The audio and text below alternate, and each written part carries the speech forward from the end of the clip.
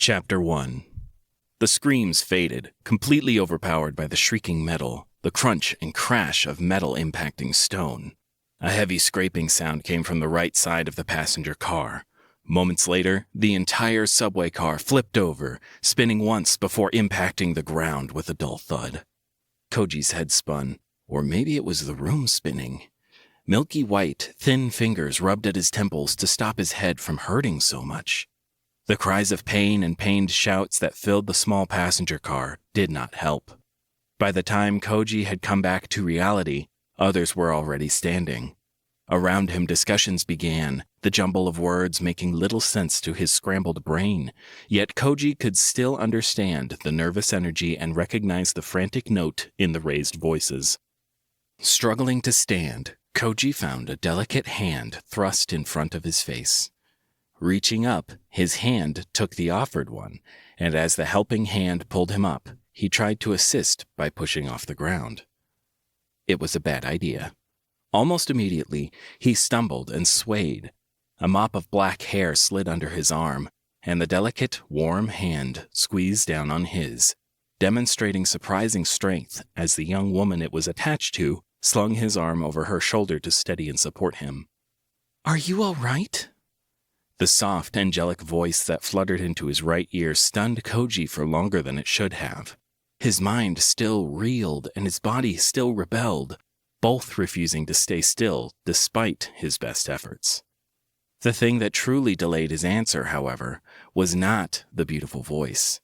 It was the obvious hallucination he was experiencing. Initializing. Error. You have died. Error 404. Route not found. No protocol for death en route. Substituting. Death in safe zone. Anomaly protocol. Reinitializing. Text was currently scrolling across his vision left to right. As he turned his head, the words moved with him. The hallucinatory words moved with his vision, almost as if the words were being streamed directly into his eyes. "Are you all right?" the helpful girl repeated. "No, I think I'm seeing things," Koji said. "All right, you must have hit your head pretty hard when we crashed. Are you bleeding anywhere?" His fingers worked through his dark curly hair to gingerly probe at his head. Feeling nothing unusual, he shook his head no, and immediately the room swam, reminding him that wasn't such a good idea. Slowly his savior began to half-carry, half-walk Koji towards an open bench. His insides squirmed at the movement, his body complaining at each step, but he kept silent, his tattered pride demanding he not express his suffering to the black-haired girl. Despite his valiant efforts, as the young woman eased him down onto the bench, a wave of dizziness passed through Koji's body and threatened to undo all his focus. His free hand came up to press on his stomach, a futile attempt at quelling his nausea. Around the pair, the chaotic jumble of noises finally sorted itself. Strands of conversations filtered down to Koji. "Call emergency services!" "I don't have a signal!" "We need to force open the doors!" "Just wait! They'll make an announcement!" "No one is hurt. Just wait for the authorities!" Competing voices shouted and argued with each other, often fighting to be the loudest, as if that would make their words more important. Eventually, the quarreling seemed to settle down and the loudest voices fell silent, an uneasy, informal agreement to wait for the rescue having been created. Koji glanced up at the girl who had helped him. Her silky raven hair hung down across her face. Her bangs dangled just above her eyes. The rest of her straight, long black hair went down to her shoulders. She was shockingly pale and thin. When was the last time she had eaten? Koji winced at the direction of his own ungrateful thoughts, realizing the girl, a total stranger, had just been supporting him. His movement must have drawn her attention because she turned to face him and caught his gaze with hers. Her next words surprised Koji and made him wonder if he was hearing things on top of seeing things. "We need to get out of here, now. Something is very wrong." the dark-haired girl said, her soft, beautiful voice tugging at Koji's ears. Prompted by the urgency in her voice, Koji's gaze spun away from her and he looked around. The subway car was packed. Most people were standing in small groups, and the tunnel outside was dark. Everything seemed fine. He frowned at the sight, trying to figure out what was wrong. Was it just him, or were the lights a little dimmer? The normally bright fluorescent subway lights that always seemed to flicker were now dim. The flicker and brightness were gone, replaced with a low hum and dull gray glow that barely gave him enough light to see by. They were at the rear of the car. Most of the occupants seemed to have crowded the front end and were pressing their faces to the windows. Koji turned his head back towards the dark-haired girl, one eyebrow arching and his lips quirking to the side of his face. She caught his look almost immediately and imperiously pointed towards the side windows. "See anything wrong with that?" she said while stepping back, enabling the seated Koji to better see the world outside. There were the familiar brownstone walls, same as the maintenance tunnels. Thick darkness draped over where the wires, boxes, lights, and doors should be. Everything seemed all right. Something skittered across the stone wall, and Koji realized what was wrong with the sight before him. The wall outside the subway car was jagged, filled with cracks and crevices, nothing like the smooth man-made tunnels that should be there. He tore his gaze away from the wall long enough to see the girl was now talking with an older man at one door. Slowly and carefully, Koji pushed himself up from the bench. Once he was steady, he slowly wobbled his way over to the pair, reaching them just as the man and the girl pulled on the sliding doors, forcing them open inch by creaking inch. "What are you?" Koji asked just before the screaming started again. From the front of the subway, people who had been pressed to the windows were recoiling away from their perches and screaming frantically. It was even worse and louder than before. Koji stepped up onto a bench and looked over the crowd, tired of not knowing what was going on. Surging out of the darkness, a mob of glowing crimson eyes and a swarm of sharp, gleaming teeth scurried towards the front of the subway car. Chapter 2. The flailing of a panicked, surging crowd knocked Koji from his perch. He staggered as several people shoved him aside, fleeing towards the back of the subway car. Koji gripped a metal pole, barely managing to stay upright and not be trampled by the stampede. Koji swallowed nervously as he looked back down towards the shredded door, catching glimpses through the crowd. More and more enormous rats streamed in as the gap in the metal was torn wider and wider. Looking around, a deep sinking feeling formed in the pit of his stomach. They were like sardines in a can, just waiting for those foul things to gnaw into them. The sharp screech of metal being forced to give and the squeak of rubber being twisted in unnatural ways filtered through the cacophony. Koji jerked his head back to his left. The older, shaggy-haired man had somehow forced a sliding door partially open and was putting his shoulder through the gap. The man turned his body and shuffled through the gap. Following just behind him was Koji's dark-haired savior. Glancing at the frightened crowd, Koji opened his mouth to help them, to tell them about the opening. His lips pressed together a moment later, saying nothing. He turned his body and pushed shoulder first through the gap. He stumbled onto the cold, slick, rocky ground outside the subway. A soft, warm hand settled onto his shoulder, steadying him. "This way! Through here!" Behind their trio, voices rang out as people pushed through the opening. Koji glanced back to see people standing on the benches and kicking at the windows, while at the other end of the car, sprays of crimson splattered against similar windows. The soft hand on his shoulder urged Koji. His sneakers slipped and slid as he walked into the center of their makeshift group. He stared at the back of the shaggy-haired man, unable to take in his surroundings or process the world around him while trying to tune out the screams behind them. Koji was so focused on the set of shoulders ahead of him that when the man stopped, he walked right into them. He bounced off the solidly built man, recoiling while muttering an apology. Sorry, I just... A pale hand wrapped over his mouth, muffling his words. The dark-haired young woman leaned forward, pushing into the periphery of his vision. She pressed a finger to her lips in a shushing motion, her soft brown eyes meeting and holding his own before flicking to a point before their trio. Koji followed her gaze, looking over the man's right shoulder to see a large rodent directly on the rocky pathway before them, its beady crimson gaze fixed directly on their group, large whiskers trembling as its nose sniffed the air. His body shook. He opened his mouth to shout a warning and felt the hand on his mouth squeeze down harder. The young woman's gaze twisted back to him, and she tilted her head while arching her brows, giving him a look that said, "Really?" Koji swallowed down his shout and tried to take in a deep breath, just like in therapy. In and out.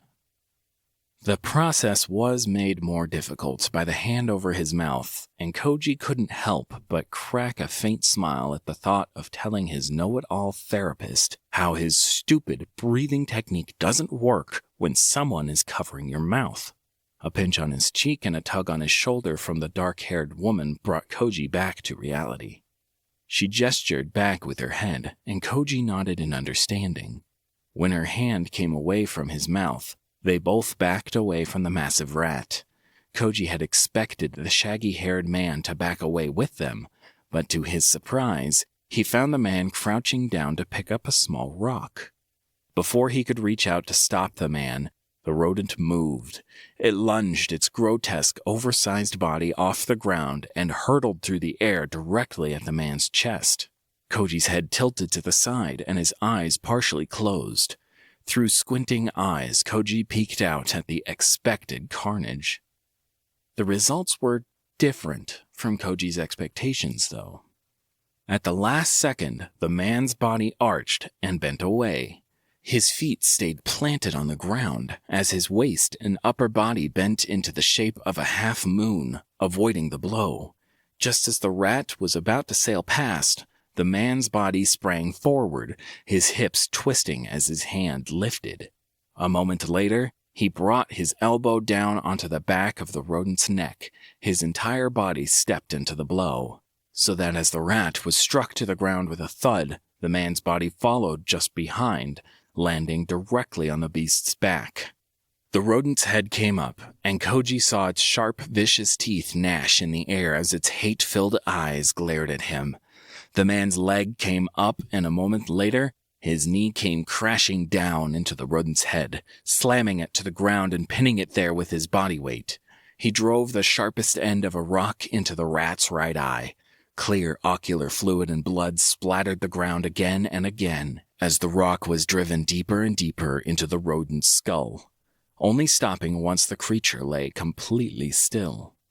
Koji's stomach rose at the sight, at the same time as the man stood up from the gory scene to wipe his bloody hands clean on the creature's hide. Let's go! The soft, slightly higher-pitched voice at Koji's side trembled slightly, but a firm nudge from the young woman's hand on his shoulder pushed him forward, the determined gleam in her warm brown eyes as they looked at the corpse and back towards the subway car gave Koji a sense of resolve. Chapter 3. Koji felt his jaw clench and his fingers dig into the palm of his hand. Muscles across his body stiffened and flexed as he forced himself to be present in the moment. He looked around to take in the dark surroundings for the first time, tearing himself from the tunnel vision the rush of adrenaline had brought with it. They were clearly not in a subway tunnel. The slick, rocky ground and the rough, natural walls reminding Koji more of a subterranean cave than the blocky utilitarian tunnels of the metropolitan subway line. It was still eerily dark, only a sliver of light projected into the space. It came from a small crevice that had been behind the rat monster. They had run some distance from the crash site, guided here by the shaggy-haired man who had taken point. The crack was just narrow enough that if they turned their bodies and shuffled through it, they might fit, but the rotund rodents were incredibly bulky and probably couldn't squeeze through. The only problem now was the 3 rodents between them and the crack. The rodents of unusual size seemed determined to solve the problem for Koji, though. As they advanced on their trio, the man looked at the bloodied rock in his hands and back at the pair of them. His steely blue eyes met Koji's and directed him to the left before doing the same with the dark-haired young woman, but directing her to the right. Then he turned and advanced on the rodents. Fuck, there's no way. Does he want us to fight those rats? They literally just ate through metal and turned a subway car into an all-you-can-eat buffet for rats. Despite Koji's depressing thoughts, the man advanced, and just behind him was the girl who had saved his life only a few minutes ago. They were crouched down and creeping up on the trio of rats, so Koji followed suit, trying to hunch his back and awkwardly shuffle his feet to make as little noise as possible. He was the last to take the position. Thankfully, the leftmost rat was facing away from him, with its fat nose sniffing the air as its beady crimson eyes glared at the light coming from the crack. Up close, Koji could smell and see just how truly disgusting these monstrous creatures were. Its hide was a dark brown, matted with blood and filth. Just by looking at its yellow, pus-covered claws, Koji felt he might catch the plague. He pushed down his revulsion and resolved himself to not get bitten or scratched. His fingers searched the ground in front of him as he took his position and waited. Just as the shaggy-haired man streaked forward to attack, Koji found what he was looking for, a thick, chunky rock. It wasn't sharp and didn't end in a point, but it felt heavy and solid in his hand, comforting him slightly as he crept forward, wanting to sync his attack with the others. He hoisted the rock up with both hands and took 2 staggering steps forward. His hands gripped the top of the rock as he drove it down towards the center of the rodent's body. It must have heard something or smelled something in the air, because its feet skittered across the ground and it twisted around to face him. His rock missed the center of the rat, striking the rat's side with a dull thud and knocking it back a step. The rock hit the ground, and the jolt from the 2 impacts, the rat's hide and the ground, shook his hands and he found the rock slipping from his grip. Around him, the sound of squealing and shrieking rats filled the tunnel as the others each fought with the rodent. His rat, however, was silent, its hate-filled eyes glaring into his for a moment before it streaked forward and its mouth opened to reveal a set of massive teeth aimed directly at his right leg. Koji tried to move out of the way, but found his sneakers slipping on the slick cave floor and his foot sliding into a stalagmite. His right hand desperately gripped at the rocky pillar, pulling himself up the large rock formation and out of the way of the rat's toothy lunge.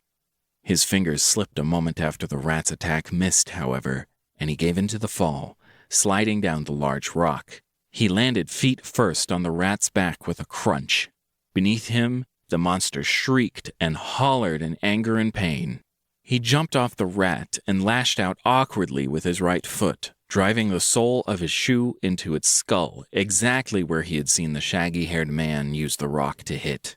When he pulled his shoe back, he barely noticed the ache in his leg from overextending it, only focusing on the squeaks from the rodent, letting him know the monster was still alive.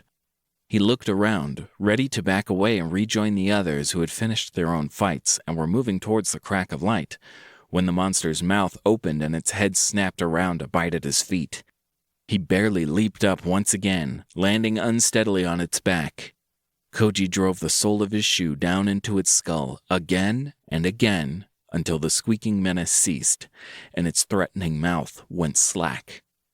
With slumped shoulders, Koji examined the rat monster once more. Bits of a t-shirt and bloody remnants of its last meal were now exposed between its sharp teeth. He found his stomach rising at the sight and did the exact thing all his psychologists told him not to do. Packaged his feelings of revulsion, guilt, and worthlessness into a small box and suppressed it. Koji's face fell into a slack, relaxed position as he repeated the familiar process.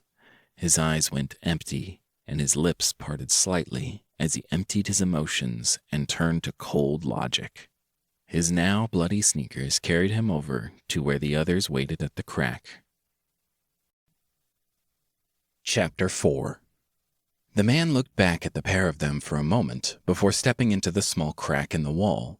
Koji scurried forward immediately, once again turning his body so his chest and back scraped against the sides of the crevice as he followed behind the man. The jagged rock walls dug into him, scratching at his arms and clothing as he shuffled through. The glimmer of light illuminating the small crack served as a beacon of hope for the first few minutes of the awkward, increasingly painful journey. Just as Koji started to question his impulsive decision, the man before him pushed forward and out of the small crevice. Following just behind, Koji stepped out of the crack and took in his new surroundings. They were in a hollowed-out cavern. A dome of smooth rock walls surrounded them, with a pair of small tunnels leading into darkness on either side of the dome. The soft blue and gold light that had led them into the crack came from small crystals embedded in the ceiling high above.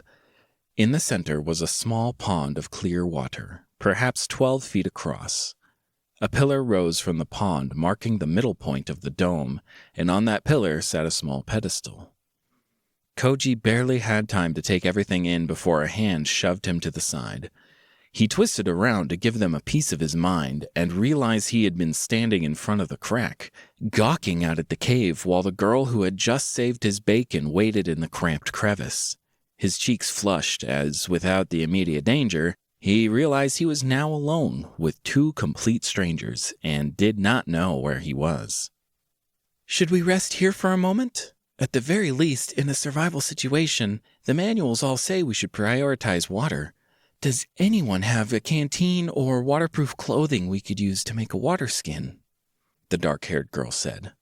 Both Koji and the shaggy-haired man turned to look at the young woman with appraising expressions. She lifted her hand to her mouth and took a step back, but seemed to catch herself and stopped the motions. Moving back to her standing position and bringing her hands down to her sides, she flushed and looked at Koji and then the man.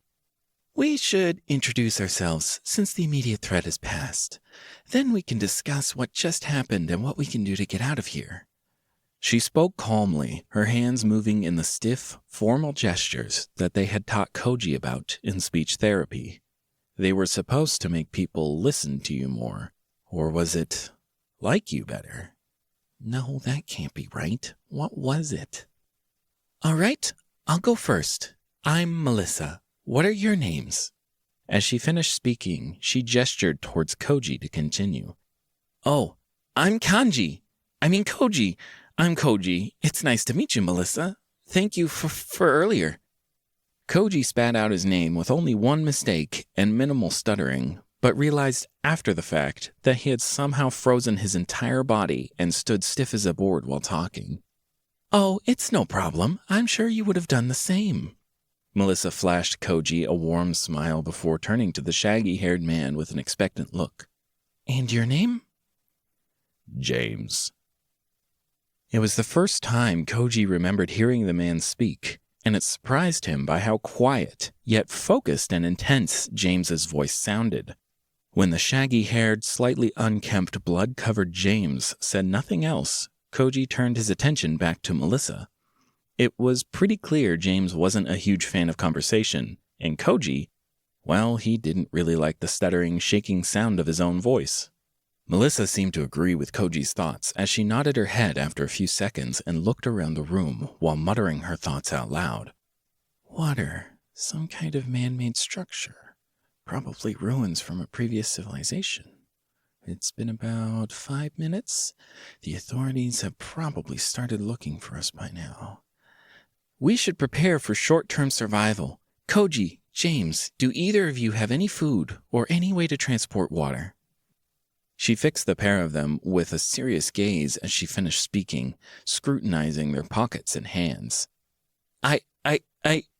Koji started to say that his caretaker had packed him a small plastic baggie of granola and that he'd be happy to share, but after the third false start, he shut his mouth and dug into his pockets to fish out the bag and presented it to Melissa.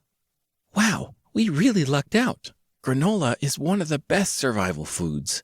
It's high in energy, and it looks like you have some dried raisins in here too. Perfect.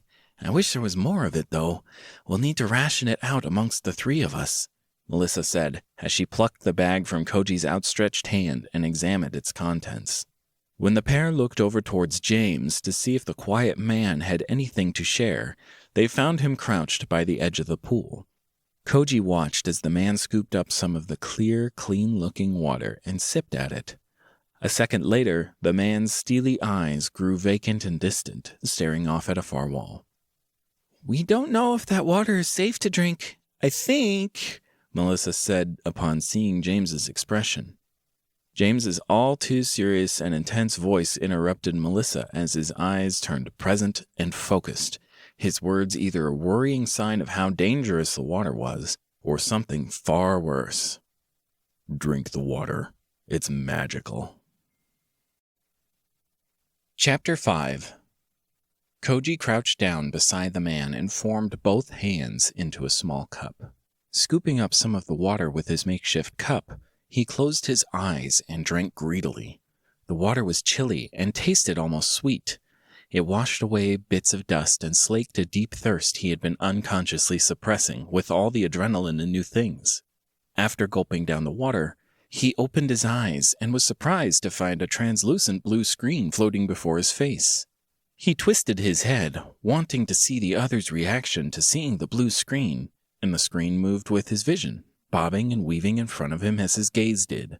When no reaction came from either Melissa or James, Koji realized it was probably another hallucination, another much worse, more severe hallucination.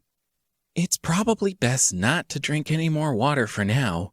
We'll need to wait an hour or two to find out if you both get sick now," Melissa said with a sigh while crossing her arms and staring at the pair of them like they were idiots.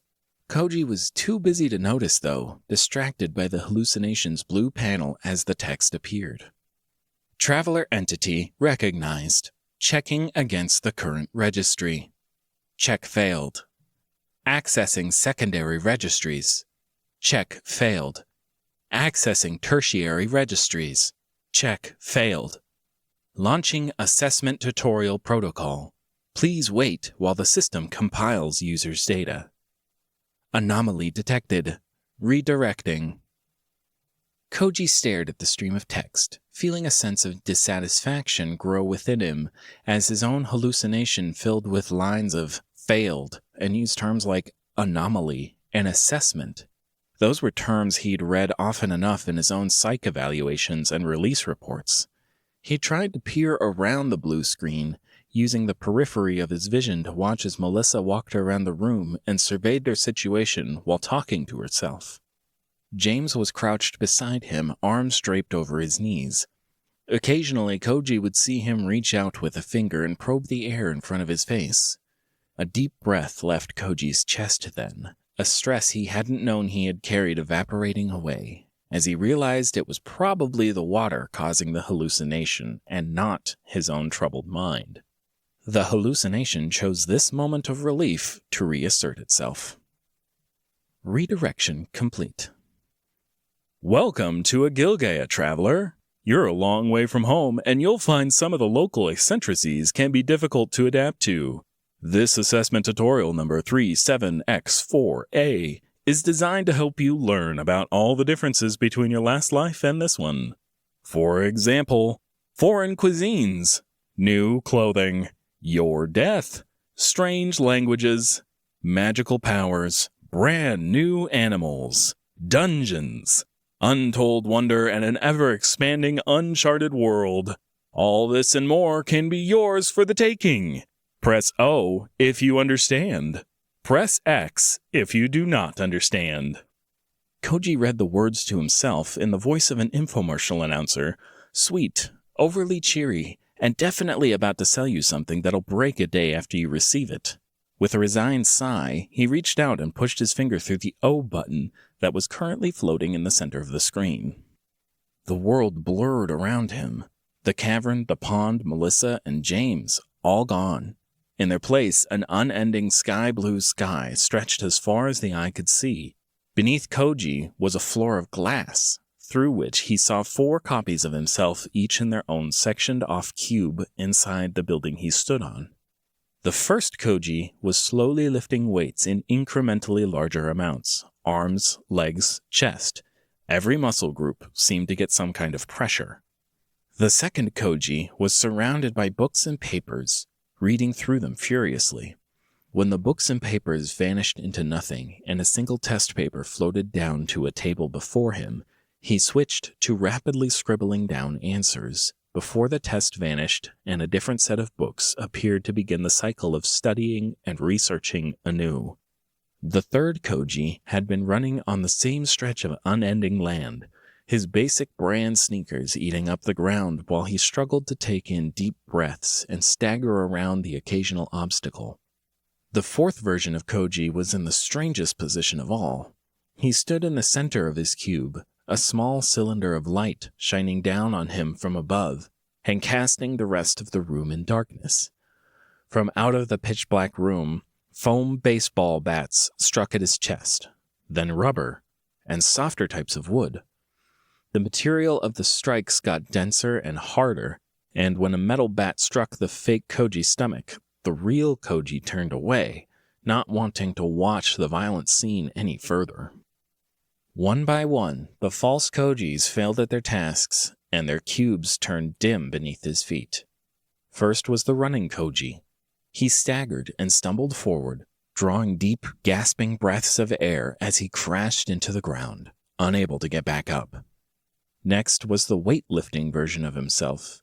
He saw him flex and lift on a large bar of weights with his arms, only to hear something inside the distant Koji crack and cause his body to fold in a horrifying manner as the bar crashed down on top of him. Not long after that, it struck the Koji in the pillar of light with a metal bat and sent him careening out of the pillar and into the darkness, unconscious and limp. The only fake Koji left standing, or in this case sitting, in the most uncomfortable-looking plastic chair was the version of him endlessly studying and taking tests over and over.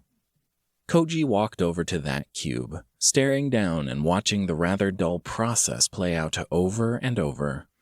Despite the anxiety these new hallucinations were causing him, almost having been eaten by rats, and the feeling of guilt for not helping the people behind them, Koji felt bored watching his own hallucination take test after test. "Is there any way we could speed this up?"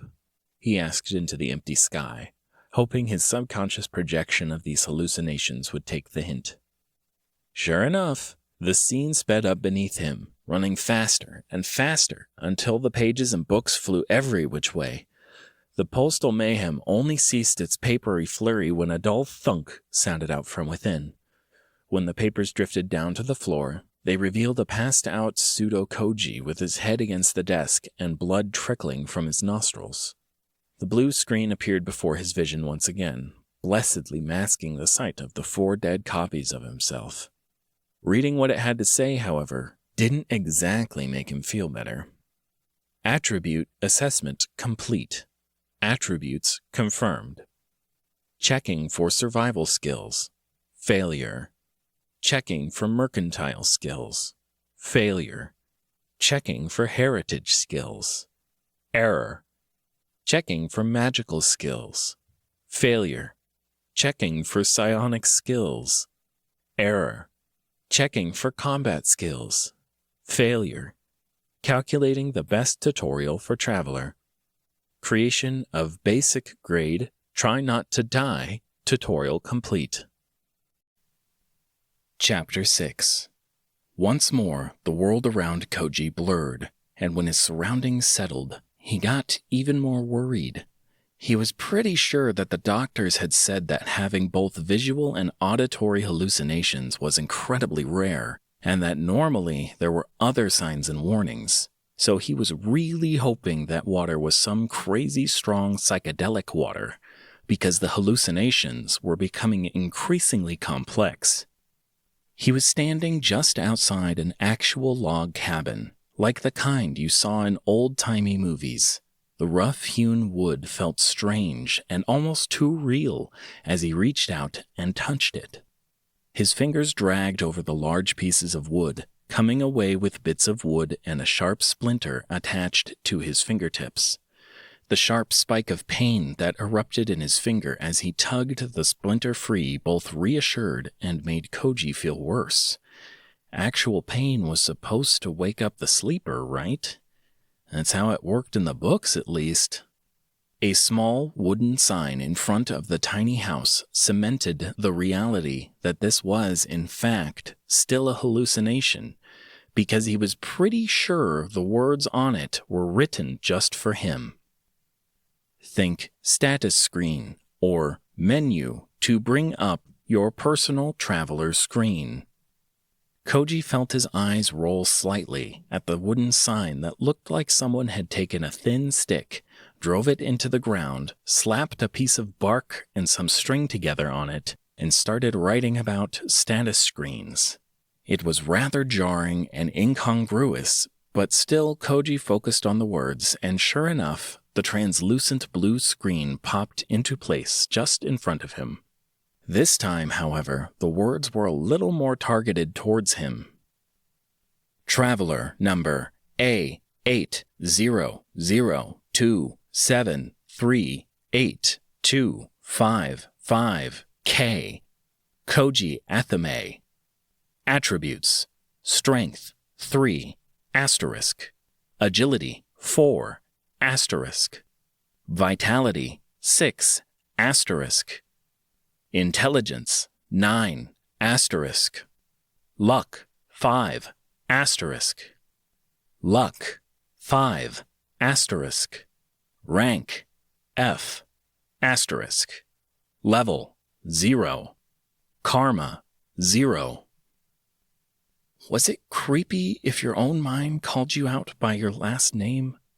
And what did those stars mean next to all the values? Just as he thought that, while staring at the 3 asterisk by strength, a small pop-up flared to life in the center of his screen, complete with a little black X mark on the top right-hand corner.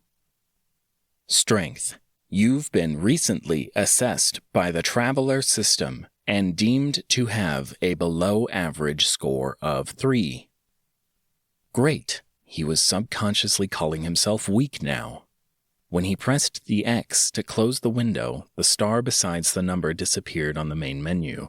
So immediately he went through all of the following explanations, if for no other reason than to have everything look the same and not have some kind of pop-up alert hiding on a menu. People who left alerts unread or those little exclamation marks in menus unchecked were the true monsters of society. Agility. You've been recently assessed by the Traveler system and deemed to have a below-average score of 4. Vitality. You've been recently assessed by the Traveler system and deemed to have an above-average score of 6. Intelligence. You've been recently assessed by the Traveler system and deemed to have an above-average score of 7. You've been awarded a new Traveler reward, +2 to your highest attribute, Intelligence. Luck. You escaped death because of the system's interference and fortuitous timing. Creation of Luck attribute, Luck +1. You escaped death because of no action of your own, before tutorial initialization. +1 Luck. You created a system anomaly and resolved it in your favor because of no action of your own before initializing the tutorial. +3 Luck. Traveler rank. We have deemed you to have 0 applicable skills, no inherent abilities, and 0 physical conditioning. Assessment places you in the F is for fish rank. Wow, there is a lot to unpack there. If this really is a hallucination, I really need to work on those self-esteem issues with my therapist. And maybe I'll start going out daily instead of weekly. Koji couldn't help but think, what the actual fuck? He didn't exactly have a standout opinion of himself, sure, but he was pretty sure that the system his subconscious was masquerading as just told him that He hit like a wet noodle, ran like a geriatric old man, was fat enough to take a hit, and needed to go outside and touch grass instead of reading all the time. The more he read, the more depressed he became. The bit about death? It was probably because he was nervous about the subway and the people. Even so, it wasn't that bad, right? Maybe he had been shaking, sweating, and hyperventilating from being in such proximity to so many people, but he didn't want to die because of it. Also, 0 applicable skills to what? When no more answers came along with his thoughts, Koji let out a sigh, letting his thumb and forefinger work the bridge of his nose as he tried to remember the stupid little mantra the last state-mandated life coach had forced onto him. The ground beneath me is firm. I have eaten today. I have clothes on my back. I made an impact. I exist. The world around me exists. My mind is calm, and no one is out to get me. I am one with the universe. He felt stupid every time he said it, but he wanted to get better, and these people were supposed to be experts. With nothing else to do and nothing new on the screen, he pushed his finger through the air where the X floated and took a moment to admire the scenery, or the lack of it. A small slice of land with green grass and a quaint little cobblestone path leading to the cabin were the only things to break up the endless sky. It was like the developer of his own mind was so lazy that he didn't even bother to fill in the surroundings. On second thought, that sounded like something he'd do. Fuck, maybe it really was a new form of schizophrenia. A deep sigh rang out through the empty space before he gave in and did the only thing he could: open the door to the cabin and peer inside. Chapter 7. The interior of the small wooden cabin was mostly normal, with doors on either side of the room, a large table against the far wall, and right in front of the entrance, yet another bark sign, this one wedged into the floorboards. Select a weapon from the table and take the door on the right to learn a combat skill. If none of the weapons suit you, or you wish to go unarmed, take the door on the left. When he finished reading, Koji stepped closer to the table and peered over its contents. With a shake of his head and a scoff, he immediately moved to the door on the left. Who was he kidding? He knew nothing about how to use a sword, an axe, or a spear, and was probably more likely to chop his own foot off. Pushing open the left door and stepping inside revealed almost the same room. Another sign, doors on either side, and yet another table bearing various items. Select a tool from the table and take the door on the right to learn a crafting skill. If none of the offered tools suit you, or you wish to go without, take the door on the left. Again, once he finished, Koji glanced over the table and found nothing of interest.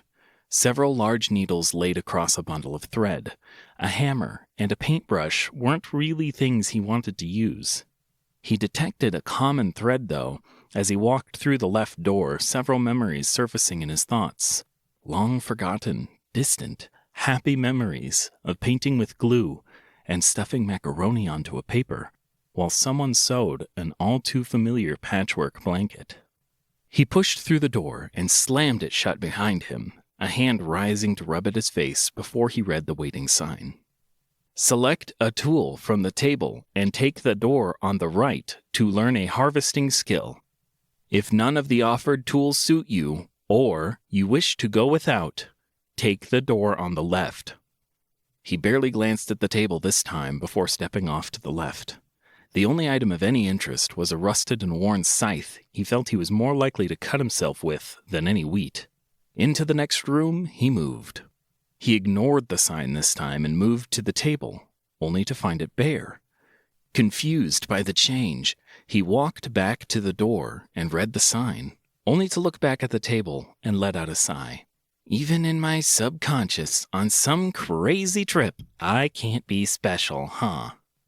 He shrugged and pushed through the door on the left, his face pulling into a stiff, neutral mask, only the quiver of his cheek giving any indication of any emotion as he walked away from the sign that read, "Select a magical implement from the table and take the door on the right to learn a magical skill. If none of the offered tools suit you, or you wish to go without, take the door on the left." He almost took the door on the right, just to spite the stupid signs, but in the end, with nothing on the table and no real reason to change, he stepped through the left door. This room, however, was different, and perhaps it was the fact that he was dreaming or on a crazy trip, but it was the first time it occurred to him that the tiny little shack he had stepped into would in no way have the space for so many rooms. Before him was a sign, and beyond that, a table weighted with 3 slender tomes resting upon it, but there was a distinct lack of doors on the right and left walls. Perhaps this was the end, Koji thought to himself before stopping to read the sign. Select a traveler tome. Warning: only one tome can be opened, and the choice is permanent. Choose wisely. He peered over the table and felt like maybe he shouldn't be calling these tomes. They were thin books, the size of a composition notebook, bound in some kind of leather, and with a single scrawled word across each. Home. Despair. Ritual. He was tired of trying to psychoanalyze his subconscious's decisions. They were all depressing and probably designed to make him feel worse, so he caved and took the straightforward choice. After all, he really did just want to be home and not wherever the fuck this was. He pried open the home cover to read the first page, and the world blurred around him once. Staggering at the sudden change, he found himself still crouched over the water, hands still raised to his lips. His eyes flicked to the left and saw Melissa still walking in a circle around the pond, muttering to herself. They flicked to the right and saw James still prodding the air before him with a finger. He stared at James bitterly while remembering James saying the water was magical and him being enough of a dumbass to drink it, despite Melissa's clear disapproval. Enough listening to that guy. Just gotta keep your head, Koji. Survive down here a few hours, hide from those fat rat bastards, and the transit authority will get off their lazy asses and send a rescue crew. Koji continued to mentally reassure himself as he stood back up and stretched. At the peak of the stretch, his eyes widened as he realized what was wrong with what he had just seen. Had James been wearing leather armor before? And did he always have those axes? Chapter 8. Definitely not, right?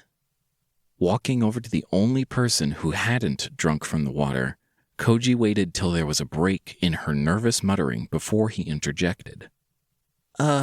Melissa, this might sound...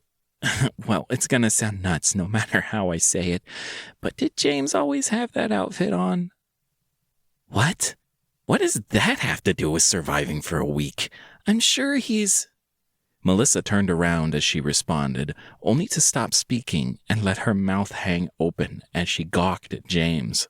She marched back around the circle with Koji trailing behind her, a worried expression on his face. Melissa opened her mouth and raised a finger to speak, as if she were about to scold James, but froze as he turned around to face her. James's eyes were glowing, and they were now red, like blood red, like red. It was like a crimson moon in a horror film kind of red. It was fucked up, but Koji thought, damn, that's metal. James, your eyes are red? Melissa stammered out from her frozen position. Yeah, did you not try the water? James responded calmly, his tone implying Melissa was the one acting strange, and it was completely natural for his eyes to be red. Did the magical water make your eyes red? Melissa scoffed as she spoke. No, it triggered the tutorial. My system triggers my eyes to change in color.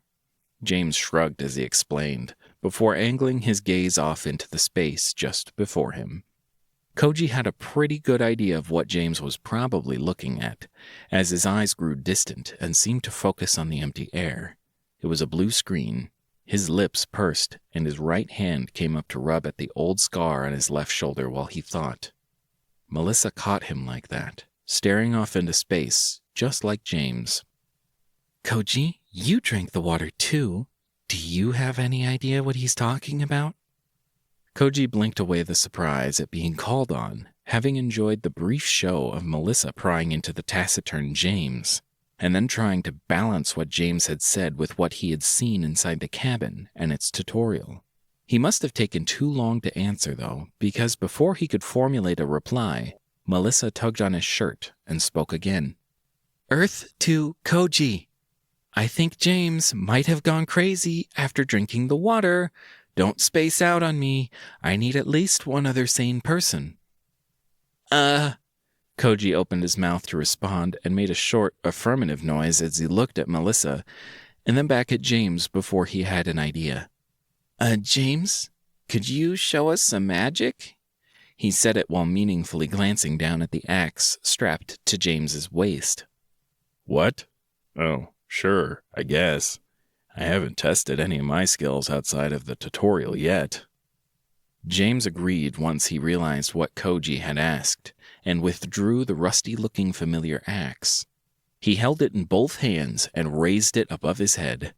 Then, without warning, he threw the axe at the far wall. It bounced off the rocky surface and fell to the ground with the clatter of metal on stone.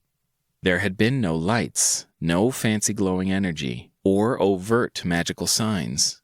Koji shared a look with Melissa and raised his foot to take a step back from James, who apparently might be even crazier than him when it happened. Return, James shouted firmly while holding up his right hand.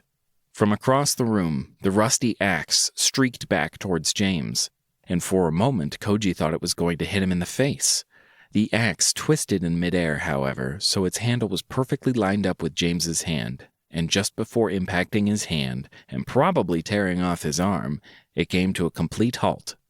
James just reached out and grabbed the floating, apparently magical axe, tucked it back into a loop on his leather armor, and turned to face him.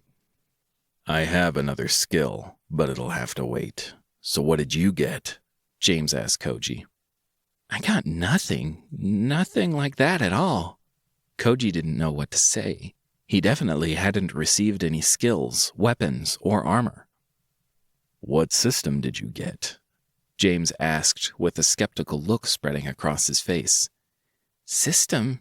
You mean that book? I picked the one that said home on the front, but when I opened it, I came back here, and, well, I kind of thought I was tripping balls from the water, honestly. Is it supposed to give me some kind of power? How do I use it? Koji said, perhaps a little too fast. His words came out together at the thought that perhaps it wasn't a hallucination, and he could get some kind of cool, magical power. Just focus on your menu, and it'll pop up. Your items and tutorial rewards should be waiting there, James said with obvious amusement. Koji immediately focused and thought of pulling up that blue screen, and sure enough, it popped up immediately, this time with some pleasant, if puzzling, surprises attached. Congratulations, traveler, on completing the assessment tutorial. Results for traveler number A8002738255K. Koji Athame. Weapon selected, none. Monsters slain, 0. Magical tool selected, none. Spells learned, 0. Crafting tool selected, none.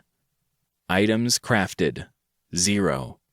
Harvesting tool selected, none. Items harvested, 0. Skills gained, 0. System selected, home. Requirements met for true random. Unlocking. Randomizing boxes.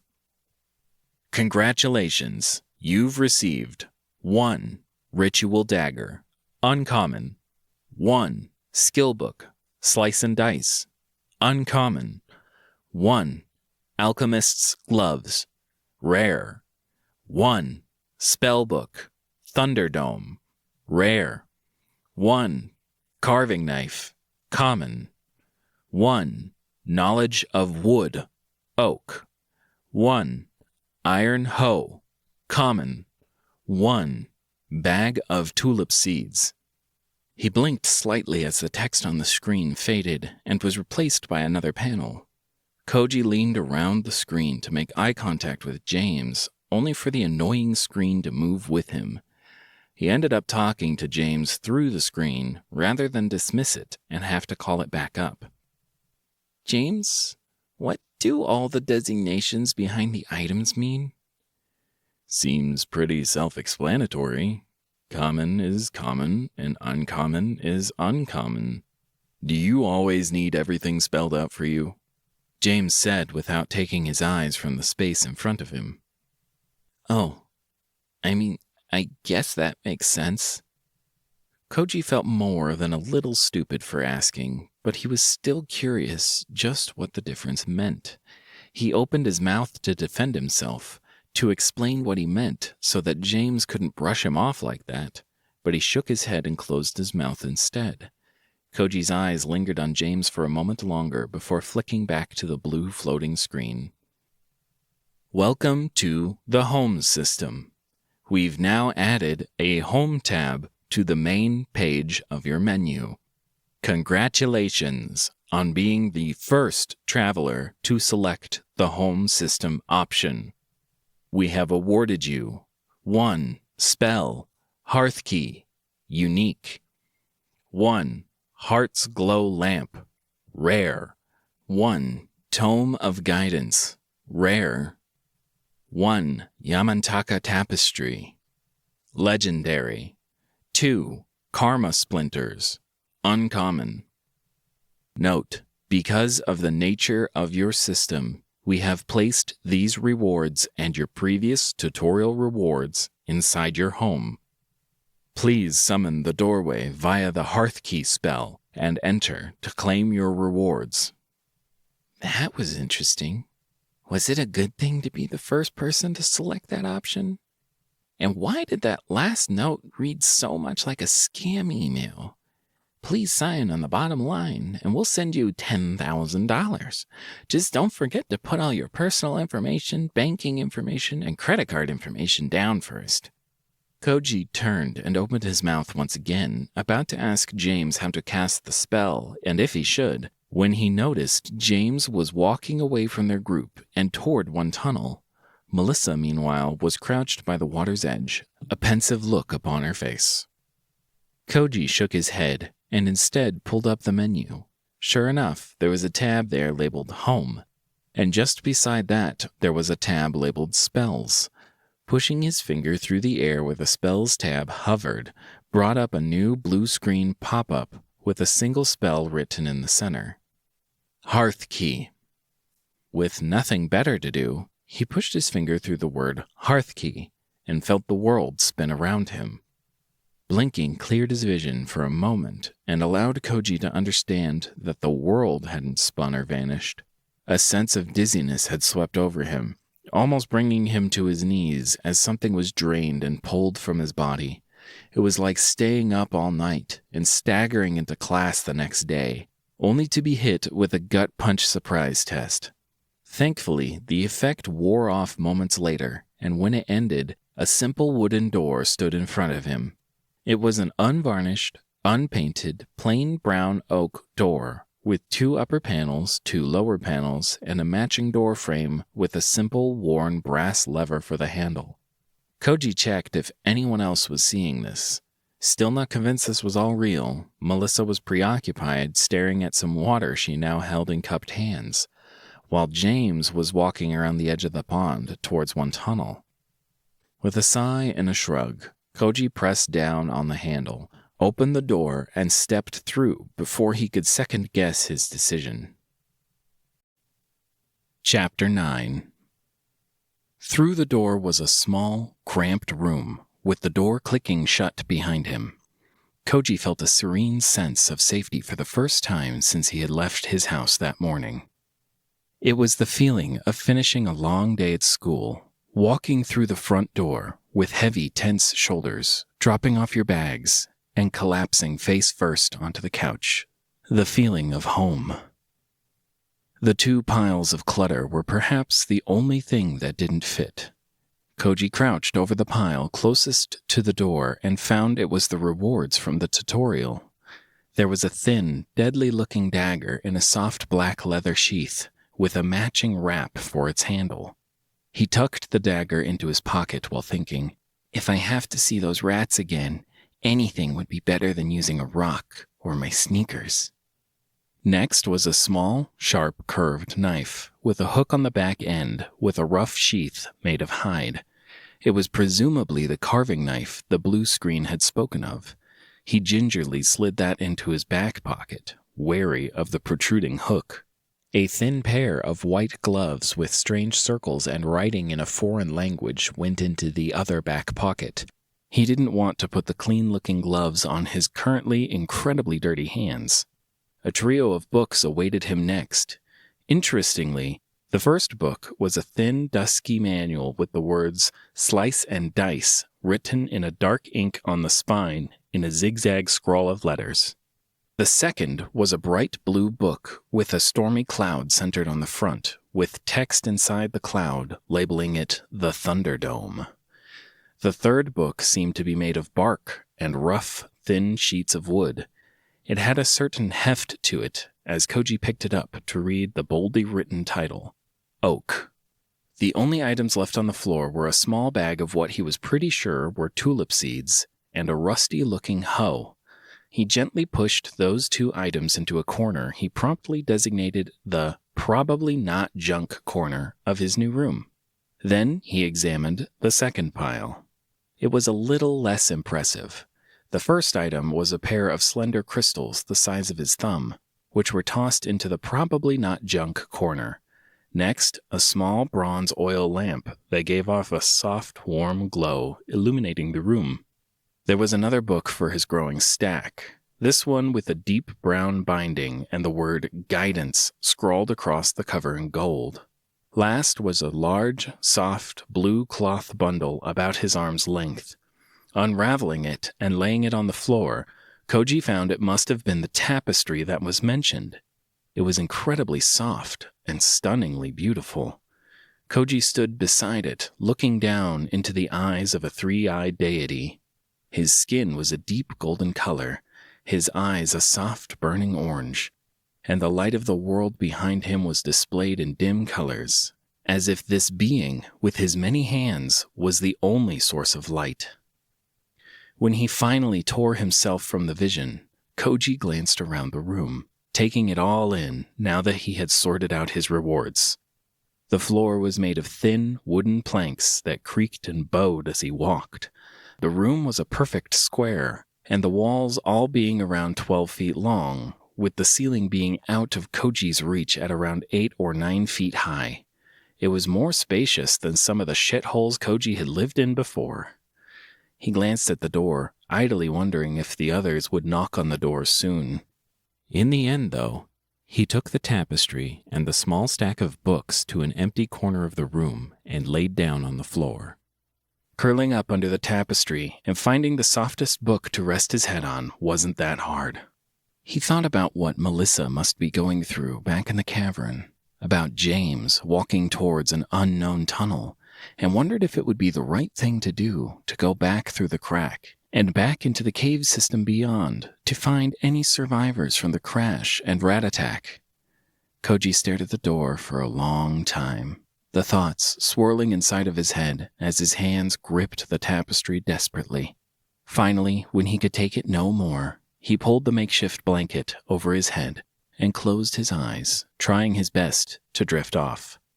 His exhausted, sore, and battered body with its adrenaline-abused nerves showed their agreement with his decision by almost immediately pulling him down into a deep, blissful sleep.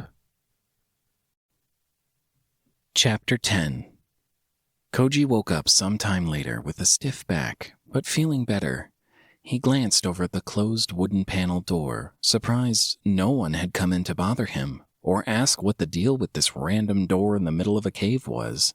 He let out a long yawn and shifted under the makeshift blanket, trying to find the optimal position on the wooden floor.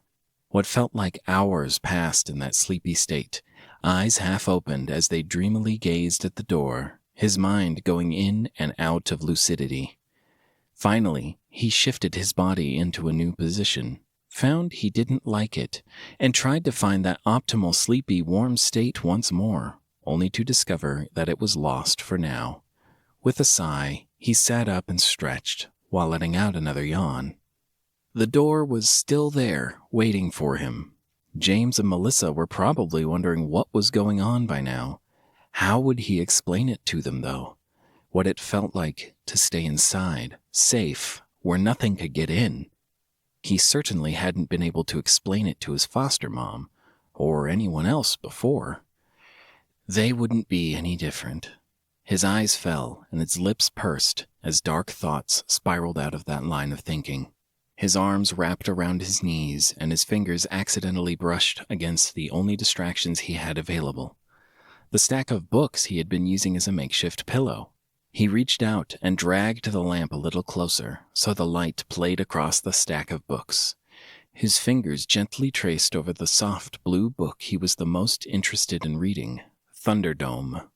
While he wasn't excited about the sudden changes to his daily routine, and he still didn't want to leave his new room, magic was the ultimate temptation.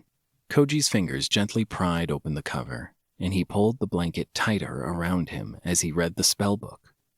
He woke up some time later. A faint pressure throbbed against his temples as he pulled himself once more into the waking world and tried to remember what happened. He had been about to read the spellbook, and his head ached at the memory, and knowledge floated through his mind as he thought about the spellbook. A vision of crackling electricity settling around him in a small 5-foot radius dome played out in his mind, and Koji felt innate understanding wash over him. A faint smile spread across his lips as he realized he knew how to do magic now. The more he focused on the spell in his mind, the more he came to understand it. Looking down at the now blank pages of the spellbook, Koji realized where the information had come from. A stream of knowledge had been poured from the book directly into his brain. He closed his eyes and focused on the idea of the spell, Thunderdome. It took shape in his mind, that small circle of electricity forming a ring around him, then rising and twisting into a dome that encased him. He innately knew that any enemy that stepped within the radius would be assaulted by thunder and struck by lightning again and again. It seemed amazing, honestly. Like a personal thunder-enforced bubble of space to keep out all those touchy-feely people who just want hugs all the time. Koji scrambled out of his blanket and moved to the center of the small room. He summoned up the blue screen, idly noting that there had been some changes to the main page, but ignoring them for now as he tabbed over to the spells screen and pressed down on the Thunderdome button. Immediately, the smell of ozone overtook the room. Heat rose, and the air crackled as electricity shot out from his feet and spun into a ring around him. Waving a hand through the air in front of him caused it to buzz and hum. He could feel the difference. The air inside the dome had a distinct, almost burnt taste. The hairs on his arms stood up, drawn towards the lightning that formed the ceiling of the dome. He marveled at the dome, walking around inside of it to find out its limitations, even tasting the air with his tongue at one point, and trying to touch the ring of lightning at another. Eventually, after a minute, the electricity subsided, and the air crackled one last time before the spell winked out of existence, leaving only the faint, bitter taste of ozone behind. Excitedly, he plucked the slender manual titled Slice and Dice from the floor and opened it. When he came to a moment later, new knowledge filled his brain, but not an esoteric element-bending reality-warping knowledge. It turned out Slice and Dice was something called a passive skill. It made certain kinds of weapons, knives, daggers, short swords, and their ilk, faster in the hands of any who possessed the skill. Koji summarized the information as he reached into his pocket and let his fingers caress the black leather-wrapped hilt of the ritual dagger he had received. His hand slipped away after some time, and he closed the now blank book before setting it aside. Picking up the final tome brought Koji a sense of excitement. Maybe this book would be a way to magically shape wood, probably oak wood, into cool forms or make some kind of magical tree. Or maybe he could make tree ants, like in the movies. Opening the book with high expectations, Koji stared eagerly down into the pages, only to be greeted not with a stream of information, but a wall of text. He flicked to the next page and then the next page, trying to trigger the absorption of knowledge once more, only to fail each time. After closing and opening the book several times to no avail, Koji tried to read the book only to find it was, in fact, a book about oak trees, oak wood, oak saplings, and really oak everything. It was perhaps the most densely written, compact, and mind-numbing textbook he had ever even heard of. They filled each portion of page space with tiny handwritten characters, as if the writer had wanted to cram as much information as possible onto each page. He tried flipping through the book to find something interesting to read, only to give up after the third reference to optimal growth temperatures in relation to a regional moisture index at the back of the book. Setting the book aside, Koji sighed and laid back down on the tapestry he was using as a blanket. There was still the Tome of Guidance, but since the system hadn't called that a skill book or a spell book, Koji had a sneaking suspicion it would be equally disappointing as the Knowledge of Oak book. Letting his head rest against the now partially blank stack of books, Koji stared up at the ceiling, once more trying to fall into the pattern of breathing in and out. He had just centered himself to pull away some of the gathered anxiety of today's events and to reassure himself that he could just wait in here for help to come when he was forcefully ejected from the room. Chapter 11. Koji landed on the ground where the door had been with a thump. The impact of landing on his back driving all the air out of his lungs and causing him to let out an oomph. With a groan, he sat up, pushing against the hard stone floor of the cavern, the cool moisture in the air and the starry ceiling of the dome, letting him know he was back in the cavern with the pool of magical water. As he dusted himself off, Koji felt the familiar feeling of eyes watching him. Hiding a sigh and controlling his face into a neutral expression to mask his frown, Koji prepared an excuse for why he had been gone so long. Yet when he lifted his head, things were not as he expected. Melissa sat crouched by the pool, water trickling from her hands as she stared at him curiously. Across the water, James was walking towards the far tunnel entrance. A thought ran through Koji's mind as he brushed himself off and stood. Melissa gave him a slight disapproving shake of her head before returning her attention to the clear water currently trickling out of her cupped hands. Melissa? So, did you get any magic powers or anything? Koji asked as he walked over to where she crouched at the water's edge. Don't rush me. I don't know if I can set aside all we know about the world, science, physics, chemistry, biology, and just go drink this water.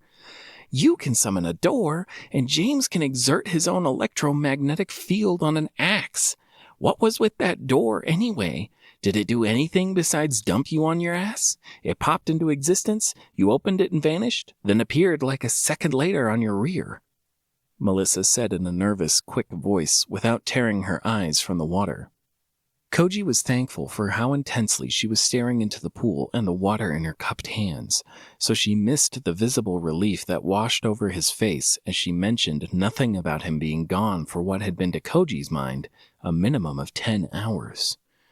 When he ran her questions through his mind again, he opened his mouth to reply, but found her still so focused on the water in her cupped hands, he let his lips shut without responding. He watched and waited, figuring she wouldn't mind, as she slowly brought the water to her lips and sipped just the tiniest amount. Melissa's eyes closed, and an audible swish, swish sound came from her mouth before Koji saw her throat contract and she swallowed down the water.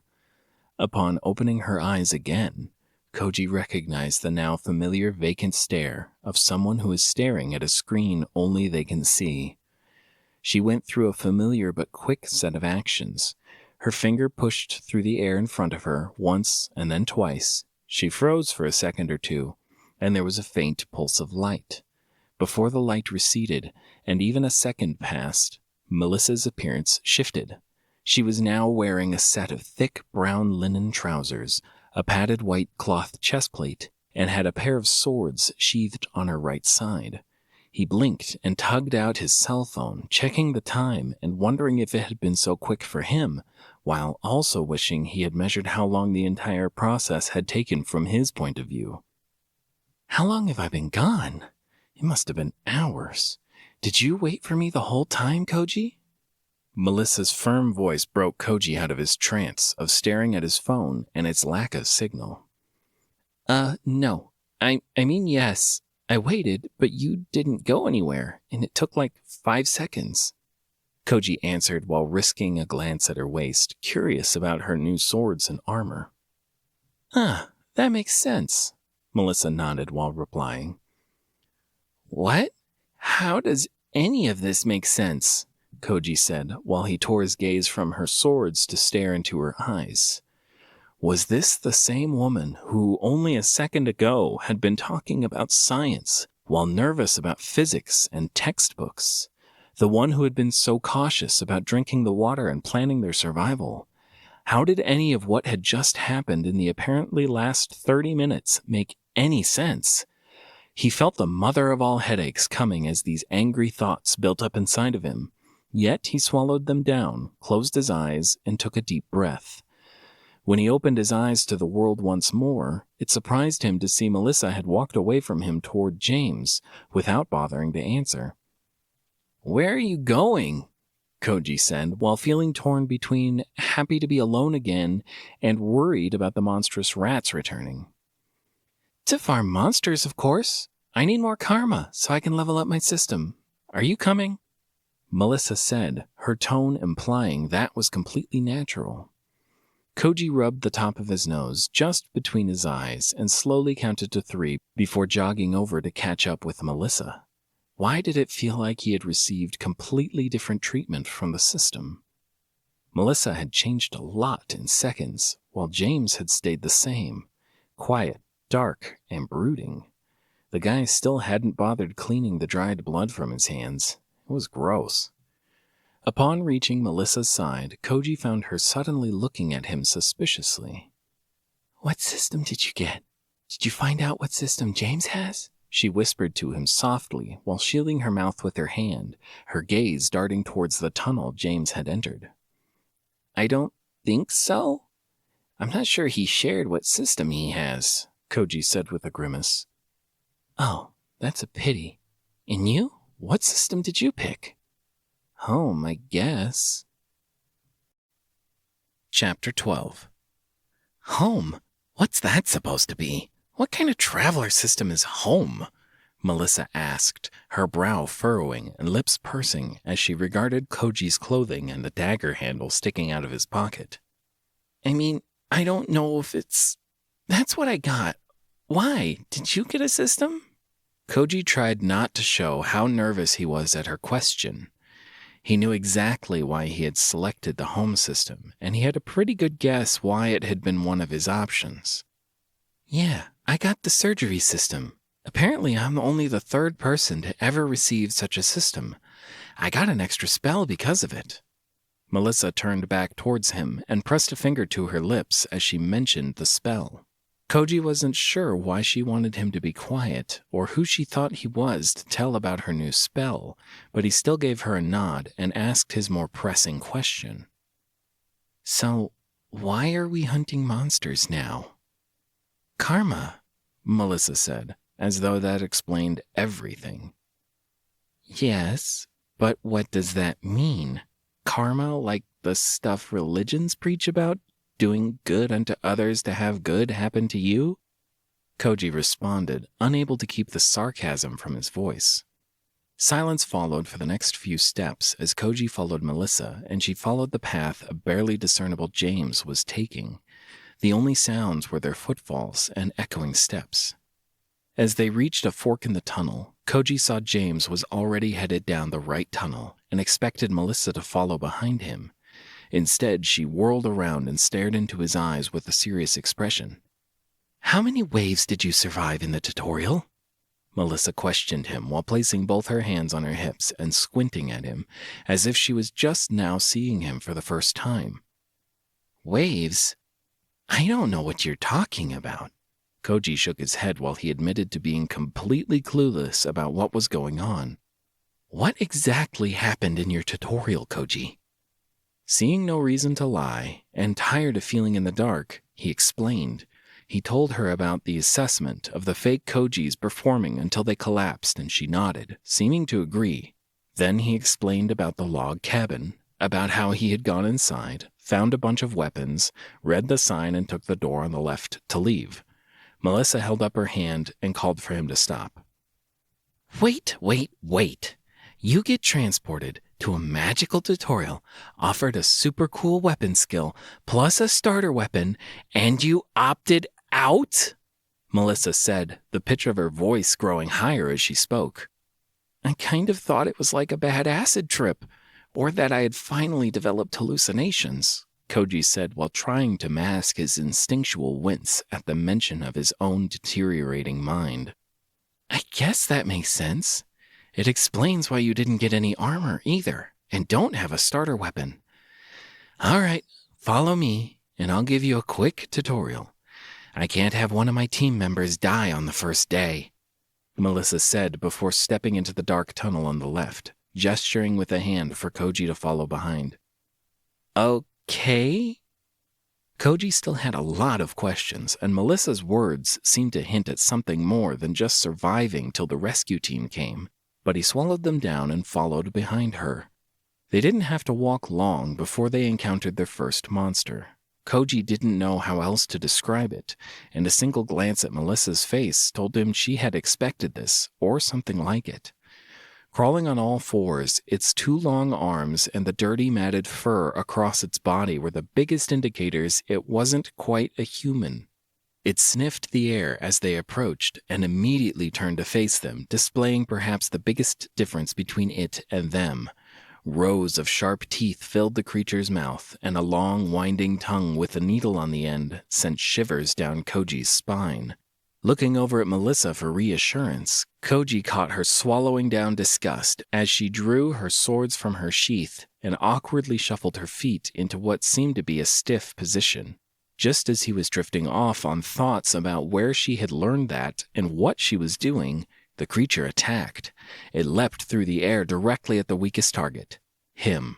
Koji scrambled back, barely staying on his feet.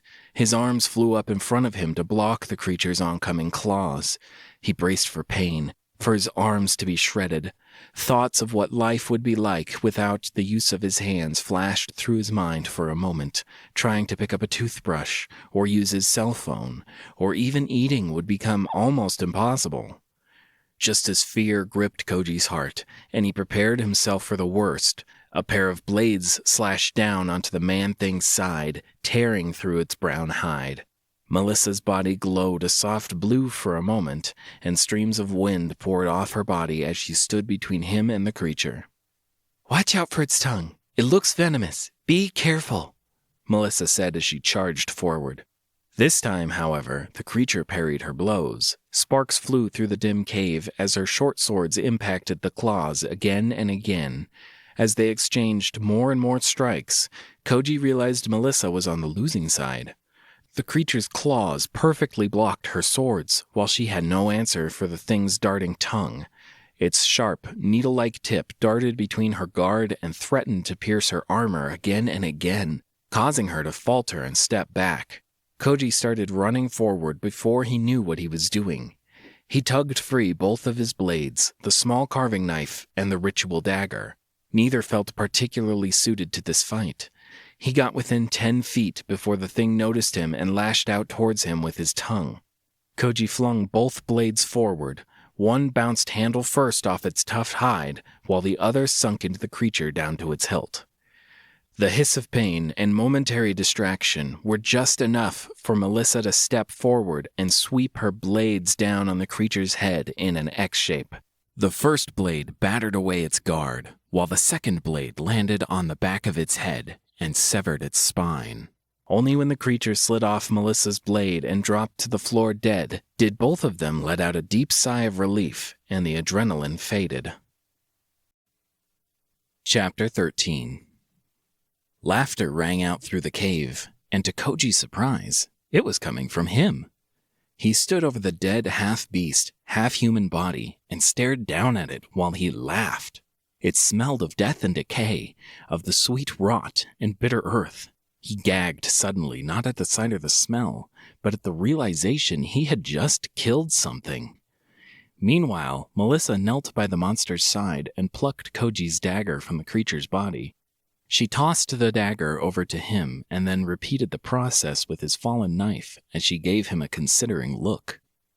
"Good throw. You played that perfectly. We should consider tactics like that for future fights."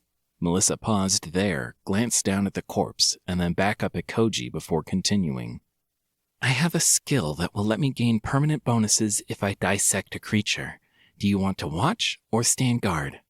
Apparently, not cutting up the dead half-human creature wasn't an option to her.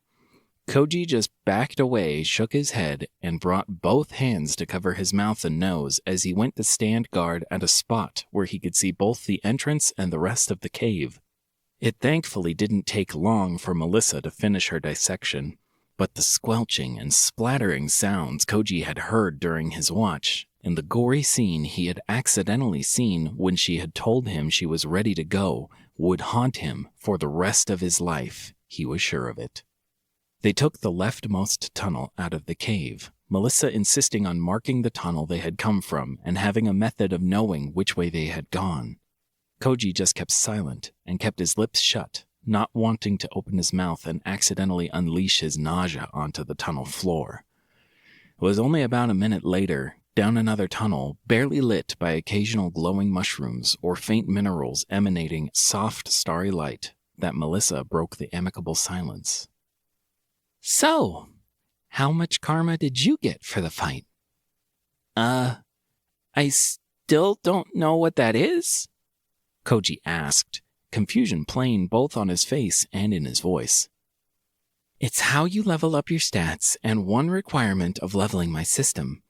We need to figure out how the system works, if it rewards damage done, participation, or only the killing blow. I got 6 karma for the kill, and I can tell you about the bonus from the dissection if it makes you feel better. So how much karma did you get?" Melissa said, frustration leaking into her voice at Koji's lack of understanding. How do I check?" Koji stammered out the words, trying not to slow down or stop walking as he felt Melissa's stare boring into him while waiting for an answer. "Just pull up the menu. Once you've earned some karma, it should show up next to your level on the main screen. You must have really effed up the tutorial if you didn't level up or receive any karma. It tells you about these things between the monster waves," Melissa said with another glance at Koji's pair of daggers and now rather dirty clothes. He tried his best to ignore her tone and her scrutinizing gaze while he focused on opening the main menu. Sure enough, the contents of the screen had changed, but a few points of karma weren't the only changes. Traveler number A8002738255K. Koji Athame. Attributes: Strength 3, Agility 4, Vitality 6, Intelligence 10, asterisk, Luck 8, asterisk, Health 22 of 22, asterisk, Mana 30 of 30, asterisk, Rank, F. Level, 0. Karma, 4. Asterisk. He had noticed it just before he had used the Hearthkey spell, but he had gained a point in luck. Upon checking again, not only did he now have health and mana values, but he had gained a point in intelligence and 4 points in karma. For the life of him, though, how did any of his actions in the last 30 minutes, following an obviously crazy person to hunt monsters, for example, result in an additional point of intelligence was beyond him. He had gained 4 points in karma, though, so he nodded to Melissa. Upon not receiving any response because they were in a dimly lit cave, he opened his big, fat, stupid mouth to respond. I got 4 points? Great. So it considers participation and shares the rewards. I bet that last monster was worth 10 points. I got 6 and you got 4. Seems about right, Melissa said before she resumed walking down the tunnel once more. Koji started walking behind her as he tried his best to multitask, clicking the small stars above the changes and reading the results while trying to monitor where he was going. Intelligence, 9. +1 intelligence for a successful cast of the first spell. Luck, 5. +3 for choosing the true random start. Health, +10 human base, +0 level bonus, +12 because of vitality. Mana, +10 human base, +0 level bonus, +20 because of intelligence. Karma, 0 +4 karma for helping rid the world of a rat ghoul. It was at this point that 3 things happened at the same time. First, he noticed he still had an unopened tab labeled Home and a new tab marked as Skills. Second, he heard a growl from behind him that caused the hairs on his arm to raise. Third, his vision being completely obscured by a large floating screen caught up to him as he slipped on a rock while walking. Chapter 14. The ground greeted Koji's face for what felt like the umpteenth time today. Yet, as he lay there kissing the cold, hard, stony floor, he felt a rush of air above him just where he had been standing. When he shoved himself back up onto his feet, he made out what had been growling, and worse, what had just tried to take a bite out of him. A large rat was currently glaring up at him.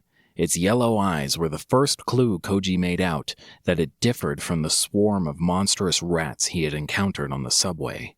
As he backed up and away from the rodent, his mind took in the rest of the missing details. Its legs were too long, its hide looked thick, its tail was hairy, and its ears were furry and large. It almost looked more like a wolf than a rat. But as it opened its mouth to show off those sharp carnivorous teeth, Koji stopped thinking about what it was and started thinking about how he was going to survive the next few seconds. Further down the tunnel, sparks illuminated the dim cave and the clang of swords meeting claws rang out. Koji felt his body stiffen, and time seemed to slow as he watched the rat thing's legs bunch up, ready to spring on him. It was midair, only a moment later, soaring towards him, and he did the only thing he could think of. He still had the blue screen open, having never closed it. His fingers stabbed through the air at the spells tab, and then he shoved his entire hand into the center of the screen, hoping to cast a spell, any spell. Lightning spun out from his feet, spreading along the ground and twisting into a circle around him in the blink of an eye. As the rat-wolf creature streaked through the air and passed above the circle, it responded instantly. Strike after strike of lightning slammed down onto the head of the rat and sent it crashing down to the ground. Moments later, the thunder boomed onto the body of the rat and pounded it down into the ground again and again. The smoke faded from the rat's head and the sizzling noise receded, so Koji crept a few inches forward to stare down into the rat-shaped imprint on the ground in front of him. That was when the crack sounded out from behind him. He jumped and twirled around just in time to see the lightning followed by the booms of thunder pounding a second and third rat into the ground, turning them into charred husks. Koji stood still for the next minute. The Thunderdome spell brightly illuminated his surroundings, but made it much harder to see into the darkness beyond. Only once it subsided, the lightning dissipating into nothingness, and he got a good look around, did he let out a sigh of relief and jog towards where he had seen signs of Melissa fighting. He reached the battlefield only 10 seconds later and immediately wished he hadn't. Melissa was fine. In fact, she seemed quite happy, muttering to herself as her blades slashed and cut away pieces of the 2 rat wolves she had apparently fought. Koji turned away from the grisly sight, finding a cool cave wall to rest against while he examined the changes on his main screen. Luck, 8 + 1 for narrowly avoiding death through no action of your own. Mana, 9 of 30. Karma, 4 + 5 for slaying a ratvarine. +5 for slaying a ratvarine. +5 for slaying a ratvarine. He was getting a little more accustomed to having the screen open now, so he could glance over at Melissa, wondering if she could tell him how to use karma points. He was pretty sure he understood everything else, though. Again, the system was calling him falling face first into the ground luck, and his mana score had reduced because he had cast a spell. He considered timing his regeneration to better understand how long it took for his mana to recharge, but he thought better of it when he remembered he still had 2 unopened tabs waiting for him. Pushing on the tab labeled Skills was a little disappointing, as only Slice and Dice was listed. Opening the Home tab and reading its contents, however, caused Koji's left eye to twitch, and he suddenly wondered if the system could deduct points from intelligence for being especially stupid. Home level, 1. Duration, 10 hours. Rooms unlocked, 1. Bedroom, empty. Biomass, 0. Building materials, 0. Upgrades, 0. Hearth key is available in 8 hours, 30 minutes, 31 seconds. System note: it's recommended that travelers access their Tome of Guidance or Spirit of Guidance to answer any system-related questions as quickly as possible. So, all he had to do was open the Tome of Guidance and he could stop acting like a dumbass in front of everyone? How had he opened all the other books but skipped the single most important one? Maybe because one was called Thunderdome? It was kind of a badass name after all. Melissa's surprised voice echoing down the chamber interrupted Koji's internal monologue. "You killed these?" "What?" Koji said as he dismissed the floating blue screen.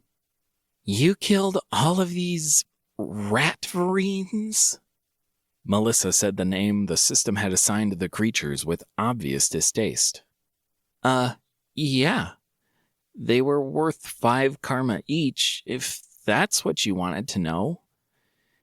What I want to know is how you killed them. I saw a bit of a light show going on over here, but I was a little too preoccupied with my own troubles to worry about it. Melissa said while arching an eyebrow. Oh, Melissa, first, could you tell me about how to use karma points? Koji spoke while trying his damnedest to not stutter or stammer. His question still sounded soft and like he was pleading with her rather than the frustrated push for information he had wanted, though. Sure, we can make it an exchange of information. First, tell me how you did this, she said while gesturing to the charred husks of what had once been ratvarines. It's a spell I got from the tutorial called Thunderdome. It creates a circle of lightning around me and strikes enemies that enter the circle. Koji tried to give the briefest of explanations, eager to know how to spend his newfound wealth of karma. Interesting. A limited-range AoE spell, centered on the caster, weak to ranged assault or possibly sneak attacks. I wonder how it detects who is an enemy. It should probably be called Lightning Dome, judging from the state of these corpses. But then again, whatever madwoman named these things Ratverines clearly isn't a fan of classical nomenclature. Chapter 15. Koji didn't like the way Melissa said things like limited and weak to ranged assault regarding his spell. It felt like her muttering was more about breaking down a way to bypass his spell and attack him, rather than focusing on what she should talk about: karma. Melissa, you said you would tell me about karma. Koji had been feeling a sense of forced politeness towards Melissa since she'd literally saved his life, yet the more time he spent with her, the more confused and irritated by her he became. Oh, yes. I can use my karma to upgrade my personal level by pushing on the level and then the level up button. For me, karma is used for my personal levels, and it's one of the resources the surgery system wants for improvement. Pushing on the title of the system showed me the surgery system's requirements. Melissa replied quickly as she prodded at one of the charred husks with the tip of a sword. Thanks, Koji said while pulling the status screen back up and pushing on where level 0 floated. Traveler has acquired enough karma to level up. Would you like to spend 10 karma to increase your level? Yes/no. 10 karma was a little over half of what Koji had earned in the last hour. It would still leave him with 9 karma to spend on enhancing his home system. Hopefully that would be enough. Koji hit the yes button and braced himself. When nothing immediately happened, he peered at the floating screen, looking for answers. Traveler number A8002738255K. Koji Athame. Attributes: Strength 3+. Agility 4+. Vitality 6+. Intelligence 10+. Luck 9. Health 23 of 24 *. Mana 15 of 32 *. Rank F. Level 1. Karma 9. His mouth opened and a soft noise of understanding left his lips as he saw the new plus sign beside 4 of his 5 attributes. Apparently he couldn't increase luck, and right now, standing in a dark tunnel next to a muttering woman with a deteriorating mental state and monsters ahead of them, was not the time to theorize about it. Instead, Koji pressed on the only stat that seemed to have any direct application: intelligence. Instantly, he watched his maximum mana value shoot up to 34. He wanted to keep exploring the tabs when he noticed Melissa had continued into the cave system. He rapidly pushed on the health and mana values just to clear the star symbols away from them before closing the screen and chasing after her.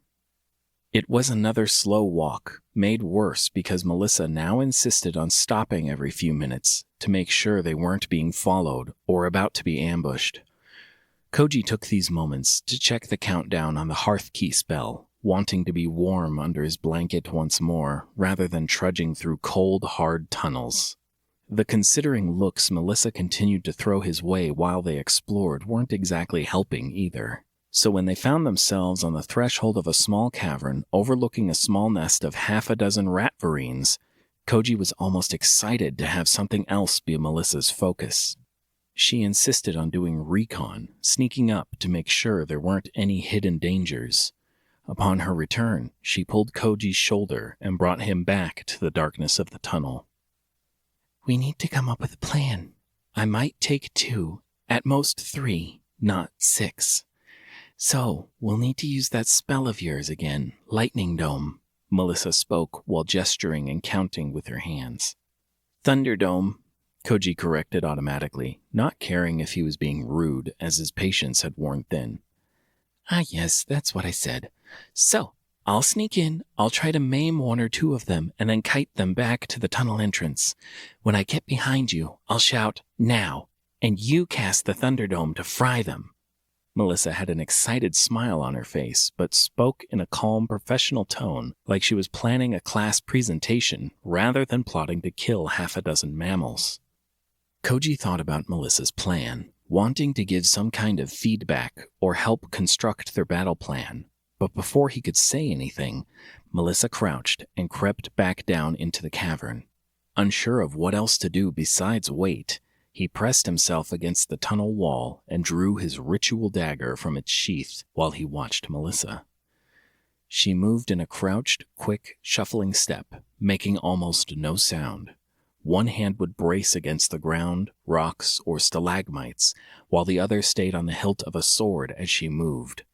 Finally, she came to just within striking distance of a rat-varine, and Koji waited with bated breath, expecting her to attack immediately, only to blink in surprise when she waited for the creature to sniff the air, turn, and screech a warning into the air before she drove the tip of her blade directly into the space between its eyes.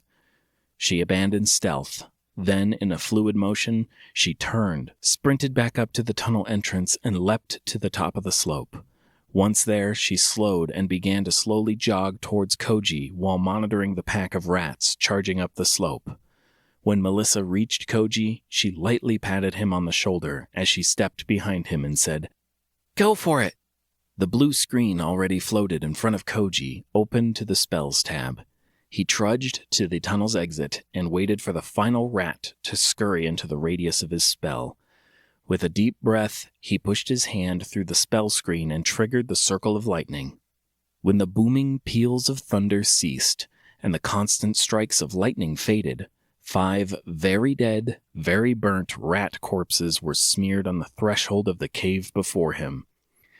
Flicking over to his main screen, Koji read the listings under Karma, a strange sense of satisfaction filling him as he watched the numbers go up. Karma, 29, asterisk. Karma, 9, plus 4 karma for slaying a rat-varine. Plus 4 karma for slaying a rat-varine. Plus 4 karma for slaying a rat-varine. Plus 4 karma for slaying a rat-varine. Plus 4 karma for slaying a rat-varine. Better yet, he now knew how much mana it cost to cast Thunderdome. Mana, 10 of 34. 24 mana felt like a lot, but the smell of ashes and ozone around him did kind of prove how worth it the cost was. He wanted to wait till he saw his mana go up, then count the seconds in order to know when he could cast next. But Melissa was already striding past him and back into the cavern. Chapter 16. Koji had expected Melissa to dissect the rat-varine she had slain at the start of the ambush, but instead she began to search the small cavern, while continuing her constant nervous murmurs. "Has to be here somewhere. Received only full points for the first. Need to find it." After 2 laps around the small area, Melissa turned to look at Koji and squinted at him suspiciously. "Did you find it already?" Find what?" Koji said as he moved over to examine the rat-varine whose brain Melissa had stabbed. "The loot. You know, the treasure. This is like a video game, right? There's got to be some kind of treasure after we fight a group of enemies or a powerful monster," Melissa explained excitedly. Koji froze at her words. Is that what she thought this was? Not some hallucination or crazy trip, but a video game? Right as his imagination whirred to life, and he began to visualize what being on life support while strapped to some brand new, high-tech, life-extending video game capsule might be like, a glint caught his eye and pulled him from his daydream. Pushing the rat-varine corpse aside, he crouched down and brushed away loose rocks and gravel in order to reveal the top of a small chest the size of his head. The only part not covered in dirt and dust was the latch, which seemed to gleam and glimmer beneath the sparse light of the glowing stones set into the ceiling. "Kind of like this?" Koji asked, the still searching Melissa while pointing at the half-buried chest. "Yes, Exactly like that. If you had already found it, why didn't you tell me? Melissa said as she stomped over to Koji and pulled the chest out of the ground. He didn't respond and just moved out of the way. After all, how do you tell someone you have absolutely no idea what they are talking about without also telling them how crazy they sound? He winced as he imagined how his own psychologists must have had the same experience when they were dealing with him, listening to his weirdness, unable to understand, and just trying to find some way to manipulate him into being healthy. Melissa, in the meantime, started hammering on the chest's lock with the pommel of her rusty sword. Ding, ding, ding, until finally the lock gave in and she forced the lid open. Koji wasn't sure what he'd been expecting, but a vial of red liquid that looked a lot like blood, a small glowing diamond, 2 small shards of crystal that he recognized as karma splinters, and a small hand-sized blue book were not it. Melissa twisted to look at him, her eyes narrowing, her head tilting to the side, and even her muttering ceased as she appraised him and calculated. "I'd like the diamond and the 2 crystals. I'm willing to give you the spell book and the health potion in exchange," Melissa said after a moment. Koji frowned as he mentally played through what Melissa just said. Why did it seem like he was getting the better end of the deal? And why had she only said what the last 2 items were? "I appreciate you telling me about the monsters having, loot, as you put it. But could you tell me what everything does before we decide on how to split it?" he asked, while nodding towards the diamond Melissa was death-gripping in her left hand. "Yeah, I guess that's fair," Melissa said haltingly, hesitation clear on her face as she squeezed the diamond. Then slowly she explained each of the items in the chest. "The 2 small crystals are karma splinters. The tutorial said we can use a drop of blood on them to absorb them for 10 points of karma. But my surgery system has karma points and karma splinters as part of the requirements to level up. So I've theorized that there are other uses too, and that just converting it to karma points is inefficient." "I see," Koji said with a nod for Melissa to continue, once he was sure he understood most of what she'd said. "The spellbook is pretty much useless to me. If I were to stay in one place long enough to use it, I'd probably get skewered by a rat or made into some monster's meal." Koji interrupted Melissa, raising a hand and asking, "How do you know what the spell does without reading the book?" Instead of answering, Melissa flipped the spellbook over and showed Koji the back cover. An audible groan escaped his lips at the realization that he had missed something so incredibly simple. Nature's Grace. Rare. Caster and any friendly creatures they are touching gain +1 health regeneration per second. Requirements: 15 mana. Caster must be touching the ground, and movement away from the spell location will end the spell. Lasts up to 30 seconds. Koji read and reread the back of the spellbook, understanding why Melissa couldn't use the spell effectively and would choose to give it up. A healing spell felt like something that would be incredibly useful if they kept throwing themselves into monsters like this, though. Contrary to Melissa's assertion, this wasn't a video game. Eventually, someone would get hurt. "And the other items?" Koji asked after some time, gesturing towards the vial and the diamond. "A vial of weak health restoration. I used one in the combat tutorial. It restored 10 HP when I used it before." Melissa responded quickly with the details of the vial, holding it and the book out towards Koji as if wanting him to accept her offer. "HP?" Koji asked with a raised eyebrow. "Health points."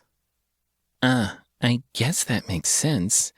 So what about the last item, the diamond?" Koji finally pointed directly to the item Melissa obviously wanted. All right.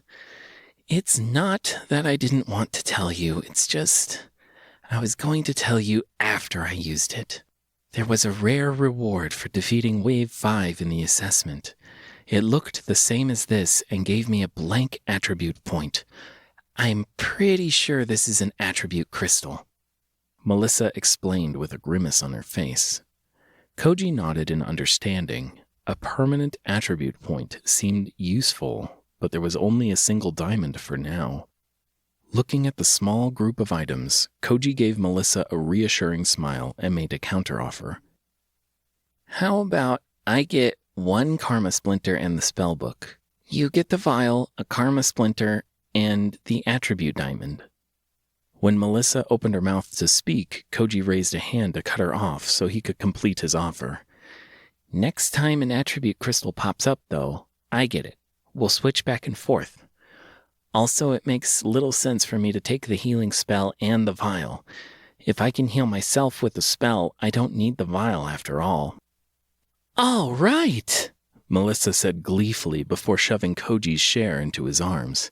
He stood, unsure of what to do, watching as Melissa tucked away the vial before she pricked her finger with her sword and squeezed out a drop of blood onto the attribute crystal and then the karma splinter. Both items briefly flared with a soft white light before dissipating into nothingness. The vacant, empty stare Melissa gave the air then told Koji she was using her status screen. Looking down at his new items and at the empty cave around them, Koji shrugged and opened the spellbook. This time, he didn't blank out and could watch as the letters peeled away from the rapidly turning pages and streamed up into his forehead, disappearing from sight there. When the last word of text floated up, the book closed and he could feel the spell in his mind, ready to be cast. It gave off a soft, cozy feeling, like laying on warm, freshly vacuumed carpet and taking a short, midday nap. Making sure Melissa was still busy, Koji took out his ritual dagger and pricked his finger, letting a drop of blood fall onto the splinter. Just like with Melissa's, the crystal flared before fuzzing out into nothingness. Then he began flicking through the tabs to find what had changed with the addition. Chapter 17. He found the answer on the Home tab near the end of the list. Upgrades. 1. Asterisk. Pressing on the small star symbol hovering over the 1, he pulled up a straightforward series of prompts and a list. Upgrades. 1. Point available. Would you like to see a list of currently available upgrades? Yes or no. Available upgrades. Recycler. Reduce, reuse, recycle. Homeowner can spend 10 mana to open a recycling portal. Only non-living material can enter. It will automatically convert anything placed inside the portal into biomass or basic building materials. Cost. 1 upgrade point.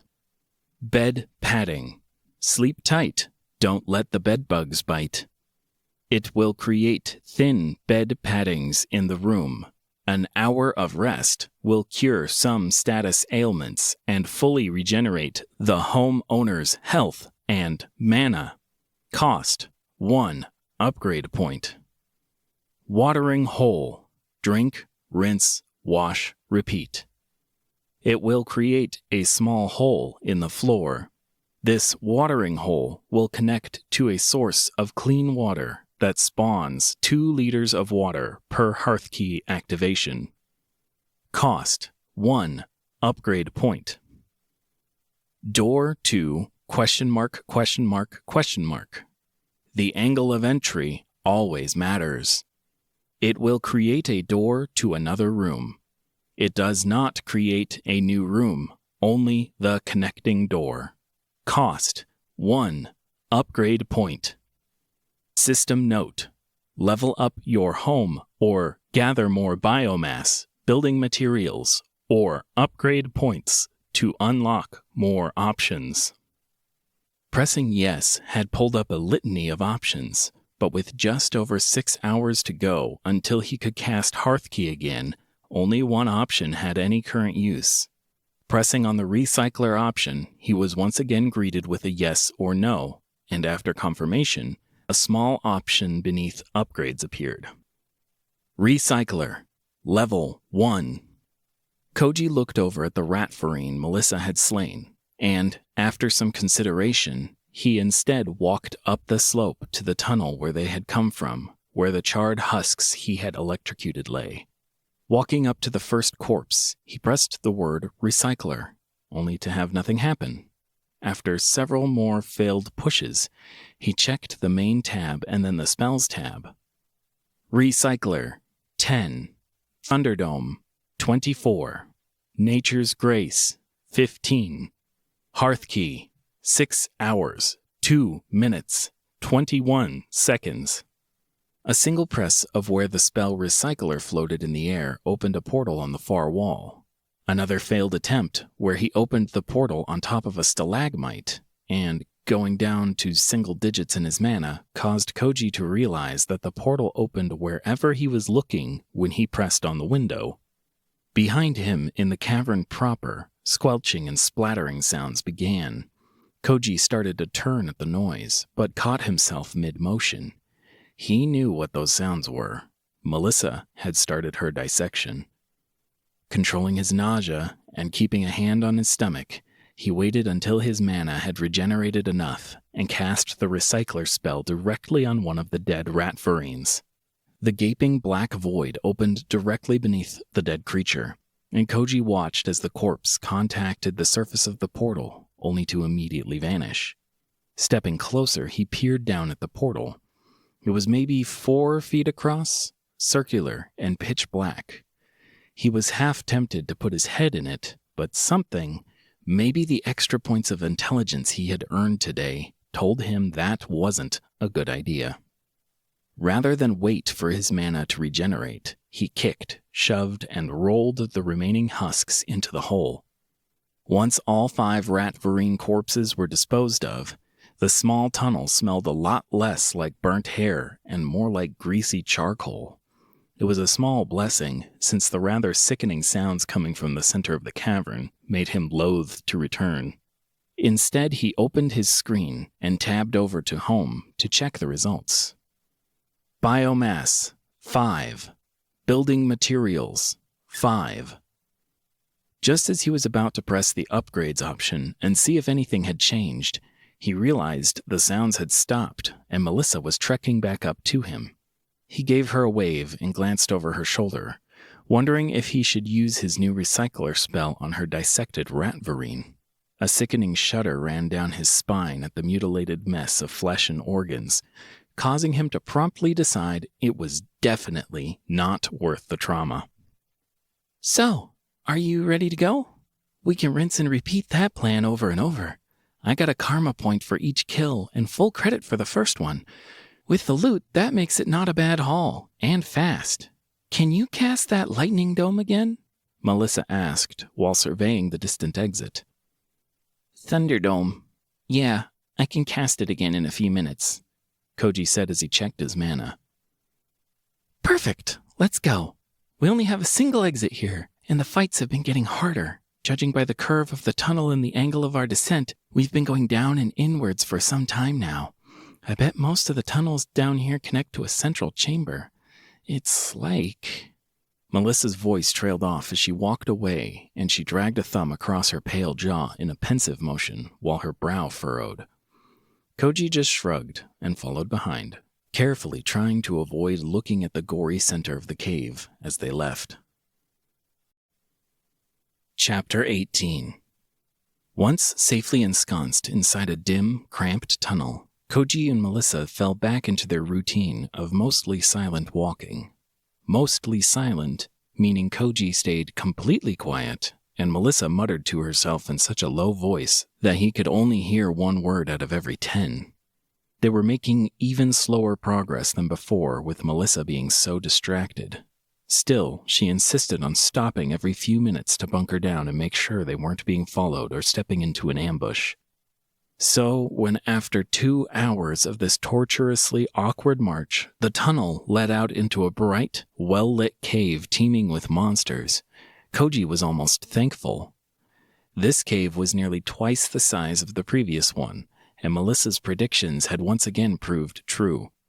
In the center of the cave was a monstrous, hulking rat the size of a compact car. Rat varines and even a few rat ghouls roamed the cavern floor.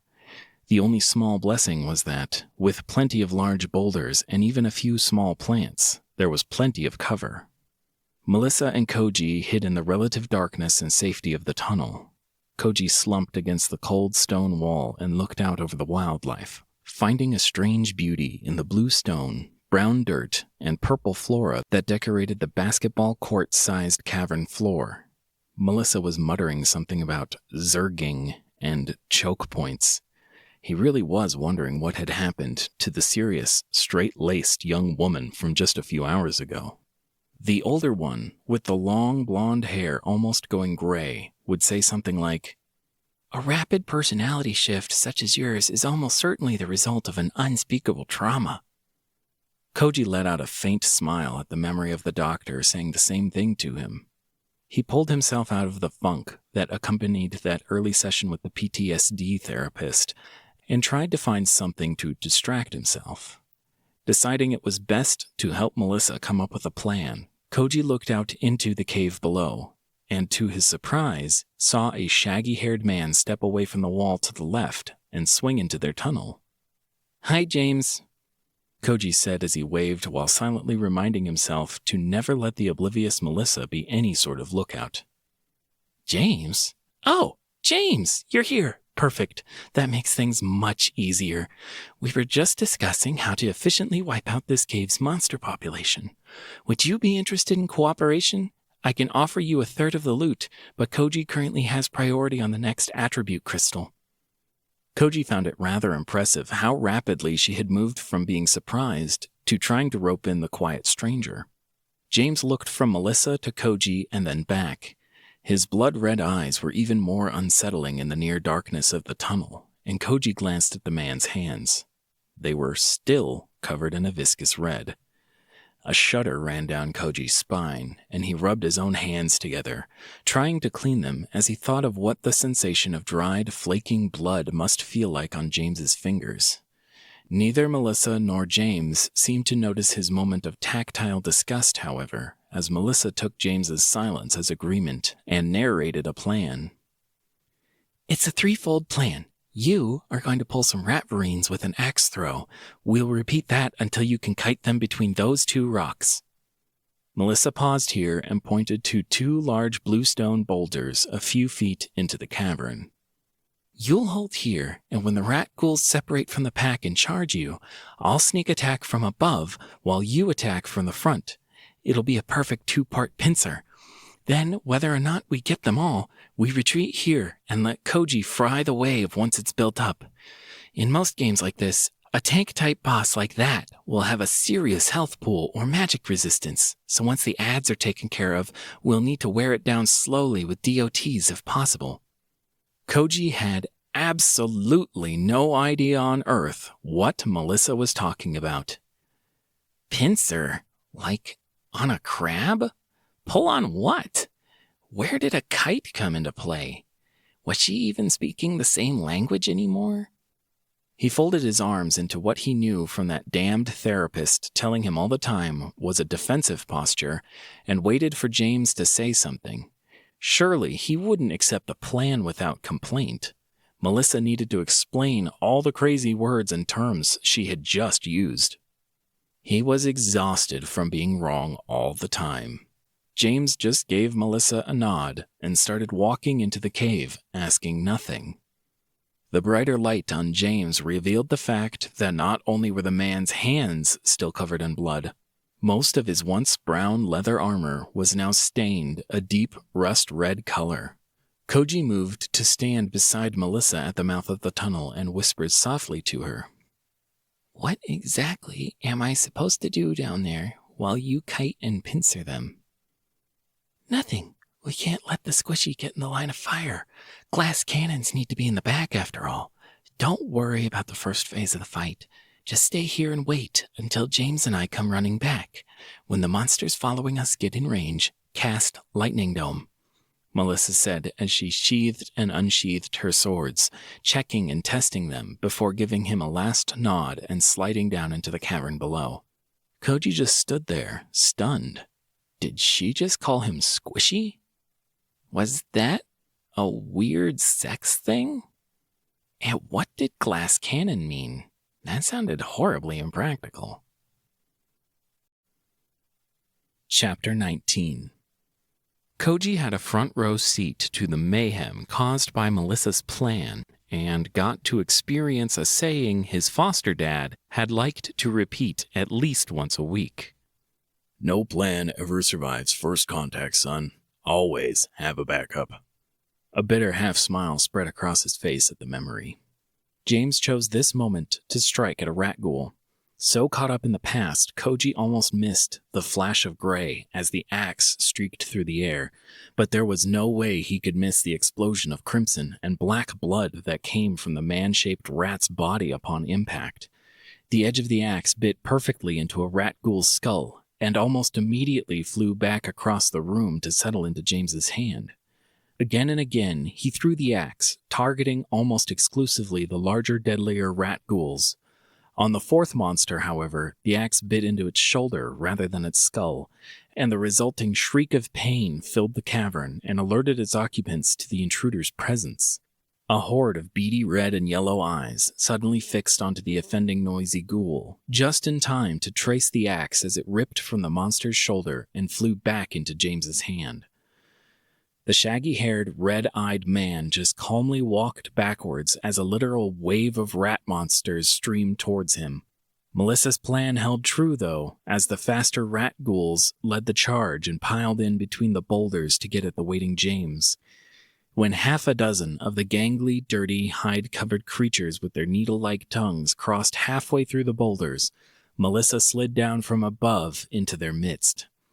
Her body twisted and her blades spun, chopping at throats, elbows, and knees as she twirled twice, once high and then once low. Melissa turned into a whirlwind of death that seemed to strike only at the rat ghoul's weak spots. Just as the confusion of the sudden attack faded and the trio of battered ghouls that were still standing, ready to counterattack, the charge from James came. It was the first time Koji had seen James actually swing the large axe, and it was rather impressive. A single strike cleaved the frontmost rat ghoul in half, and the continued forward momentum brought James sliding forward into the next ghoul. He bowled into it, lowering his head and driving his shoulder into its back, knocking it to the ground where a downward chop severed its head from its body. There was a certain beauty to the brutality of the clean cuts and chops of James's axe that Koji admired. As the pair of humans came shoulder to shoulder, James's body tensed, and it seemed he was about to charge at the final rat ghoul when Melissa shouted for a retreat. "Back to the tunnel!"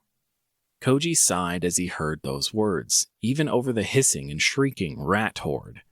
He pushed off the tunnel wall and slowly moved to stand at the entrance of the tunnel, walking a few steps into the cave as the pair sprinted across the rocky terrain towards him. Just as he thought Melissa's plan would prove to be the exception to his foster father's words, the unexpected happened. From across the room, a large boulder came soaring through the air and landed on the ground just in front of Melissa. With a thud and a crunch, it sank into the stone floor and sent shrapnel flying everywhere. Even though she hadn't been crushed, Melissa's arms and chest now had small shards of rock embedded into them. Blood dripped out from the wounds as she continued to sprint forward, only to immediately stumble and then attempt to hobble forward. Her eyes half shut and her jaw clenched as her legs moved stiffly. Koji didn't know when he had started running, but upon reaching Melissa at the same time as the horde of large carnivorous rodents, he briefly wondered again if the system deducted intelligence for stupid decisions, right before he shoved his hand through the blue screen where the word Thunderdome floated. The resulting cacophony of booms and flashing lights immediately grew so loud and so bright that Koji had to shut his eyes and slap his hands over his ears from going blind and deaf. He still felt the claps of thunder and the vibrations of the lightning as they struck the oversized rats into the ground. Unable to move or open his eyes, he had nothing to block the vile scent of charred, sweaty rodent and ozone. His face and nose scrunched up and he recoiled, trying to bend his upper body away from the stench. When no more booms of thunder rang out, he figured there were no more rats in the area, or he had finally gone deaf. Either way, he needed to know what was going on around him. He opened his eyes to a mountain of burnt and crispy monster rodents in the center of the cavern. James and the hulking rat that looked more like a grizzly were dancing. All right, James was dancing around the rat behemoth while his axe took chunks of fur and flesh from its back legs, while the rat bear just kind of shuffled around in a circle like an awkward teen on the dance floor. The most important thing in the cave to Koji, however, was the bleeding, prone form of Melissa who lay at his feet. Chapter 20. Immediately, Koji knelt down and pressed a hand to Melissa's back, while his other hand slapped at the Nature's Grace spell on his screen. A gentle green light flowed out from where his hand had touched the screen and wrapped around his body before streaming down his hand to encompass Melissa's prone form. It felt warm and faintly like being in a greenhouse, cozy, clean, and just a little flora. Koji watched as it ejected the stone shrapnel from Melissa's body, rolling off her body and dropping to the ground with little ping noises. It was only when her wounds closed and the glow receded from their bodies that he relaxed enough to check in on James's fight. It was a gory, brutal battle. The massive rat bear and James were both now standing in place and trading blows. The massive paw with sharp claws crashed down onto James's bloody chest, shredding through the reddish-brown leather armor. In exchange, James chopped down with his axe in both hands, chopping off the offending rat bear's arm. Then the strangest thing happened. Blood streamed from the open wound on the rat bear's stump and floated across the space between the two combatants directly into James's chest, and Koji could see new pink flesh rapidly growing over where the claws had just attacked. Looking closer, Koji saw multiple tiny streams of red mist floating out of the myriad of wounds on the bear and into James's body. The gory scene repeated as the monster traded a deadly blow with James, only to have the blade of James's axe bury itself in the rat bear's chest on the counterattack, ending the fight. The massive body crashed to the ground with a thud, and James raised an open hand into the air. Each of the minor cuts on the bear widened further, and blood gushed from the monster's corpse. A small pool's worth of blood, it seemed to Koji, condensed down into a tiny little red bead that rolled around on the palm of James's hand. Frozen in place by the display, Koji could not avert his curious gaze as James turned and stared directly at him. "Is she going to be okay?" James asked in the same quiet, calm tone he always had, although, like some fictitious Transylvanian bloodsucker, he had just drained away all the blood of a living being less than a second ago. Yeah, I think so. It's the first time I cast that spell, but Wait, how did I cast that spell? Koji trailed off as he tried to perform the mental mathematics and failed.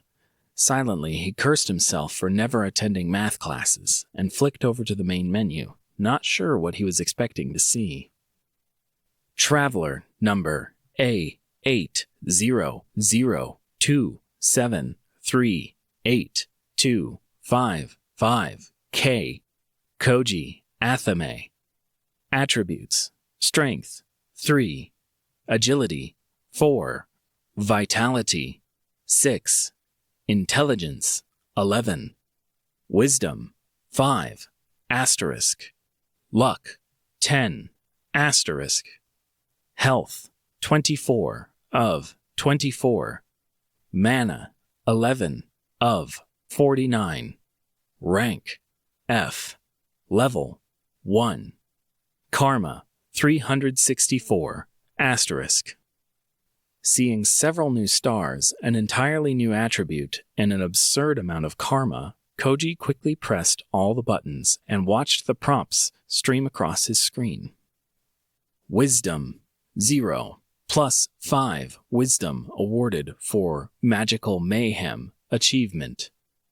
Luck, 9, plus 1 luck for narrowly avoiding death through no action of your own. Mana, 34, plus 15 because of wisdom. Karma, 9, plus 4 for slaying Ratverine times 87, plus 7 for helping to rid the world of a rat ghoul. Okay, so the system was mocking him again. Luck was probably just the system's way of messing with him at this point. That was a ton of karma, though, and what were achievements? At the top of his screen, he realized there was something else he had missed. To the far right of the screen, a small tab had been added, currently labeled Achievements, *. Before he could tab over to it, though, a sputtering, racking cough came from down by his feet.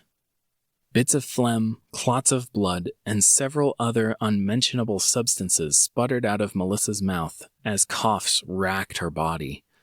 Koji winced at the obviously painful coughs as the now awake Melissa slowly forced herself to stand. When she started wobbling and looked ready to fall, he extended a hand to her shoulder and helped to keep her steady. She gave him an irritated scowl and went to brush off his hand with her right hand, only to pause when she caught sight of the pool of blood and shrapnel beneath her feet. Thanks, Melissa muttered in a raspy, worn-out voice. Not a problem. We're just lucky we found that spell. Otherwise, I don't know what I could have done, Koji said with a thoughtful expression. You have a healing spell? James asked, while giving Koji the same considering, skeptical look that Melissa had been giving him all day. Eyes narrowed, lips pursed, cheeks slightly puckered, as if considering something of great importance while staring him down. Yeah. We just got it in the last fight, Koji said while shrugging, his shoulders slumping as he withered beneath the attention. Out of what was becoming a growing habit, he pressed on the Spells tab and checked the timer for Hearthkey. 3 hours left until he could go back in. It looks like you cleared the boss while Koji took care of the ads. I'm glad it worked out. I definitely wasn't expecting it to use an improvisational tool to impact my escape. Apologies. I'll incorporate an increase in cunningness on all future boss monster-related plans, Melissa said as she surveyed the room. Koji repeated her words back to himself, trying to figure out what each one meant and why she had to use such convoluted language, as James and Melissa had a conversation about what could have gone better. If a conversation was Melissa explaining things and James just nodding or occasionally grunting. After several minutes of that, when they collectively, aka Melissa, decided it was time to search for the treasure and dissect the bodies, it was James's turn to give them a surprise. Chapter 21. So, you just need the blood?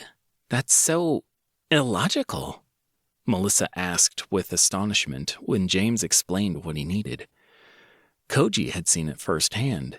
It was that wave of blood that came out of the boss monster and poured into a tiny little red bead. Rather than listen to James once again explain to Melissa that he needed to drain the blood out of the corpses, presumably for his system, Koji interjected while pointing towards the small mountain or large hill of charred corpses. James, can you use your drain on those bodies? A single headshake came from James, and so Koji turned towards Melissa to ask if she wanted them. Can't use them. They are far too disfigured to be of any use for my dissection.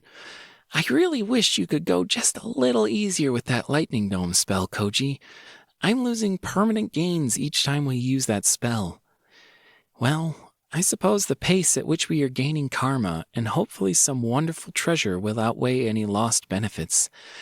I can always find another Ratverine to dissect, Melissa replied before Koji could even ask, her arms crossing as she scowled at the pile of ruined rat corpses. This time, Koji checked his mana first.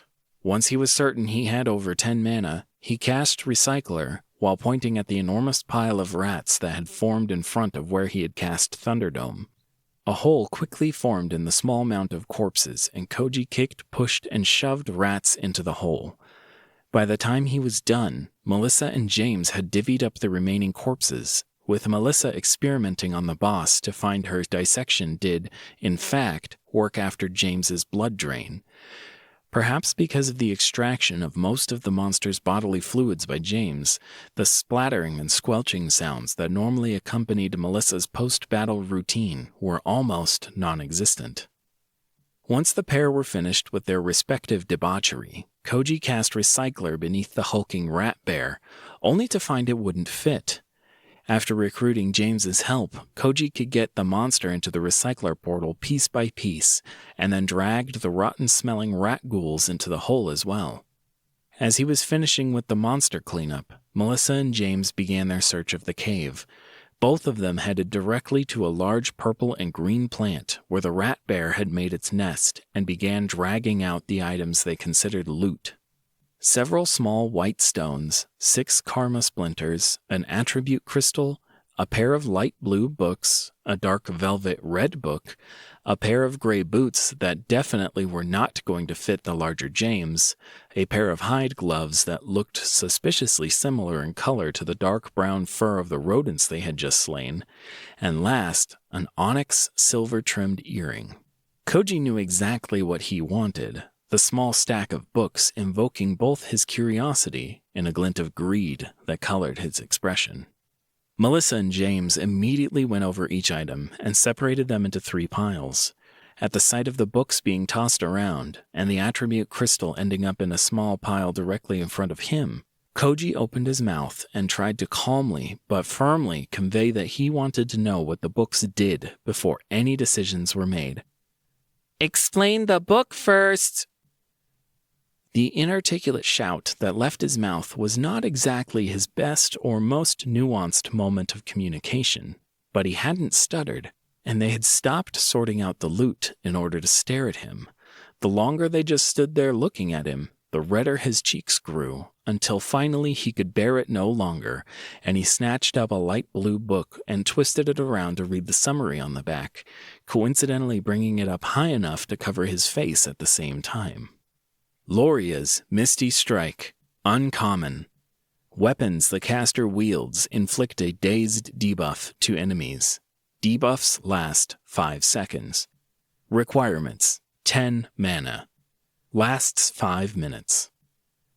Koji read the spellbook summary aloud, and as he finished, quirked an eyebrow in confusion. This spell seemed not that useful. A dazed debuff? What did that even mean? And you had to hit them with a weapon. He dropped the book back into the small pile and picked up the other spellbook, oblivious to the hungry gazes that followed the discarded book's trajectory. Pulse of Frigga, Uncommon. A ring of frost erupts from the caster at knee height, binding and inflicting minor cold damage over time to any hostile it touches. Bind lasts 10 seconds. Requirements: 20 mana. Melissa was nodding and James was frowning as Koji set the book gently back down onto the stack and retrieved the final dark velvet red book to read. Vessian's Approval. Rare.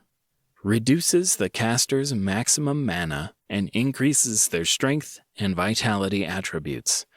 +1 strength and +1 vitality for every 10 mana reduced. Requirements: takes 1 second to activate and 30 seconds to deactivate.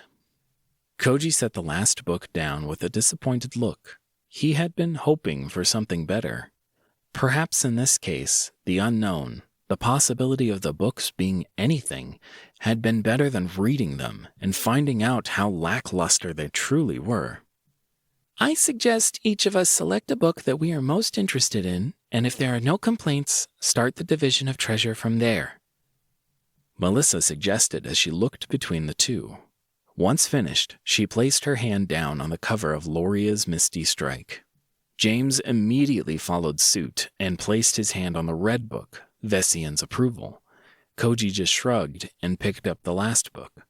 Taking their silence and actions as agreement, Melissa opened her book, and Koji got to witness firsthand the process of someone else absorbing arcane knowledge. Streams of faintly glowing text that matched the color of the cover, a soft blue, floated up to touch Melissa's soft brown eyes and forehead, disappearing upon contact with her body. The entire process took about 10 seconds, after which Melissa staggered backwards and the now blank book tumbled from her hands to the floor. Koji stepped forward, placing a hand on Melissa's upper back to keep her from walking into the rather sticky-looking purple plant behind her. "Thanks, Koji." Melissa gave him a lukewarm smile and lightly pushed away his hand, taking a step away from him and James before her eyes went vacant. Familiar with the sight of someone interacting with their menu now, Koji just nodded in return, silently mouthing the words, "You're welcome," before opening his own spellbook. Chapter 22. Information on the pulse of Frigga settled into Koji's mind, and he realized he might never use this spell. With less than half of the range of Thunderdome and dealing far less damage, the spell seemed worse in almost every way. For 5 more mana, he could just cast Thunderdome again. A slight feeling of disappointment colored Koji's outlook as he stared down at the small pile of loot Melissa had placed in front of him while he was learning the spell. Glancing around, he found the other piles were roughly equal. Each pile had 3 of the small white stones, 2 karma splinters, and an item. His item was apparently the earring. Picking it up, Koji examined the thin silver wires that wrapped around the small piece of roughly cut onyx. Setting it back down for now, he resolved to ask Melissa to help him with the earring later. Koji reached down to the only item that was unique to his item pile, the attribute crystal. Pricking his finger with the ritual dagger, he let a drop of blood fall onto the crystal and the splinters. Once they had dissipated into nothingness, he flicked open his main menu to check on the results. Attributes: Strength, 3+. Agility, 4+. Vitality, 6+. Intelligence, 11+. Wisdom, 5+. Luck, 10. The only difference on the main screen was the addition of the plus signs beside each attribute, except luck. Koji didn't think about it too much and just put another point into intelligence. He needed to stock up on that attribute in case his fears of the system deducting points proved true. On the Home tab, only a few things had changed, namely the biomass and basic materials. The upgrade section of the Home tab, however, now had an enormous variety of options, though. Biomass, 108. Building materials, 102. Bed padding, sleep tight, don't let the bed bugs bite. It will create thin bed paddings in the bedroom. An hour of rest will cure some status ailments and fully regenerate the homeowner's health and mana. Cost, 1 upgrade point.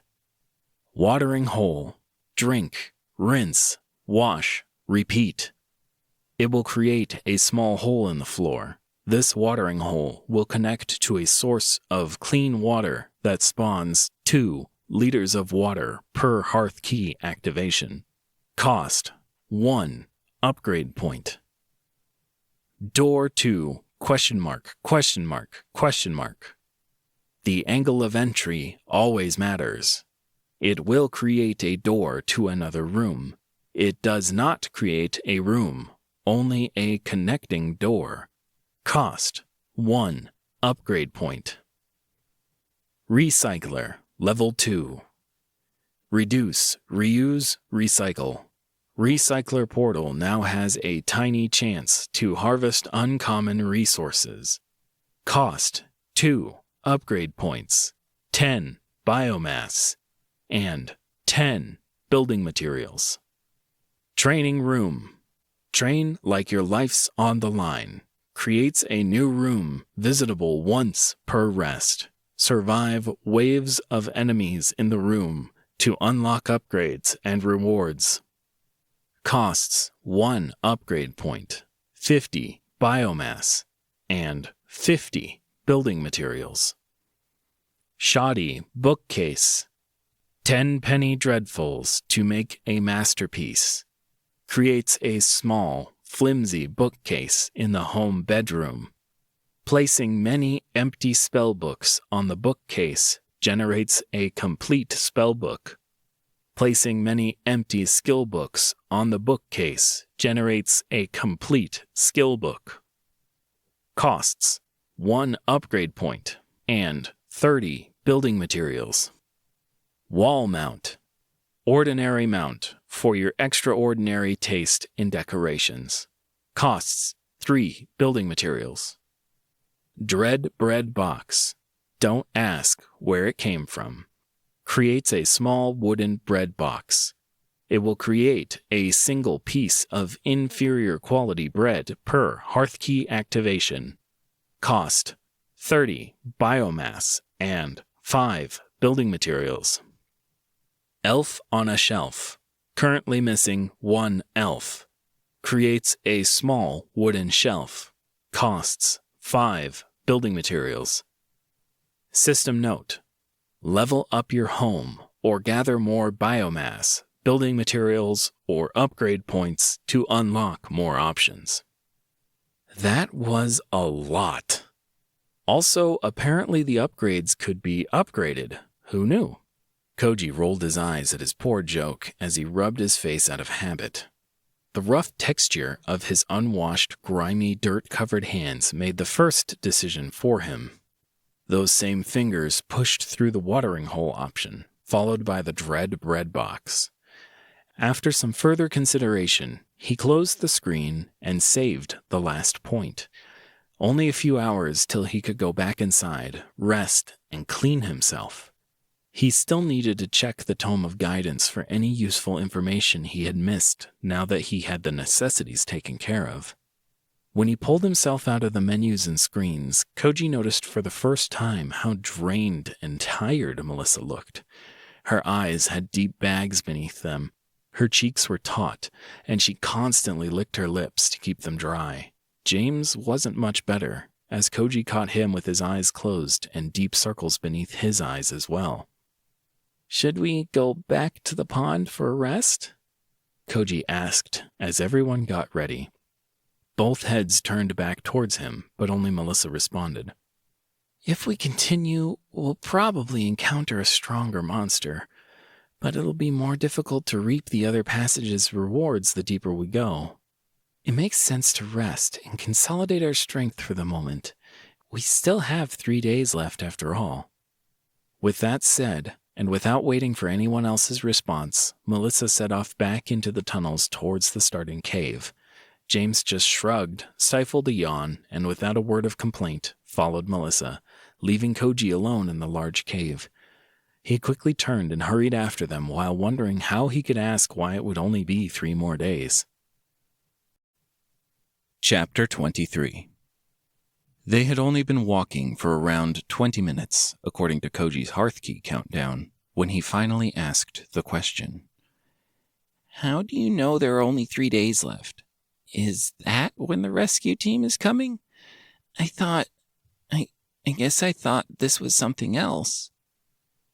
"What? Oh, you didn't finish the tutorial, so you never got the introduction," Melissa said as she exchanged a knowing glance with James. After a moment, she let out a soft sigh and explained. "I guess I can summarize it. This is a trial area created by the gods of this new world we are in. I think it's called Agilgia? The first 5 people who clear the dungeon, or if no one has cleared the dungeon, the 5 highest level people who are left remaining after 4 days will be transported to a final trial before being allowed to enter the world. It's like a transit or testing zone. We are just getting our magical passports before we are allowed in." Only Melissa could compare what was apparently a brand new magical world to something as tedious as getting identification documents. Still, her words had left something unsaid. What would have happened if more than 5 people survived the crash and the monsters? Koji asked. Dead, James supplied. Any travelers who don't make the cut are rejected and don't finish their transition to Agilgia. At least that's what the last text box of the tutorial said. I'm around 75% sure it was just saying that to psychologically manipulate us into performing well, although the reasons for why it would do so remain unclear. Koji listened to Melissa ramble about possible reasons for over 10 minutes before he tuned her out and checked the countdown timer on his Hearthkey spell. After realizing he'd have to listen to this for another 2 hours on the walk back before he could summon his door, Koji opened the menu and began to distribute his karma to his level. Rank F. Level 1. Karma 364. Traveler has acquired enough karma to level up. Would you like to spend 20 karma to increase your level? Yes, no. Would you like to spend 30 karma to increase your level? Would you like to spend 40 karma to increase your level? Would you like to spend 50 karma to increase your level? Koji kept hitting yes repeatedly until something new happened. Suddenly, a new window popped up covering the screen beneath it and preventing him from leveling further until he read the system spam message. Congratulations on reaching level 5, traveler. As a reward for your hard work, you've been awarded a one-time bonus of 3 attribute points. Continue to grow and become powerful. Your destiny awaits. After dismissing the pop-up window, Koji internally warred between being annoyed about receiving spam from the system and being grateful that he'd received 3 attribute points. Eventually, he just shrugged and continued to press the level up button. When he hit the level up button and nothing happened, Koji winced at seeing the now double-digit number beside karma. The feeling of being flush with points to suddenly having almost none, causing his stomach to twist and his mind to whirl as he hoped he had made the correct decision. Rank F. Level 8. Karma 14. With 10 new attribute points to distribute, Koji wasted no time and slammed 5 of them into intelligence, 4 into wisdom, and almost as an afterthought put a single point into vitality. When he was done, he took a last glance at his new stats before closing the screens and moving to walk beside James in silence as Melissa yammered on. Intelligence 12 to 17. Wisdom 5 to 9. Vitality 6 to 7. Health 24 to 40. Mana 49 to 77. He now had double his starting health and over 3 times his starting mana. The rest of the walk back to their starting cave was spent in quiet contemplation by Koji, wondering about what he would become after more time down here, and pushing down the small voice in the back of his head that told him none of this was real. Every few minutes, he would open the screen and check either the Home tab or the Spells tab to see the timer tick down on Hearthkey. When it finally hit 0 hours, 0 minutes, and 0 seconds, and the numbers vanished, it was incredibly difficult to not immediately cast the spell and bolt. His jaw muscles clenched, and his fingers worked against his palm over and over, becoming clammy and sweaty as he resolved to wait until they reached the starting cave and the others went to rest. Koji glanced at James and Melissa. With the home system, he could be normal.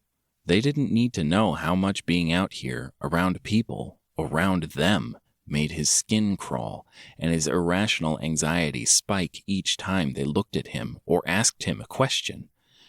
When they finally reached the brightly lit cavern with the pond and its pedestal centered within, what they found waiting for them threw a wrench into Koji's plan to escape into his home.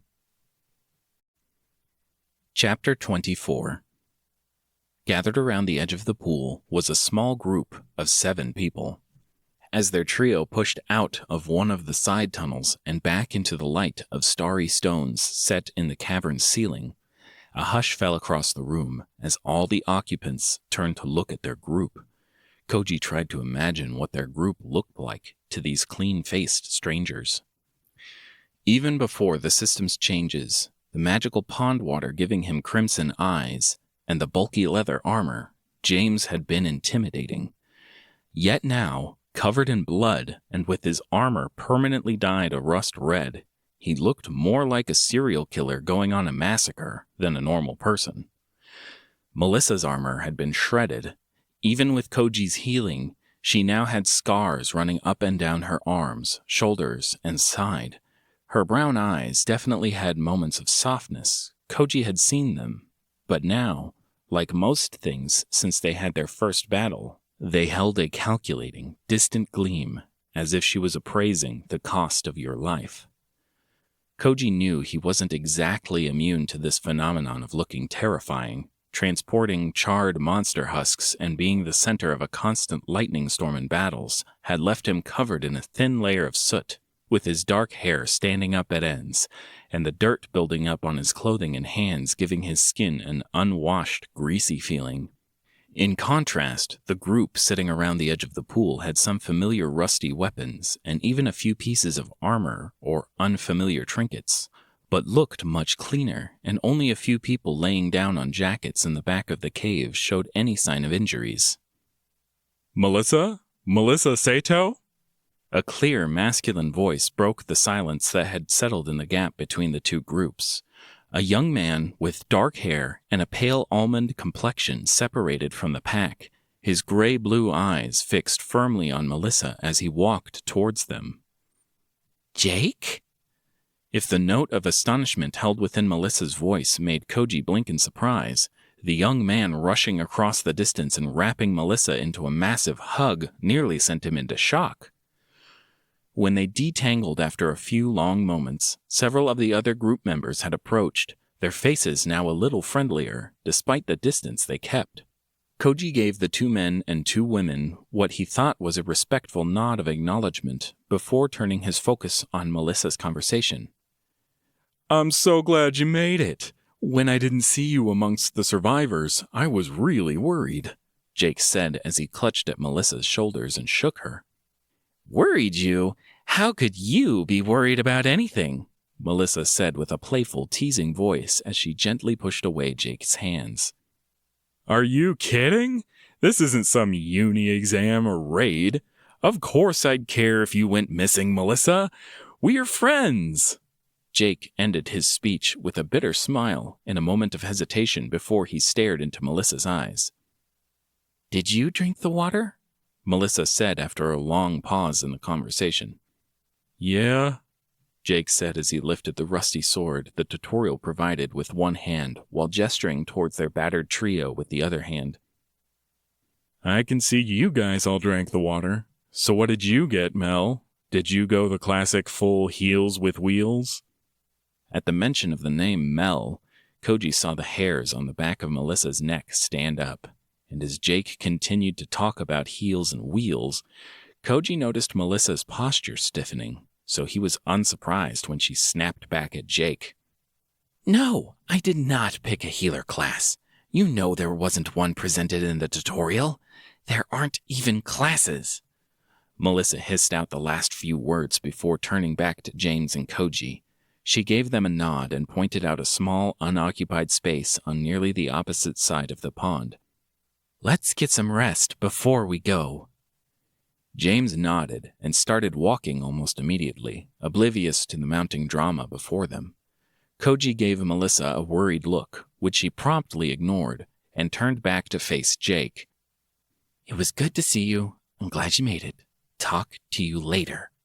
Melissa squeezed out the final few words of her goodbye and immediately broke away from the group, leaving Koji standing there awkwardly. Well, that wasn't what I expected. Sorry about that. Name's Jake. Jake Long. Jake grimaced as he looked at the retreating Melissa before turning to Koji and extending a hand. Koji winced as he realized he should have followed behind James and escaped with him. The other 4 strangers had now moved closer and were giving the retreating James and Melissa strange looks. What do you even say to someone in this situation? Was it a, "Hi, I'm Jake too," or "Hello, it's nice to meet you"? Maybe he should just leave and follow James and Melissa. Did it really matter if he answered? Worse, the longer Koji thought about what to say in response, the longer Jake's hand hung in the air. Finally, Koji reached his hand out to shake Jake's just as Jake retracted his hand, leaving Koji stiffly shaking his hand in the air in front of him as he stammered out a greeting.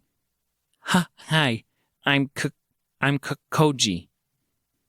Nice to meet you, Kokoji. This is Sam, Andy, Trish, and Quinn. Jake gestured to each member of the approaching group and supplied their name. Koji gave each person a nod and tried his best to force his face into a smile as he glanced at them. So, could you tell us about your system? We're trying to get a feel for everyone's capabilities so we can better understand how to group people as we explore the trial, Jake said to Koji, despite his gaze still lingering on the distant Melissa. Koji frowned at Jake's words. There was something wrong with what he had said, but Koji couldn't quite put his finger on it. Perhaps he was just overthinking things and shouldn't rock the boat. They were probably just trying to be resourceful after the crash and rat attack. It made sense to know everyone's system. At this point in his thought process, Koji realized everyone, even Jake, was looking at him strangely, as he had just been standing there in silence, not responding for some time. Look, I get that it's probably odd to make that the first thing to ask. How about I tell you about myself first? Jake said. Dude, nobody wants to hear you talk about yourself. Koji came up with his response immediately, but held back from saying anything, merely continuing to stare silently ahead as Jake continued on, unfortunately taking his silence as consent. Chapter 25. Over the next 10 minutes of Jake talking about himself, Koji learned little. He was 23 years old, 1 year older than Mel. He had graduated from university with a degree in biochemistry and was an entrepreneur, and Jake proudly proclaimed he had the dual system right before he gave a demonstration. "Watch this," Jake said before taking a step back and producing a brown and gold playing card with a flick of his fingers. "I summon the rodent's predator, Kramithus." Jake shouted the words loud enough that Koji was sure both Melissa and James could hear it. The loud noise made Koji squint and shy away from the loud man, so he almost missed what happened next as a massive 5-foot-tall projection of the card appeared in front of Jake, and a set of massive panther claws swept out from the card. The claws left deep marks on the stone floor before both the floating image of the card and the giant panther claws vanished back into the card. Pretty cool, right? I have a chance to find cards on monster bodies if I loot them, Jake said with a smile while flicking his fingers and making the card disappear while stepping a little closer before continuing. So what about you, Kokoji? What system did you get? The home system, Koji said simply. After 10 whole minutes of listening to this guy talk, it felt like it had drained the life from him. People like this were one of the many reasons why he never left his house. Home? Like, back to Earth? You have a way back? A shout came from the previously silent audience. Koji turned towards the speaker, who Jake had previously introduced as Sam. Sam was a slender man, a little taller than Koji's own 6-foot height, with close-cut dark hair and a mocha complexion. He strapped a slightly battered and rusty spear to the back of a blue and yellow electronics store polo. Koji responded with a shake of his head at the man's question, and, at the crestfallen expression that denial brought, he explained. Sorry, it's just a place to rest, and maybe store stuff. Nothing cool like a portal back to Earth. Koji tried his best to contort his face into an apologetic smile and soften his expression as he spoke, but from the deadpan looks coming from the others and the still distraught facial features of Sam, it wasn't working. That's okay. I think a lot of us just want to go home. It's a little difficult to believe everything is real, you know? magical powers, a new world. They created a whole trial for us to grow in. It's crazy. Jake said with a slightly softer voice while raising his hands in a placating gesture. Okay. Koji felt like he needed to say something to the man and apologize for triggering something. But in the end, like with so much before, he held his tongue and watched as the others of the group consoled the now crying adult man. So, Koji, it looks like you guys have been out exploring a lot. I know you must be exhausted and need to rest, but we have a lot of questions. Like, what's out there in the tunnels? What monsters did you guys face? What loot did you guys get? How high your levels are? But that can wait for the morning, I'm sure. Right now, if you don't mind, I just have one question. Jake's words implied it was a question, but the way his hands and body stopped moving and his tone dropped as he reached his request made it clear it was not a request. Koji, unsure of what else to do and not wanting to give in to the rising anger he felt at Jake's tone of voice and actions, gave Jake a nod to continue, eager to get this whole thing over with. Jake closed the gap between Koji and himself before he softly whispered his question down to Koji. What system did Melissa Sato get? Koji immediately took several steps back, the sudden closeness of a stranger even more stifling and somehow worse out here in the open than it had been in the cramped subway surrounded by people. He looked at Jake's furrowed brows and set jaw. The man was clearly expecting an answer from him. A quick glance across the pond showed Melissa and James had both settled in against the far cave and were well out of earshot. Koji opened his mouth to answer and paused. He swallowed the bitter taste of regret and his fears down for a moment in order to change his answer. Then he spoke. Ask her yourself. Koji turned away from the group of strangers and tried his best not to stomp away indignantly like a child would. He unfortunately found himself focusing on how to walk slowly and calmly away so much that the natural mechanics of walking became difficult and foreign to his conscious mind, and each motion became increasingly stiff as he crossed the cavern to stand by Melissa and James. James had his eyes closed when Koji waddled up to them, but Melissa turned to face him, merely raising an eyebrow in question to his noisy entrance. Koji just shook his head, and then on a second thought, gave her a faint smile to reassure her. Rather than slump to the ground with the rest of them, though, Koji finally did what he had been itching and craving to do for nearly an hour now. He activated the Hearthkey spell and stepped through his door. Chapter 26. Koji had so many things to do. He still had karma points to spend. He still had biomass and building materials to use, and piles of stuff to go through. The tapestry he was using as a blanket lay on the floor. Koji still had to open the Tome of Guidance and see what it said about upgrading his home system and all the craziness that had been going on. Yet, the first thing he did upon entering the small bedroom was drag himself to a corner, slump to the floor, and pull the tapestry over his shoulders before closing his eyes to pass out.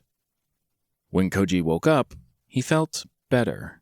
The struggle of having to stand there and listen to that type of person talk about themselves had worn him down more than all the fights against the monsters so far.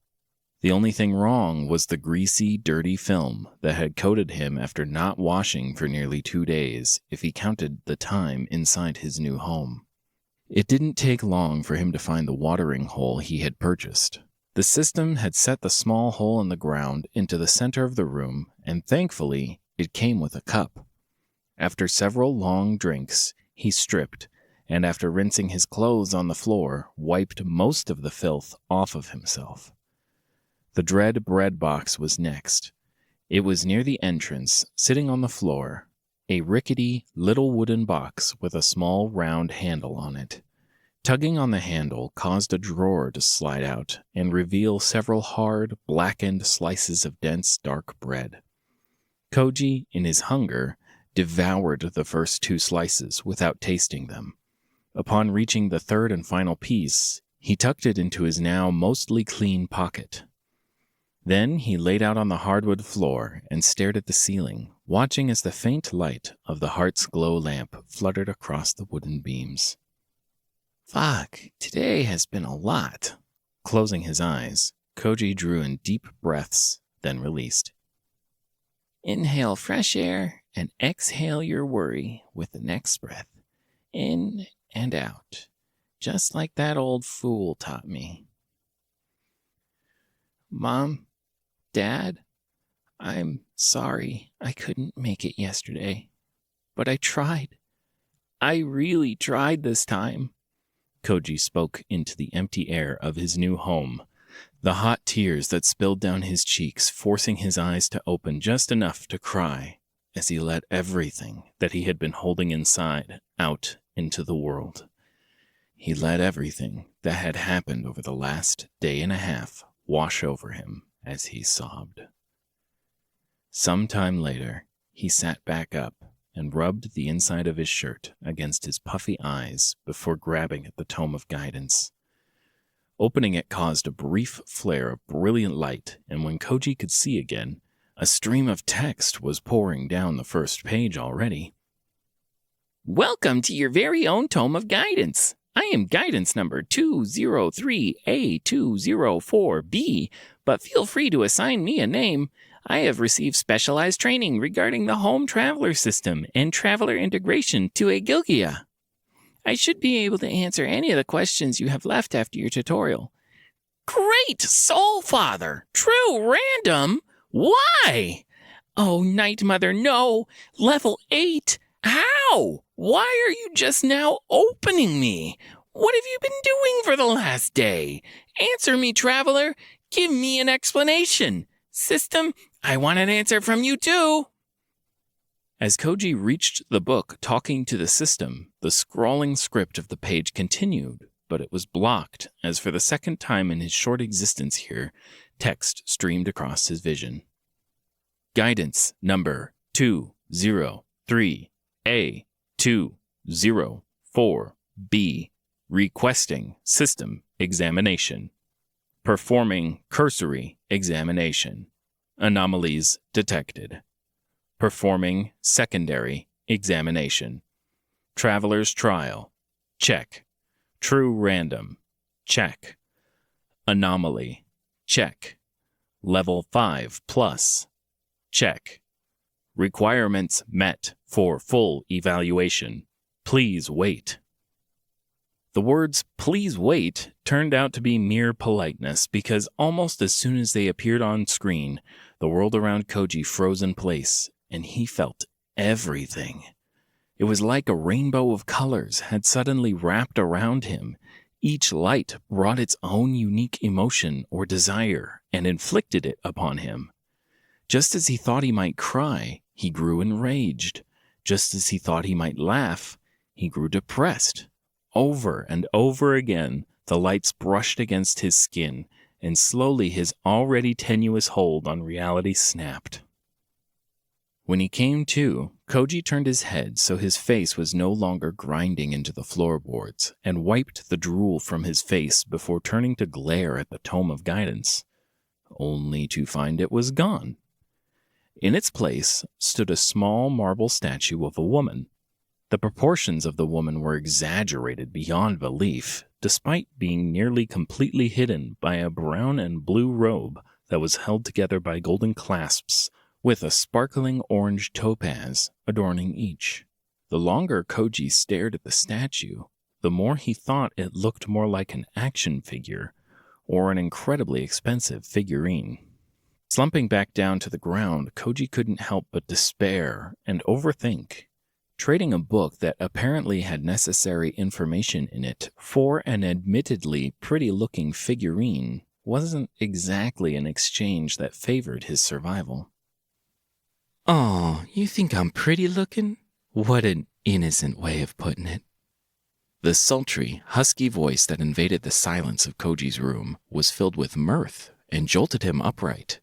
Hands scrambled to find the dagger and knife that had been discarded while he slept. He needed something to defend himself from the intruder. By the time he realized he had magical powers, he was already crouched in a corner with the knife brandished straight out in the air as he glared at the still closed door. Movement on the floor caught Koji's attention, and he turned to gawk at the foot-tall statue that was currently striding across the floor. You really need to get some furniture in here, but I suppose that's the price of being a bachelor. No one tells you that sleeping on the floor while using the tapestry of a god as a blanket is silly. The sweet voice came again, and this time Koji saw the source. The statue was talking. Fuck! He knew this whole magic thing was too good to be true. Wait, maybe he went crazy, and he could just stay in this magical world. His internal monologue ran in circles as his mind struggled to rationalize what he was seeing and hearing as the statue spoke again. My, you are a paranoid one, aren't you? I suppose that's to be expected, given your history. The note of pity that the voice held soured Koji's mood, and his face fell as he snapped back at the small statue. Shut up! You don't know me. On the contrary, my dear, I know you very well. From the moment they wrenched you out of your universe and into mine, you've been my believer. Believer? I don't believe in anything. Dust to dust, ashes to ashes. Koji's annoyance faded as some confusion filled his voice at her response. I suppose I should introduce myself. I am Goddess Kael'tha. You may call me Kael'tha. Chapter 27. Goddess? You're a deity? Koji exclaimed with surprise as he examined the foot-tall statue skeptically. Indeed, the traveler system evaluated you to be a traveler most closely associated with my domain, and so they asked me to give you some guidance. It was incredibly unnerving to watch a marble statue smile. Koji felt his skin crawl as he thought of the physics of it, but marveled at the sight of the beautiful statue's movements, even as he registered her words with a frown. So you are the deity of death? It's rather telling that you think death is the domain you are most closely associated with, dear. But no, I am not the deity of death. Perhaps you should consider what is most important to you, Koji, because I assure you, it is not death. The statue lady's words brought a hint of dread to him, and the more he thought of it, the redder his face grew and the lower his head drooped. I can see you've figured it out. Allow me to reintroduce myself. I am Kael'tha, goddess of hearth and home, she said with a playful smile. It's nice to meet you, Kael'tha. Can you leave? I see. I suppose I should have expected that. Would you mind if I used the door next time I came for a visit? No. Perfect. I can just move this avatar next to the door and... No. Please don't come back, Koji said firmly as he brought his head back up and stared down at the statue. You know, if I was any other deity, I might take offense to that. Don't you want answers? You seemed pretty eager to open that tome of guidance. You have an actual goddess here to guide you and provide answers. Yet you are more interested in sending her away, Kael'tha said in a playful voice. Koji stopped himself from his immediate rejection. It was true that he wanted answers. It hadn't been fun, constantly bothering Melissa for answers to what she regarded as basic knowledge.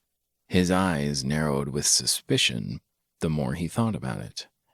There were plenty of tales and even a song about making deals with supernatural entities on Earth, and almost all of them ended with the mortal being tricked or suffering a sad, ironic fate. How do I know what you'll tell me is the truth? And what's in it for you? Koji asked, biting nervously into his inner cheek as he watched the small statue for any signs of deception. See, these are the types of questions you need me for. Perhaps when the situation isn't so urgent and you aren't running out of time or fighting for your survival, I could give you a detailed breakdown of the current pantheons and inner workings of godhood. Since you're aligned with my domain, any achievements you make will reflect positively on me and slightly strengthen me, especially as you grow in power and level. That would be true for any deity and well-aligned mortal, typically. However, your circumstances make you especially well-suited to my domain, and your home system's growth will be extremely beneficial to me in the future. The skeptical look on Koji's face must have told the miniature goddess how he felt about all the fancy things she had just said. So, with a soft sigh, she continued. Not only that, but the system itself will actively intervene if I intentionally try to harm you or maliciously lie to you. You'll most likely gain a significant benefit if that should happen. Errors or anomalies in the system are commonly judged in the favor of the travelers rather than the divine. Koji just shrugged and glanced at the door, his intent clear. Answers were nice, but the peace, the sanctity of being alone in his own home was better. Fine. How about this? I'll come visit once per activation. I'll knock on the door, and if you let me in, I'll answer any questions you have and then leave right after. You don't have to open the door if you don't want to. Fair? When did this become a negotiation? Koji shook his head and started walking towards the door. If you make it out of the trial, I will help you visit your parents. That's what caused this after all. Yesterday was their anniversary, so you made yourself go out to visit them. I can help you with that. Koji paused mid-step, and his anger flared at her words. His rage vanished almost as soon as it had come, though, and he realized this might be the last time he could visit them. He looked the tiny marble statue up and down slowly, doing his best to mimic Melissa's appraising gaze as he asked, "You'll help me visit them?" Yes. All you have to do is complete the trial. I can grant you a boon the moment you step foot on Igilgaia and let you teleport to your Earth briefly, just to say goodbye. How do I clear the trial? Getting to business now. I'd be happy to help, but perhaps we should put your home in order first. How do I clear the trial? Koji repeated. I mean, just look at this. Everything's on the floor, and you don't have any furniture. I've seen worse, but not by much. Some goblin hearths are more impressive than this, honestly. How do I clear the trial? So single-minded. Fine. Have it your way. Simple answer is to defeat the last boss. The actual answer is more complicated, though. There are 2 options. You can wait till the timer ends, and when that happens, the 5 highest level travelers will be teleported to the Desolate Zone in order to fight the final boss. However, the dungeon trial area and any remaining Earthlings left behind will cease to exist. Or you could defeat the guardian of the dungeon and go through the portal it guards as a group. This will grant you an advantage of numbers during the last fight and will save the lives of your fellow humans. Chapter 28. In order to explain how to level up a traveler system, you need to understand a little more about traveler systems.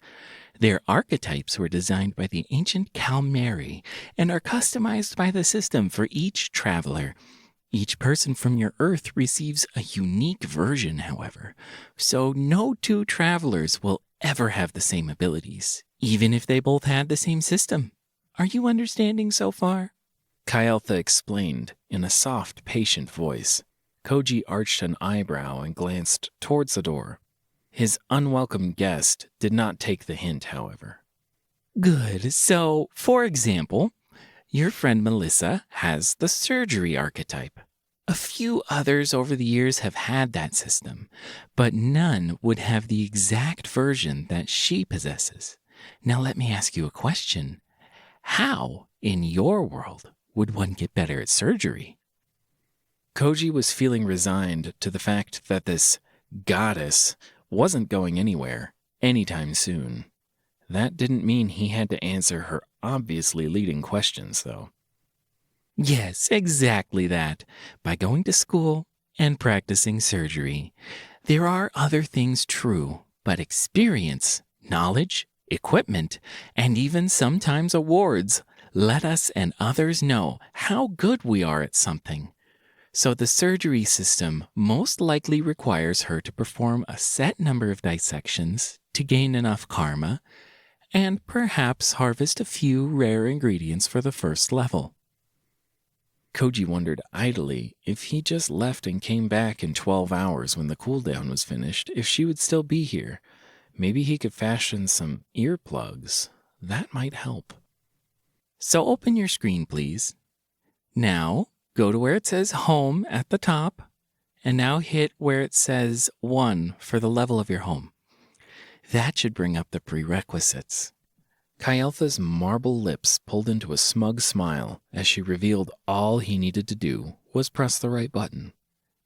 With a long sigh, Koji discarded his thoughts of makeshift earplugs and followed Kyeltha's instructions, easily bringing up the Home tab, and upon pressing the 1, a list of requirements spread across his screen. Home, Level 1.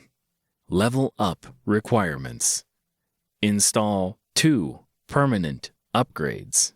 True. Invest 1,000 karma. False. Invest 100 building materials. False. Invest 10 biomass. False. Create a new room. False.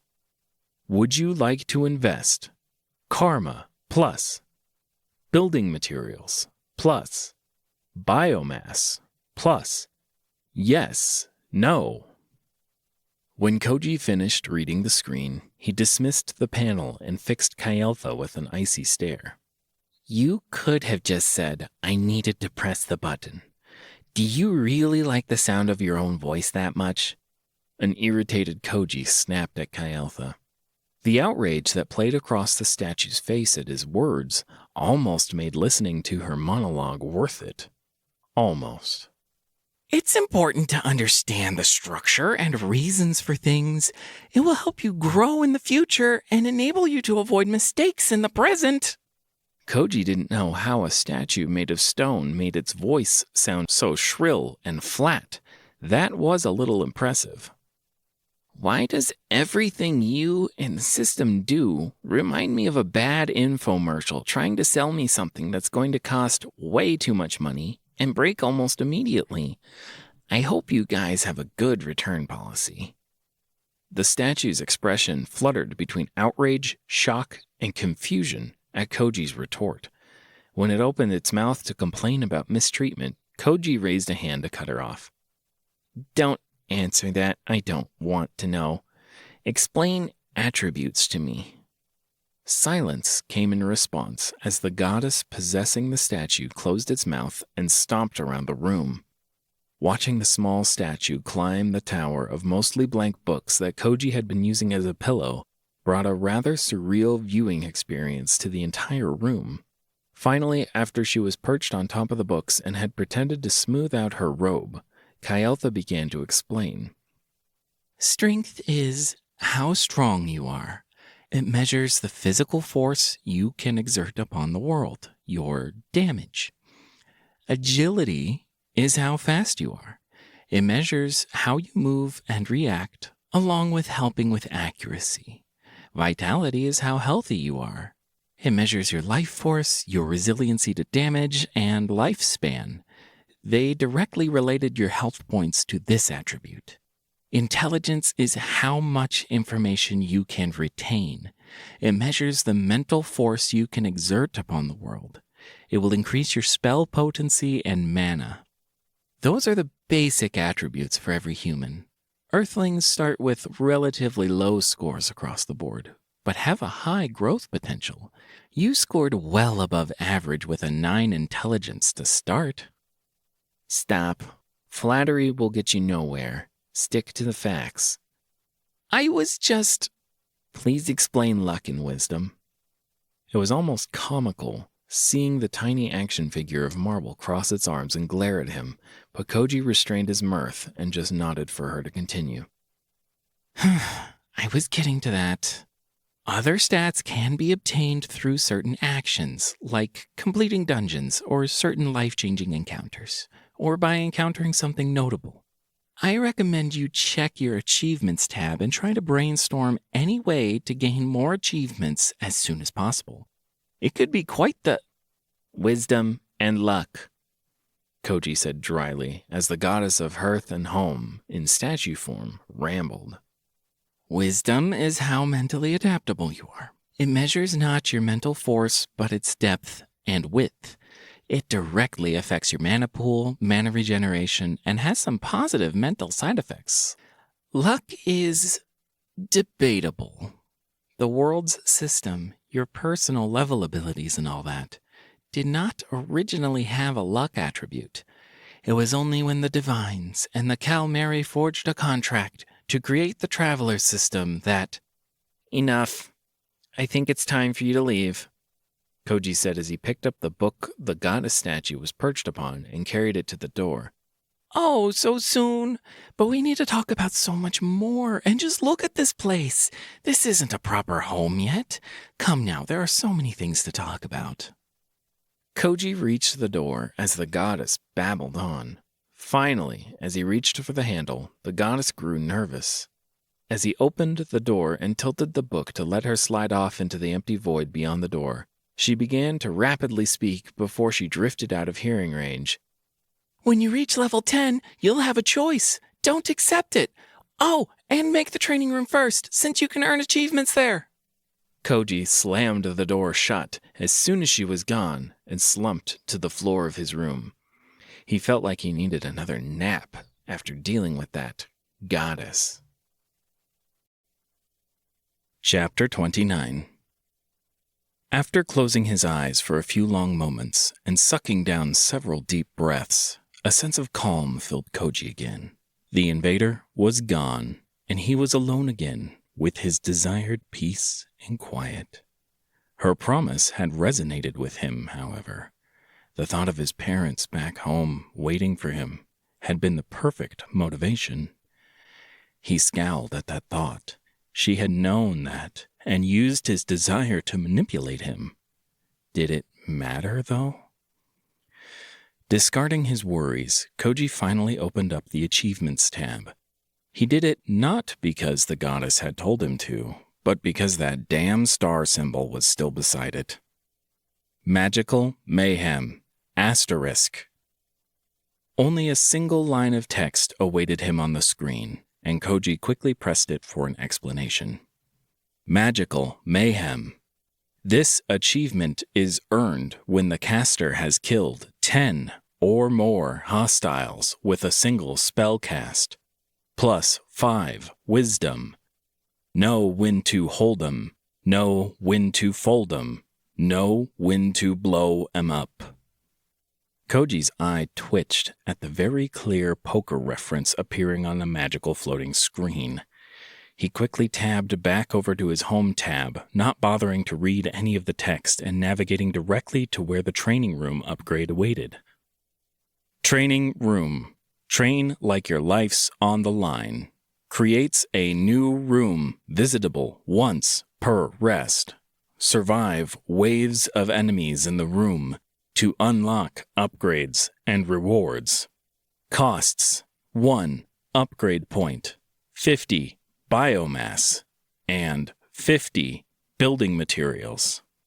He quickly purchased it and, as an afterthought, purchased an additional upgrade option. Wall mount. Ordinary mount for your extraordinary taste in decorations. Costs 3 building materials. A small fizzing sound came from a wall, and a small wooden hook slowly grew out of the wood. Once shaped and settled, it shed a skin of wood to reveal a similar hook of brass. When no further transformations or oddities occurred, Koji hung the tapestry of Yamantaka on the wall and gave it a slight nod. "Thank you for keeping me warm," Koji mumbled softly to the yellow-blue, multi-limbed, dragon-headed man who sat in the center of the artwork. With that hung, he considered getting a few shelves to put his books and clutter on, but waited for now and tried the new room with his remaining time. It was at this point Koji realized he had forgotten something. He did not know how he was supposed to get into the training room. Immediately, he opened his home tab and pressed on the upgrade. That had been the answer to almost everything else, only to be greeted by an annoying prompt. The training room is currently under construction. Time till completion: 1 hour, 21 minutes, 37 seconds. With a huff, he went back to the home tab and bought several shelves. Elf on a shelf. Currently missing 1 elf. Creates a small wooden shelf. Costs 5 building materials. When the shelves finished appearing on the surrounding walls, he piled all the books onto one, then the iron hoe and bag of seeds on another. Koji found a set of items he had forgotten about. He hadn't known what to do with them before, but now Koji knew exactly how valuable the pair of crystals were. He picked up the 2 karma splinters and promptly dropped a drop of blood on each. Once they had dissipated, he opened the home tab once more and scanned through the options, picking the most immediately useful one that he could afford. Recycler, Level 2. Reduce, Reuse, Recycle. Recycler Portal now has a tiny chance to harvest uncommon resources. Costs 2 upgrade points, 10 biomass, and 10 building materials. With the discovery of the forgotten splinters taken care of, Koji searched through his small room to make sure there was nothing else he had missed. Once he had double-checked the entire room, he let out a contented sigh at the now much cleaner and organized room. His hands slid into his pockets and he stood there awkwardly. Koji was wondering what would be the next thing he bought when he felt the soft fabric of the white gloves he had received as part of his true random reward. Tugging out the alchemist's gloves, Koji realized he had placed them in his pockets, not wanting to get them dirty. He completely forgot about an item that was supposed to have the same rarity as his Thunderdome spell.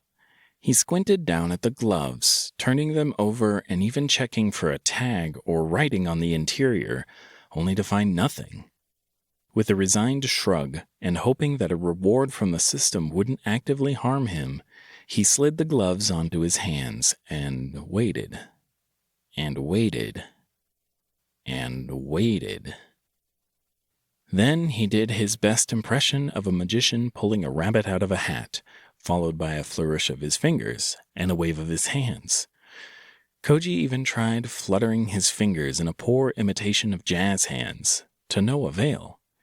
After nearly 20 minutes of looking like an idiot and even trying to say abracadabra and other magic-y words, Koji gave up and opened the only book he had left to read, Knowledge of Wood, Oak Edition. Chapter 30. Koji read until he felt a tremor run through the floor beneath him. Setting the book back down on the shelf, he watched and waited. Gentle tremors shook the floor, each coming faster than the previous, till finally, with a snap, he was pulled to the door and tossed out. He barely landed on his feet this time. His arms windmilled desperately to not fall onto the blood-soaked James. After staggering backwards and finding his balance, Koji turned towards Melissa and dropped the piece of bread he had been saving in her lap. He hesitated for a moment while staring down at her sleeping form. Thanks for saving me. If you hadn't picked me up or pulled me along, I'd probably be rat food. Koji turned away after speaking and glanced across the pond to check on the other group. He missed the twitching muscles on Melissa's face that pulled her lips into a gentle smile. Across the pond, the group of strangers were still consoling Sam and beginning to drift apart.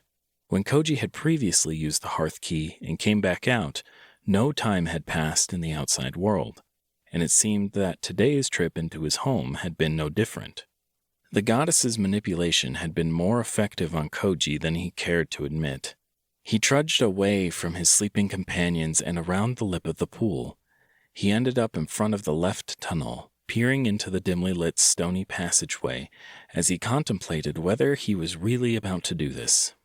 He had only just decided to set off into the tunnel when a clear, high-pitched voice called out to him. Excuse me? Koji turned back around to see one person from Jake's entourage at the tunnel entrance. His lips pursed and an eyebrow arched quizzically, trying his best to use his body language to ask what she wanted. The silence in the short tunnel had just stretched for an awkward amount of time when Koji realized that, in the cave's darkness, she couldn't properly see his expression. Do you mind if I come with you? The woman, Quinn, asked as she took a few steps into the tunnel. Are you a home intruder? Koji regretted his response almost as soon as it left his mouth. No. I don't think so. It's fine then. Koji said before spinning away from Quinn in order to hide his now red and embarrassed face. Thanks, Quinn said in a cheerful tone as she jogged to his side. Together they traveled deeper into the tunnel in blessed silence. Just as Koji grew comfortable and able to ignore the fact that he had company with him, the tunnel split in two. He rifled through his pockets to find a coin and was just about to flip it when Quinn spoke. The left passage leads to what the system calls a malformed drider, some kind of spider-human thing gone wrong, and not the friendly neighborhood kind. The right leads to a jumping rat. That's just my name for it, though. Jake didn't see what name the system gave it. How do you know that? Koji asked with a note of skepticism. We grouped up earlier and fought through the enormous caverns on each side. That's how Amelia and Daniel got hurt. Sam scouted the next caverns further down the tunnel, and so we retreated. We've been coming back to farm the first rooms for experience on the regular before your group arrived. Farm? Yeah, we tested it a few times. When there are no humans in the tunnel system, the monsters respawn in around half an hour. If your group hasn't been farming monsters, what have you guys been doing? Quinn asked as she tilted her head to the side and gave him a puzzled look. Well, James went off on his own. Melissa and I cleared the next few rooms by ourselves until we met up with James later for a pretty hard fight before coming back. Koji shrugged, half distracted as he spoke by the thought of all the monsters they had just killed being alive again. Wow, that's pretty hardcore. So what are you fighting with? Quinn said as she pulled her auburn hair up into a bun before unslinging a slender short bow from across her shoulders and beginning to string it. It was only now that Koji noticed the rusty sword loosely tied to her waist and the rough leather quiver at the hip. He opened his mouth to tell her he didn't really use a weapon, but then remembered his blades. Koji tugged both the carving knife and the ritual dagger from his back pockets to show her. Oh, so you're going with the whole dual-wielding rogue type build then? What happened to your starter weapon? I just have these. Koji shrugged and stepped down the left tunnel without considering what awaited them. He immediately tried to flee Quinn's question and not admit that he had never picked one. Oh, all right. So, are we going to fight the Drider? Quinn said, which reminded Koji of the tunnel he had chosen, and also of him not knowing what a malformed Drider was. Yeah, about that. What exactly is a drider? It's a half spider, half human. Didn't you hear the superhero joke I made earlier? No, I heard it. But which parts are spiders and which are human? And how big are we talking? Koji said as he slowed down. Oh, well, normal driders have spider torsos and a human upper body where its face should be, but these are malformed, so they each have a spider body, a human torso, and then a spider head. Koji stopped walking completely while Quinn continued forward. She was oblivious to the wide-eyed, terror-stricken expression his face had morphed into. And they're about the size of a normal human, maybe a little shorter, so like 5 feet tall. At Quinn's explanation of its size, Koji immediately turned around and walked back towards the split in the tunnel. I think we'll start with the leaping rat. Chapter 31. Koji was still clutching the hilts of his weapons as he crept to the edge of the rightmost tunnel. He was proud of the fact that he had only looked behind him half a dozen times in the last few minutes. After all, he was just making sure that a giant man-sized spider didn't come up from behind to eat him and Quinn. In the center of this small cavern that the tunnel had led them to, an enormous rat sat gnashing its large, oversized teeth together and shifting around slowly. Koji was unimpressed, however. This rodent was barely the size of the first few he'd seen at the subway crash site, this one being only around the size of his torso. The only notable thing was the overdeveloped hind legs that looked more like a kangaroo's than a rat. So, how do you want to go about this? I could pull it from here if you want to set up with a sneak attack, Quinn whispered softly in Koji's ear. Koji's body shuddered reflexively at the sudden closeness, and he flinched away from the young woman. Her sudden proximity overwhelmed and surprised him. He nodded mutely at her suggestion and ambled off to the side tunnel where the bright lights of the cavern didn't quite reach. He slumped against the icy wall and waited. He was more than a little curious about what Quinn meant by pull. It felt like the longer he spent down here, the more unfamiliar terminology people kept using. Quinn shuffled forward and knocked her arrow as she stared across the nearly 50-foot gap between her and the resting rat. Koji held his breath, excited to see what the arrow would do. Maybe the arrow would split into two and impale the rat. Or maybe a rope would trail behind the arrow and she would reel the rat in. Was that what she meant by pull? What actually happened was far less impressive. Quinn fired her arrow at the rat, only to have it dip low and strike the ground nearly 10 feet from the monster. The arrow skipped across the rocky ground, eventually sliding to a halt only a few feet from the leaping rat. Koji tried to gauge the rat's reaction, but honestly, the thing just looked ugly and hairy. Its beady, red eyes tracked the arrow, and as it lifted its head to see where it came from, it spotted Quinn. Koji tightened his grip on his weapons, working his fingers nervously against the wrapped hilts as he waited for something to happen. Maybe the arrow would explode, or it was just a distraction for Quinn's true strike. The rat's hind legs bunching up and propelling it nearly 20 feet across the room in a single leap were not what he expected, however. Its second leap came just as Koji pulled away from the wall. The large, not quite flying rodent streaked past him and towards the entrance of the tunnel, landing just in front of a trembling Quinn, who was struggling to knock a second arrow. Koji turned, kicked off the wall with a foot, and propelled himself towards Quinn as he saw the hindquarters of the rodent bunch again. Quinn stumbled backwards as the rodent opened its enormous mouth and displayed its sharp teeth before it sprung towards her. Koji's lunge, combined with Quinn's stumble and the rat's leap, put him directly into the path of the toothy monster. His arms flailed for a moment, unsure of what to do before the rat's teeth bit through where his plain white dress shirt covered his chest and directly into his pale flesh beneath. The sudden, searing pain brought clarity, and Koji slammed his knife and dagger down into the rat's head.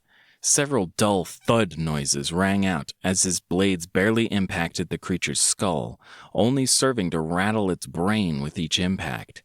After a series of frenzied strikes directly down onto the monster, Koji's ritual dagger slipped from his hand, skittered off the rat's head, and with a squelch, slid directly into one of the rat's beady eyes. The monster immediately stopped struggling and fell away from Koji, with its jaw going slack. The teeth shredded Koji's chest further as they were pulled down and out by the weighty rat. With a groan, he tried to think about what he could do. There were no emergency rooms here, no doctors. Could he get some bandages? What if its teeth had punctured something inside of him? Could he be bleeding internally? Koji turned around to face Quinn in a daze. The wide eyes and hands covering her mouth as she saw his injury told him enough. It had to be bad. Really bad. He risked a glance down and then had to endure more pain as his body tried to retch. His mind worked overtime as he tried to figure out how to get proper medical care. Only after a considerable pool of blood had formed at his feet and he had grown dizzy did he remember his spell, Nature's Grace. It was a quick and increasingly familiar series of gestures to tab over to spells and select the proper block of text. A moment later, a faint green light flared around him, and the overwhelming pain faded from his mind. When the pain fully receded, Koji slumped to the ground with a groan. His eyes closed as he took in deep breaths and let his body relax. The overwhelming stench of rodent, wet fur, and blood ruined the atmosphere. However, the feeling of being pain-free as the spell ended was more than enough to cause Koji to take a moment to savor his survival and life. Chapter 32. Wow, do you have some kind of regeneration system or something? That's awesome! Quinn's excited voice broke Koji's concentration. With a deep sigh, he pushed up off the ground and examined the damage done to his shirt. It was the nicest dress shirt he had owned, the key word there being had. The rodent had shredded the entire bottom half of the front of his shirt into ribbons that hung like red streamers over his thin stomach. Beneath the tatters of his shirt, new pink flesh had spread in a terrifying pattern across his torso, showing just how wide that monster's jaw had stretched. Thanks for saving me. Is there anything I can do to help? Quinn asked as she nervously shifted from foot to foot beside him. Koji didn't want to respond. He wanted to keep ignoring her, but the almost puppy dog look on her freckled face and the sincere note in her voice made him feel incredibly guilty. Do you need anything from the corpse? And does the loot respawn with the monsters? Koji caved and responded, even using the terminology everyone here seems so fond of. No, I've already maxed on rat fangs for my piercer system, sadly. I'd really like to get a spider sometime, though. Like a big tarantula would be great. Quinn said excitedly, once again oblivious to the increasing distress Koji's mind was under as he imagined the giant spiders. The loot? Koji reminded Quinn before she could continue. Oh, no, sadly. The good stuff drops on the first kill. All right, well, let's get going then, Koji said as he stood and clicked on the recycler spell. Holy shit, what was that? Did you just open up a portal? Yeah, it recycles dead stuff to upgrade my system. Oh, so it's like a recycling bin that you just carry around? That sounds kind of lame. Try Portal to Nowhere. Yeah, that sounds better. Koji just shrugged, wiped his daggers clean, and headed for the exit of the cave. Where are you going? Quinn asked back from the entrance. The next cave? You said Sam scouted a second one, right? Koji cocked his head to the side and turned back to regard Quinn as he answered, with a look of confusion on his face. Why didn't she want to go further? Well, the 7 of us decided it was too dangerous. I don't think the two of us are gonna find the next cavern any safer. Quinn clutched at her bow and gestured frantically while she tried to convince Koji to stay. We can just go back and farm the Drider room, then leave and wait for it to reset. Sorry? Koji didn't know what to say. Quinn's distraught face and high-pitched, shaking voice implied that she didn't want him to go further, but this wasn't enough. Koji wanted to explain to Quinn why he had to go deeper, but the words didn't come out. He couldn't find the right way to say it, and ended up just staring at her freckled face from across the cavern. Sorry. He apologized a final time after he failed to come up with anything, turned, and left both Quinn and the cavern, walking deeper into the winding tunnel system. It wasn't long before he grew tired of the self-pity and guilt that his inability and lack of desire to communicate with Quinn caused, so Koji opened his menu. Perhaps it wasn't the safest thing, but he was curious about what had changed. Traveler number A80027382555K. Koji Athame. Attributes: Strength 3, Agility 4, Vitality 7, Intelligence 17, Wisdom 9, Luck 11, asterisk, Health 40 of 40, Mana 82 of 87, asterisk, Rank F, Level 8, Karma 22, asterisk. Another point of luck? Was the system trying to call him stupid again? How had his mana gone up by 10 points? Koji frowned and checked his surroundings as he continued to walk before pressing on each small star sign for the explanations. Luck 10 plus 1 luck for surviving through no direct action of your own. Mana 77 plus 10 mana due to equipment changes. Karma 14 plus 8 for killing a spring rat. Magical equipment? The gloves! Koji quickly lifted his hands to inspect the gloves. They were spotless, eerily clean, as if they had just come back from a dry cleaner. The sparkling white gloves had shimmering silver and glinting gold designs drawn across the fingertips and backs. Despite the bloody mess that Koji had just been a part of, not a drop of either his own blood or the monster's had stained the gloves. Where the gloves ended, his wrists were coated in sticky, dried blood, though. Ahead of him, Koji could make out a subtle shift in the lighting that seemed to always come with a cave. He quickly reached down to wipe his gloves against his dirty pants, only to watch them come away spotless once again. Self-cleaning gloves that give mana? I mean, that's pretty cool. Doing laundry sucks anyway. Koji muttered softly as he dismissed the screens and crept to the edge of the tunnel to survey what monsters waited for him. Chapter 33. What Koji found in the cave made him rethink his choice to go down these tunnels at all. He watched the scurrying rat-spider things before him. There were only 6 of the monstrosities, thankfully, but each one had a slender rat torso and tail. An array of spider pupils had replaced their sharp teeth and beady eyes, and they had disgusting mandibles that constantly jittered. The worst part of the entire sight was the limbs. Thin, spidery legs protruded from almost every angle of the creatures. Koji considered the best way to pull these monsters to him. In the end, with no fancy sneak attack or long-range bow, he sheathed his blades. He chose a rather small rock from the floor.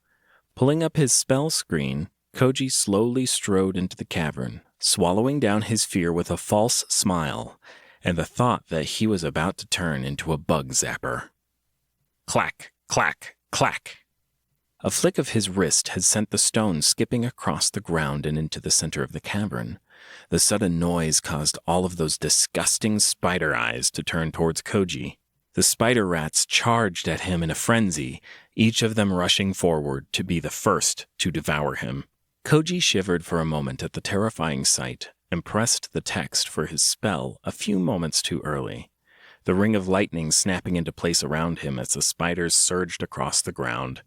It was almost cathartic to watch as each one of those wretched, spindly legs crossed the almost invisible line of electricity. 3 of the spider rats scurried into the spell's range, and Koji got to watch as punishment rained down on the abominations. A trio of lightning bolts answered their intrusion in unison, the crackling bolts of power stunning and searing the bulky rat bodies. The claps of thunder that came next were almost visible as they compacted the dust and dirt in the air and slammed it down on top of the spider rats' bodies. Those spindly legs snapped under the sudden force, and each of the monsters was left dead in a small hole in the ground. Thunderdome. Definitely Thunderdome, not Lightning Dome, Koji muttered to himself as he watched the process. The final 3 monsters continued forward while Koji anxiously watched. He wondered what they would do now that they knew about the ring of death that awaited them. Nothing, apparently, as the creatures even tried to scuttle over their own comrades' dead bodies to get to him. Soon enough, 3 more crispy spider rat carcasses lay on the ground before him. Koji let go of the hilt he had been gripping during the second wave of spiders. He stared down at the cooling monster corpses. His worries hadn't come true today, but what if they had just waited for the spell to end? Or worse? A shudder ran through his body as he thought of the spiders flinging webs across the distance to wrap him up as a snack for later. The cleanup only took a moment, as once Thunderdome's duration finished, he cast Recycler into the center of the pile of monster bodies. He helped a few that didn't quite make it to the portal with a kick from his sneakers. What took the most time was scouring the cave for loot. Even when Koji found a small chest that had been half obscured by a boulder, he was still worried he had missed something. After nearly half an hour, he decided it would just be faster to open the chest and continue into the caves. He would rather not waste any more time looking for loot that might or might not be there. Flipping open the chest lid revealed a few instantly recognizable and desirable items: a small diamond and a pair of karma splinters, which Koji absorbed immediately, and a small, light blue book, only the size of his hand. The title was embossed in silver and read, Sinking Fallow. Flipping the small tome over, Koji read the back, curious what the title meant and what the spell would actually do. Sinking Fallow. Common. A small field of dirt expands from the caster's feet. It will drag any entity other than the caster down into the fallow field. Dependent upon entity weight. Maximum depth, 4 feet. Requirements, 20 mana. That was the worst spell Koji had seen yet. 20 mana for a spell that didn't do any damage? What were all those conditions, too? Dependent upon entity weight? Maximum depth? Why in the world would anyone want this spell? Koji thought about just tossing the book aside, but a certain upgrade in his home system tab reminded him that perhaps he could get something useful. What the hell? I'd have killed to have a magical quicksand ability just a day ago, Koji said as he opened the spellbook and let the arcane knowledge pour into his mind. While tucking the now blank book into the waistband of his pants, Koji surveyed the cavern one last time. Satisfied he would find nothing else, he looked over his spell tab, intent on trying out his new spell. He realized a second unknown spell had appeared on the list at some point. Recycler, 10. Thunderdome, 24. Nature's Grace, 15. Final Breath of Yama, 30. Sinking Fallow, 20. Hearth Key, 10 hours, 2 minutes, 21 seconds. How had he gotten Final Breath of Yama? What did it even do? Without thinking too much, he pressed the spell name and braced himself for an awesome display of power worth 30 mana. A chill ran down from his head, over his shoulders and down his spine, spreading slowly throughout his limbs. When it stopped, it felt as if someone had taken drops of ice-cold water and let them trickle down his back and over his extremities. That was it, however. No grand explosion, skeletons' hands floating in the air, or a wave of deathly shrieking heads. It was more than a little anticlimactic. With an annoyed shrug at the mana-intensive spell turning out to be such a dud, Koji walked down towards the exit of the cavern. A faint smile split his face as he thought about the possibility of another spellbook waiting for him. "Gotta learn 'em all," he murmured as he stepped out of the light and into the dim tunnel. Chapter 34. It was about 5 minutes later, as Koji was walking down the tunnel and reading through the many post-battle karma gain notifications, that he noticed something was wrong with his mana. Mana, 57 of 57, asterisk. He instantly pressed the small symbol to receive the waiting prompt. Mana, 87 minus 30 mana for final breath of Yama's activation. What the actual fuck does that mean? The spell reduces my maximum mana? Is it permanent? What's the effect? Koji tabbed over to the spell section, only to freeze before hitting the spell again. Maybe he could toggle it on and off if he pressed the button, or maybe he would permanently lose another 30 mana. Ultimately, he just let out a sigh, returned to the main screen, and distributed his new free attribute point to Wisdom to make up for the loss. He'd ask the nosy home intruder what to do later. No reason to give the system another reason to make fun of him. Wisdom, 9, 2, 10. Mana, 57, 2, 60. It still wasn't enough mana to make him feel comfortable testing the spell again, though, and he didn't have enough karma to level up yet. So Koji spent the rest of the walk to the next cavern flicking through his screens.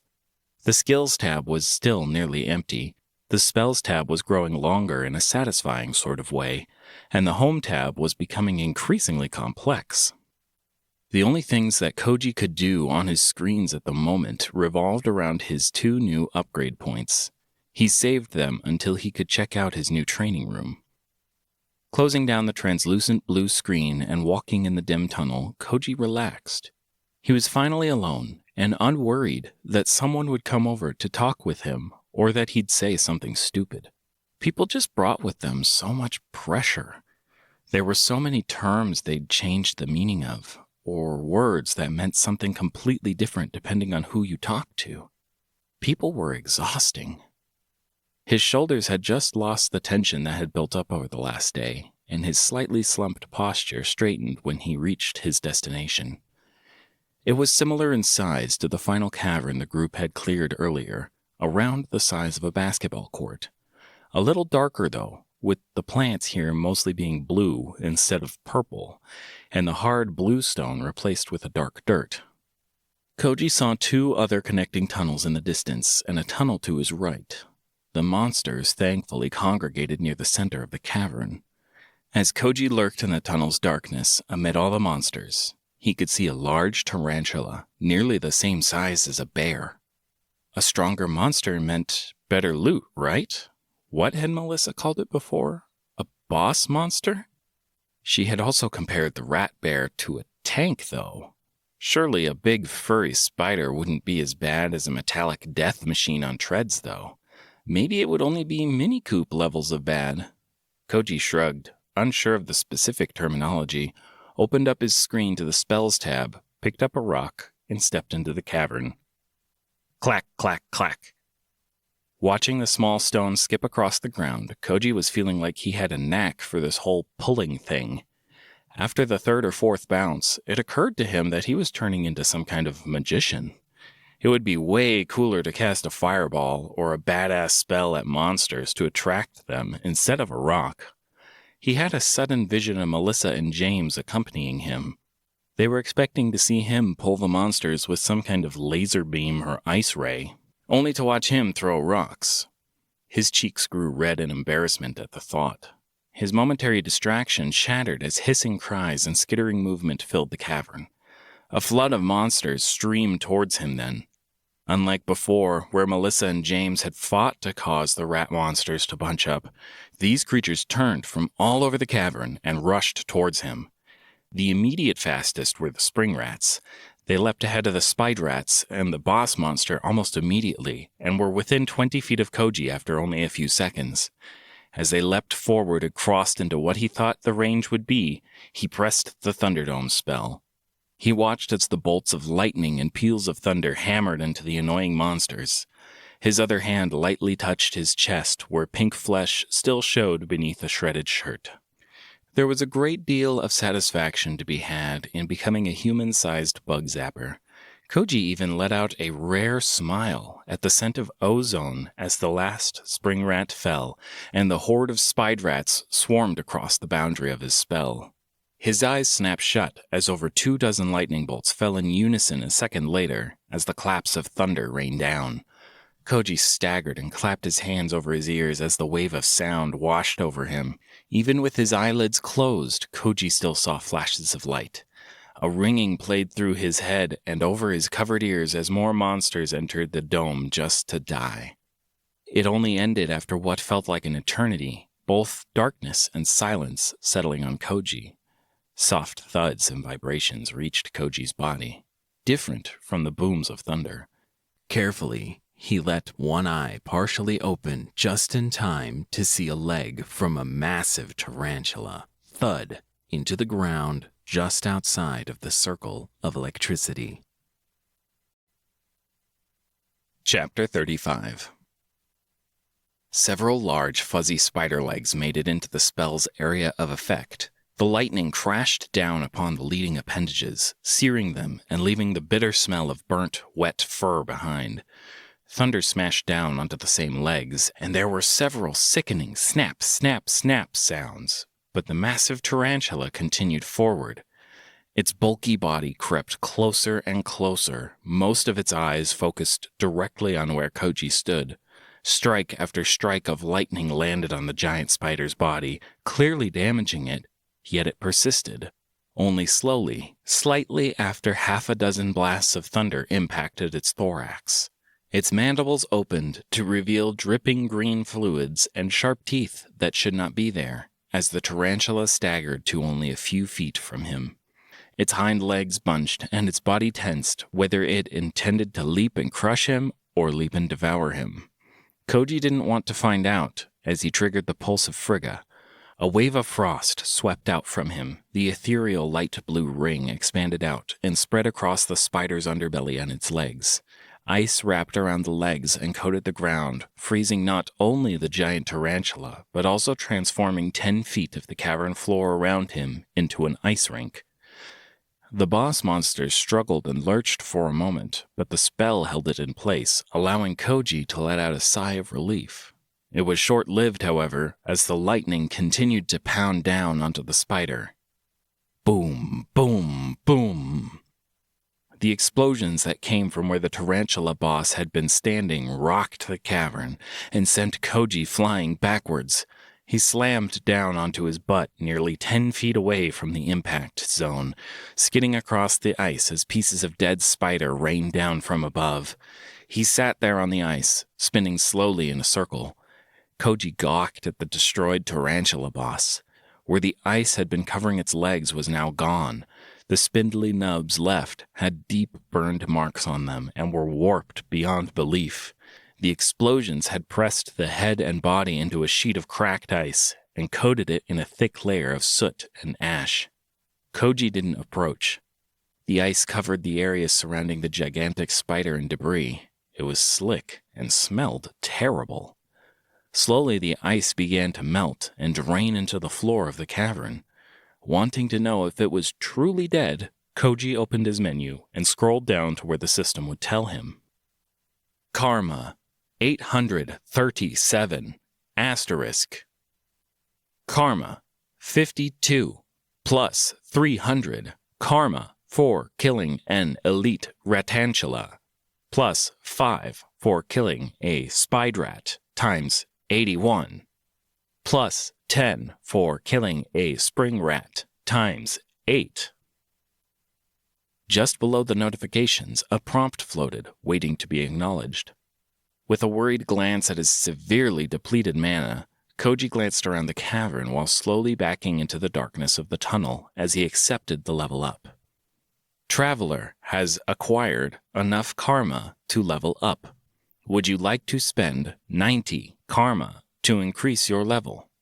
Would you like to spend 100 karma to increase your level? Yes, no. He leveled up twice before the prompt changed, and he hesitated, remembering the goddess's words. Traveler has reached level 10 and can rank up. Would you like to rank up? Yes, no. After some thought, he pressed no. For now, at least. He'd choose to believe in the home intruder's words. She had answered his questions and left him alone in the end.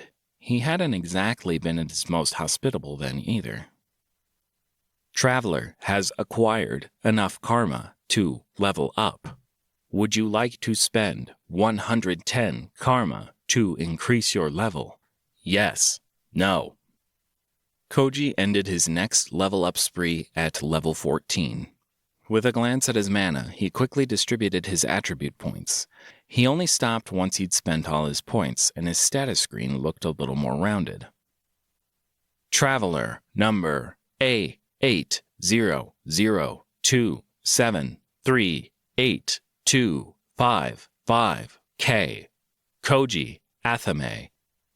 Attributes: Strength 4, Agility 4, Vitality 7, Intelligence 18, Wisdom 14, Luck 11, Health 47 of 52, Mana 22 of 86, Rank F, Level 14, Karma 147.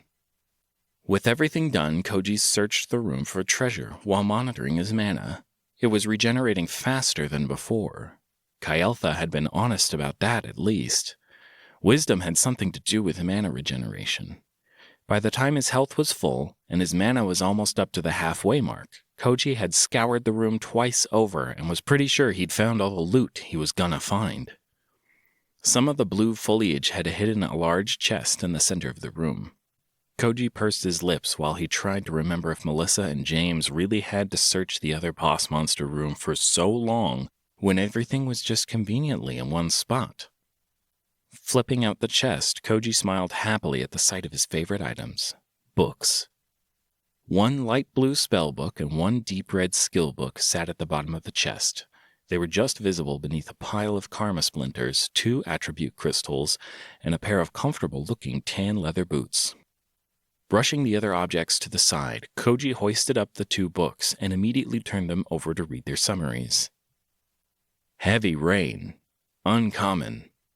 Drops of unusually heavy water fall in a large area around the caster. This spell deals minor bludgeoning damage and increases the weight of entities the drops come into contact with. Rainfall lasts for 1 minute. Heavy effect of water lasts for 2 minutes. Requirements: 15 mana. Koji didn't hesitate once he'd read the summary of the spell, cracking open the cover and letting the arcane knowledge pour into his mind immediately. Only once the spell appeared on his screen did he turn to the red book. Godric's Wraith. Rare. Each physical blow dealt by the wielder has a chance to echo, causing an ethereal strike to fall upon the targeted enemy. Requirements: takes 1 second to activate and 10 seconds to deactivate. 10 health and 10 mana to keep active. Koji tucked the blank spellbook into his growing waistband while wishing for a backpack, or smaller books.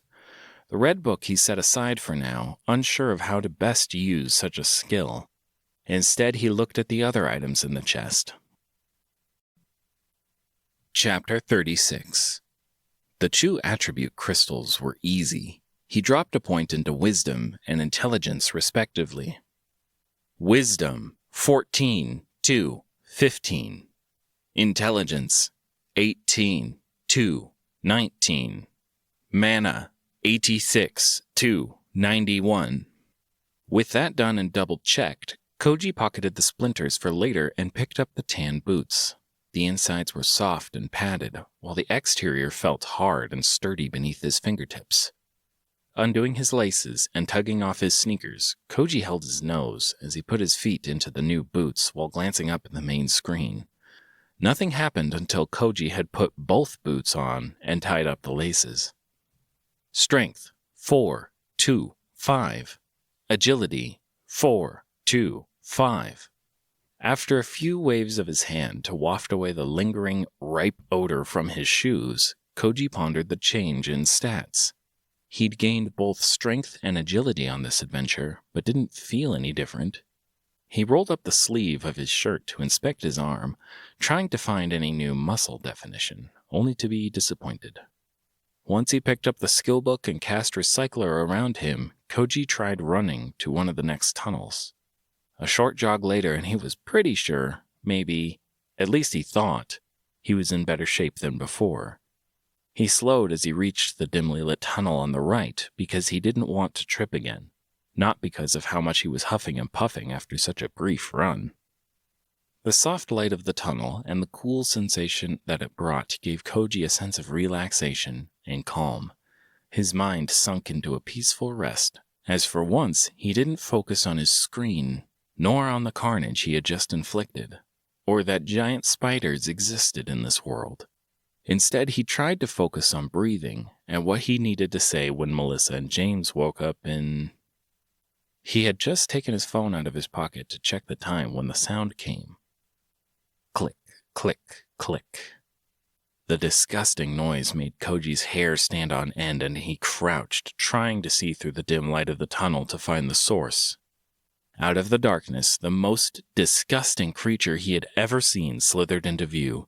A scaled rat, nearly 2 feet wide and 10 feet long. Its mouth opened to reveal insect-like mandibles that continued to make the eerie clicking sounds. A viscous green liquid dripped from its serpent-like fangs. "Nope, fuck that," Koji said as he flicked to the Spells tab and cast both Pulse of Frigga and Thunderdome immediately. The resulting explosion left an enormous, snake-shaped burn mark on the ground.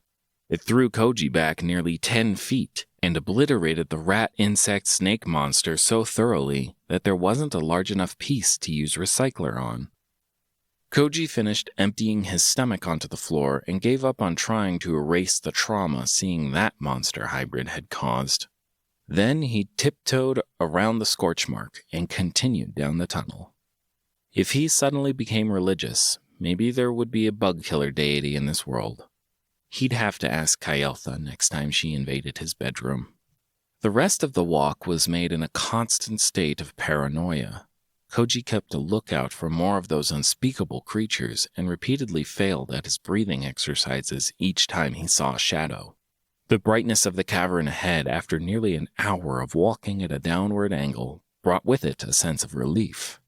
At the very least, no monstrous fusion would leap out from the darkness here. Koji's tunnel led out almost 5 feet above a cavern floor. From his elevated vantage, Koji had a wide view of the enormous cavern. The cave below was nearly the size of a football field, and nearly as green. Grass and foliage covered the ground in place of gravel and dirt. Blue and purple plants all faced towards the vibrant light above, and Koji even saw several small trees surrounding a small pond at the far edge of the cavern. The one thing that worried Koji, however, was the monsters. At the far left edge of the cavern was an area filled with webs and spider rats. In the deeper shadows, he saw several large shapes as well. At the far right edge of the cave, a group of rat bears roamed, their hefty furred forms rubbing against rocks and roaring at each other. The small, clear blue pond sat in between the two monster areas, undisturbed by either side. Koji slid down the steep incline to the cave floor beneath him. He started heading to his right, while wondering if he fought the monsters on one side, if the monsters on the other side would involve themselves. He wondered if he could somehow skip visiting the left side. Screen pulled up, rock in hand, and doing his best to ignore the spider-infested area, Koji stepped into the rat-bear area, ready for battle. Chapter 37. Nothing charged at him, attacked him, or even noticed him until he was nearly 20 feet away from the bear's lair. When they lifted their pointy rat-like noses into the air and sniffed, he knew he'd been found out and chucked the rock at the centermost rat bear while triggering sinking fallow. The surrounding greenery faded, replaced by a field of brown and gray moments before the rat bears bellowed and turned to charge towards him, their large clawed feet pounding into the ground as they closed the distance. Upon reaching the edge of the field, Koji activated Thunderdome. He smiled as the familiar scent of ozone and the sound of crackling electricity filled the surrounding area.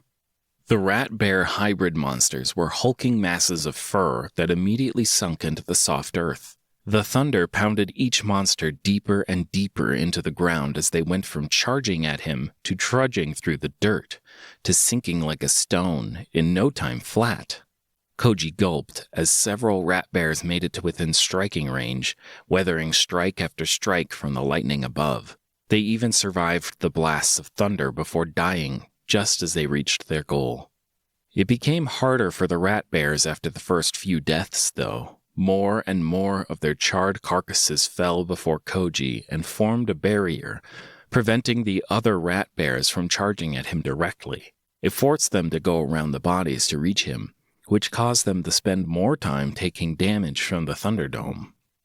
A half-moon of dead monsters surrounded Koji as the spell finished and the electricity faded away.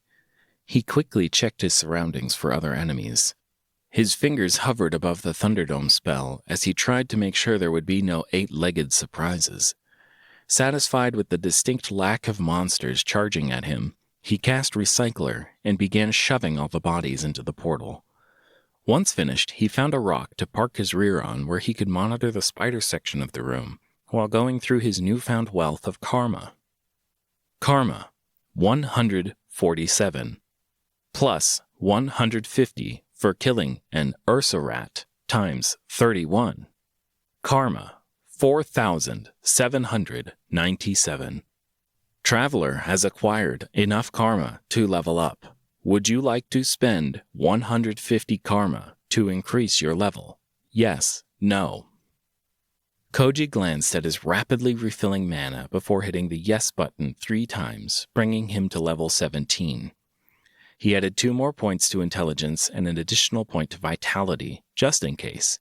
He then switched back to the spell screen, satisfied now that his maximum mana score had gone over 100.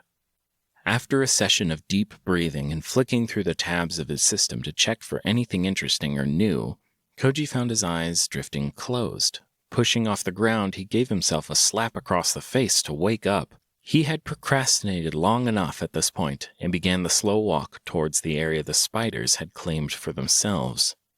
Hey, deity of bug zapping, will I get an achievement if I kill 1,000 bugs? Koji asked the empty air in a playful tone. There was no response, as was to be expected. It'd be creepy if the deities were just listening in all the time and watching him. Heck, there probably wasn't even a deity of bug zapping. With a sigh, Koji chucked his rock into the center of the webbing and let the process begin again. Waves of spider rats swarmed out towards him, followed by several large ratantulas. Thankfully, these monsters were smaller than the elite version that had occupied the previous cave. The sheer number of 8-legged monstrosities caused Koji's heart to quicken and his breathing to stutter. He tried to remain calm as they rushed into the range of his Thunderdome, but the mere thought of just a single spider leg touching him was too much, and he pressed spells rapidly. Heavy rain, sinking fallow, and Thunderdome were all active, and the world around Koji became a terrifying storm. The soft earth became muddy and pulled down the spiders despite their light forms. The heavy rain pounded down onto them in a deep rap, rap, rap, battering against their bodies and sticking to them. Each lightning strike resulted in a miniature fireworks show now as the bolts struck the soak spider rats and later the ratantulas. It leapt across the wet surfaces, crackling and twisting as the electricity tore through their tough rat hides. By the time the thunder clapped for a monster, it would already be dead. The resulting blow would just shove the corpse down into the muddy fallow, feeding the earth and clearing the path for another monster to die. Koji watched in awe at the combined effect of his spell. When the glinting rain and electricity receded, the world around him was destroyed. Even outside of the spell's radius, the heavy liquid had been thrown, and lightning had sparked several fires. Loose debris had been scattered into the surroundings. Magic is so fucking cool! Koji shouted while clenching his fists and laughing at the carnage he had wrought. His enthusiasm was short-lived. Upon casting the recycler portal, Koji realized most of the monster bodies were so deeply embedded in the ground that he had to pry them up. Some were so shredded by the winds and rain of the storm, or disfigured and melted to the now hardening earth, that it was nearly impossible to drag them into the portal. It took nearly 3 times as long as the bear side had just to clean up some of the mess. Even then, there were spider and rat parts strewn everywhere. Just as he finished and let out a sigh of relief that the hard part was over, he realized there was another problem. He still had to find the treasure in all of this mess, and it could be anywhere. It was another hour and a half of searching before he found 2 large treasure chests and dragged them back towards the entrance. The only good thing about his search was the fact that he had found several fruits hanging from the trees on the spider's side of the room. Red and shiny like a delicious apple, but soft and firm on the outside, like a peach, he gathered up a little over a dozen into a large leaf and deposited them with his loot. Finally, he was finished, and it was time to open his Christmas presents. Koji gave a bitter chuckle at the thought of a jolly man in a red suit sneaking past the monsters to plant the treasure chests in their nests. Maybe there is a deity who does that here. I wonder if he makes a list. Chapter 38. Koji used his ritual dagger to cut away the stray bits of webbing that remained around the first chest before pushing open the lid and peering inside. A thin, white-gray backpack of silk was the first thing Koji could see. Taking it out, it surprised him by just how light the material was. He checked to make sure nothing was inside of it before putting the skill book he had been carrying around inside and several of the leaf-wrapped fruits. It felt a little creepy how he had just been thinking about wanting a backpack a few hours ago, only to have one suddenly appear that same day. A scowl formed on Koji's pale face. His lips curled downwards and his eyes narrowed at the thought of voyeur gods and goddesses reading his mind and planting treasures he wanted. It felt like too much of a coincidence. He couldn't do anything about it right now, and so he returned to emptying the chest. An arrow with strange lines drawn on its metal head and a strange soft blue and black mixed feathering went straight into his backpack. A circle of white marble with unknown words written in a golden filigree on its inside went over its wrist. The last items in the spider chest were several small karma splinters and a single attribute crystal, which he promptly absorbed. Before opening the second chest, Koji opened his screen to check what new attributes the bracelet gave, only to find nothing had changed on his status screen. Spell tab, nothing new. The same result was repeated on the Home tab and the Achievement tab. It was only when he came to his most neglected screen, the Skills tab, that he found the addition. 1 with stone. What on earth? Or in this case, what on a Gilgaia does that mean?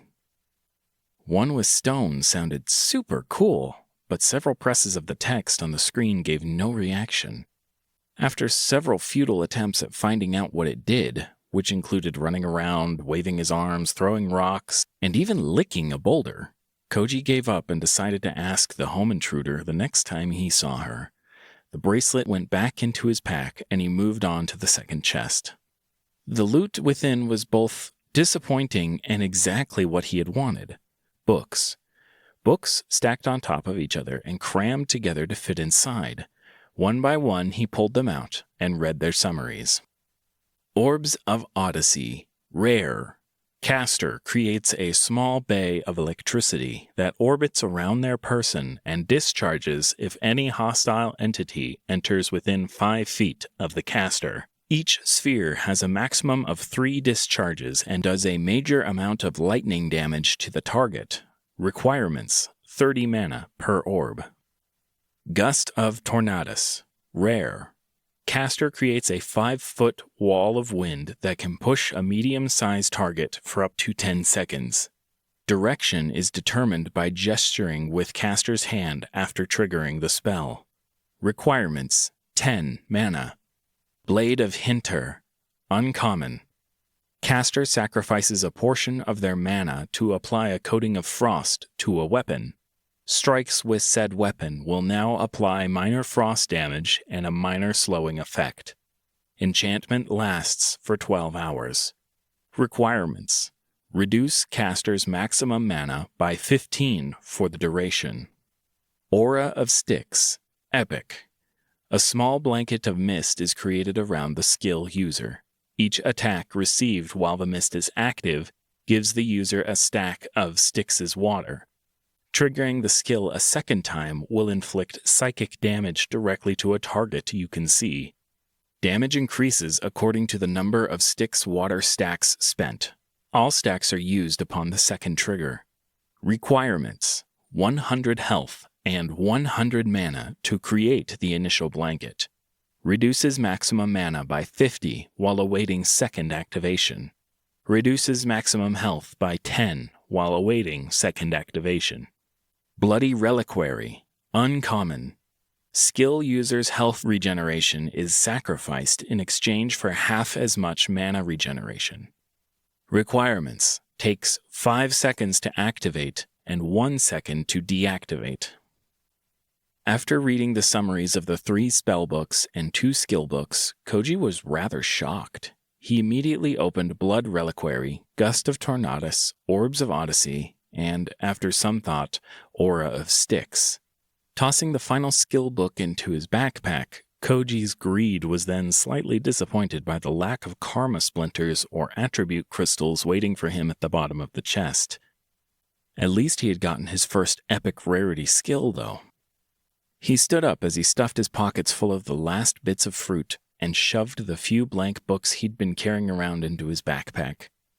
Koji contemplated what to do next. His spell tab showed only a short amount of time left until he could use Hearthkey again and rest in safety, which meant that Melissa and James would probably wake up soon.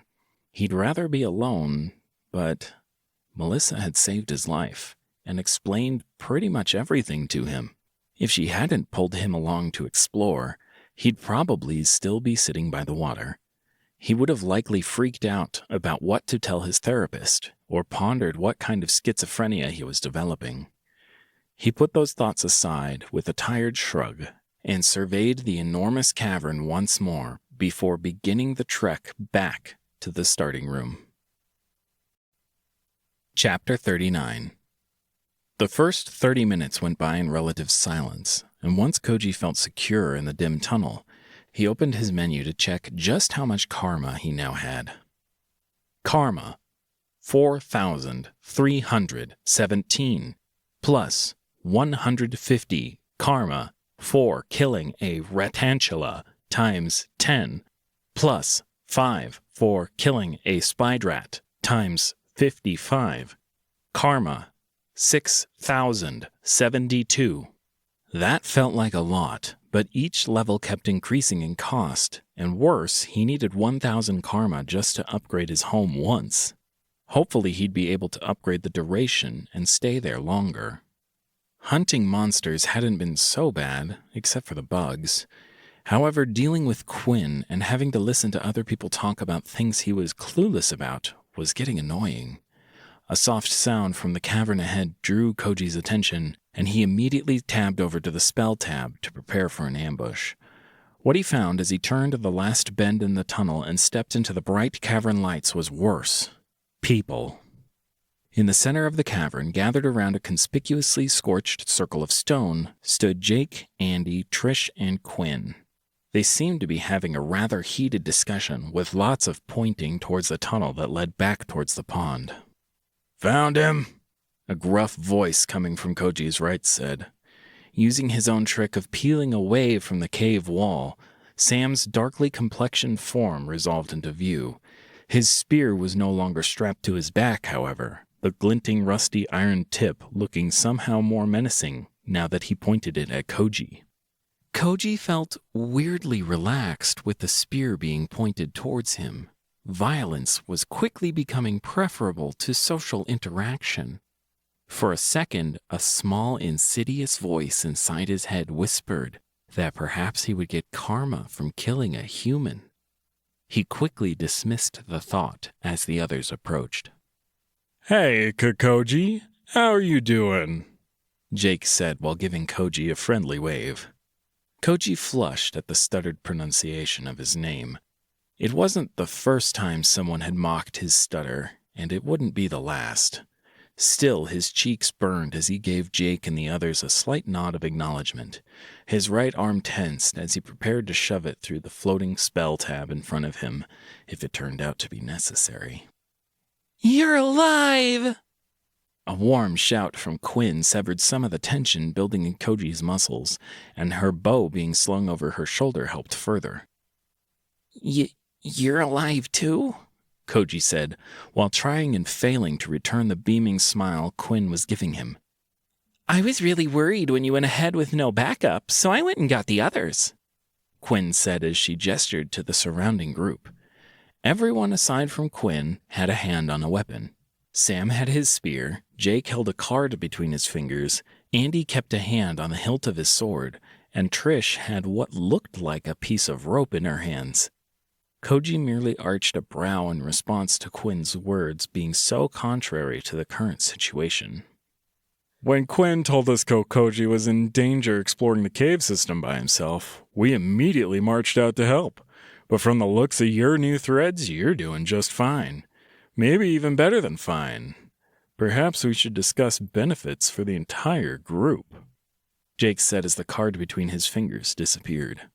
Koji's other brow arched at Jake's mention of benefits for the group.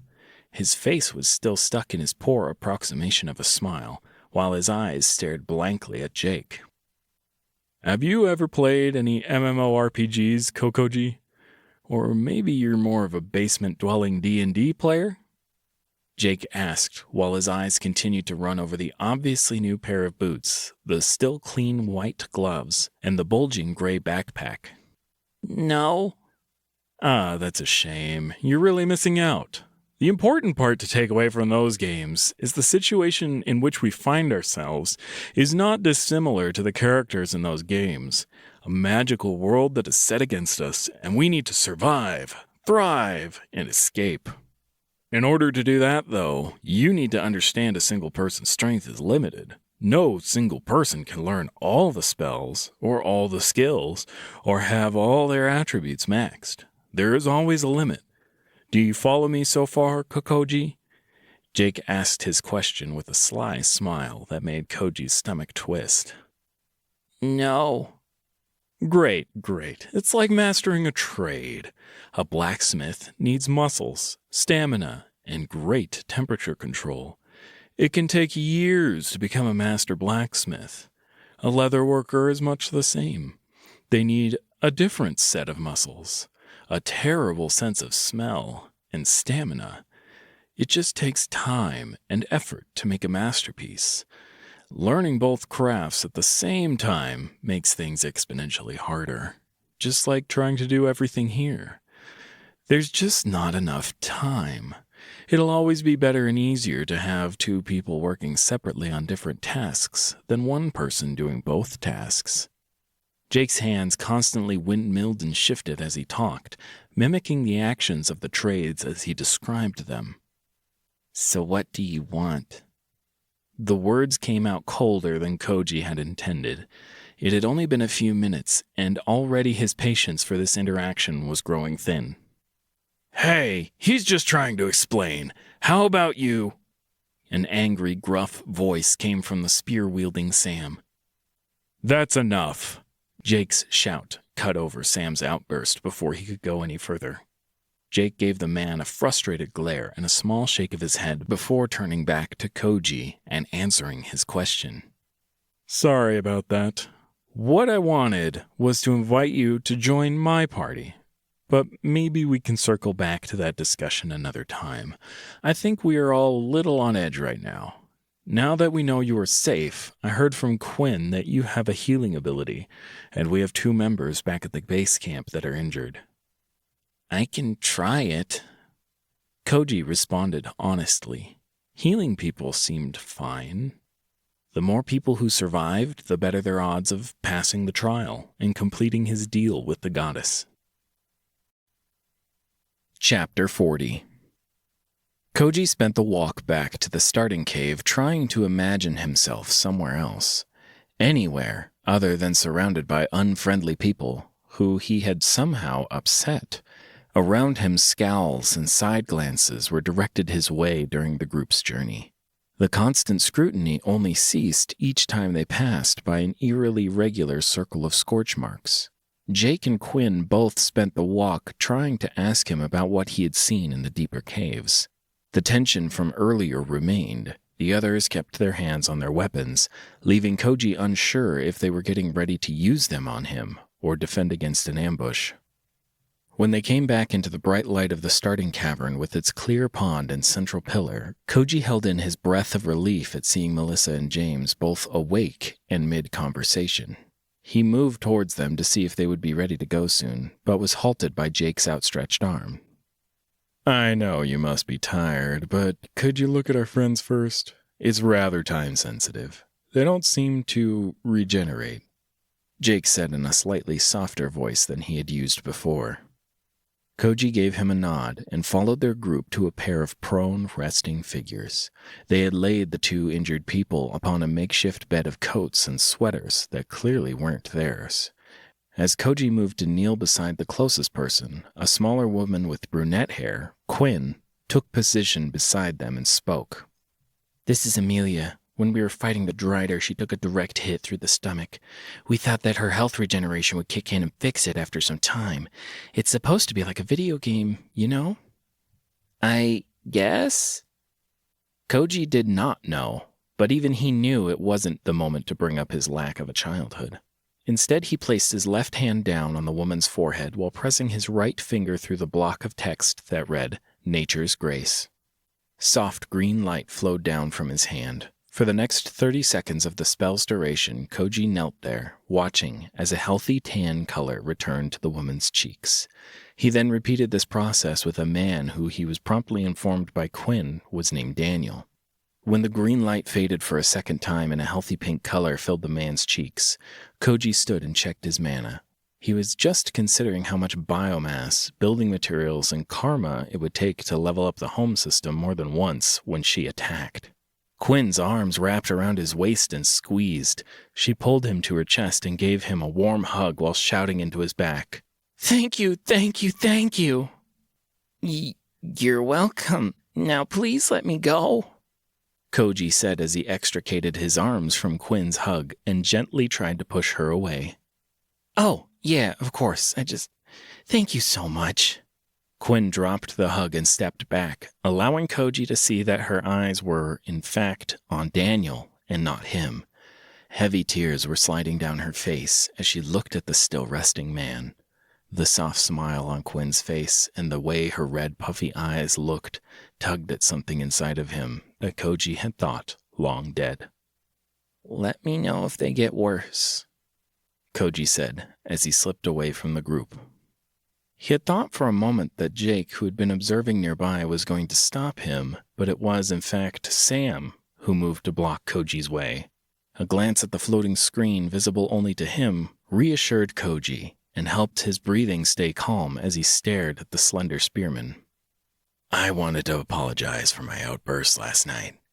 Everything here is really new, and I really miss them. You know? Everyone we left behind.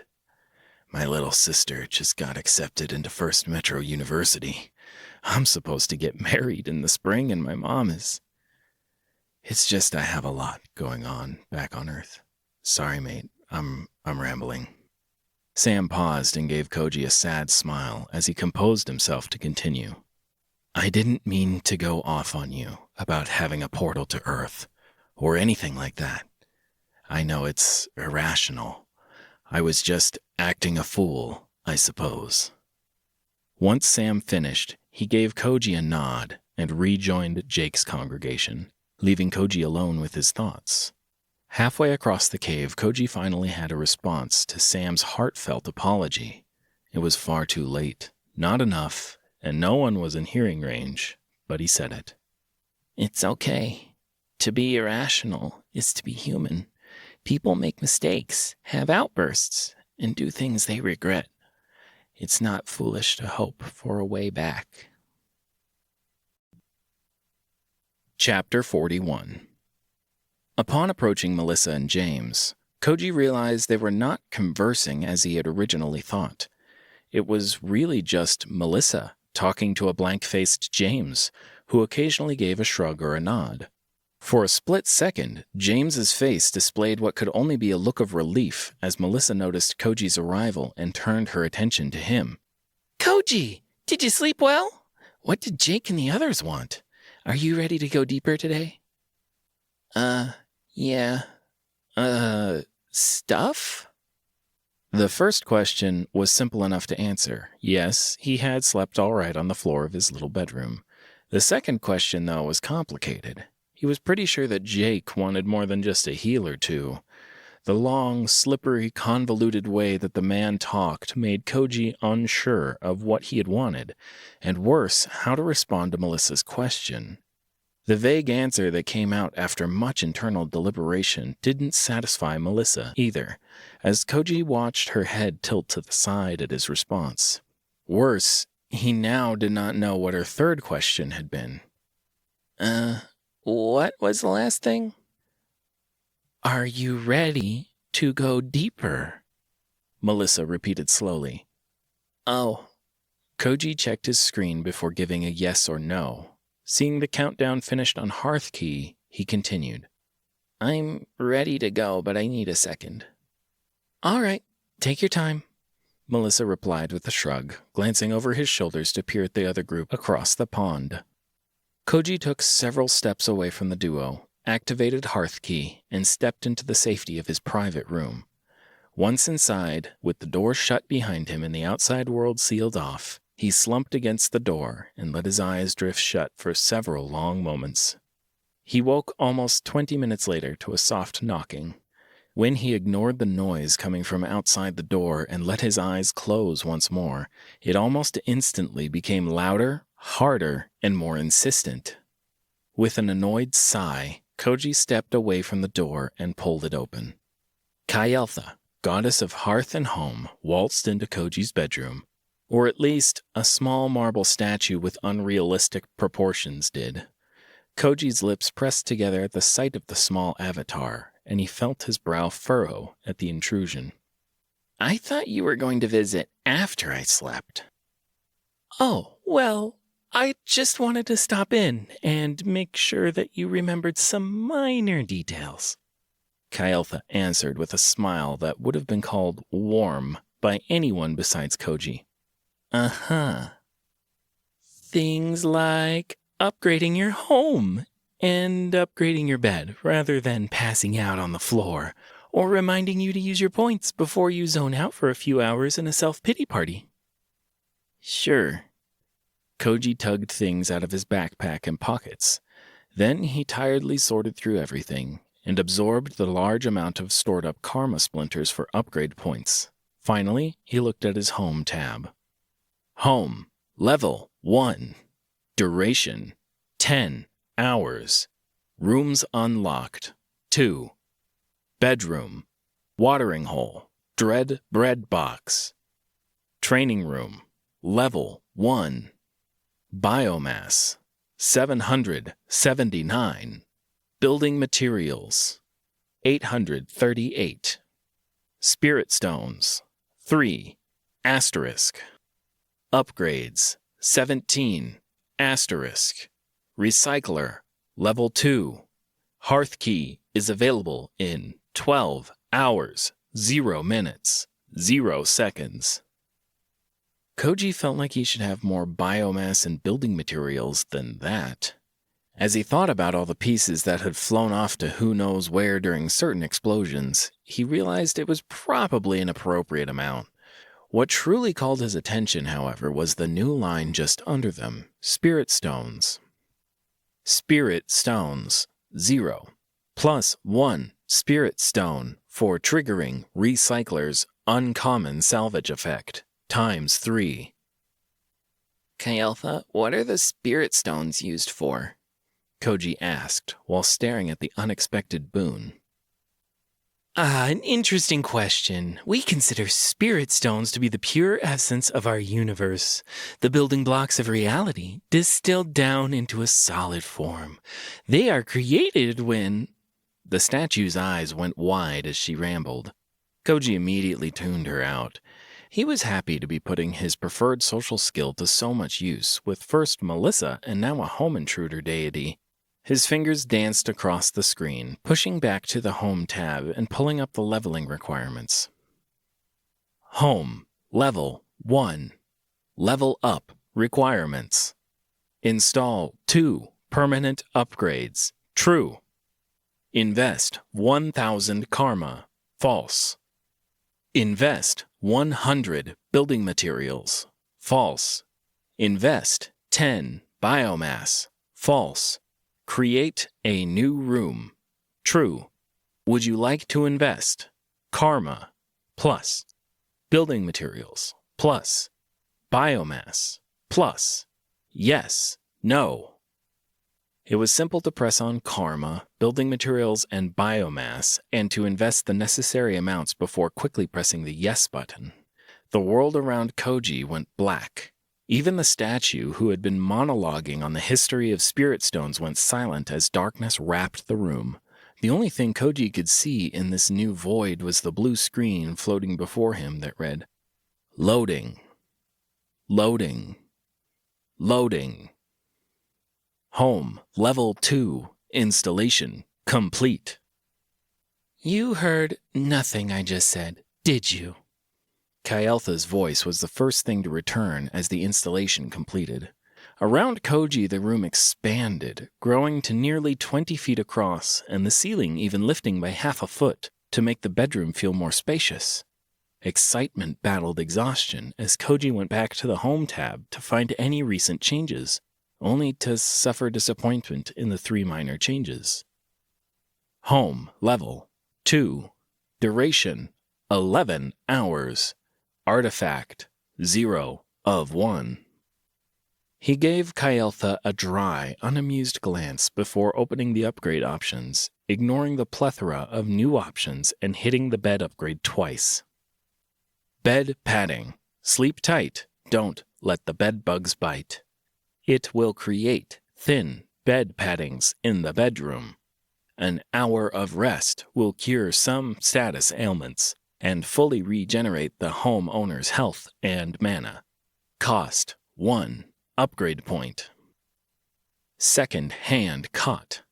Anything's better than the floor. A small cot and blanket will replace your previous bed padding in the bedroom. An hour of rest will cure some status ailments and fully regenerate the home owner's health and mana. Cost 1 upgrade point, 100 building materials, and 100 biomass. Opening the door and tossing out the statue of a deity was easier than expected, although as he closed the door and crashed into the newly created cot, Koji swore he heard a distant shout before drifting off to sleep. I'll be back when you wake up. Chapter 42. Strange dreams of an ever-expanding house that he carried around in his pocket while watching the world spin around in a washing machine plagued Koji's sleep.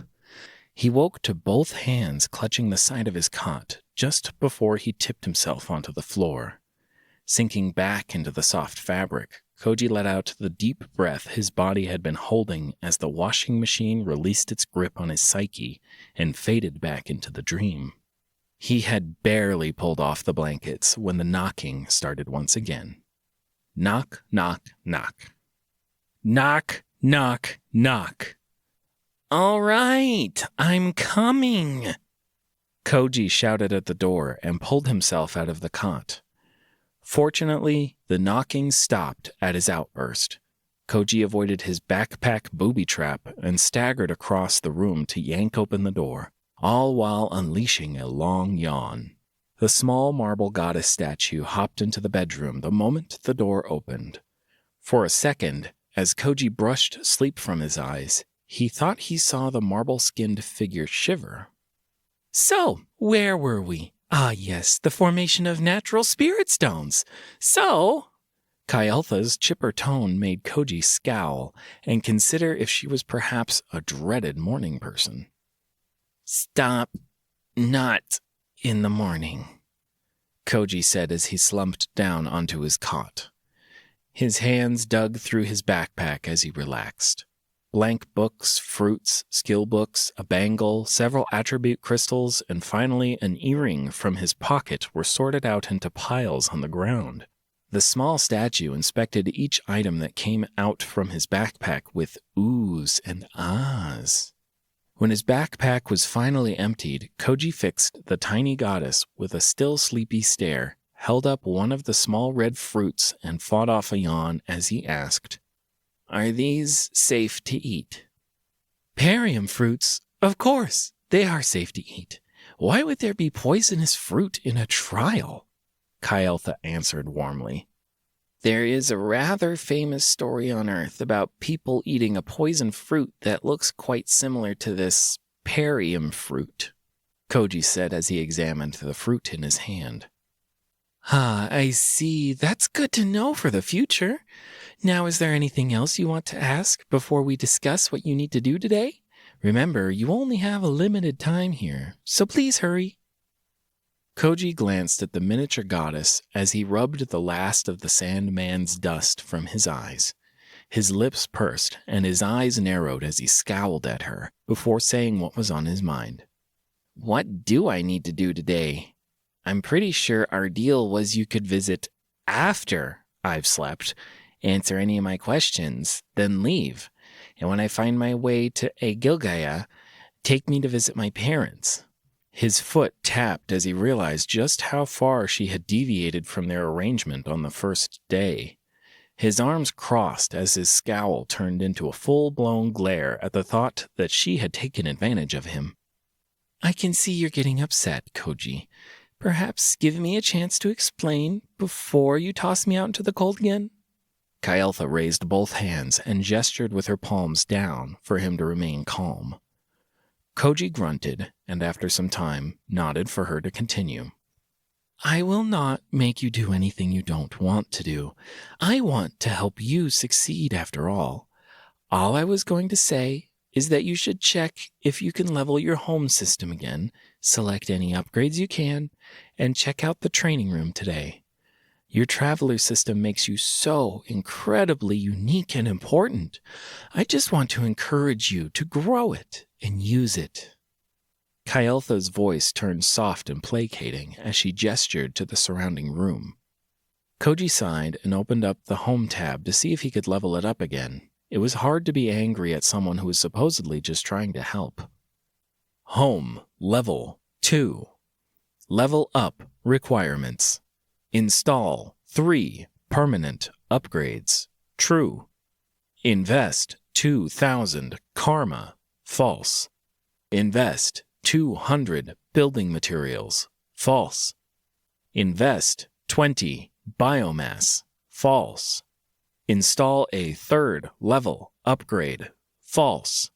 Would you like to invest karma plus building materials plus biomass plus yes, no? It was easy enough to invest the karma, building materials, and biomass. That turned all the lines to true except the 3rd level upgrade. Koji glanced over at Kyeltha for a moment, wondering idly if she could somehow see into his system, and known he could level up. A stray thought about voyeur deities was once again dismissed as he opened up the upgrade tab to see what he could get. Cot with padding. A good night's sleep does the body well. A cozy cot and blanket will replace your previous second-hand cot in the bedroom. An hour of rest will cure some status ailments and fully regenerate the homeowner's health and mana. Now comes with a pillow. Cost: 1 upgrade point, 100 building materials, and 100 biomass. Watering well. Drink, rinse, wash, repeat. A small well with a bucket will replace the hazardous hole in your floor. This watering well will connect to a source of clean water that spawns 3 liters of water per hearthkey activation. Cost: 1 upgrade point and 50 building materials. Door to ... The angle of entry always matters. It will create a door to another room. It does not create a room, only a connecting door. Cost: 1 upgrade point. Recycler level 3. Reduce, reuse, recycle. Recycler portal now has a small chance to harvest uncommon resources. Cost: 3 upgrade points, 50 biomass, and 50 building materials. Training room level 2. Train like your life's on the line. Upgrades the existing training room with increased options and customization. Survive waves of enemies in the room to unlock upgrades and rewards. Cost: 1 upgrade point, 100 karma, 100 biomass, and 100 building materials. Shoddy bookcase. 10 penny dreadfuls to make a masterpiece. Creates a small, flimsy bookcase in the home bedroom. Placing many empty spellbooks on the bookcase generates a complete spellbook. Placing many empty skillbooks on the bookcase generates a complete skillbook. Cost: 1 upgrade point and 30 building materials. Wall mount. Ordinary mount for your extraordinary taste in decorations. Cost: 3 building materials. Fred's bread box. Don't ask who it came from.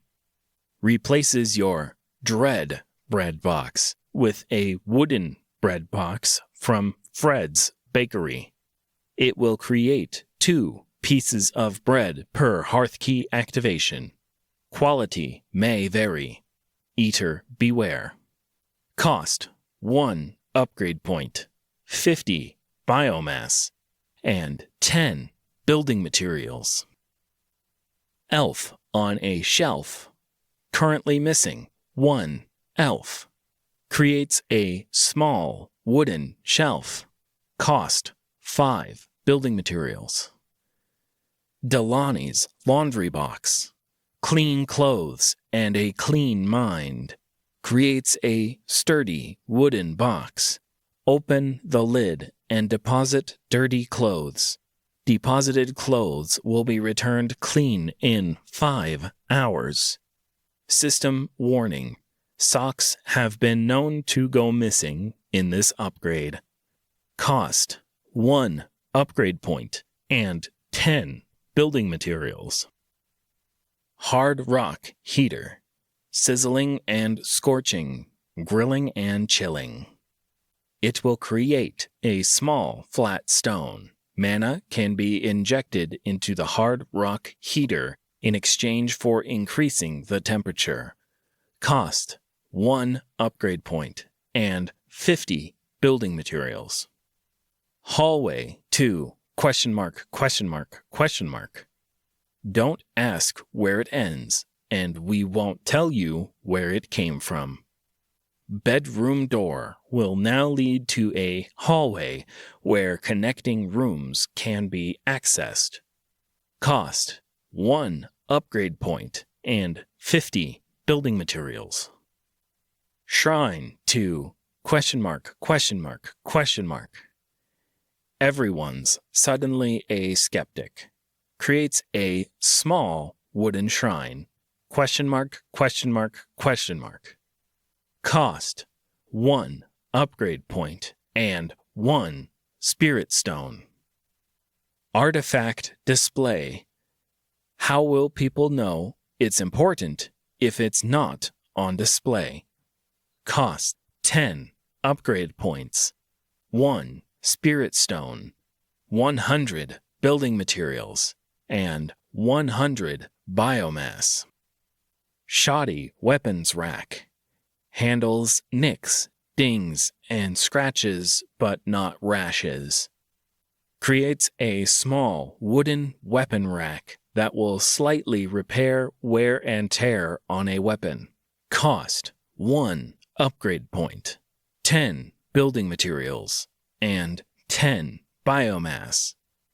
Common research table. Great minds do not think alike. Creates a small wooden table with parchment, a quill, and ink. Assign the table a research project based on existing knowledge and other resources. Results may vary. Cost: 10 upgrade points, 1 spirit stone, 200 building materials, and 5 biomass. System note: level up your home or gather more biomass, building materials, or upgrade points to unlock more options. Chapter 43. It was easy enough to find an upgrade that satisfied the requirement. Koji selected both the recycler level 3 and the upgrade to his new bed. Getting a pillow was a must-have. For good measure, though, Koji scrolled through the list several times as he debated what to pick next. I'd recommend a hallway, perhaps, so you could reach your new room and a door to get inside. Kyeltha supplied helpfully. You're telling me the room I purchased doesn't come with a door? Or a way to connect my room to it? Koji replied crossly. Unfortunately not. What kind of microtransaction nonsense is this? Koji said as he purchased both the hallway to ? And the door to ? With that settled, Koji returned to the options, thinking excitedly about what else he could get. A particular item, one research table, seemed to call his name. What if he could craft new spells in the future? First, though, he still needed to purchase the bookcase and start using all these blank books. Just as he purchased the shoddy bookcase and finally cleaned all that clutter off his shelves and floor, the home intruder spoke up. Ahem. Yes. Koji's right eye twitched at the interruption, and he turned his attention away from his screen to fix the mini-me goddess with a look of faint annoyance. You have a goddess filled with thousands of years of knowledge on the systems, and yet you haven't asked her about what to choose, Kyeltha said with mock pity. If I had asked said home intruder goddess a question about the upgrades, is she going to actually answer, or read off an essay about the creation of the term? Oh! Kyeltha brought both her hands to her chest and tilted her head back dramatically. You wound me so! I was just doing that for your benefit. That's not an answer. Fine. Just ask me some questions before you pick something stupid. You really should be more respectful towards a deity. Kyeltha dropped the playful tone and folded her arms while shaking her head at Koji's stubborn attitude. I'm debating between getting the shoddy bookcase or the common research table. What can you tell me about them? I can tell you that you should get neither, dear. They'll be useful later on, but not for clearing the trial. Kyeltha said while shaking her head no. Why not? I could get more spells or start some kind of magical research, hopefully on the table, Koji asked, feeling more than a little indignant. Spells and skills can be found throughout Agilgaia. Even a child knows a spell or two in order to help around the house or fields. What makes travelers so overwhelmingly powerful and why Agilgaia needs travelers so desperately is not spells or skills, but their unique systems. Each of you has an incredibly powerful additional system that natives don't have access to.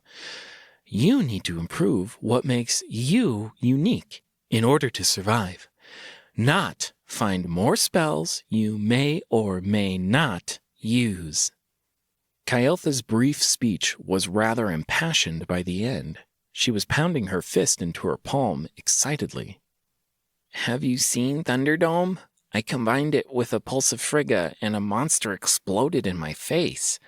Tell me how a system that gives me a bedroom in my pocket is supposed to compete with a superheated lightning bolt contacting frozen monsters.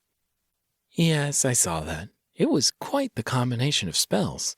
Few people set off explosive reactions in front of their face, Kyeltha said wryly. Ha! So you have been peeping. I knew it. Koji clenched his face as the goddess confirmed what he had already suspected. Not peeping, just watching over my investment, Kyeltha replied indignantly. Same thing. It's not. We are getting off topic, however. Perhaps I can tell you more about the systems your friends have, and that will help you understand how important it is. We are running out of time, though. Could you perhaps take another small step forward in our relationship and trust me a little more? I am only trying to help you succeed. I really don't like how easily you speak of our relationship. Maybe slow down a little, Koji said as a shiver ran down his spine, his mind working to process her words before continuing. All right, Miss Thousands of Years Old. Tell me what you'd pick and why. We are running out of time. We are going to have to work on that attitude in the future. But for now, thank you. So, if you want to truly grow your system, you'll need more materials. First, I recommend upgrading the recycler whenever possible. Second, building a shrine would grant you an amazing benefit, as I could then grant you a small boon and give you guidance in times of need. You mean spy on me more effectively? Third, I would recommend finding an artifact as soon as possible and building the corresponding display. Fourth, I suggest you check your attribute tab if you were truly hesitant to level up your system.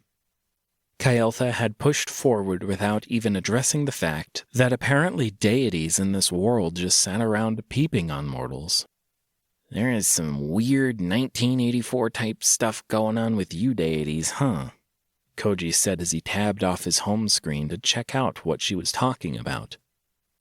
Traveler number A8002738255K. Koji Athame. Attributes: Strength 6 asterisk. Agility 6 asterisk. Vitality 9 asterisk. Intelligence 22 asterisk. Wisdom 16 asterisk. Luck 12 asterisk. Health 72 of 72 asterisk. Mana 116 of 116, asterisk. Rank, F. Level, 17. Karma, 3072. Almost every value on his main screen had a notification waiting for him. Clicking on each of them revealed almost identical results. +1, all stats for surpassing, home level 1.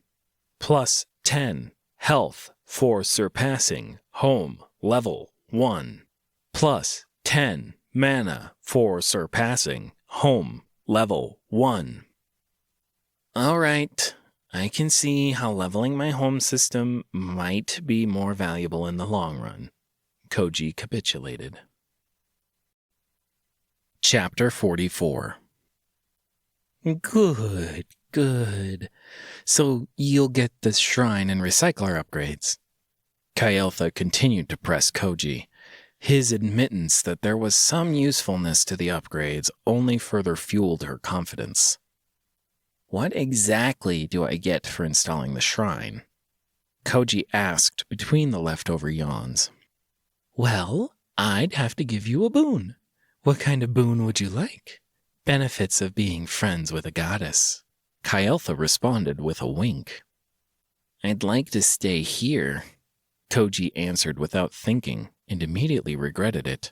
This place was comforting, and it was safe here, and it was good to have a place to come back to. But he had to admit, he had been having fun finding new spells, and opening the treasure chests to find a new spell or item had been addicting. Even just seeing his mana tick up, or a small increase of his attributes, was more thrilling than the life he had been leading before. I thought you might say that. Regarding staying inside your home dimension and my boon, I have good news and bad news. Which would you like first? The bad news. Koji sighed and gestured for Kael'tha to lay it on him. Ever the cynic, I see. Well, my boon can't directly interfere with your home system's functionality because, and I'm going to say something shocking, so bear with me, your traveler system is something I'm not allowed to directly meddle with. Koji felt his forehead crinkle as his brows lifted, his lips pursed, and his head cocked to one side. He looked down at the marble statue of a goddess that was very clearly meddling with him and asked, What? No, you misunderstand. I can't meddle with the traveler systems, but I can still give you advice and help you grow. I just can't directly insert myself into the home system, even if I am the goddess of hearth and home. Kael'tha's voice dropped as she whispered the last part of her speech, and Koji had to strain to hear her. So, what's the good news? Koji took advantage of her momentary melancholy to wrap up the discussion.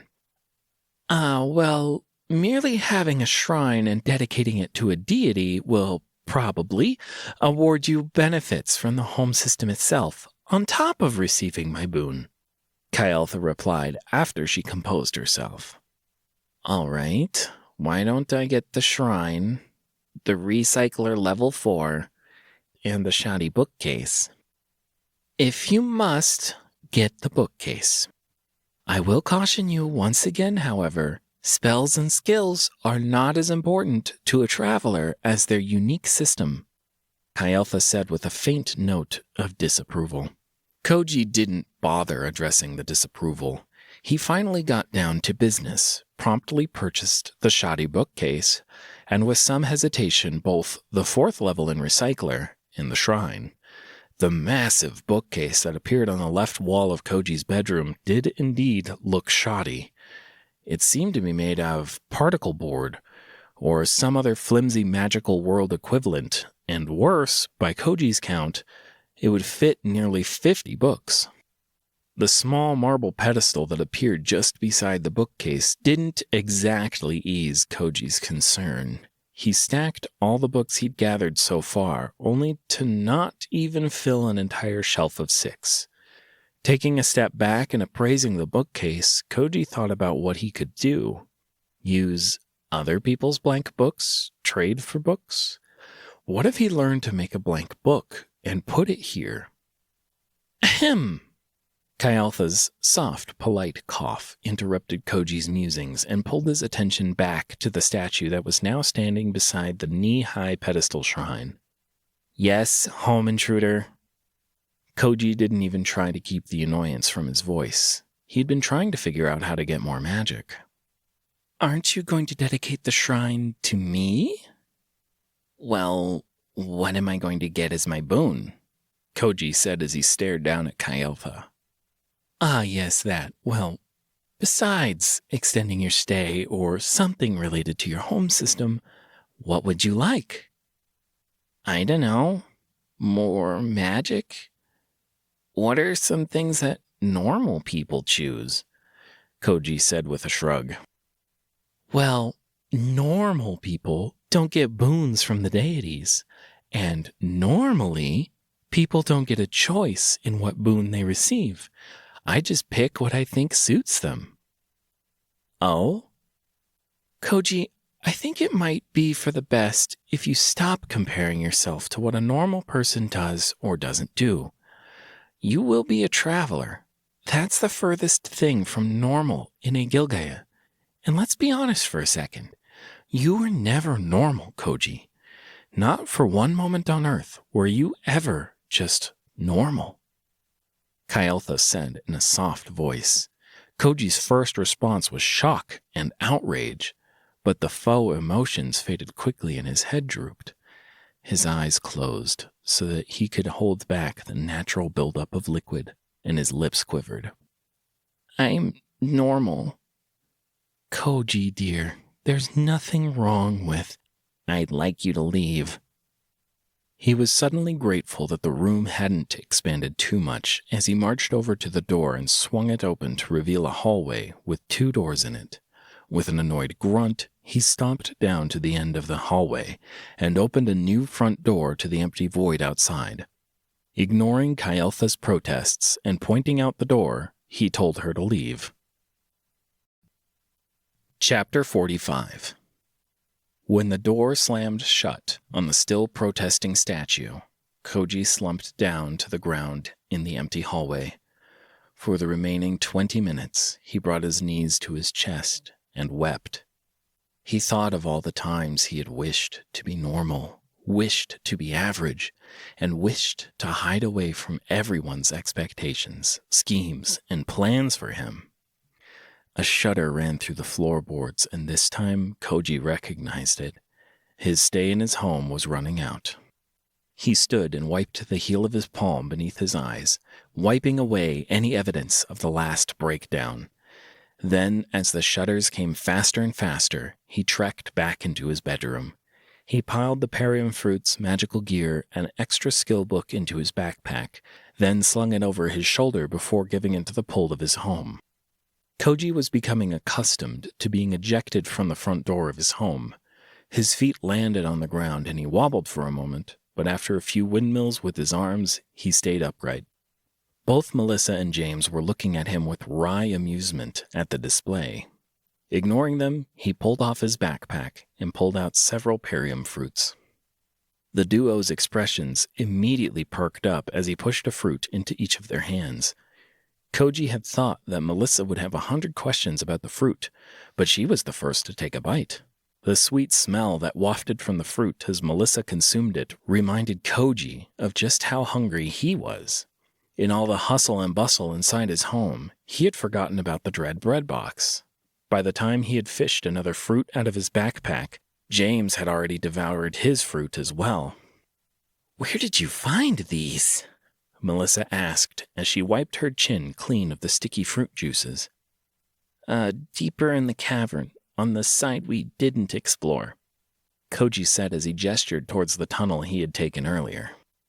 "Good. I theorized that there would be a secondary food source here besides the monsters," Melissa chimed in. Her fingers tapped against her lips in a cute gesture that almost made Koji forget just how deadly the young woman could be.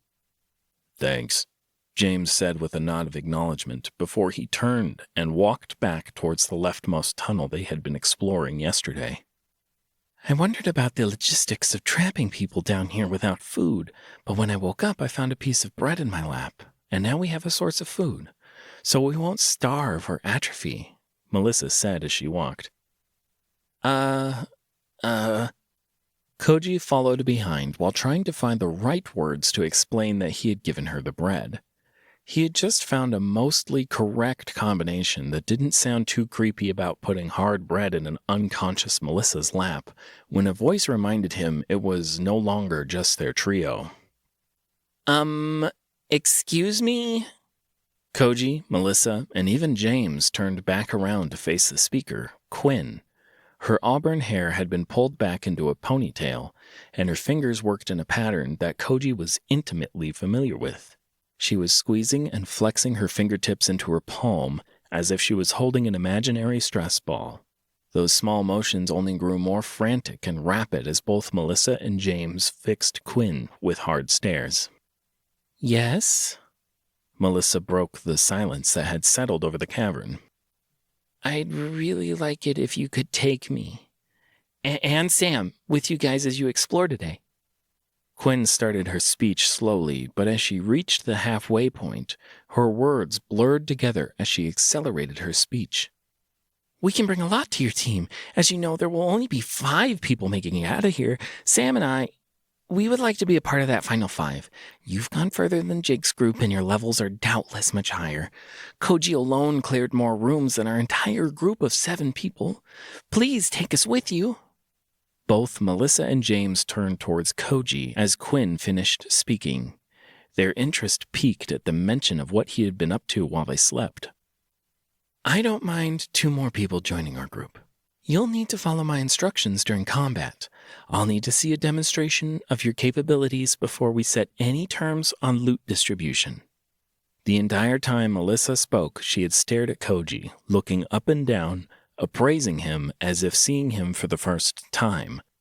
Her eyes lingered on his new boots and backpack, the same way that Jake's gaze had. Just as Koji thought she was going to let the subject of what he had been doing with his downtime go, she opened her mouth and stated a last condition to Quinn. Oh, and I'd love to hear about what Koji's been up to while we were recuperating. Deal? Quinn shouted, a little too enthusiastically for Koji's taste. She ran around the pond back to where Jake's group waited, only to grab Sam by his arm and drag the spear wielder to where they waited. Ready? Melissa asked with a wintry smile. Yes, of course, Quinn answered. Yes, ma'am, Sam replied. And that was it. Melissa and James vanished into the dim tunnel, followed closely by Quinn and Sam, Quinn's nervous rambling voice already echoing off the cramped walls. Soon she peppered Melissa and James with a similar series of questions to the ones she had asked him just a few hours ago. Koji only let out a deep sigh before stepping into the tunnel after his newly expanded group. He wondered if he could get a spell for conjuring earplugs today. Chapter 46. The walk through the tunnels this time was a stark contrast to their previous silent, anxious march. Melissa's muttering, Sam's occasional contribution, and Quinn's exaggerated retelling of Koji's heroic slaying of a rodent monster erased the previous solemn atmosphere of the tunnel. When the tale ended with Quinn in the position of a rescued damsel and the heroic Koji insisted he continue to venture into the dangerous unknown, he breathed a sigh of relief. Sam immediately dashed any hope that the story was over as he started anew. When they finally came up to the first cavern, Koji almost said a prayer to Kayeltha in thanks. The brief reprieve ended as Melissa dashed forward and sliced the rat ghoul in half with a single slice. They all took turns using their various powers on the corpse. Then Melissa questioned Sam and Quinn about their journey into the caves to rescue an overeager Koji. They soon found out that Koji had wiped out the next 2 cave monster populations. So you guys went into the cave because you thought Koji was underestimating the danger? Melissa asked as she finished her gruesome dissection. Well, yeah, he's a rogue mixed with healer, right? That doesn't exactly sound like a great multi-class to take. Probably lots of utility, but not a lot of DPS, you know? When I told Jake about what happened, he said we needed to go rescue him. So we all formed up and rushed after him, Quinn said as she tore a tooth from the monster corpse. Koji leaned over and whispered down to James as the shaggy-haired man sucked the blood from the overly enormous rat. What's DPS? No idea, was the grunted response Koji received from James before he went back to listening. It was Sam's turn at both narration and the monster. He pulled a small knife from his pocket and, while speaking, carved out the monster's right eye. It was still not as bad as the sounds of Melissa's dissections, though, and with Sam's slightly gruff voice masking any squishy flesh sounds, it was almost acceptable to Koji's stomach. The second cave was destroyed. There was an immense circle of destruction, and all the monsters were gone. We advanced again to scout the next cave. My system gives me a bit of an advantage in that regard, so we didn't judge it to be a tremendous risk. Once we found that cave in an even worse state than the last, Jake called for a halt, and that's when Koji came back to visit us. So, Koji, you went to the 4th level of the cave system by yourself? Melissa asked as Sam stepped away from the corpse. Yeah, that's where I, got the fruit, Koji answered while trying to format some kind of verbal defense to what was quickly becoming an inquisition into his private time. I see. So what did the 4th cavern have waiting inside of it? Koji vanished the shredded monster corpse into a recycler portal as he struggled to explain. The next few minutes of their journey were filled with a back and forth of Melissa pressing him for answers on the dimensions of the room and detailed descriptions of the monsters. Quinn oohed and awed at Koji's answers. By the time Melissa called a halt and gestured towards James, Koji was exhausted and barely paying any attention to where they had stopped. Melissa and James hadn't, though, which was for the best as they cut and chopped apart the 2 ambushing monsters. He thought they could finally walk in silence after they repeated the butchering process. No. Turned out it was time for Melissa to interrogate Quinn and Sam about their abilities and traveler systems. Since we are going to need to work together as we descend through the trial, I'd like to know about your systems. Quinn, Sam, which of you would like to go first? I can go. Quinn volunteered to go first and pulled her bow around to show it to the group as she continued. My system is called Piercer. It lets my attacks, pierce. I need to collect monsters' fangs, claws, and certain parts in order to upgrade it. But for right now, it grants me a bonus to piercing through defenses, armor, walls, etc. Any particular powers or synergies so far? Melissa asked after giving Quinn's explanation several nods. I'd rather save it for the demonstration, Quinn replied cheerfully. Fair enough. Thank you for the explanation, Melissa said before she turned towards Sam. I guess it'd be my turn now. I have the Withering Dragon system. Sam said the name of his system simply. Koji gawked at the ridiculously overpowered name of Sam's system, but no one else seemed to care. Melissa just nodded and gave Sam's spear a look. James seemed bored with the entire process, and Quinn, the only person who probably already knew Sam's system, seemed to hide a smile. Right now, my system seems to improve my body. I need to harvest an eye from each monster. I don't mind sharing an ability that the system has granted me so far. It's called the Dragon's Eye. It's given me a new attribute called Perception.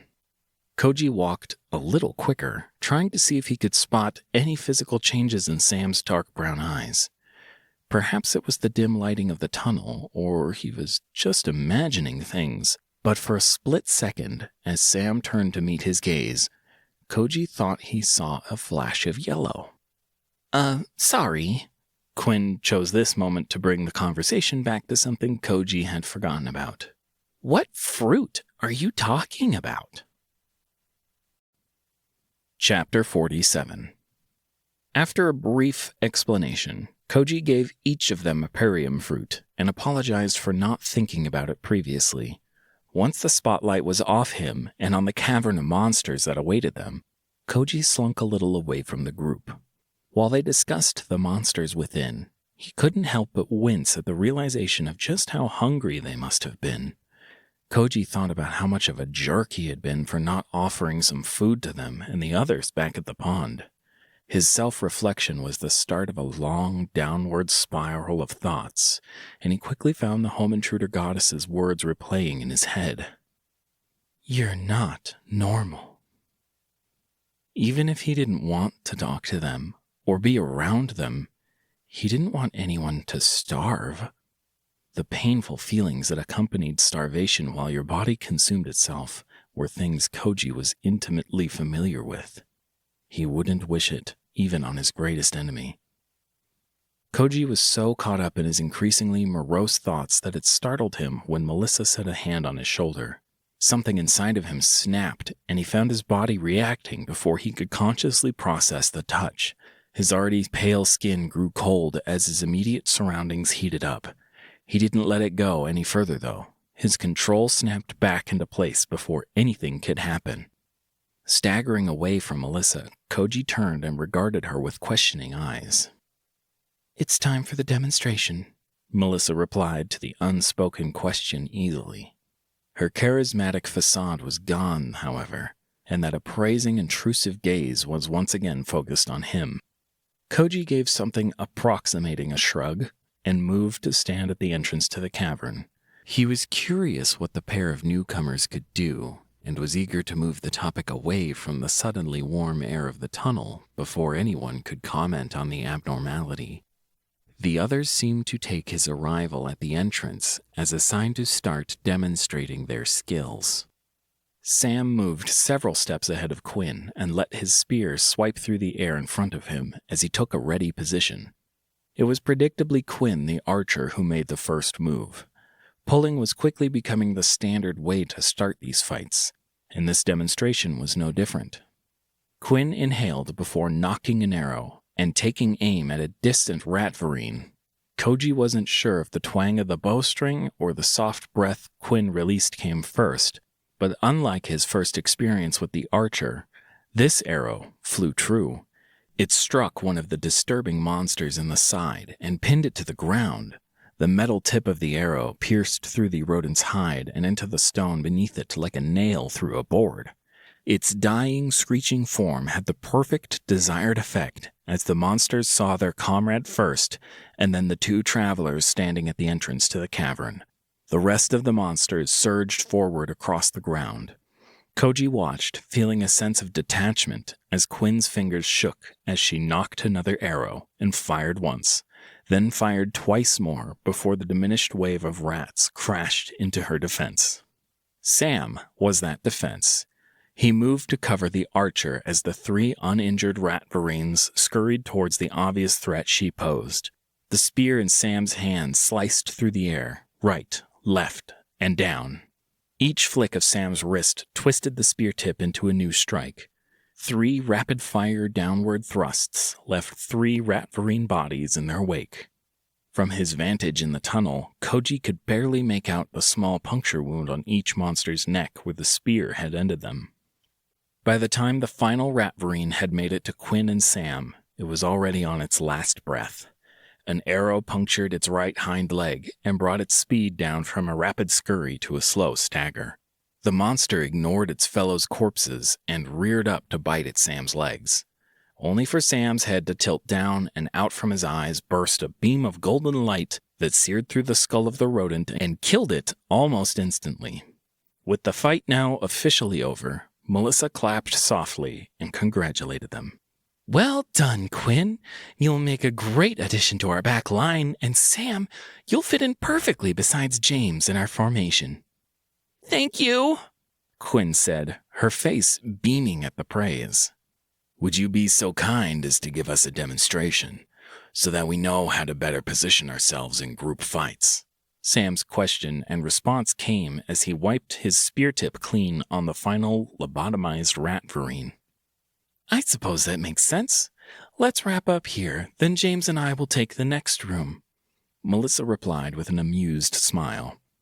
Sam paused his harvesting of monster eyes to turn towards Koji and raise both his bushy eyebrows. "And him?" Oh, Koji will show us all how it's done in the fourth cave.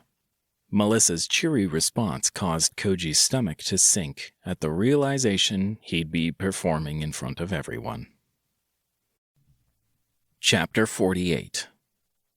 After another round of harvesting and a quick march to the third cavern, Koji's twisted stomach still didn't feel better. He was regretting his initial decision to follow Melissa, or even to return to the starting pond earlier that morning. He was a little curious, though. Yesterday, their fights had been brutal and efficient. What changes had their system and karma brought them? A half smile spread on his lips at the exciting thought. At least he'd get to watch some entertainment before being called on stage. "Do you want to wait at the boulder, or just go in?" Melissa asked James as she repeatedly drew and sheathed her swords, eventually shifting the belt that held them a little lower. "In," James said as he walked past Melissa and into the waiting monster-filled room. The purple foliage and bluestone here gave the world an ethereal, alien look to Koji, and for a second he forgot about the trial and monsters. He wondered if this was how the new world they were headed to looked. Would everything be so different? Brown furry movement beneath a plant brought his thoughts towards the monsters down here. Why were they all rodent-related so far? Maybe travelers were like animal control officers in Agilgaia? The image of their group running around with nets and rat traps to catch a rat the size of King Kong flashed through Koji's mind and drew another smile. That moment was where the monsters noticed the approaching James. The tall, lanky man had just stepped past the pair of large boulders where Melissa and he had executed their strategy before. His head tilted up to the ceiling and his dark, shaggy hair slid away from his face to reveal unnatural crimson eyes to the onlookers. His shoulders twitched and arms tensed as the elite rat bear, the rat ghouls, and the wave of rat varines charged across the field towards him. Predictably, the faster rat ghouls were there first. They leapt off rocks and stalagmites with blinding speed. They directed their disgusting, pointed tongues towards James' exposed throat. Koji heard a gasp come from Quinn and Sam as James still didn't draw his axe. His hands flicked out and grabbed the leading pair of proboscis-tipped tongues from out of the air. His body shifted to the side, letting the other monsters fly past and have to overcorrect. His motion yanked the two rat ghouls he had a hold on with him. Koji and the others gawked as the two rat ghouls began to wither and shrink beneath James's touch. Their skin wrinkled as the moisture fled their body, drawn towards James's waiting mouth. Koji missed the next few moments of the fight as his stomach revolted at the thought of the sticky, hot, slightly rotten blood of a rat ghoul sliding over his tongue. When he had finished wiping his mouth clean and looked again, all that was left of the other rat ghouls were desiccated husks. The wave of rat varines running on all fours reached James now. Yet he didn't move from his position. Instead, his mouth opened once again. Rather than draining the crimson liquid from the monsters this time, a stream of sharp crimson crystals sprayed out as he roared. The small shards ripped through the rodent monsters and clinked into the ground beneath them. James turned his head slowly as if he was a fire hose spraying death. The stream of crystals poured out and eradicated wherever he looked. When his mouth finally snapped shut, there were only a few spasming monsters left alive. Their fate might have been worse than those that died instantly, however. The crystal shrapnel began to melt and twist back into a dark crimson liquid. As it did, the blood from the rat varines, be they alive or dead, merged with the liquid to form a single tide that surged towards James and flowed into his body. Thundering roars came from the elite rat bear as it picked up speed and hurtled across the battlefield, the last survivor of the bloody massacre. Koji, Quinn, and Sam all shared a look of eager anticipation as they waited for James to show off another power. Both they and the elite monster had forgotten about Melissa. She crashed down from above, her dual blades slashing across its right front leg before she arrested her fall by kicking off that same leg.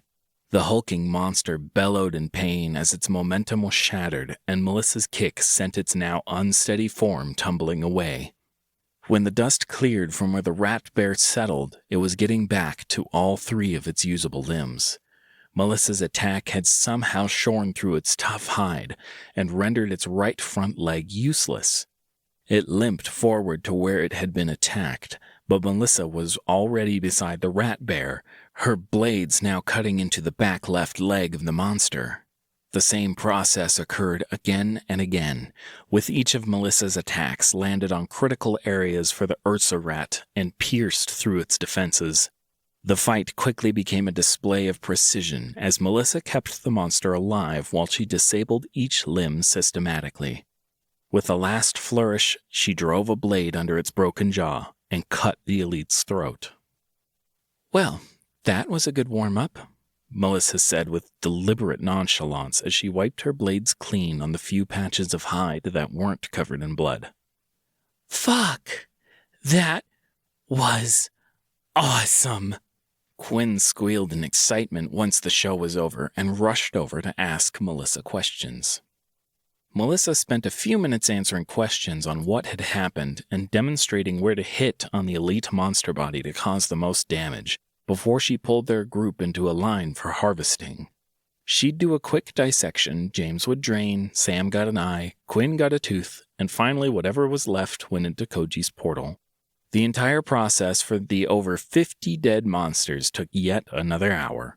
When they were finally complete and the group had reassembled, Melissa turned to Koji and said, "You're up next." The thumbs up Quinn shot him from behind Melissa did not help to alleviate the dreadful feeling forming in Koji's stomach at the thought of performing in front of everyone. Chapter 49. The 4th cavern was equal in size to the cave that Koji had explored solo, about a football field. While the previous cavern had 2 clustered areas of monsters, here all the monsters were clustered around a small central lake. Hulking Ursa rats, nimble rat marines, and terrifying rat ghouls roamed the shore, but in their midst sat a new enemy. There were 7 of them. They seemed more humanoid than even the rat ghouls. The rat men walked up and had 2 legs, 2 arms, and a head. Yet that was the end of the similarities. Their limbs ended in claws, and their face ended in a rodent's nose and sharp teeth. Finally, the twirling naked tail that protruded from their lower backs made it clear they were not human. A look at Melissa's interested face told Koji he wasn't getting out of this just because of a new monster type. So begrudgingly, he reached down, picked up a small stone, and walked towards the small lake with its monster-infested shores. He had made it about halfway to his destination when several rats lifted their snouts and sniffed at the air. That was his sign to stop. He chucked the rock at the biggest Ursa rat he could see and flicked open his spells tab. Sinking fallow went out first, the ground around Koji becoming soft and dark soil. Next was the Orb of Odyssey. A single fist-sized ball of crackling electricity popped into existence about his right shoulder. He checked on the monsters then, looking away from the spell screen, proved they were charging. He hit Heavy Rain next. A massive gray cloud formed above him, expanding rapidly to fill a quarter of the cavern before it rained drops of liquid metal. With that last spell bringing him down to 51 mana, Koji paused and waited. He watched as the front line of the monsters came into contact with the rain first and slowed. This caused the monster's charge to clump as the monsters became slower with each drop that stuck to their hides. When a heavy rat ghoul finally staggered forward into the prepared soil around Koji, it sank like a rock. That didn't save it, however, as Koji finally pressed on Thunderdome, bringing himself down to 27 mana as the ring of electricity spun out from him. Hands over his ears and eyes shut were the next step in the entertainment he was providing for everyone. Boom, boom, boom. The sounds repeated again and again. Each time a boom shook the surrounding cavern, Koji would see a flash of red through his closed eyelids. Deep breaths let him taste the air, and bitter burnt flavors filtered into him. He immediately began to cough and hack up the wet ashes that had floated onto his tongue. The flashes and vibrations ceased as he repeatedly spat onto the ground, trying to rid his mouth of the wretched taste of burnt, wet rodent ashes. When he finished trying and failing to clean his mouth, Koji's head lifted, and he could see the devastation his combination of spells had wrought. He saw the problem immediately, though. Standing just outside of the ring of destruction were 6 of the rat humanoids. They had either ceased their charge upon realizing what was going on, or had waited from the start. Judging by the sharp, crude spears in their hands, Koji thought it was probably the former. These monsters were intelligent. A series of snarls and yips left the lead Ratman's mouth, and as one, the Ratmen lifted their spears and threw. Koji leapt to the side, his newfound physical stats showing their worth as he could tuck his shoulder and roll as he hit the ground. Coming up as 3 of the thrown spears impacted the ground where he had just been standing. Without thinking, Koji charged, reversing the roles they had previously played. He ran across the soft ground, doing his best to step on already sunken and charred corpses, rather than sink into the earth. When he made it to the safety of the hard stone and packed dirt where the Ratmen waited, they greeted him with claws and fangs. The closest Ratman scraped dirty-looking claws across his right arm, piercing through his clothing and drawing blood from his triceps. The orb floating beside Koji responded at that moment, firing a massive bolt of electricity into the monster and flinging him over 20 feet back. Koji took this brief reprieve to crouch down, making himself as small of a target as possible. He resisted the urge to clutch at his wound, his free hand instead stabbing through the still open spell screen and activating Thunderdome once more. The world around him erupted into bright flashes as lightning continuously pounded down onto the heads of the nearby Ratmen. For the next few seconds, Koji didn't dare to close his eyes. Instead, he watched as each bolt struck the humanoid rats. They glared at him with hate-filled eyes. Each of them desperately tried and failed to reach him as the power of his spell engulfed them. Koji fell from his crouch and onto his rear, his vision swimming from the pain as he checked his mana. It wasn't enough. His free hand could finally clutch at the wound as he stared at the number 6 on his screen, wishing for it to change, to hurry up. He focused on the 6 as it spun and split on his screen. Then the value just above ticked down. His 53 health fell to 50. He risked a glance down at his injury and immediately spotted the problem. A filthy greenish-brown muck clung to the surface of his wound. No matter how often he wiped it away, the muck would soon return and his health would continue to tick down. He watched as his mana slowly crawled upwards from 6 to 7, and then 8, while his health began to shrink. 47, 44, 41. Chapter 50. By the time he had the 15 required mana, his health had fallen to just below 15.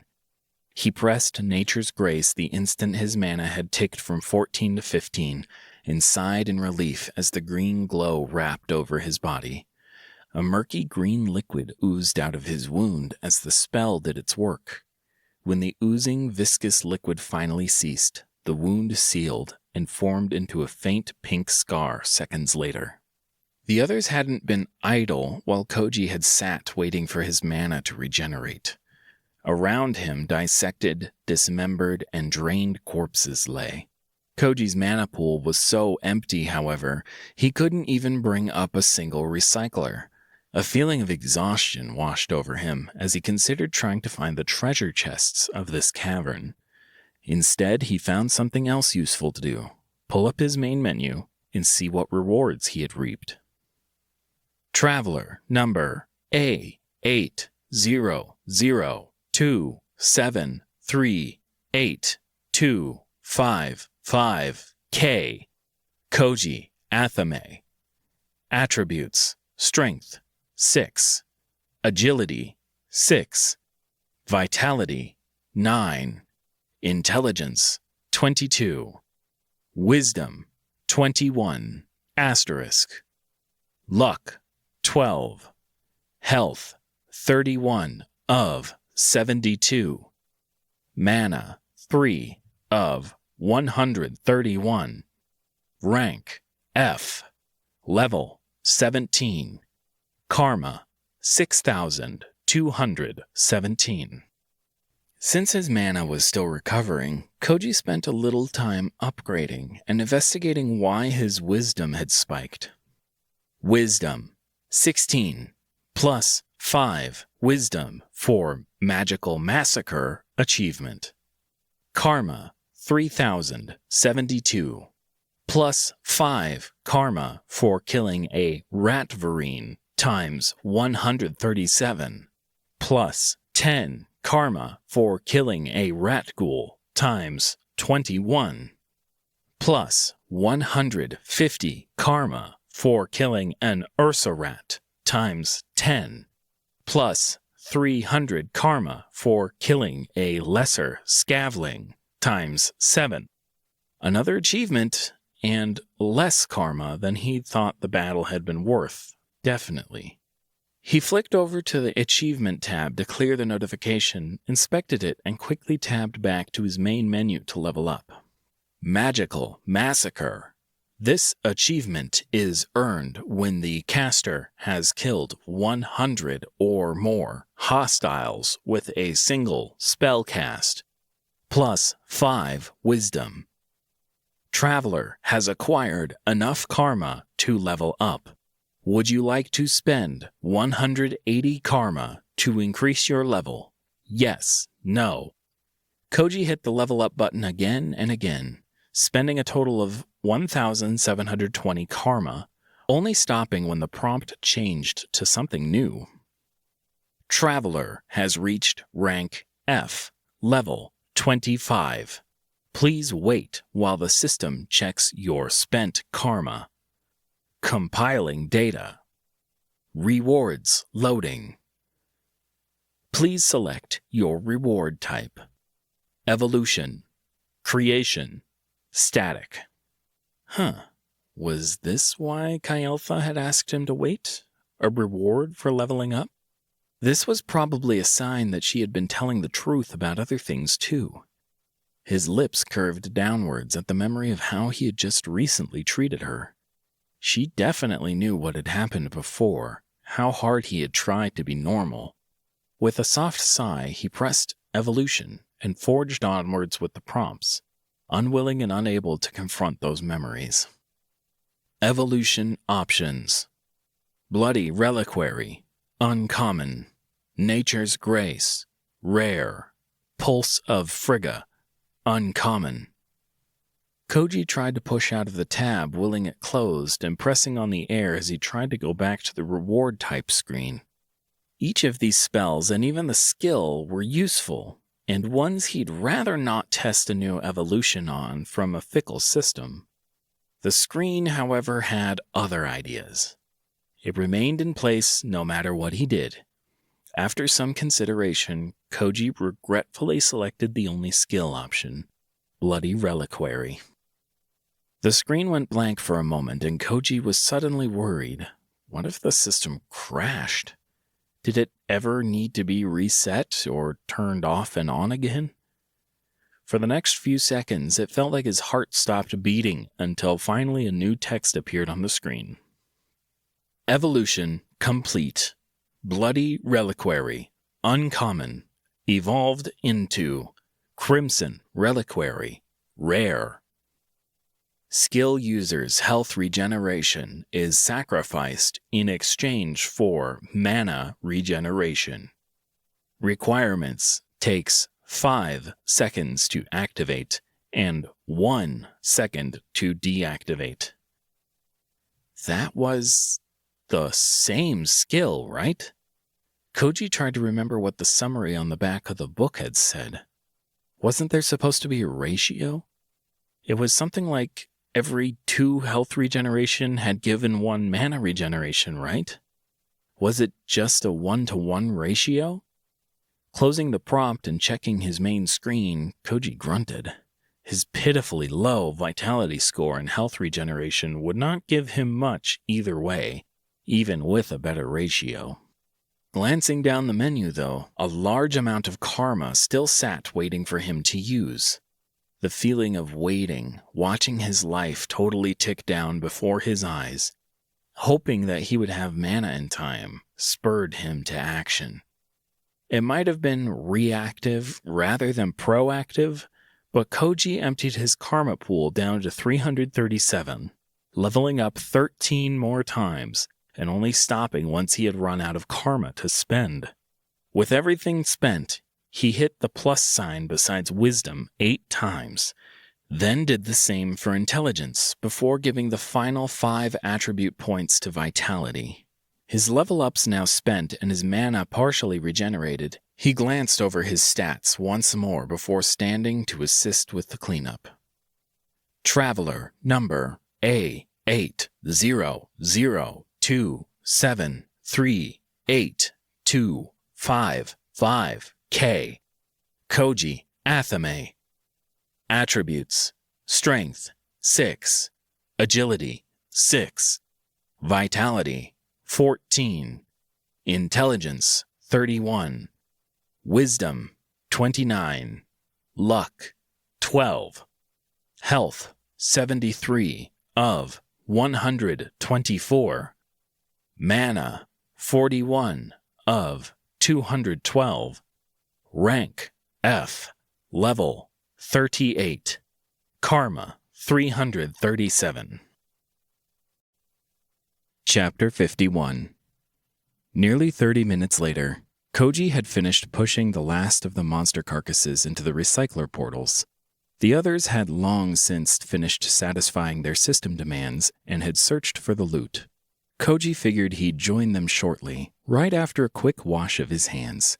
He had just made it to the edge of the water when a small piece of driftwood snagged on his left boot and sent him flailing face first into the water. Splash. Koji picked himself up out of the water with a groan. He slowly trudged back to the shore while shaking water out of his backpack and trying to wring his shirt. When he made it back to the beach, Koji glared down at the piece of driftwood. Another groan escaped his lips at the sight of the wood that had tripped him. Stumbling over to it, he brushed off the dirt, sand, and gravel from the lid of the large treasure chest and hefted it up out of the hole it had been buried in. Huh, buried treasure. Should have thought of that. Well done, Koji. The sudden voice caused Koji to let go of the chest and leap into the air. He had just landed and twirled to face the unknown speaker when he recognized the voice. Melissa. Thanks? Koji stammered while he tried to figure out if she had seen him fall into the lake. Just how long had Melissa been watching him? You are always so full of surprises, Melissa said as she walked onto the shore and came to stand beside the chest. Thanks, I think? Koji wasn't quite sure if Melissa's comment had been a compliment or something more complicated. He did his best to ignore her prodding. It helped that there was a large chest presumably full of treasure to distract him. Crouching down, he easily unlatched the top of the chest and shoved the lid open. The chest was filled to the brim with items, books, and crystals. Should we get the others before we sort it all out? Koji turned and said to Melissa. No need, they'll be here shortly. I told them that if we didn't find it in the first few minutes of searching, to just let you find it, Melissa said while covering her lips and muffling a laugh.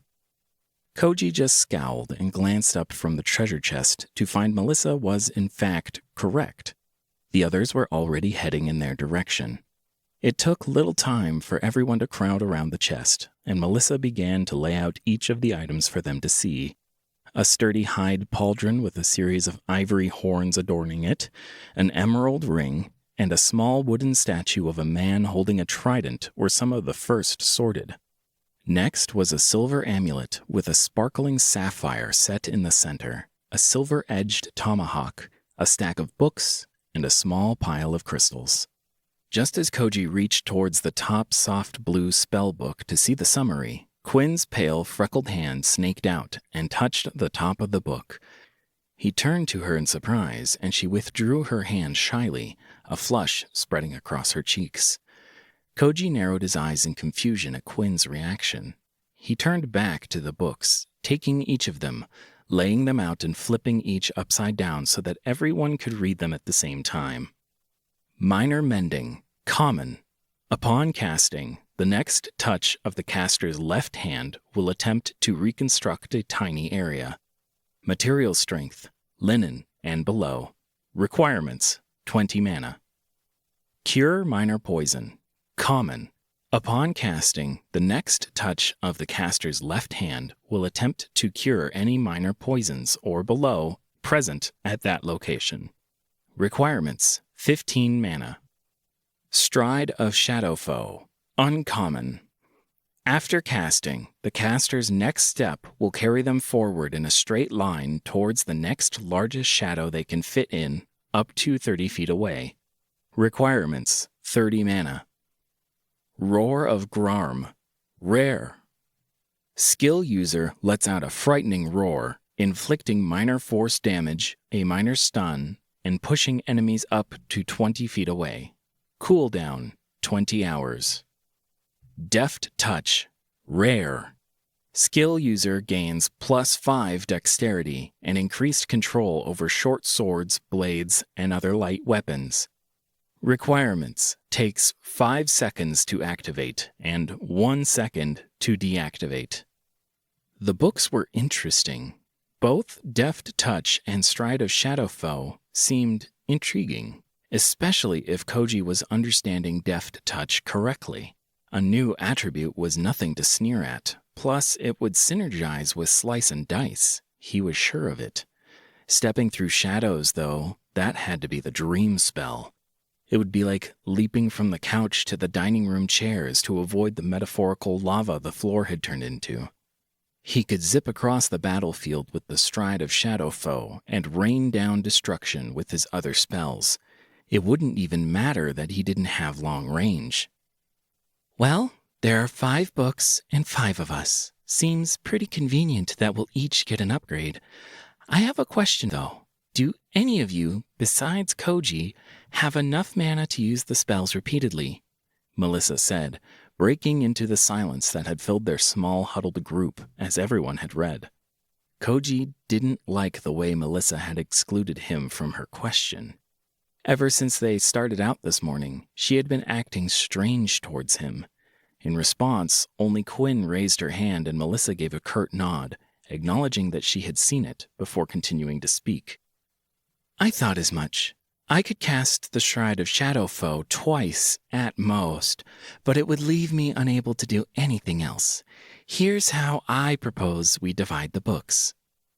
Melissa then set a single book in front of each person. Koji's book was predictably Stride of Shadow Foe. Sam received Cure Minor Poison, Quinn got Roar of Grarm, Melissa gave herself Minor Mending, and finally, James was given Deft Touch. Does anyone have any objections? If not, we could move on to distributing the gear and crystals, Melissa asked as she looked around the group. Well, I think I'd rather have Deft Hands, or better yet, Stride of Shadow Foe. In a few levels, I could use it to reposition around the battlefield like a mobile turret raining down destruction. Quinn's response had started with a note of hesitation, but with increasing fervor as she spoke. Quinn had apparently opened the proverbial Pandora's box, because for the next 10 minutes, Koji had to endure all kinds of horrors while listening to Quinn and Sam explain why they could use different books better, with Melissa calmly countering each point they made. Both James and Koji remained silent. James merely closed his eyes and went still for a time. Koji thought the shaggy-haired man wasn't even breathing. Koji, on the other hand, struggled to tune out the argument happening before him. Chapter 52. The conversation wound down as Koji finished, alternating between 2 thoughts. Was it a coincidence that there were 5 of them and 5 books? And what would it take to make a pair of earplugs? Fine, Sam gets Cure Poison, and I'll take Roar of Grarm. But in exchange, we each get priority on item selection. I can accept that, Quinn said as she extended her hand. Melissa and Quinn shook hands, and Koji took that as a sign he could open his book. The stream of information that entered his mind left Koji dizzy at the amount, but smiling at the fact he could now leap to shadows. When he snapped his now blank book shut, he gave the other books a quick glance. That shelf in his bedroom was massive. There was no way he was going to fill it by himself. Could I have your blank books? If you don't want them, of course. Koji cursed internally at the sound of his voice. It was difficult to ask other people for things, and the strange looks people were now giving him didn't exactly help. James was the first person to pass an empty book to him, but Sam and Quinn quickly followed. When Koji turned to check if Melissa was going to give him her empty book as well, he was surprised to see the golden title was still embossed on the front. It was a clear sign she hadn't used the spellbook. Koji? Melissa asked, with a knowing smile on her face. Yes? Do you perhaps have a book that might be more suited to me? I don't think stopping to mend or heal really suits my style of combat, Melissa explained as she waved the minor mending spellbook in front of him. Koji's eyes narrowed in suspicion at Melissa's words, a frown forming on his face as he placed a hand protectively over his backpack. Why would you think that, Melissa? Why would I think you have more books after you cleaned 2 rooms by yourself? Or why do I think a close combat dual-wielding rogue shouldn't stop and mend their boots with a spell? Melissa replied in a witty tone that caused Koji's lips to purse in irritation. All right, how about this? Koji didn't deny it any further. He had wanted to trade the books he couldn't use anyway. He fished out the Blade of Hinter skill book from the bottom of his backpack and passed it to Melissa for her to check over. It only took her a moment to glance at the back of the book before she passed the minor mending spellbook to him and opened her new skill book. Koji didn't have the same qualms about mending or healing. Nature's grace had literally just saved his life, so he opened and learned from the new spellbook happily. He tucked the blank book back into his backpack once finished and stood to leave. There would be more spells in the next cavern. If he could learn new spells from inside his home, it would be perfect. He'd never have to go outside again. Koji, where are you going? Melissa called as he walked away. Koji turned back to respond, only to spot the large open treasure chest and the loot littering the surrounding ground. Oh yeah, there had been other things inside of that chest. Koji slid his fingers into his pockets, and yep, there were still attribute crystals he had forgotten about. Between the existential dread that social interaction caused and the excitement at getting new spells, he had forgotten to use them. Realizing everyone else was still waiting for a response while he just stood there daydreaming, Koji flushed and sat back down immediately. A little too sudden, though, as his butt landed on the rocks and he winced in pain. Through gritted teeth, he gave the best excuse he could think up. I was just stretching my legs. Yup, stretching my legs. Right. Sam, you're up first. Then Quinn, pick an item and we'll go in a circle till everything is gone, Melissa said as she gestured down towards the pile of crystals and accessories. Sam showed hesitation as he looked over the horned pauldrons and the statue, eventually choosing the small statue before stepping back. Quinn grabbed the amulet with the large sapphire set in the center, her eyes sparkling excitedly as she immediately put the jewelry on. James reached forward to grab the tomahawk, because of course the man with the returning throwing axe needed another axe. Melissa selected the pauldron and then went to pass Koji the ring, only for him to reach down and select an attribute crystal instead. Are you sure you want that instead of the ring? Melissa asked with a quirk of her lips. Koji slipped the crystal into his pocket with the others, nodded, and took this moment to stand so he could stretch his incredibly sore tailbone. "All right," Melissa said with a shrug before passing the ring to Quinn. Quinn glanced at Koji and then the ring, but ultimately took the emerald ring and slid it on.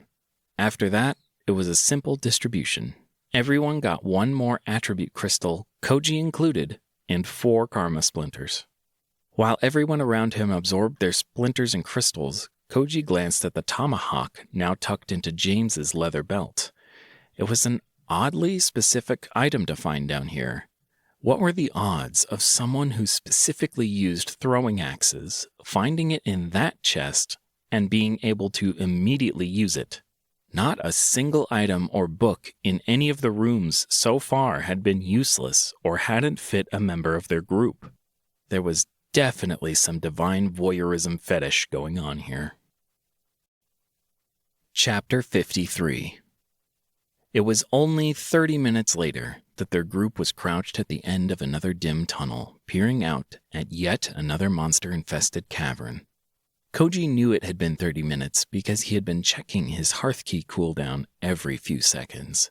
Wishing you could be anywhere else besides trapped in a small confined space with people who hadn't showered in 2 days, talking about things you'd never heard of, was not his idea of a good time. "All right, Sam, you said perception helps you scout, right? I'd like to know how many patrols there are around the base of the spire and if they come at regular intervals or irregularly." Melissa started barking out orders the second she had seen the interior of this area. Was it a cave or a fortress?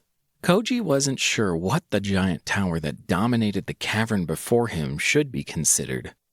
The foliage that had been growing with each cave was gone. The only water present was a thin strip of vile water that surrounded the tower. Barren, flat ground stretched out from the shore and reached all the way to the walls of the cavern. The tower itself seemed more like the joining of a massive stalagmite with a stalactite, with a narrow center, bulging base, and thick top. The large wooden gate currently opened towards them, along with the large windows present along the body of the pillar. This revealed that regardless of what it once was, the rock formation was now the home of monsters. Unfortunately, he had a pretty good idea what kind of monsters, too. The patrols Melissa had spoken of were composed of what the system had called a lesser scavling, mounted on top of ursa rats. Ratmen riding rat bears. Kind of messed up, but no less intimidating. They plodded around the large room as if waiting for something. Koji had a sudden premonition then. What if these rat creatures had been waiting for them?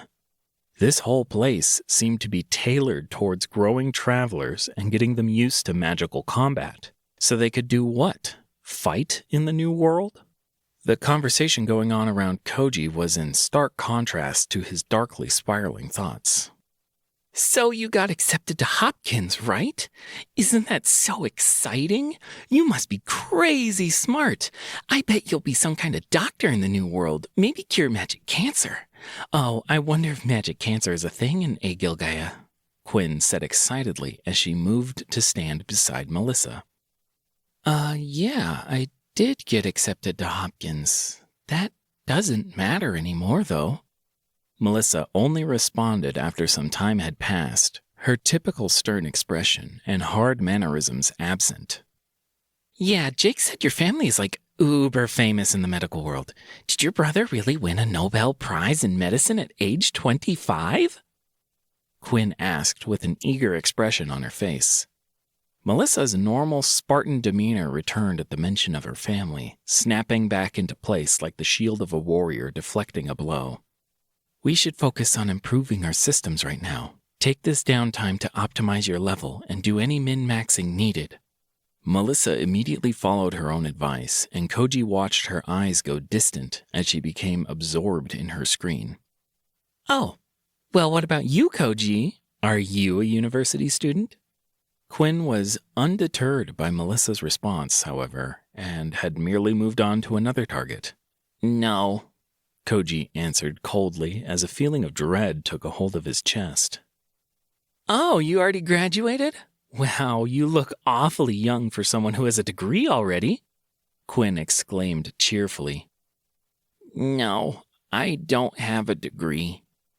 Ouch. Sorry, I just thought that since you were taking the subway with us, I figured you'd be getting off at U-Town station. So if you aren't a student, what do you do? I mean, what did you do before all this? Quinn asked while shifting a little closer. Koji scooted away from the approaching woman. He tried and failed to think up an answer that sounded better than, I'm unemployed because I can't leave the house. Sorry, I bet that doesn't really matter with everything going on. Who cares if you used to stack boxes or worked in a lab? It's all kind of a moot point compared to skills that let you pierce through stone or summon monsters out of cards.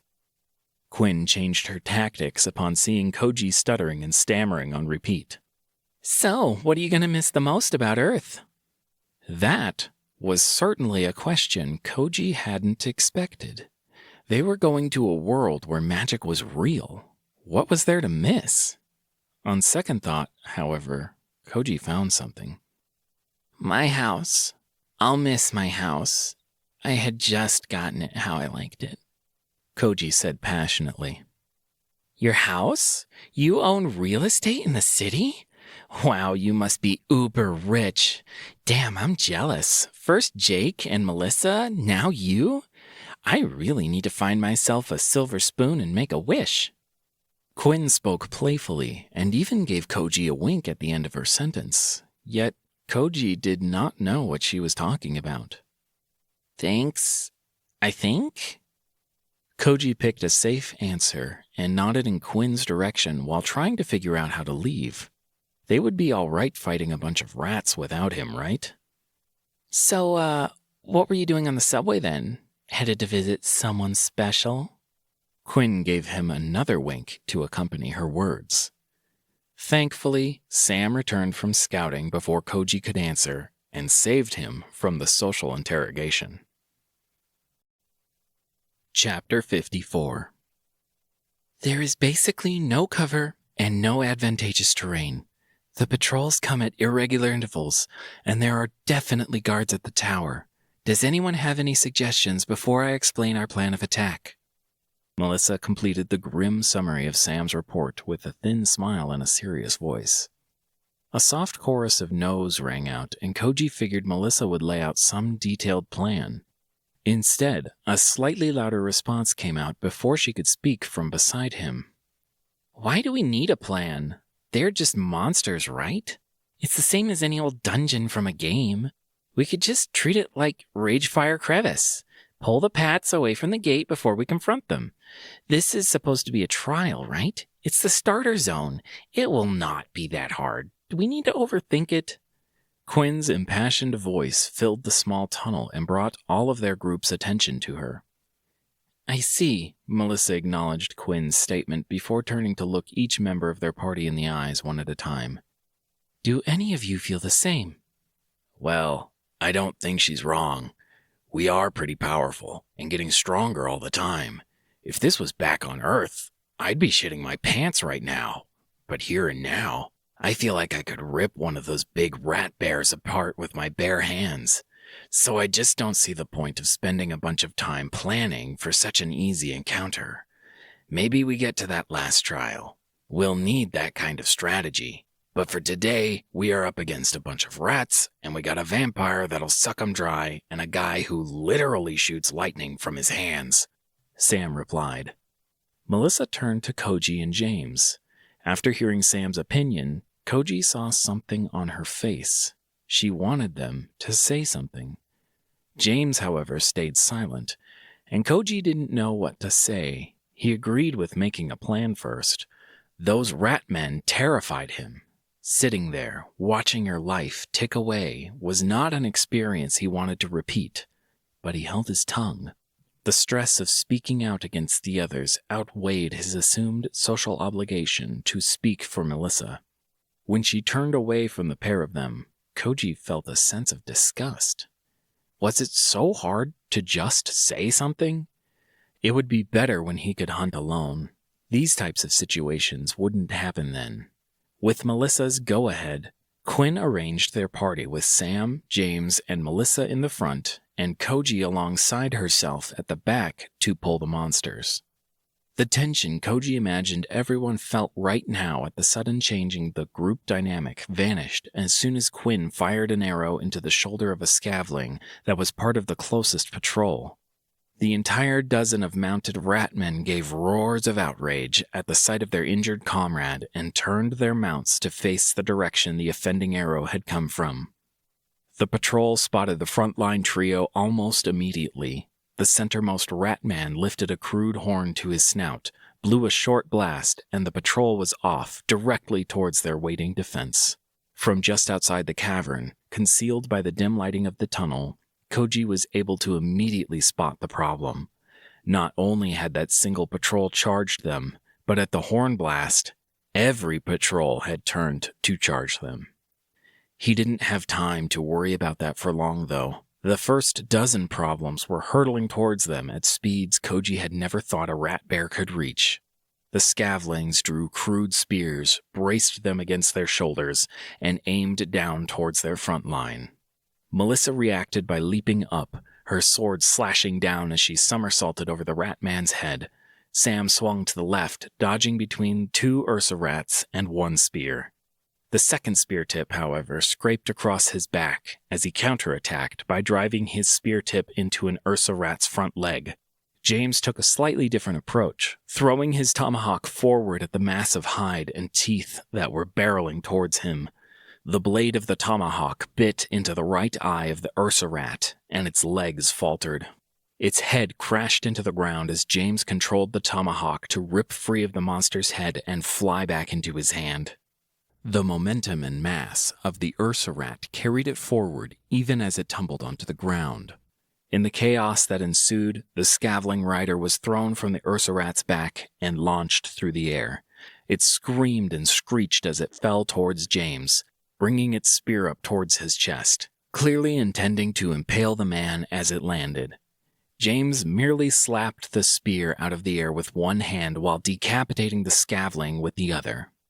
Despite all of this, that still left 6 riders and their mounts for Koji and a currently trembling Quinn to deal with. He stepped forward, and in the moments as they bypassed the front line, he pressed 2 spells almost at the same time: Thunderdome and Heavy Rain. Sinking Fallow would have pulled at his allies' feet and slowed them. While Heavy Rain would do the same slowing, its effect would be much less on his allies than it would their larger enemies. The effects of Thunderdome were almost instant. It only took a moment for the ring of electricity to spring up around him. The charging monsters were already within the radius of the spell. Koji was almost blinded by the strikes of lightning that fell, and had just enough time to see a bolt of lightning strike the scavenging while a second struck its mount before he closed his eyes. Chapter 55. The world of darkness, with frequent red pulses of light that Koji found himself in, was quickly becoming annoying. He needed to find out how to make sunglasses, or better yet, magical glasses. Between the deafening peals of thunder, he could hear the shouts of his comrades and roars of the enemy. After some time, the twang of a bowstring joined in the cacophony of noises. A soft tingle on Koji's chest let him know the spell was ending, and he risked opening his eyes for a glance at the battlefield. It was utter chaos. Sam was on the ground only a few feet away from Koji, the trail in the dirt behind him a record of just how far he had crawled. The man's back was no longer his only injury. His pants were shredded where it looked like bear claws had ripped pieces of flesh away, exposing muscle beneath. Quinn was running towards Sam, the quiver bobbing against her side, empty of arrows. At the edge of where his Thunderdome had rained down destruction stood Melissa and James. Melissa's movements were noticeably slower than they had been before. Blood trickled out from a wound on her side, and each swing of her swords brought a wince of pain to her face. James stood in the same place as before Koji had closed his eyes. He had somehow grown nearly an extra foot taller, and become incredibly well-muscled in that short time the fight had gone on. Neither of those were the most shocking things about the man, however. That would be the thick, red coating of blood that covered every inch of James's skin. Each strike or throw of his rusty axe or tomahawk took an opponent's life and a portion of their lifeblood. All of that Koji observed in the background, the rest of his focus taken by the densely packed wall of monsters that nearly encircled their group. From across the barren cavern, patrols of monsters had surged towards them and were now struggling to get at their wounded enemies. Koji hadn't truly considered just how large an Ursa rat was before. Down on all fours, their bodies came up to his shoulders with the scavling above, wielding that wicked-looking spear. It was a total loss. There was no way he could get through the hide of the rat bear with his daggers, let alone inside the reach of one of the scavling's spears. So Koji did the only thing he could do, pressed Thunderdome for another cycle and let his eyes close. He couldn't be sure, but the flashes and booms Koji heard in his isolation seemed fewer this time. Alone with his thoughts, Koji focused on breathing in and then out. He tried to put some distance between himself, the ruined bodies of monsters, and the growing injuries of his comrades. The tingle he had been becoming accustomed to with the ending of a spell hadn't come yet, but the flashes and booms had ceased. Hope caused him to smile as he opened his eyes, thinking the battle was over. The scene before him wiped the smile off his face instantly. Outside the charred circle of destruction his spells had wrought, the scavling's mob waited. Just inside the radius of his spell was Melissa, her side now coated in a thick layer of blood, while a familiar muck-green film formed atop it. Behind him, Quinn was dragging Sam back into the relative safety of the tunnel. Only James continued to butcher the monsters from his original position. Koji surged forward before he had fully taken in the situation. His feet slipped against the wet ground, and he dodged his fallen foes as he raced to Melissa's stationary form. She sat slumped against the carcass of an Ursa rat.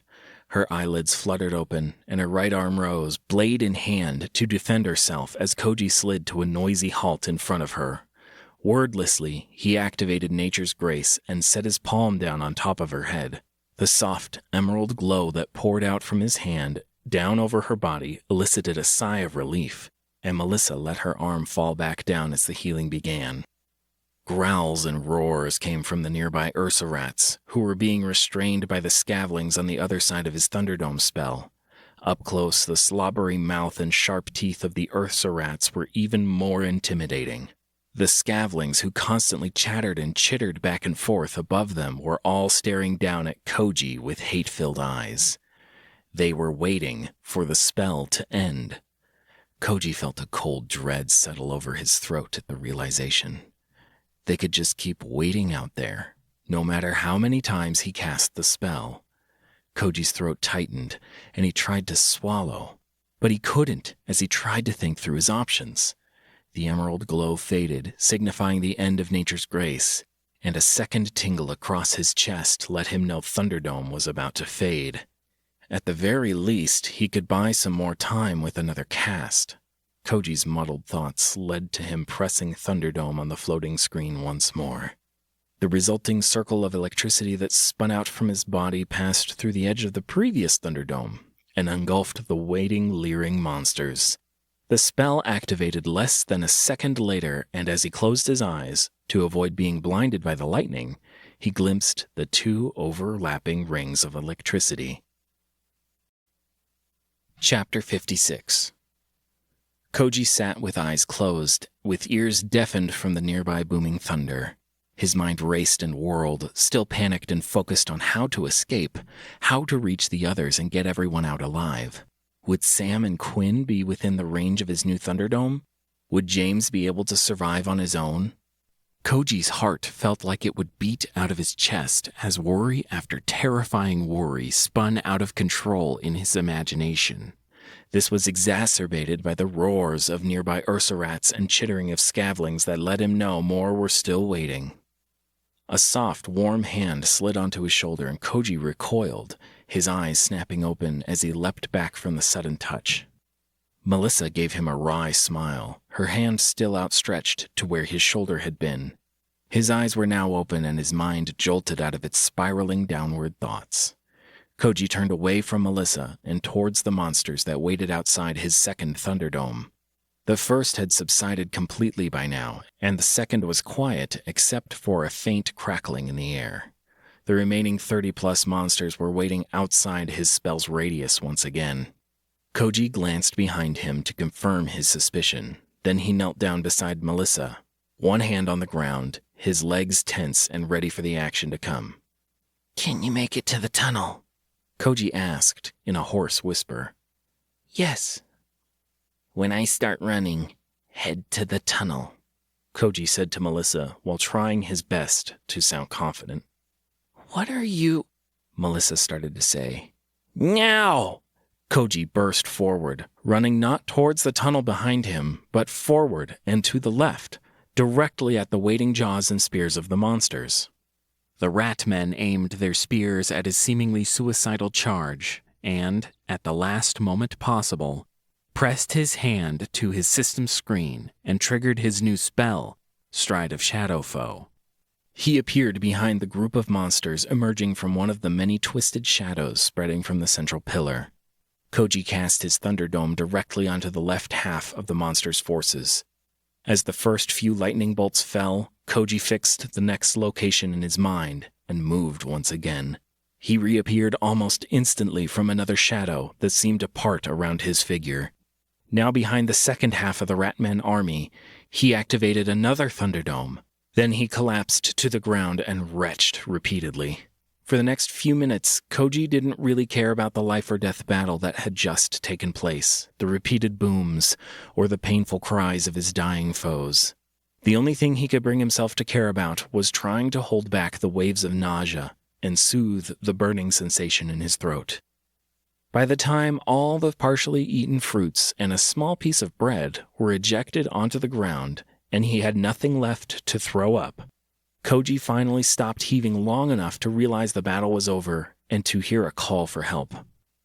"Needs healing! Koji, please!" Koji stood and turned immediately at the frantic cry of Quinn's voice, only to immediately sway as nausea threatened to overwhelm his stomach at the sudden motion. Across the ruined and blackened battlefield, sitting on the threshold of the tunnel with Sam's head in her lap, Quinn was screaming for help in a hoarse, dry voice. He staggered and stumbled forward, barely having the presence of mind to check his mana. Stride of Shadow Foe paired with Thunderdome cost 54 mana, and he had cast it twice. So it was a little surprising to him that he still had over 50 mana left. He made it about halfway to Sam and Quinn when Melissa joined him. Out of the corner of his vision, he saw Melissa reach out towards him, only to pause and withdraw her hand. They continued in silence until just before reaching Sam and Quinn, Melissa murmured softly to him, "Thanks for the healing." "You're welcome." Koji gave a quick reply before crouching down beside Sam and pressing on Nature's Grace. It took 2 full casts of Nature's Grace before the poison left Sam's body and his breathing became regular enough that Quinn stopped crying. A 3rd cast of Nature's Grace went to Quinn, who seemed to barely register the spell or his touch. With that done, Koji slowly stood, feeling unsure of what else to do. A quick scan of his surroundings showed both Melissa and James working their way through the dead. After a check on the silent pillar and finding the gate on it had yet to open, Koji realized he had nothing else to do. He couldn't recycle the bodies until everyone had a shot at them, and that looked like it would be a while. Koji took a few steps away from Quinn and Sam, finding a place just inside the tunnel to be alone for a few moments. He didn't open his screen or have any deep thoughts, or even worry about what might come next. Koji just sat, with his back against the cold, hard wall, and stared at the blank wall across from him. Chapter 57. "I think you're good to recycle the bodies now." Melissa's soft voice slid down to where Koji was still staring into nothing. Okay." Koji replied while blinking and shaking his head to bring his mind back from the vacant state he had left it in. Not much had changed in the time he had taken to zone out. A small pile of eyes and teeth sat beside Sam and Quinn. A now normal-sized, slightly withered-looking James was resting just inside the cavern. Melissa seemed to look at the world around them with appraising eyes, the press of her lips and slight crease of her brow giving her face an inscrutable expression. Koji kept his head down as he exited the tunnel, a feeling of sadness and frustration swelling inside of him as he passed by Sam and Quinn. Despite the healing, Sam still hadn't opened his eyes, and the angry looks that Quinn gave anyone who got too close made the reclusive Koji even more reluctant to ask about their conditions. To his chagrin, he realized as he was walking softly around the pair to not draw Quinn's ire or disturb Sam's rest.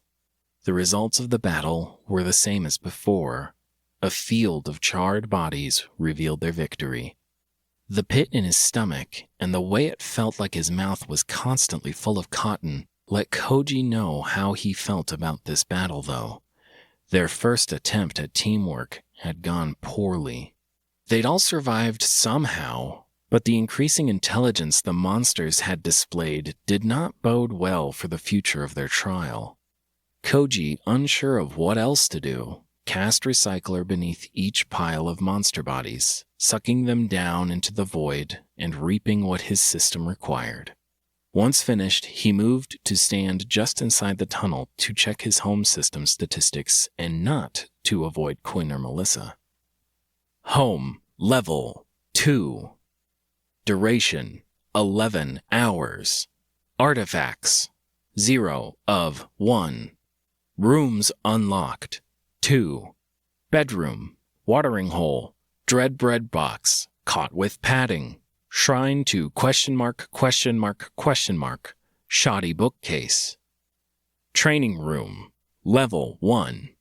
Biomass, 2,734. Building materials, 2,317. Spirit stones, 6. Upgrades, 5. Recycler, level 3. Hearthkey is available in 1 hour, 7 minutes, 23 seconds. Time seemed to pass slowly for a still dazed Koji. Eventually James came to stand inside the tunnel, followed by Melissa. Then sometime later, a pale Sam and angry Quinn. A conversation between Melissa and Quinn happened that was all harsh tones and loud, angry shouting. Mostly from Quinn. Koji did his best to just focus on the floating screen in front of him. He had just counted down to an hour exactly till he could withdraw and get some rest when Melissa nudged his shoulder. "It's time to go," Melissa whispered. The deep circles beneath her eyes and the tired lines on her face helped to solidify to Koji just how exhausting the last fight had been for each of them. "All right," Koji replied as he stood and dusted himself off. "We'll come back tomorrow once everyone's leveled up and rested." "All right. Could I ask a favor of you?" The sudden hesitation in Melissa's voice made Koji wary of the said favor. "What's the favor?"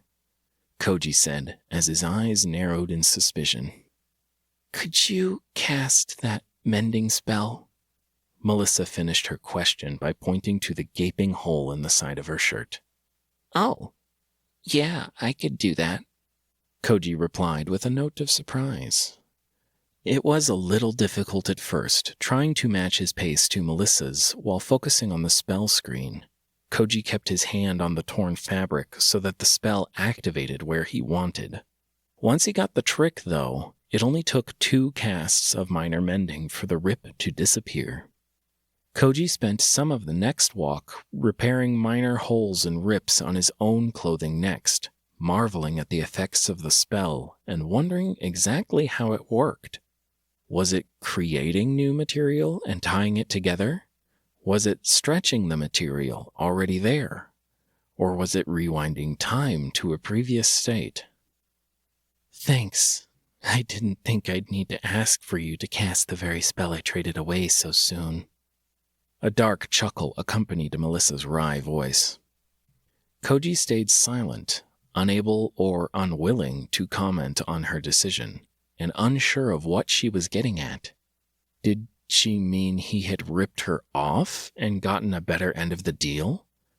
Or was she talking about something else? The more he played through Melissa's actions in his head, the more he found he didn't quite understand. It seemed clear that she wanted to be fast and attack with precision. Why did a simple minor mending bother her so much? James proved a suitable distraction as he approached the silent pair and pointed out several holes where a claw or fang had got through his armor or around it. The skin beneath was always pink and new, freshly healed, despite the obvious wound.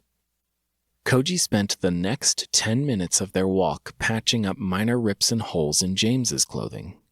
To his dismay, the small dents or divots on his leather armor showed almost no signs of improvement, even after repeated casts of minor mending.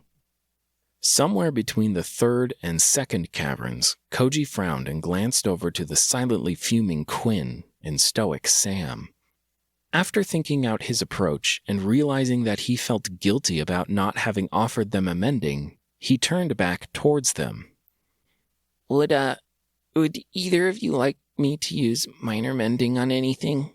Koji asked shyly, shrinking away from the withering glare Quinn had directed his way upon his approach.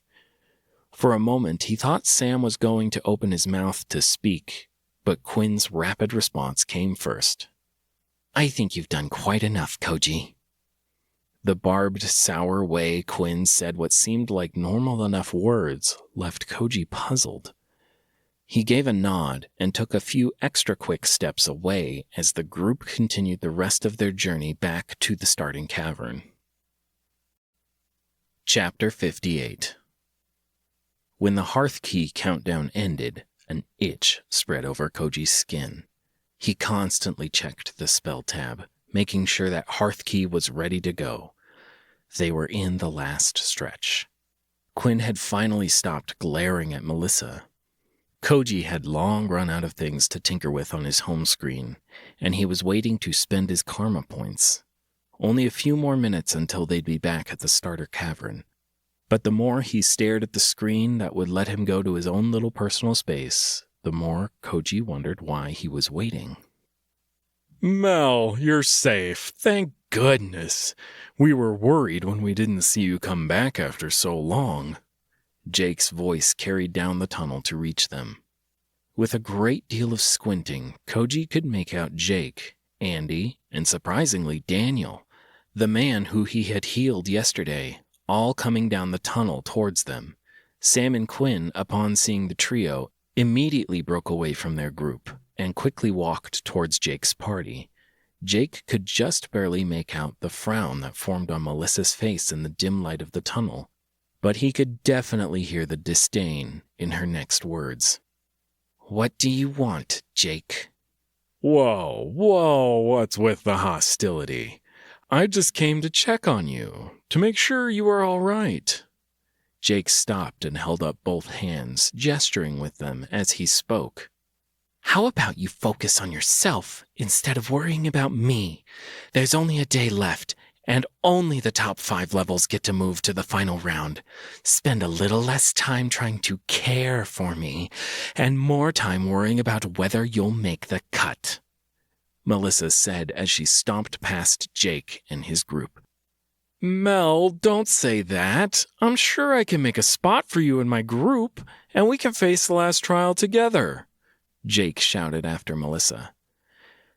For the last time, my name is Melissa, not Mel, not Melly, or any of those other cutesy nicknames you used to call me. Good luck, Jake, Melissa said as she turned a bend in the tunnel and stepped out of sight. Koji followed mutely behind Melissa, feeling more than a little awkward about the drama that was unfolding before him. Didn't Melissa realize that as she stormed off, they would just be right behind her for the rest of the walk back to the start? When he caught up with Melissa, he risked a glance back, and sure enough, Jake and his party were walking behind them, listening intently to an animated Quinn. The pit forming in Koji's stomach told him that whatever they were talking about, combined with the red outrage that colored Jake's face, couldn't be good for Melissa. A few minutes later, Koji crossed the threshold of the starting cavern, their home base. He glanced idly towards the crack they had crawled through, wondering if perhaps it would be easy to go back, only to find a smooth wall. The crack had vanished, and with it any hope of fighting their way back to Earth. As he shuffled over to the same spot Melissa and James had rested in last time, Koji tried to remember if the crack in the wall had even been there yesterday, or when they came back after the first time they'd explored. Perhaps it had sealed the moment all the survivors were through. He didn't exactly want to go back to a world without magic. However, he had made a promise to his sister that he'd visit his parents, and almost anywhere would be better than the current position he was in. Both James and Melissa had fallen almost instantly asleep upon arrival at their little rim of the pond. Now, with both of his more intimidating party members out of commission, Koji was left to face the withering glares directed at him from several of Jake's party. Whatever Quinn had said to them had not gone well. He met the scowling faces of Quinn, Daniel, and Andy with a neutral blank expression, giving them a faint wave before tapping on the screen before him. Hearth key activated instantly. A wooden door appeared in front of Koji, and it took him less than a second to swing open the door and step through. The other side was a new arrival for Koji. He found himself in the new hallway he had just created. As the door slammed shut behind him, he let out a deep sigh of relief and slumped back against the hardwood. He had only just closed his eyes when the damn knock, knock, knock came from the other side. Slowly pulling himself up and away from the door, he stood and turned to face it. He eyed the handle for a moment before staggering down the hallway and into his bedroom. Now behind two sets of doors and a thin blanket snuggled in his cot, the knock, knock, knock was muffled, just enough so that he could close his eyes and drift off. Chapter 59. Visions of monsters devouring people while they locked him within a pillar of darkness, unable to move, plagued Koji's dreams. When he eventually surfaced in the waking world, Koji lay in bed staring at the ceiling with half-open eyes. Even his body felt sore, as if he had strained himself while trying to escape his bindings in the real world and not just the dream. Knock, knock, knock! Koji staggered out of bed and grumbled to himself the entire way to the front door of his small home. He was still more than a little groggy when he yanked open the door, so when the miniature statue of a deity immediately yelled at him, the door accidentally swung shut on her marble face. "You could have let me in before going to bed. Do you have any idea?" Knock, knock, knock. Knock, knock, knock. Knock, knock, knock. The insistent knocking on the door came the second after it slammed shut on Kyeltha's face. At least the shocked look of outrage he had glimpsed on her face before the door closed had been worth the incessant pounding that was coming from the entryway. Only once the sounds transitioned from angry and loud to the soft, polite tapping of stone knuckles did Koji reopen the door. "No solicitation. Didn't you see the sign?" Koji said with mocking sweetness as he glanced down at the knee-high marble avatar of a goddess. "Hilarious. If I had lungs, I'd be laughing. Can I come in now?" Kyeltha said in a dry tone. If I asked you to not knock on my door until after I've had some time to decompress, would you? "I, of course, know the benefits of coming home after a long day." Kyeltha said as she stepped over the threshold and into the hallway. That wasn't an answer. Koji groaned and let the door slam shut behind Kyeltha before walking to his bedroom. Aren't you forgetting something? What? Koji turned back to see Kyeltha pointing at the only unopened door in the hallway so far, the training room. I'm not forgetting about it. I just don't need it. You can't gain levels in there, right? What's the point of more killing with less of a reward?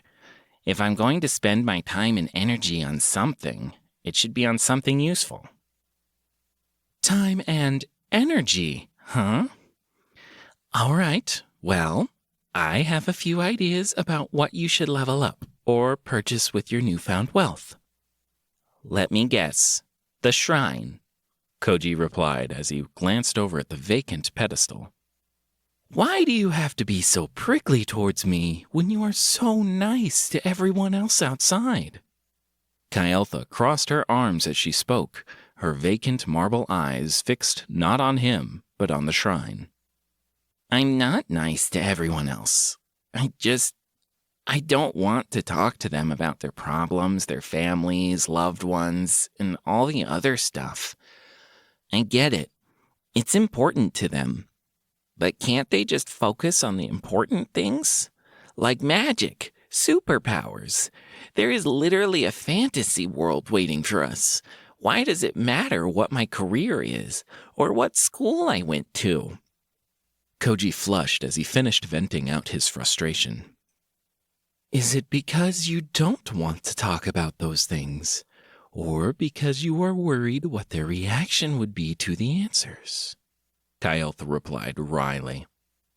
Do all deities share the same sadist voyeurism kink, or is it just you? Koji answered while emptying the blank books from his backpack onto the shoddy bookcase. Deflection won't make your problems go away, Koji. I mean, it might let me leave my problems behind. It's a whole new world. I could be anyone here. I think we're treading in dangerous waters with this conversation. Perhaps we should upgrade your home system and dedicate the shrine before your temper flares once more? Kyeltha said with a soft sigh. If I dedicate the shrine to you, can I have the boon later, once I've decided what I want? I suppose, as long as you don't ask for anything unseemly. Fine. At the very least, you'll stop bothering me about it then. How do I dedicate the shrine? Well, first, you need an item that has a strong association with a deity. Like a foot-tall talking statue? Yes. Place me on the center of the pedestal. Gently! Kyeltha frowned as Koji picked her up and unceremoniously dumped her onto the pedestal. What next? Simply place a hand on the pedestal and say, I dedicate this shrine to Kyeltha, goddess of hearth and home. Koji followed her instructions, placed his hand on the pedestal, and said the words. He wasn't sure what he had been expecting, but the pedestal changing colors and a thin leather-bound book appearing beside the statue was not it. What's up with the color change? Koji asked as he inspected the book. Every deity has a color that's closely associated with them and their divine domain. My temples and clerics donned this color before history was even recorded to show their devotion. Kyeltha answered primly.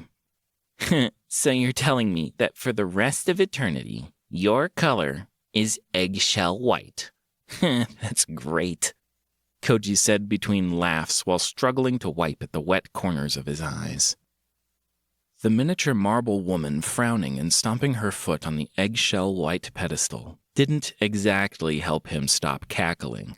It took another good minute or two before he calmed down enough to brush loose hair from his face and clutch at his stomach, where it hurt from laughing too much.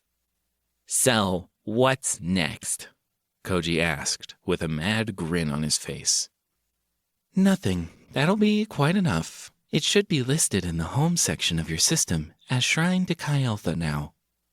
A quick check on his home screen did in fact show that, plus an unexpected bonus. Chapter 60. Duration, 12 hours.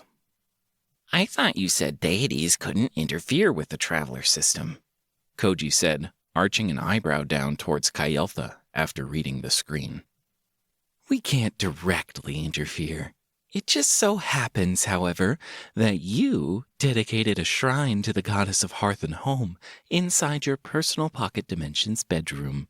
It's not exactly surprising your system would react positively to that. Kayeltha replied calmly. Fine. Let's say I believe you, and that you aren't immediately interfering with the one thing you said you couldn't interfere with the last time I spoke to you. So what's next? Well, leveling up your home system would be ideal. You really need to be using your resources, rather than just letting them sit around. It's common knowledge in Agilgaia that if you are in a dangerous situation, you shouldn't save your karma. The same goes for your biomass and building materials.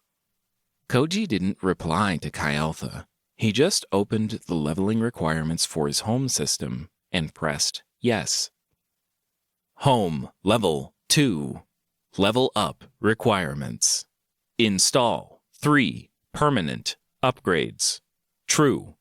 Invest 2,000 karma. True. Invest 200 building materials. True. Invest 20 biomass. True. Install a 3rd level upgrade. True. Would you like to level up your home? Yes. No. The small bedroom shook for a moment, and the small heart's glow lamp sputtered out, sending the room into complete darkness. Koji felt the floorboards beneath him warp and shift, as if he was suddenly sledding down a mountain slope. His stomach had just dropped at the abrupt descent. Then it stopped. Everything snapped back into place. The light flickered back on, and Koji was standing in a slightly larger version of his bedroom.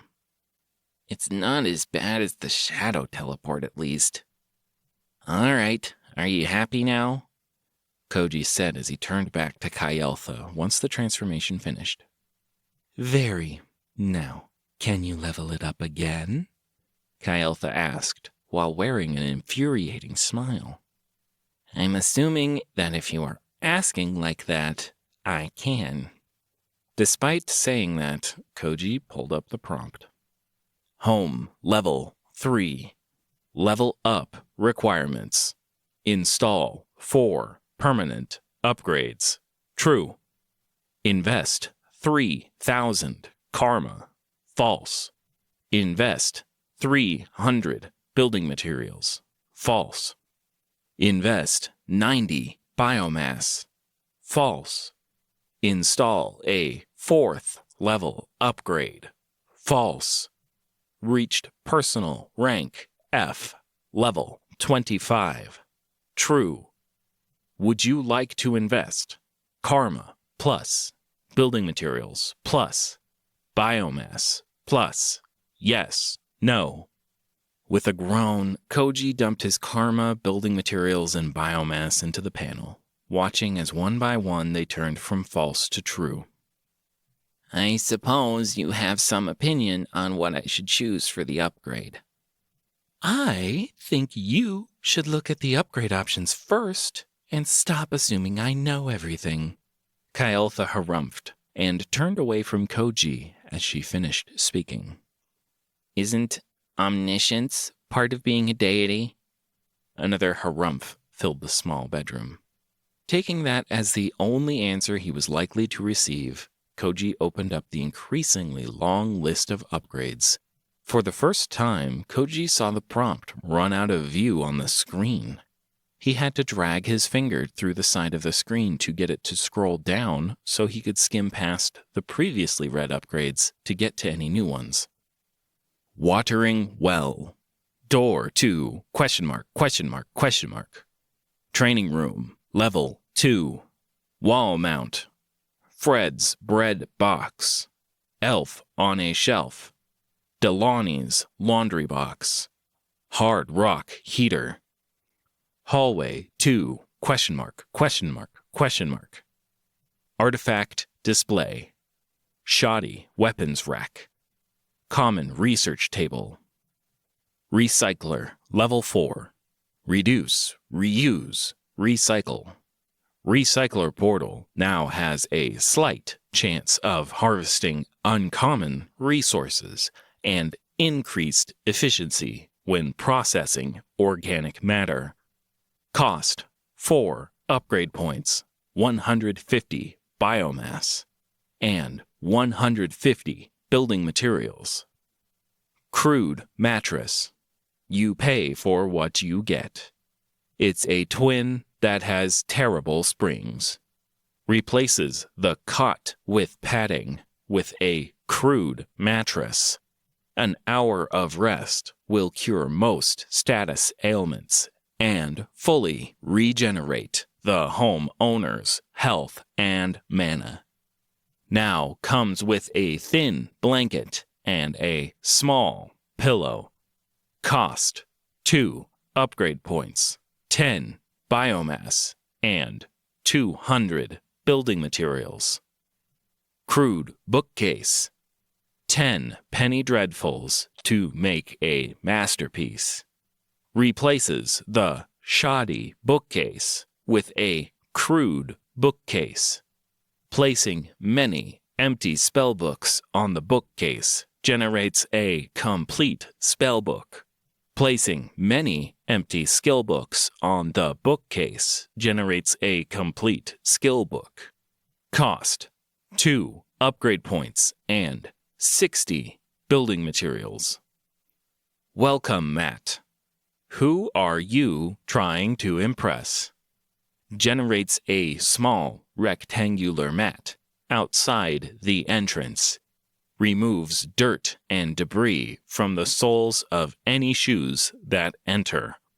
Cost 1 upgrade point, 50 building materials, and 100 biomass. Shabby terrarium. Grow a pair of beans and maybe you'll reach the clouds. Creates a small glass container. Plants placed within grow at a normal rate. Comes with a bag of potting soil. Cost 2 upgrade points, 500 building materials, and 200 biomass. Meditation room.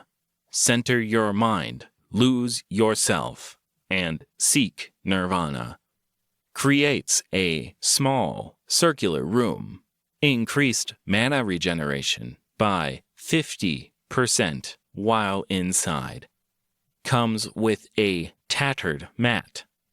Cost 1 upgrade point, 300 building materials, 50 biomass, and 1 spirit stone. Wacky wardrobe. Does not lead to any alternate dimensions. Stop going inside wardrobes. Creates a medium-sized, poorly made wardrobe where the homeowner can place clothing or other items. Comes with 3 hangers. System note: wardrobe has a minuscule chance of adding or changing the colors of clothing placed within. System note: level up your home or gather more biomass, building materials, or upgrade points to unlock more options. There were quite a few interesting new options, but Koji had a feeling he knew what Kael'tha was going to say.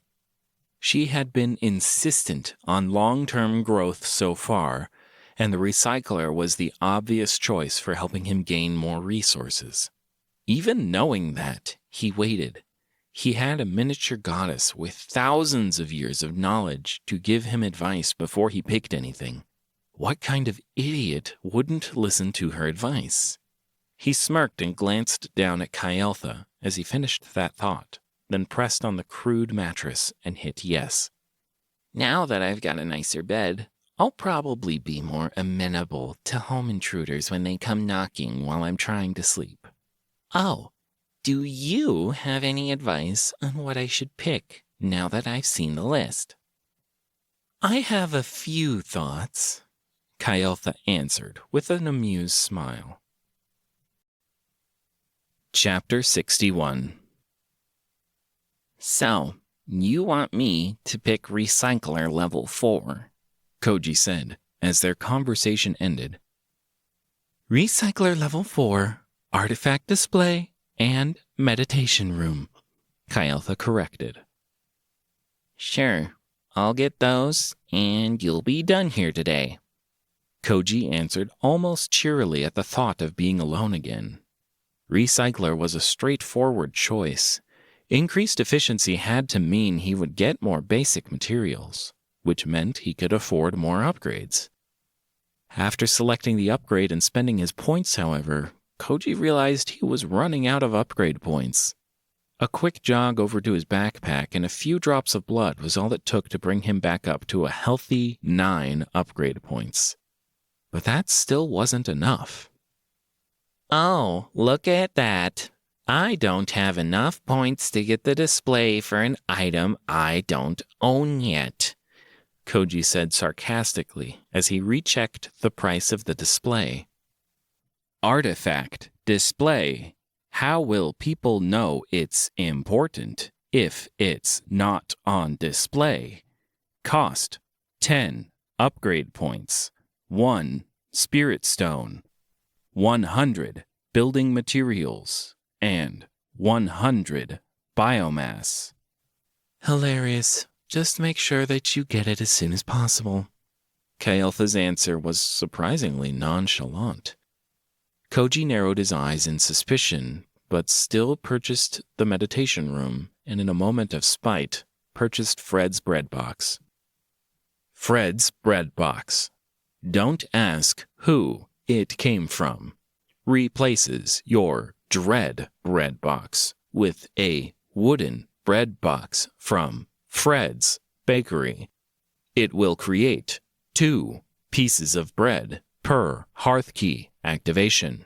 Quality may vary. Eater beware. Cost 1 upgrade point, 50 biomass, and 10 building materials. Just as he was about to close the upgrade screen and go back to the home leveling prompt, Kyotha's smug voice chimed in. Don't forget, you'll need a door to get there. With a groan, Koji spent the extra points required for the door. Door 2, question mark, question mark, question mark. The angle of entry always matters. It will create a door to another room. It does not create a room, only a connecting door. Cost 1 upgrade point. When the last upgrade was complete, he closed the upgrade screen. Koji positioned his finger over the home system level up button, let his eyes shut, and pressed the button. He waited until the floor beneath him felt solid once again, and the world stopped transforming before opening his eyes. The room was once again larger, now looking closer to a master bedroom in a small house than the original cramped room. Koji glanced over to the Home tab, happy to see the duration had increased again to 16 hours now. He then quickly tabbed over to the attribute screen, eager to see what effects his home system had on his statistics. Traveler number A8002738255K. Koji Athame. Attributes: Strength 11 asterisk, Agility 11 asterisk, Vitality 19 asterisk, Intelligence 36 asterisk, Wisdom 34 asterisk, Luck 12, Health 151 of 164. Mana 269 of 287. Rank F. Level 38. Karma 3,217 asterisk. The improvements from leveling his home system were immediately apparent, even more so as Koji pressed on the notification, clearing each of them quickly and finding most of them to be the same. +2 all stats for surpassing home level 2.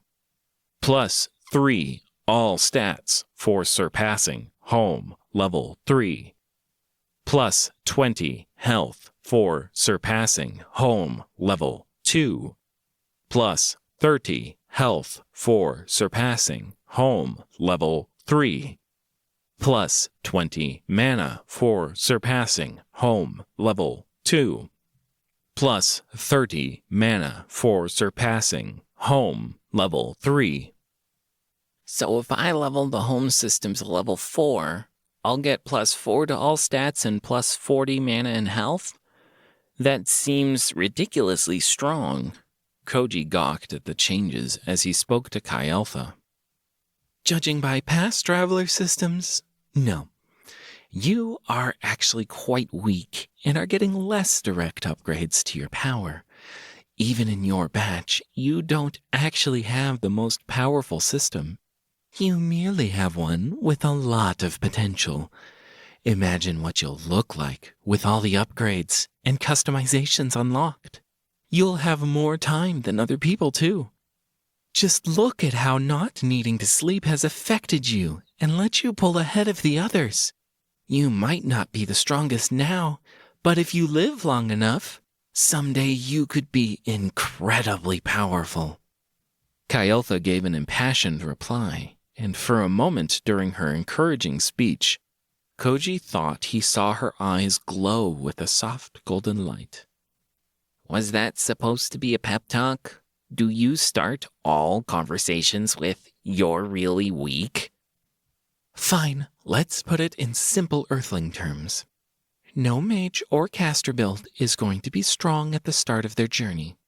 The only thing exceptional about you is perhaps the extra time you have here and a small amount of extra mana compared to the average traveler. Kyeltha replied primly. What's a caster build? Koji asked curiously. You really need to get out more. Your planet has made incredible media, television, video games, tabletop games, even virtual reality. All are innovative and would be world-shattering in a Gilgaia. Perhaps if you had read fewer true crime stories and spent more time touching grass or playing video games, you'd have a better understanding of your own planet's terminology. Kyeltha's voice was filled with exasperation as she finished speaking. So, you have been spying on me. Before I came here, you were watching me? It wasn't just an accident that we walked through that crack, huh? Koji's eyes narrowed, and his lips pressed into a thin line. You know, it's probably about time I go. I'll have to see you later. Wow, look at the time. You got an extra 2 hours from that last upgrade. Enjoy your alone time. Kyeltha said as she leapt off the pedestal and hastened to the bedroom door. Koji watched the tiny statue struggle with the door, unable to reach the handle or push it open, no matter how she jumped. After a minute had passed, Koji stood and opened the bedroom door, then the front door, letting the avatar of Kyeltha out into the empty void beyond his home. When he slammed the door shut behind her, his mind was still whirling. What if none of it had been an accident? Was it just him that had been spied upon? Or were all the survivors victims of those voyeuristic deities? He sat in silence, contemplating those thoughts for a long time, thinking about things he was powerless to affect or change. For now, when he reached a point that contained too many unknowns, his plotting ceased and he walked back to the bedroom. Picking up the Knowledge of Wood, Oak book, He took a seat on the edge of his new mattress and spent the last few hours reading. Chapter 62. Koji had just finished a section that explained how to tell different oak tree ages by reading the rings inside the trunk, when he felt the ground shake beneath his feet and his mattress tremble. He leapt up to place the book back on its shelf, snatched up the bread from his new Fred's bread box, and swung his pack onto his back just in time for the world to repel him. All right, I'll go," Koji said in the trembling room before stepping through his bedroom door and then out of the front door, all with a faint smile on his face. The smile vanished as he stepped away from the safety and solitude of his home dimension and back into the starting cavern. Across the pond, several members of Jake's group were still glowering at him, Melissa and James. What had even happened anyway? Why was Quinn upset? It had been her plan, and in the end, no one had been killed, and even Sam, the most grievously injured person, seemed to be fine now. Koji shook his head to clear his thoughts. It was time to focus on the important question. Which tunnel system should he explore first? Rat ghouls or spring rats? He'd let their drama sort itself out without him. All he had to do was focus on leveling and finding the hidden boss Kyotha had talked about, so that everyone could fight in the last trial. Spring rats. Definitely spring rats to start with, Koji decided as he walked to the far exit of the starting cavern. Koji, if you would, wait a moment. Jake called out to Koji as he was about to leave the starting area. Koji considered for a moment, ignoring Jake and walking into the tunnel. It wouldn't help, though. Jake would be here when he came back, or just walk with him. It wasn't like there was anywhere to go. Decision made, Koji turned to regard Jake, trying his best to appear friendly by pulling his twitching facial muscles and frowning lips into a calm smile. Thanks. I know tensions are high right now. What with Melissa leading your group into danger like that, and Sam almost dying and all. But I had a few questions about what Quinn told me. Jake said as he came to a halt, a few feet away from Koji. Okay. Perfect. The most important thing from what Quinn mentioned was that you had found a source of food? Jake said while licking his lips. Koji's attempt at a small smile fell away, and his face slipped back into a more natural frowning expression as he took the time to examine Jake. Messy black hair that had lost shine, haggard, overdrawn cheeks, slightly dry lips, and eyes with deep circles under them showed Koji just what a difference a few days away from civilization could do to a man. It was especially bad for someone who was trying to lead a group of survivors.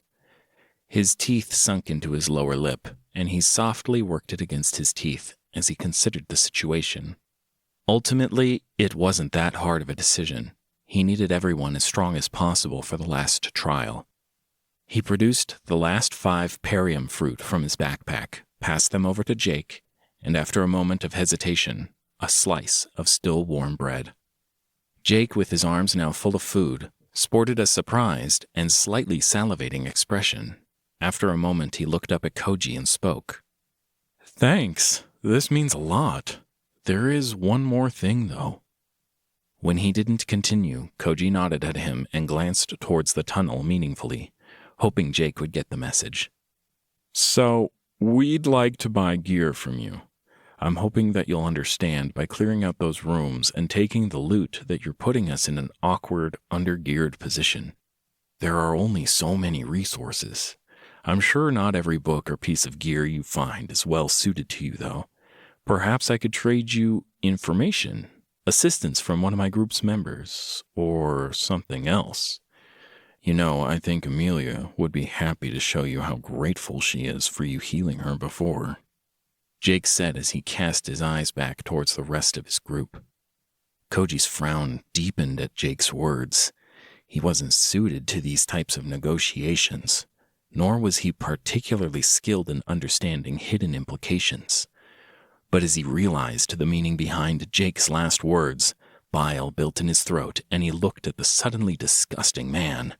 Something on his face must have shown Jake what Koji's feelings were on the matter, because he suddenly switched tactics. Or if there's anything else you need, perhaps in the future.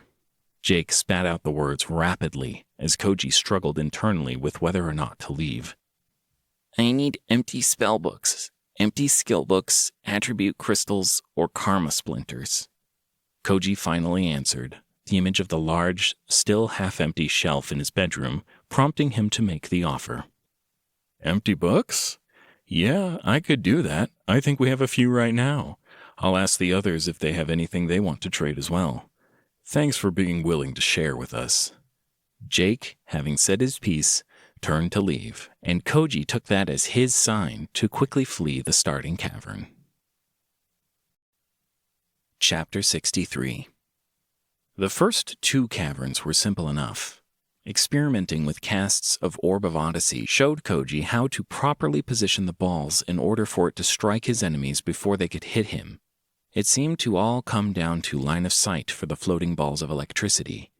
He didn't gamble in the 3rd room, however, activating both Heavy Rain and Thunderdome as the horde of spiders charged at him. In almost no time, he reached the 4th cavern where the 2 monster groups were split on either side of the pool. Bears or spiders first? Koji thought as he stared at the once terrifying monsters. Not having to wait for anyone to cut up the monsters had really sped up his travel time and also given him space to think. His current food for thought, what attributes really meant. He had heard Kael'tha say things about what the attributes meant in theory. He could feel himself getting physically stronger with the increases to strength. But she had said intelligence would increase spell potency.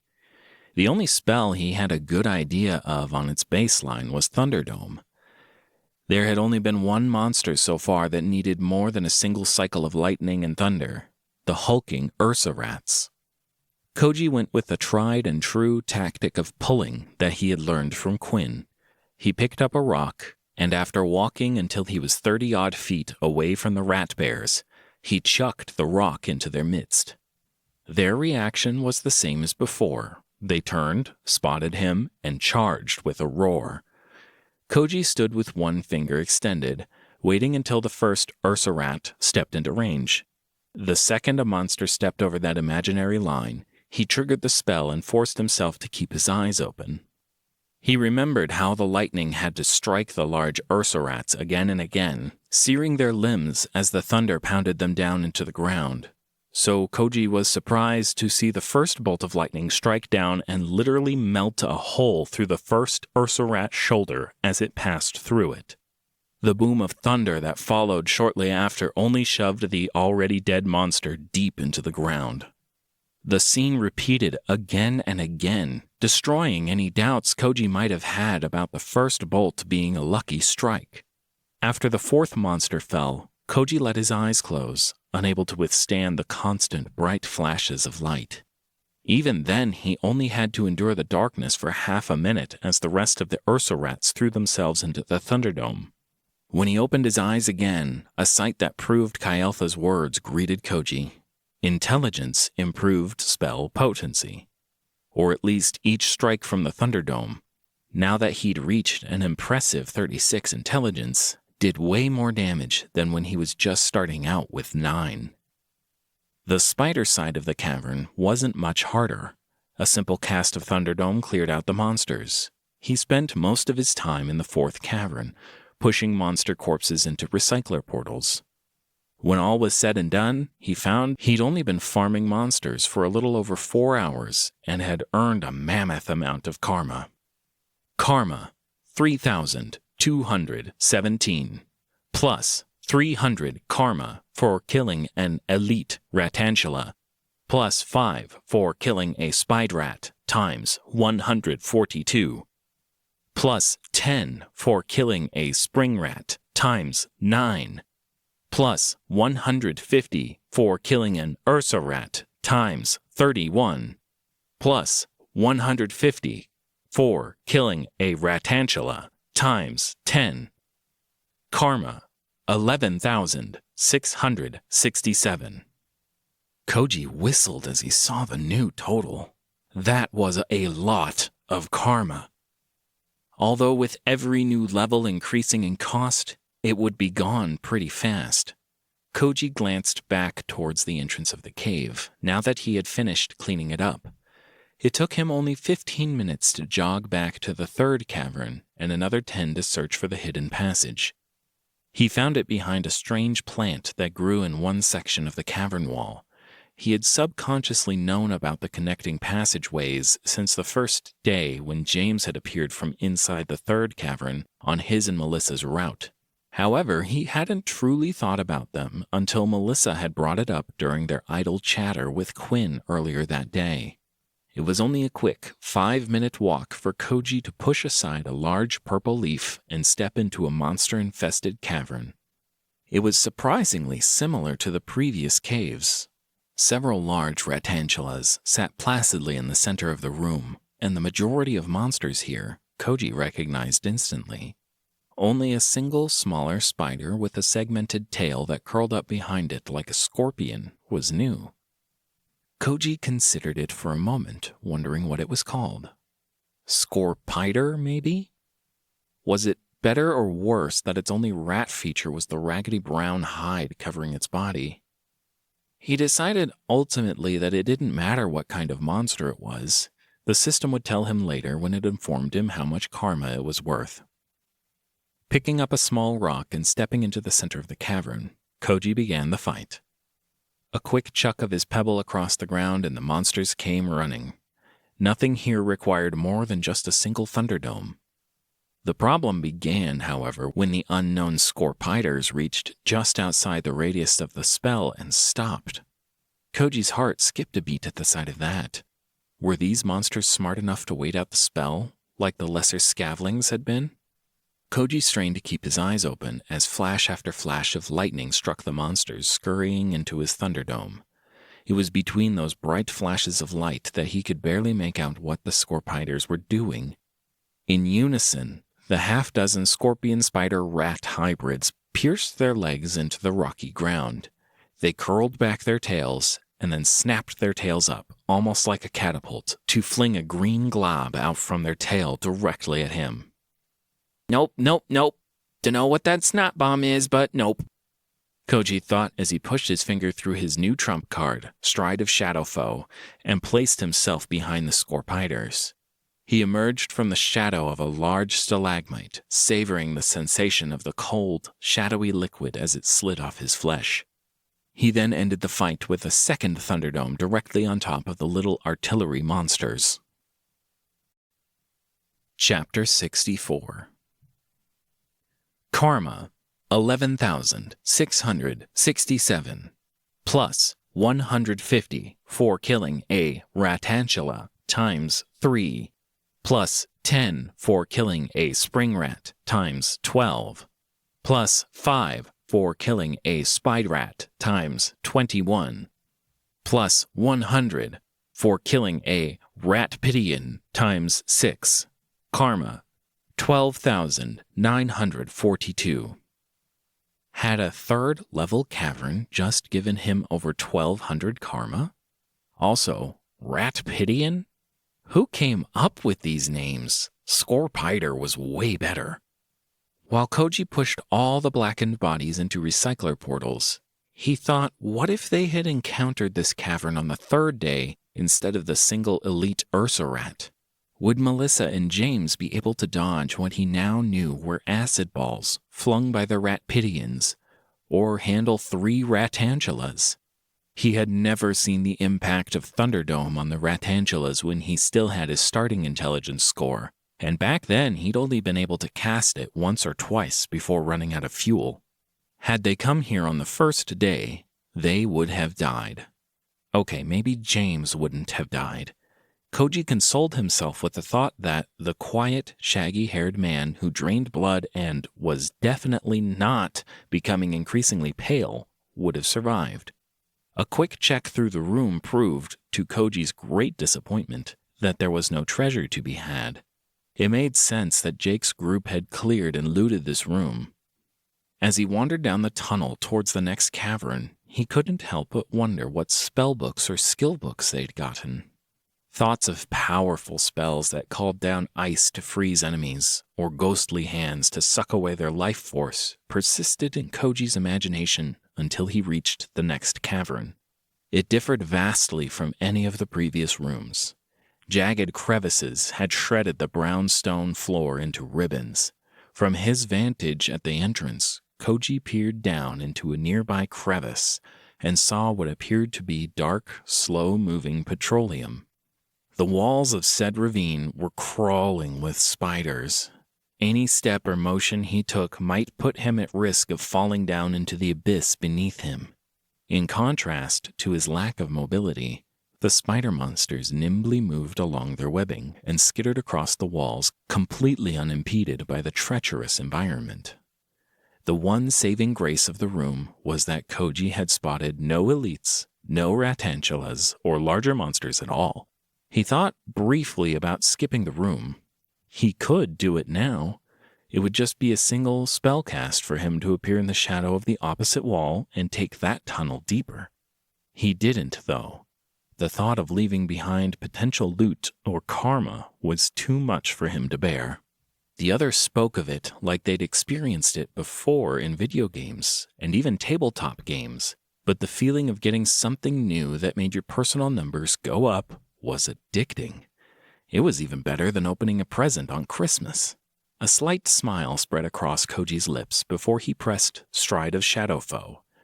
His body appeared on a small white section of solid ground for only a moment before he pressed Thunderdome, and the world turned white. Koji snapped his eyes shut almost immediately and groaned in shock as his vision swam even against the darkness of his eyelids. When the explosion came, he was totally unprepared. The sound reached him first, a loud boom, different from the typical clap of thunder. Then the wave of heat washed over him, and finally the force of the explosion that lifted him off his feet and threw him across the cavern. Koji's eyes snapped open the second his feet left the ground, wide, shaken eyes trying to make sense of what happened. It was too late, though. The wall of the cave came rushing towards him and his body struck the stone with a thud. As he slid down to rest on a small ledge below, his vision grew dark. With a panicked thought about what would happen if he passed out in the den of monsters, Koji flailed his hand through the screen before him.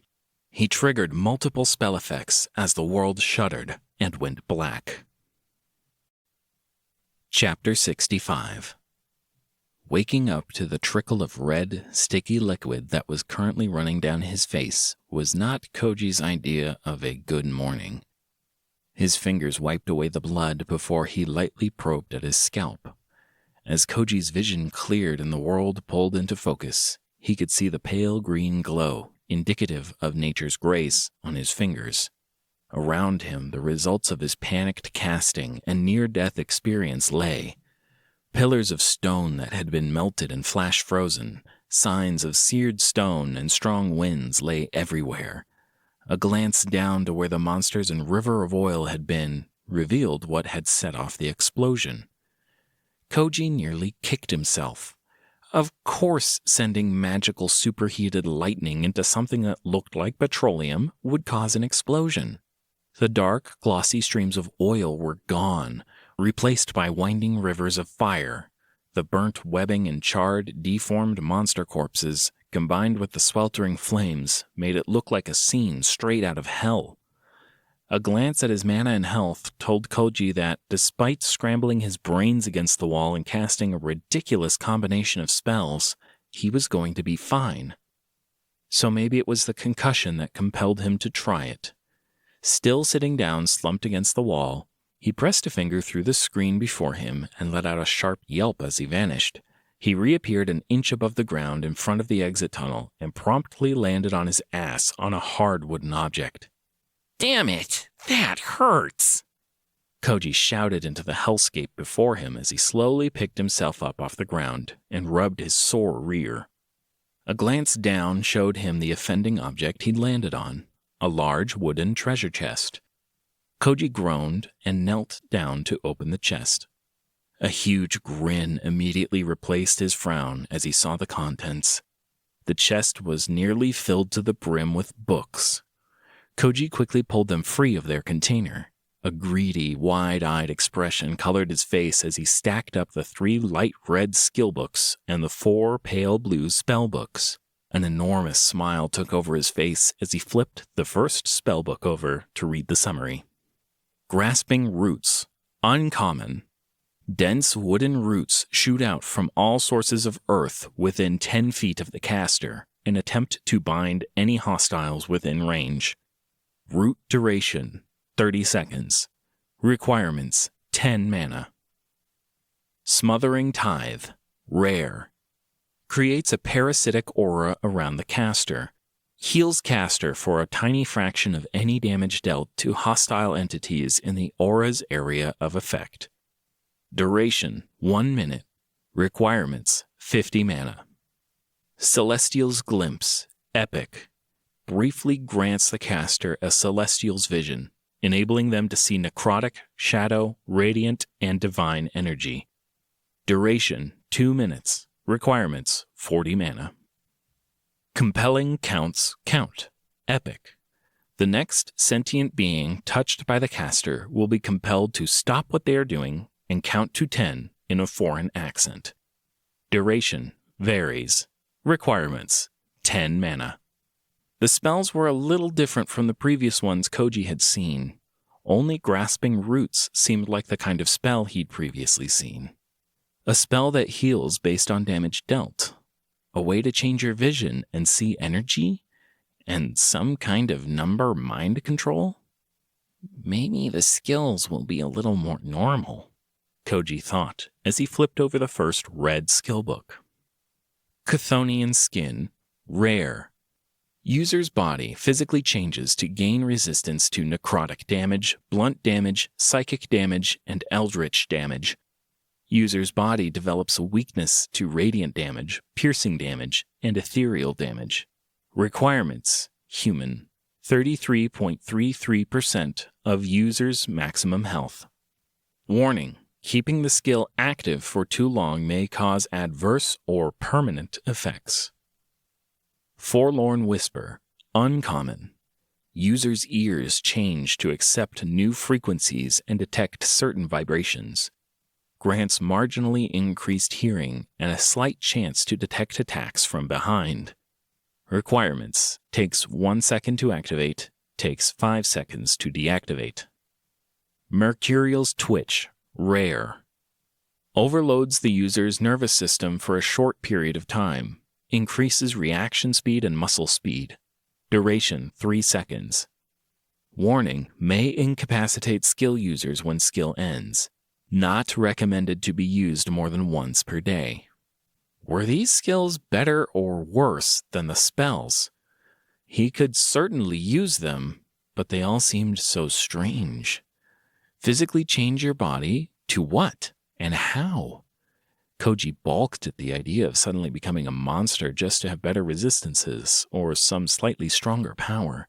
He had expected skills like the Blade of Hinter that let him do elemental damage. Listening better wasn't exactly an in-demand skill for surviving the monster-infested underground.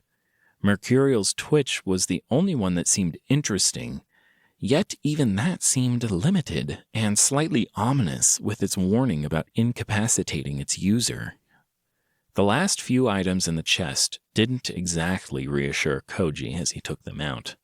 What he initially thought was a red cloak turned out to be a thin cape. It was less the kind a villain wraps around themselves and more the kind a superhero wearing tights would wear. Koji sat that aside and turned to the other impractical item. The half-finished theater mask seemed less ridiculous than the brightly colored cape. The lack of straps to hold the mask in place or slits to see out of made Koji think perhaps this wasn't a piece of gear, but an ornament or piece of decoration. After a moment of hesitation and a shrug, Koji placed the mask on his face. Ow, ow, ow! Koji had been unprepared for the sudden stinging sensation that erupted from where the edges of the mask contacted his face. Before he could rip the thing away, he felt something moving and twisting in the mask's darkness. Whatever it was rubbed against his cheeks, and he suddenly had a terrifying thought. How would he breathe in this mask? Just as he was about to rip the mask off his face and chuck it down into the fires below, Koji realized with a start, he could see everything perfectly fine. The surrounding wreckage was perfectly visible, even the stack of books at his feet. As he glanced around, Koji found the mask enabled him to see out of the bright cavern and into the dimly lit tunnel beside him without issue. His last worry was solved immediately after, when he took a deep breath and felt the still searing hot air enter his lungs. Chapter 66. Koji found how to remove the mask once he calmed down. Small divots on the mask's chin served as perfect holds for his finger and thumb. A gentle press on the divots caused a spine-chilling cold to seep into his skin around the edges of the mask as it released its hold on his face and fell into his hand. Koji examined the smooth interior of the mask, finding a soft, flesh-like substance coated the inside of the mask. Its exterior faceplate seemed to be cast in a white plaster. The face on the mask had overly large, sad eyes and bushy eyebrows, with gaunt cheeks, a smooth bump where the nose should be, and a thin line where the lips should have been. The mask had an unfinished feel to it, like someone had created an old-school theater mask depicting sorrow, yet had never filled in the finer details. Still unsure of what to do with the mask, Koji conducted another experiment before deciding. He endured the slight sting as the mask sealed itself back to his face and opened his screen. There was no change on the spell page or skills page as he tabbed through them, but on the main screen, a minor change had taken place.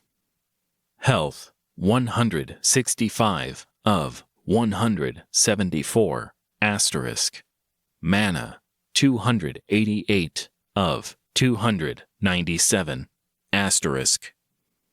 10 mana and 10 health weren't a life-changing amount, but it was better than nothing.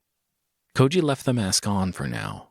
At the very least, it wasn't hurting him, and he wouldn't need to struggle with controlling his face around the others if he wore it. Koji emptied the karma splinters and attribute crystals from the bottom of the treasure chest, and then considered what to do with the red cape. Reluctantly, he clipped the cape to his shirt and flicked through the system screens to find what had changed. A sigh of relief left his lips when he found no changes and could toss the cape into his backpack without regret.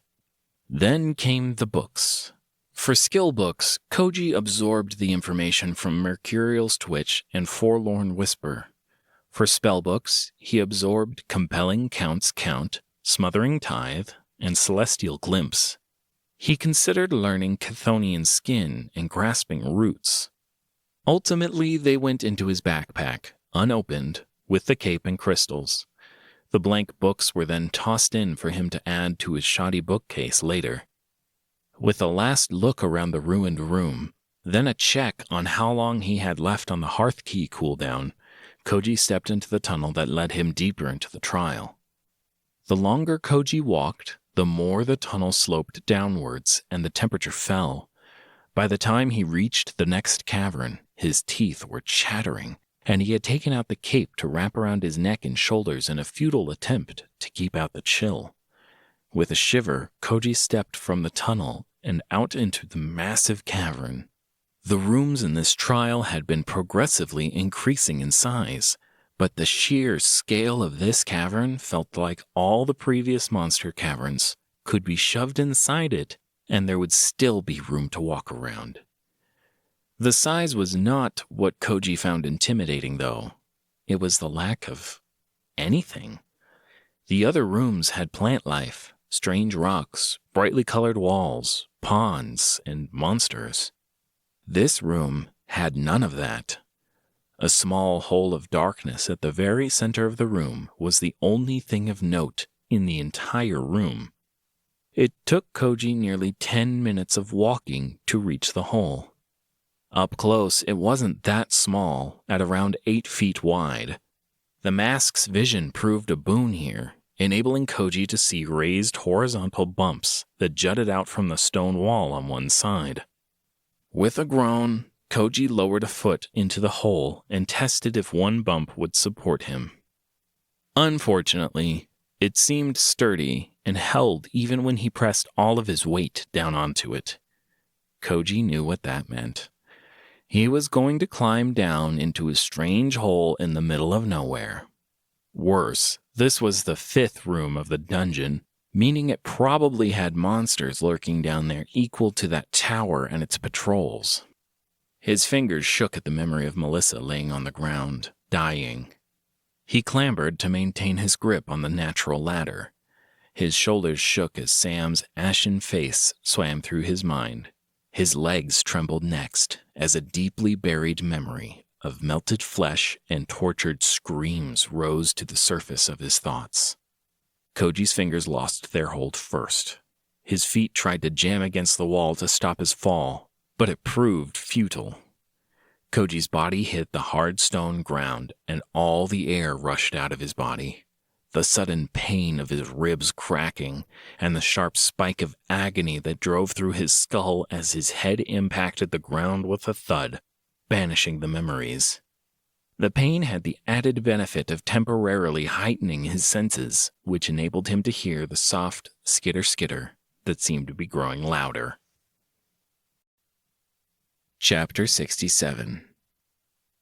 Muscle memory took over as panic set in. Koji's fingers flew across the screen before him, flicking over to the Spells tab and triggering the Thunderdome spell in less than half a second. It was too slow, though, as a sharp stabbing pain erupted from his left calf muscle.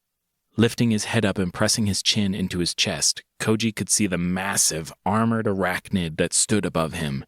One of its sharp legs was slowly retracting from his left leg, leaving a gaping hole in its place. The Thunderdome activated then. Bolts of lightning sprayed down around him, illuminating what Koji had been unable to see even with assistance from the mask's partial night vision. He was surrounded. The smallest of the deadly spiders that were currently skittering towards him were the size of his head, while the largest was nearing the size of a school bus. Koji watched lightning bolt after lightning bolt impact the front half of the bus-sized monster as it quickly crawled towards him. Each strike only left small scorch marks on its hairy body. Even the forceful thunderclaps that hammered down against it seemed to only daze and slow the creature. Koji pressed his fingers through the spell screen rapidly in response to the monster's unyielding approach. A multitude of effects sprang out simultaneously. The stone beneath him began to warp and transform into dirt. Then it immediately froze as a ring of ice expanded outwards. Just after the frost was a second ring of electricity that expanded out to meet the first. Koji had just enough time to see a green glow on his skin and a soft violet aura spreading around him before the rapid freezing met the superheated magical lightning, and the explosion started. As his body went flying off the floor and ricocheted off explosion after explosion, Koji felt his brain rattle inside his skull and his focus slipped. Idly, he wondered if this was what it must feel like to be a table tennis ball. The green glow of nature's grace rippled over his vision a moment later, and his focus returned. This cycle repeated until he was thrown out of the Thunderdome by a double blast of lightning that descended upon a frozen, massive, hairy spider with neon blue eyes. Koji had learned from the last incident, though, and he had just managed to get his arms up over his face before his body impacted a stone wall. The pain was sudden and sharp. Koji's arms fell away from his face as he slid down to the stone floor. He lay there, struggling to breathe, his arms limp and not following his instructions. While pushing off the ground, Koji's blurry vision swept over the surrounding darkness. In the distance, far above, was the small hole he had entered through. Closer to him, though, a new surge of more nimble spiders was beginning. Maybe it was the concussion or the healing, but it was at this point that Koji realized he could see. Not just the gray shapes and images the mask had granted him, but that the normally blinding flashes of lightning hadn't caused him any pain. He focused on the distant Thunderdome and marveled as he watched bolt after bolt descend. It was entrancing to see something so devastating that had been so close and yet he could not perceive it. Built-in sunglasses. Koji muttered into the air, completely distracted by the new discovery. The encroaching spiders banished his errant thoughts. Rather than force his still woozy form up and face the consequences, Koji, for the third time today, cast his spells laying down. A single cast of Thunderdome, followed by a gust of Tornadus to push away some of the closer spiders. Then he ended the brief spell-casting spree by refreshing nature's grace. Around him, the second wave of spiders was being blasted apart, yet Koji's appetite for exploration had left him after the second concussion. His vision still swam, his head felt heavy, and his mouth felt like it was full of stale clouds. Despite all of this, his main menu showed his health at full. Something different was happening here, something he didn't understand. Koji desperately felt the need to flee. Frightened, trembling eyes lifted towards the edge of the hole above him. He tested his arms to make sure the feeling had returned before pushing off the ground and smacking his head through the spell screen. Stride of Shadow Foe carried Koji exactly where he wanted. All that time throwing up had been well spent. He landed on the edge of the hole with his hands, catching the lip perfectly the second he emerged from the shadows. Koji heaved himself up out of the pit and lay gasping for fresh air on his back once he was free. Several minutes later, when the unnatural terror had drained from his mind, Koji leaned back over the pit. He gave a final look back into the hellhole of darkness. "I fucking hate spiders." Koji accompanied his muttering by attempting to spit down into the hole, only to awkwardly find that he was still wearing his mask.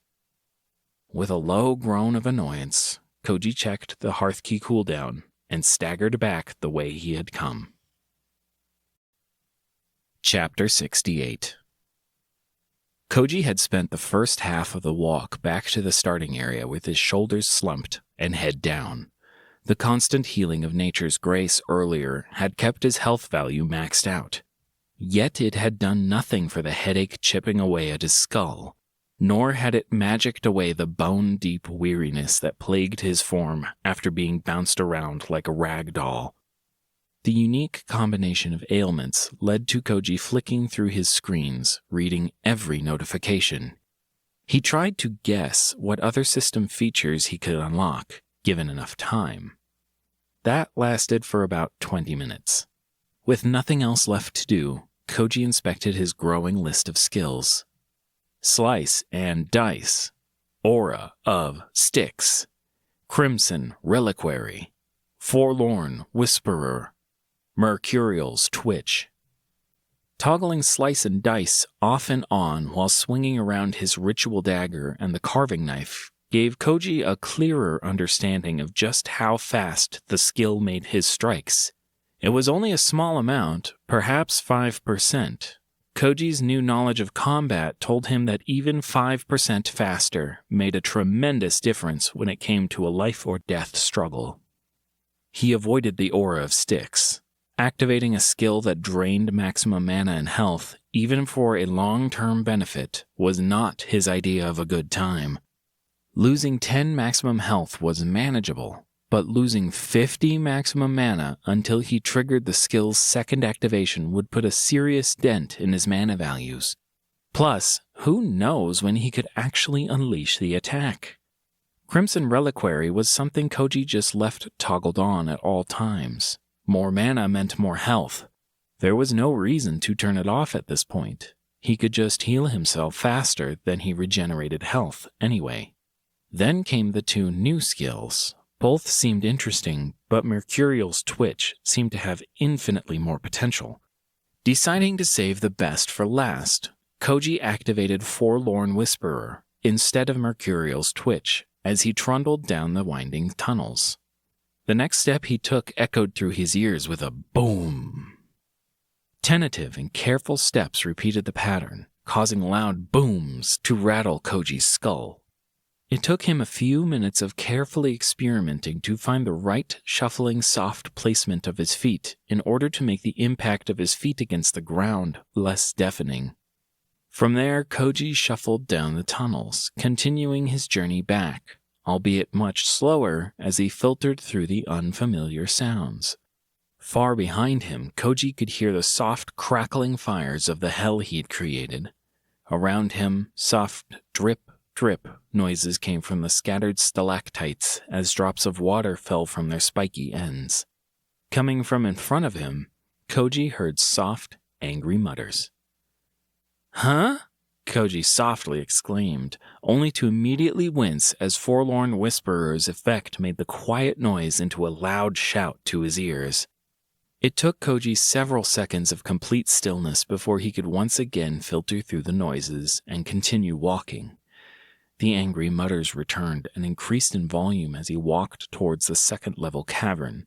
He hadn't bothered to take the shortcut back through to the other third-level cavern, so Koji had been expecting to clear a few extra monsters on his way back to the starter area, not to hear the distant sounds of a conversation. "I don't want to be trapped here, man. Literally, that sounds like the worst fate possible. Killing mutated rats and spiders all the time, drinking pond water and eating fruit alone. I need to go home, man, not to some fantasy video game world," a raspy, masculine voice muttered. "You won't be. Jake's got a plan. Just relax. Let's finish harvesting these monsters and wake the others for their shift." The second speaker's mellow voice surprised Koji, and it took him a second to place his name, Sam. I know, but you were with that other group of freaks. How are we supposed to outlevel them? What's going to happen to the leftovers? Jake's already ranked up, and I'm sure the other three have. I'm not making the cut. Trish is not making the cut. None of us are. Do we just get trapped here for the rest of our lives? Or will we die when the Chosen Five leave? A faint sob dribbled out of the first speaker as he finished. Sam started and stopped. Even with Forlorn Whisperer, Koji couldn't make out what was happening for the next few moments until Sam started speaking again. "It'll be all right. You've got to get home to your girl, I know. I've got to get back to Alice. Hell, we were debating names on the morning this all happened. She's probably freaking out and panicking right now. She shouldn't be getting stressed this late in the pregnancy, though. I'm sure it's fine. You said your mom is looking after her, right? She'll keep her calm and make sure nothing happens. I don't know what all is going to happen with this new world and crazy gods, but we can make it out of here. All of us, I know it. From there, we'll just figure out a way back. We won't abandon our families. I won't be that kind of father." Koji's soft shuffling ceased then. His face contorted into a grimace beneath his mask, as a sense of guilt washed over him at the realization that he was eavesdropping on something personal. He deactivated Forlorn Whisperer as the conversation started up once more and turned back down the tunnel. He'd go back to the third cavern and loop around. Chapter 69. Several things were bothering Koji as he strolled through the remnants of his previous battles. First, how did the others know about gods? Did the tutorial mention them, or was there something else? Second, what was Jake's plan? Did he know about the hidden boss? If so, that was a relief. That conversation would have been long and unpleasant. Third, did that entire group really hate Melissa and James that much? Okay, maybe James was looking more like Dracula with every passing day, and Koji could admit he wasn't exactly a social butterfly, but Melissa was fine. She was normal. Why had the word freaks been spat out with such vitriol? Koji pushed the errant thoughts from his mind, focusing instead on breathing in and out. Thought by thought, he cleared his mind as he tried to follow his therapist's advice to not overthink every little thing or worry about things he couldn't control. By the time he made it back into the starting area, he no longer cared about what the other group was doing or what they thought of him. His mind instead worked on ways to use the spells and skills he had better. With his mind occupied by the fantastic possibilities and combinations of magic, Koji was totally oblivious to the frenzy that his emergence into the starting cavern caused. Only once he had trekked around the edge of the pond and moved to stand beside the still sleeping forms of Melissa and James did someone confront him. "Excuse me, are you Koji?" a deep voice said from behind. Koji turned towards the speaker to find Daniel staring at him with wide eyes, a rusty tutorial axe clenched in the man's hands. "Yeah?" Koji answered, his brow furrowing as the corners of his eyes creased, confusion settling in as he stared at Daniel. They had met before, right? When the man didn't respond to Koji's acknowledgement, Koji changed tactics. "It's Daniel, right? What can I do for you?" Is it really you?" Daniel asked hesitantly, with an eyebrow arching. "Yeah? Why wouldn't it be?" Daniel's only response was to lift one of his hands from the handle of his axe and brush at his own face. His head tilted meaningfully towards Koji after he completed the action. It was like a light bulb had gone off inside of Koji's mind. He had forgotten about the theater mask. "Oh!" Koji exclaimed as he reached up to his chin and plucked the mask from his face for a moment. "Better?" "Yeah, thanks. I think we were all just a little weirded out. You never know what's going to happen down here." "That's fair. I wouldn't want some masked stranger strolling in while I was sleeping either." Anyway, I just came over here to say thanks. Damn, I'm really not good at this kind of stuff. But I just wanted you to know I really appreciate you healing me the other day.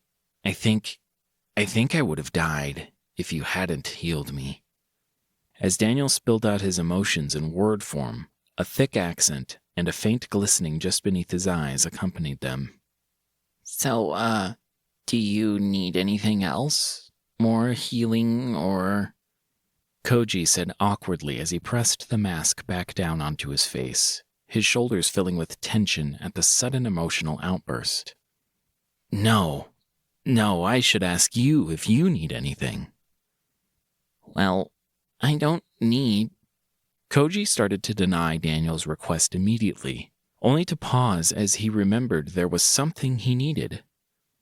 "Actually, yes. If you have any blank books, I could use them." "Oh, sure, I can do that. Does it have something to do with your system? Everyone says you have the home system, and they're trying to guess what it does exactly. Best guess so far is to let you get extra sleep. Kind of jealous of that myself. Anything would be better than the ground. Back home, I've got myself a Sleepy King mattress. Never missed anything more in my life. A good night's sleep is almost as good as sex. Actually, I take that back. Daniel immediately accepted Koji's request, only for him to ramble onwards with no sign of stopping. Warning bells went off internally as Koji recognized this pattern from his own sister. He was about to be trapped in a conversation that went nowhere. His survival habits kicked in, and he scanned the room as Daniel talked. Actually, if you'll excuse me for a moment, I just remembered that I promised Jake I'd let him look at any of the loot I couldn't use," Koji said, trying not to sound too desperate. "Yeah, no problem. I get you're probably busy. I can tell you about the Sleepy King later," Daniel said while giving Koji a nod and waving goodbye before turning back to the opposite shore of the cavern. With a sigh and an internal curse at how people kept dismissing themselves and walking in the same direction, Koji followed behind Daniel. Luckily for him, Jake spotted him immediately and waved him over. "Koji, come to share the spoils of your dungeon delve?" Jake said a little too loudly and a little too excitedly for Koji's taste. "I've got a few things to trade." Koji stressed the word trade, not quite feeling comfortable with the use of the word share for their transaction.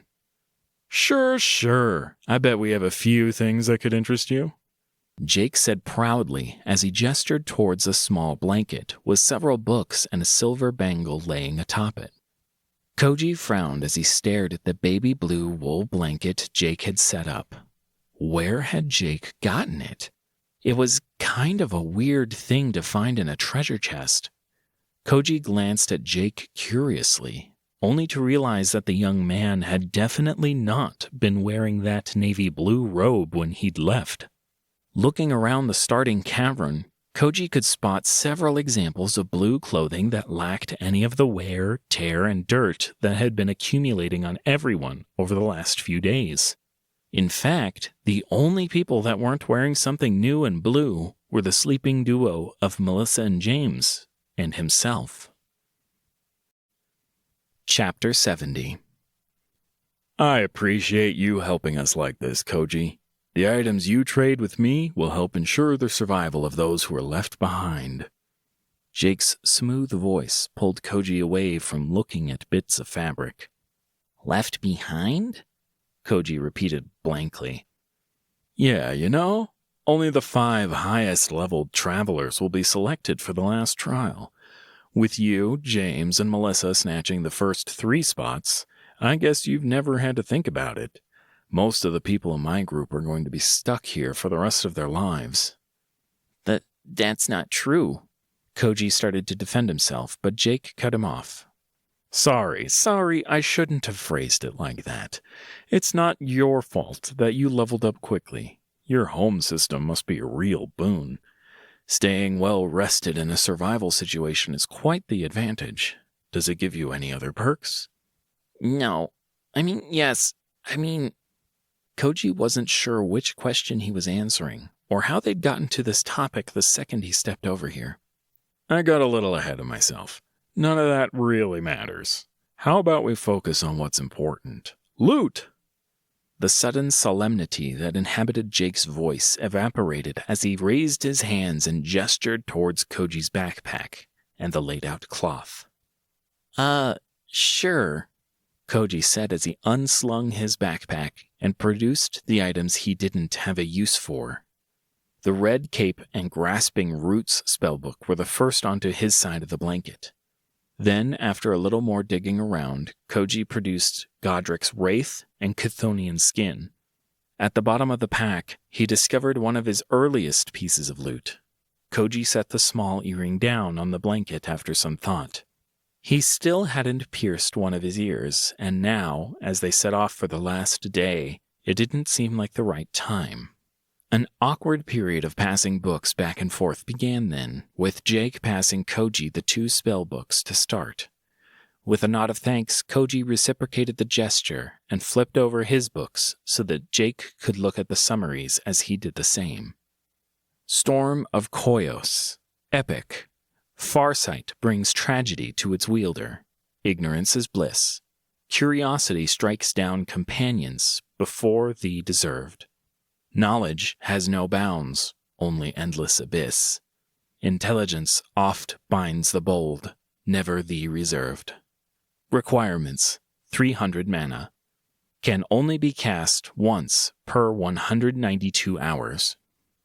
Mortalis Instrument. Rare. Creates a mana simulacrum of a melee weapon suitable to the spellcaster. Requirements: varies greatly. Koji could instantly see why the 2 books were on the blanket. The first book, Storm of Koios, was incredibly weird.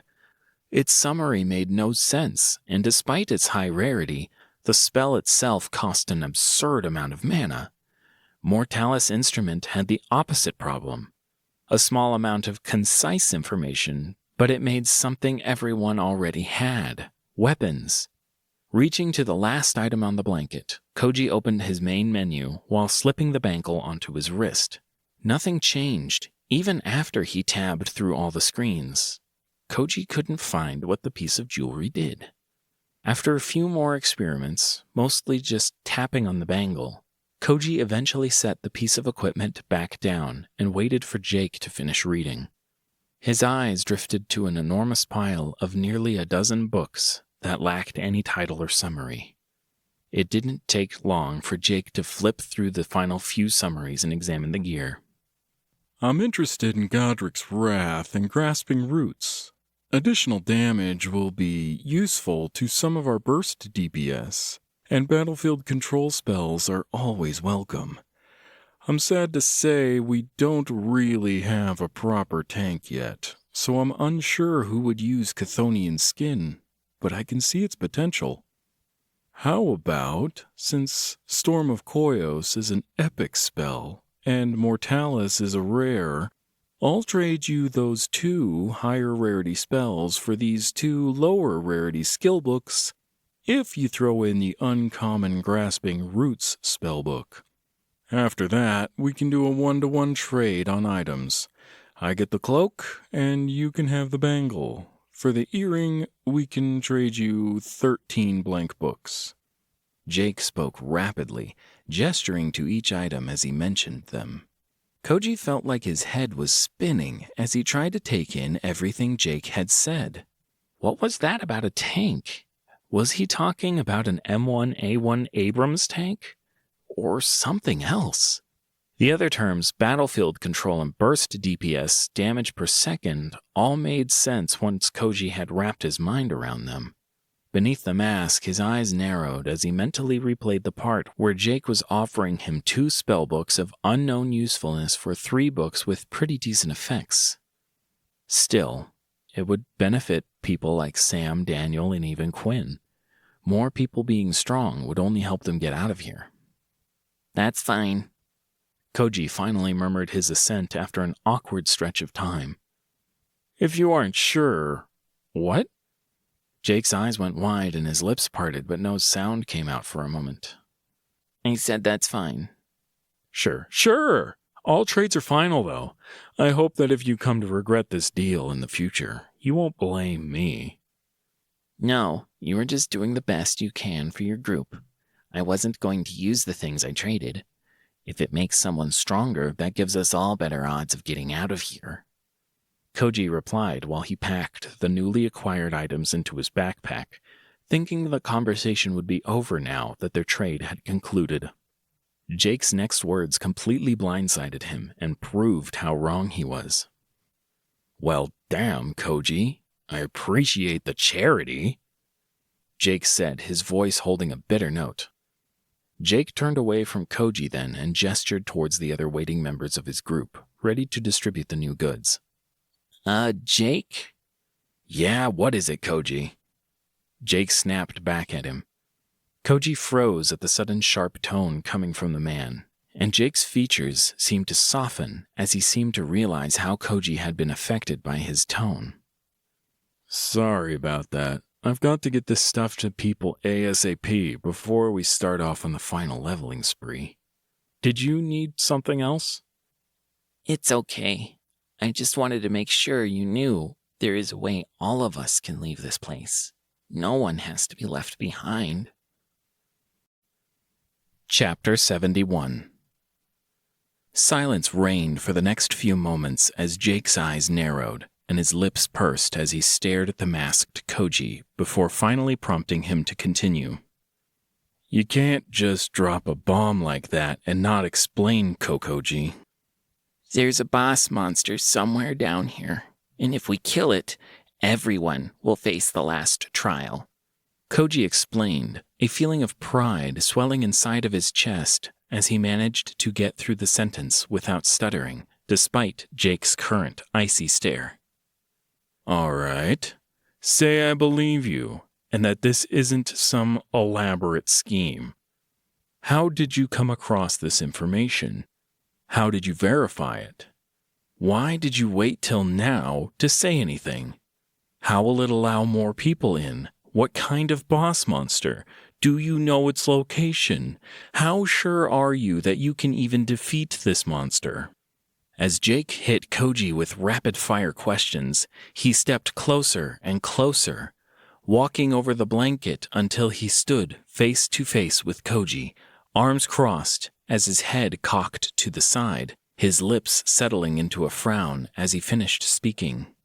Koji began to frantically back up as he struggled to come up with the answers to Jake's questions, only to fail to produce an answer before the next question. In the end, he answered the final 3 questions. I don't know what kind of monster it is. It has to be in the 5th or 6th cavern, probably, and I think we can defeat it. What would be the point of kidnapping us from our own world just to let us die here? Koji said everything he could manage in one quick stream of words, leaving him breathless as he backpedaled away from the encroaching Jake. That's not an answer, and it's too late, Kokoji. Maybe if you had brought this up on day 1 or the start of day 2, we could have talked about it, strategized, and made a plan. But it's the last day. I can't throw away my life for empty promises. Jake relented as he finished speaking, turning away from the recoiling Koji as he dismissed him. I think it's for the best if you leave, Koji. We need to level and make some hard decisions over here. You should go back to leveling up without worrying. Koji opened his mouth to respond, but nothing came out. Behind Jake, Sam, Trish, Daniel, and several others stood, their gazes all turned away from where he and Jake had been having their argument. A sigh left Koji's mouth. Jake had been correct. He should have told them sooner. There just hadn't been the right time. None of it would matter if he could find the boss monster today. He marched back around the pond to where Melissa and James were already waiting for him. The second he arrived, they both nodded to him, and Melissa even graced him with a soft smile. How is your chat? Melissa asked softly, her eyes lifting from Koji to gaze across the pond. Not great. I need to tell you guys something. Oh? Must be important if you are bringing it up. Melissa paired her answer with a nod for him to continue. So, the tutorial told everyone that only the top 5 travelers would be taken to the last trial, right? Koji clarified, still slightly unsure about everything the tutorial he'd skipped had said. Yeah, it seemed pretty cutthroat, honestly. Worse, it explained nothing. I'm assuming that any who aren't selected will just be left here. Well, that might not have to be the case. Somewhere in the depths of the tunnels is a hidden boss. If we find and kill the boss monster, then it triggers the last trial, and everyone can go. We should have a higher chance of survival with the entire group. All right, let's kill it, Melissa said with a cheery smile. Even James gave a grunt and a nod to signify his agreement. Koji blinked in surprise at the stark contrast in responses he'd gotten at the news. A feeling of guilt welled within him as he considered Jake's last words. Maybe they could only act this way because they knew their levels had to be higher and weren't worried about just surviving down here. Just as his thoughts spiraled downward from there, Melissa shattered his illusion. Plus, that will be an immense relief. I've been worried all night. I reached E rank yesterday, but it reset my level to 0. The tutorial said nothing about ranks, so it might only count levels. As Melissa vented her worries, Koji could see her shoulder relax and her fingers unclench as tension he hadn't known she was carrying fled her body. Oh, yeah, I guess that makes sense. How about we talk while we walk? There's only a day left to find and kill this boss monster. No time to waste standing around. Melissa ended her sentence with a nervous chuckle and a half smile while gesturing towards the tunnel. Sure. While we walk, can you tell me about what you got for ranking up? Koji asked as he fell into place beside Melissa. Yeah, if I had to guess, James and you have already ranked up, huh? James replied with a nod that would have been imperceptible in the tunnel's darkness if not for Koji's mask. No, Koji replied to Melissa. What? You've definitely gotten enough karma to rank up. Why did you? Melissa whirled back to face Koji as she spoke, her lips parting in shock as she stared at him. Just to survive the trial? Or was it something else? Something else. I think you still haven't answered my question, though, Melissa. You've changed, Koji. What happened to the sweet Koji who was compulsively checking his screen and stuttering every time I asked him a question? What happened to the kind-hearted student who helped me that first day? The worried, anxious, serious girl? Koji countered. She never existed. She was made of other people's expectations. Your turn. What changed? Melissa said with a snort and a pointed look towards Koji. Nothing's changed. I'm still the same, Koji answered, while raising his hands defensively to placate Melissa. Fine. If you don't want to share, you don't have to. I'll tell you about the rank up rewards, and then you can tell me about why you didn't rank up. Chapter 72. Melissa explained to Koji that ranking up had given her a new screen titled Origin, which had enabled her to use a new ability related to the surgery system. It had also increased all her attributes by 10 points. Koji, in return, explained what happened when he reached level 25 and the options he'd received: evolution, creation, and static. He even told both Melissa and James about the newly upgraded Crimson Reliquary. They kept talking even as they passed through the first cavern.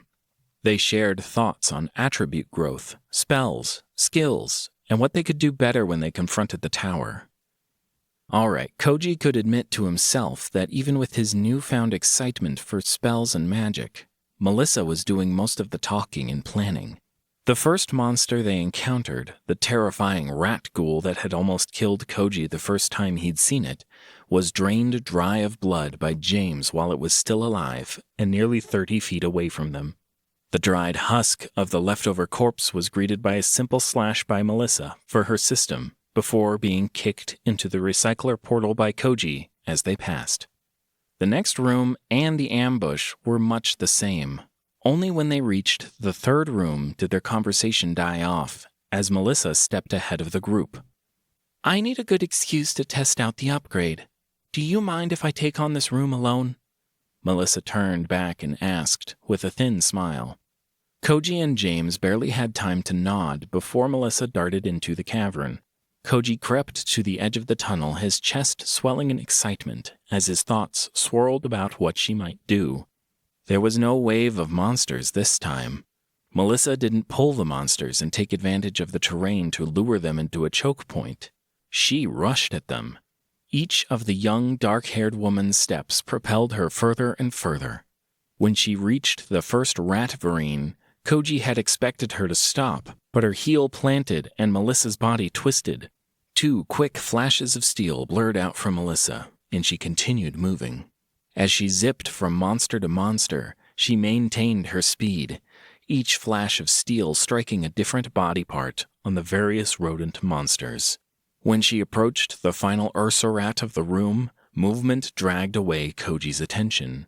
The first rat varine Melissa had struck staggered forward, its body twitching and trembling as its eyeballs rolled out of its sockets, clean-cut stems now perfectly on display where Melissa had severed them. Around the battlefield, the other rat monsters, one by one, had the same reaction.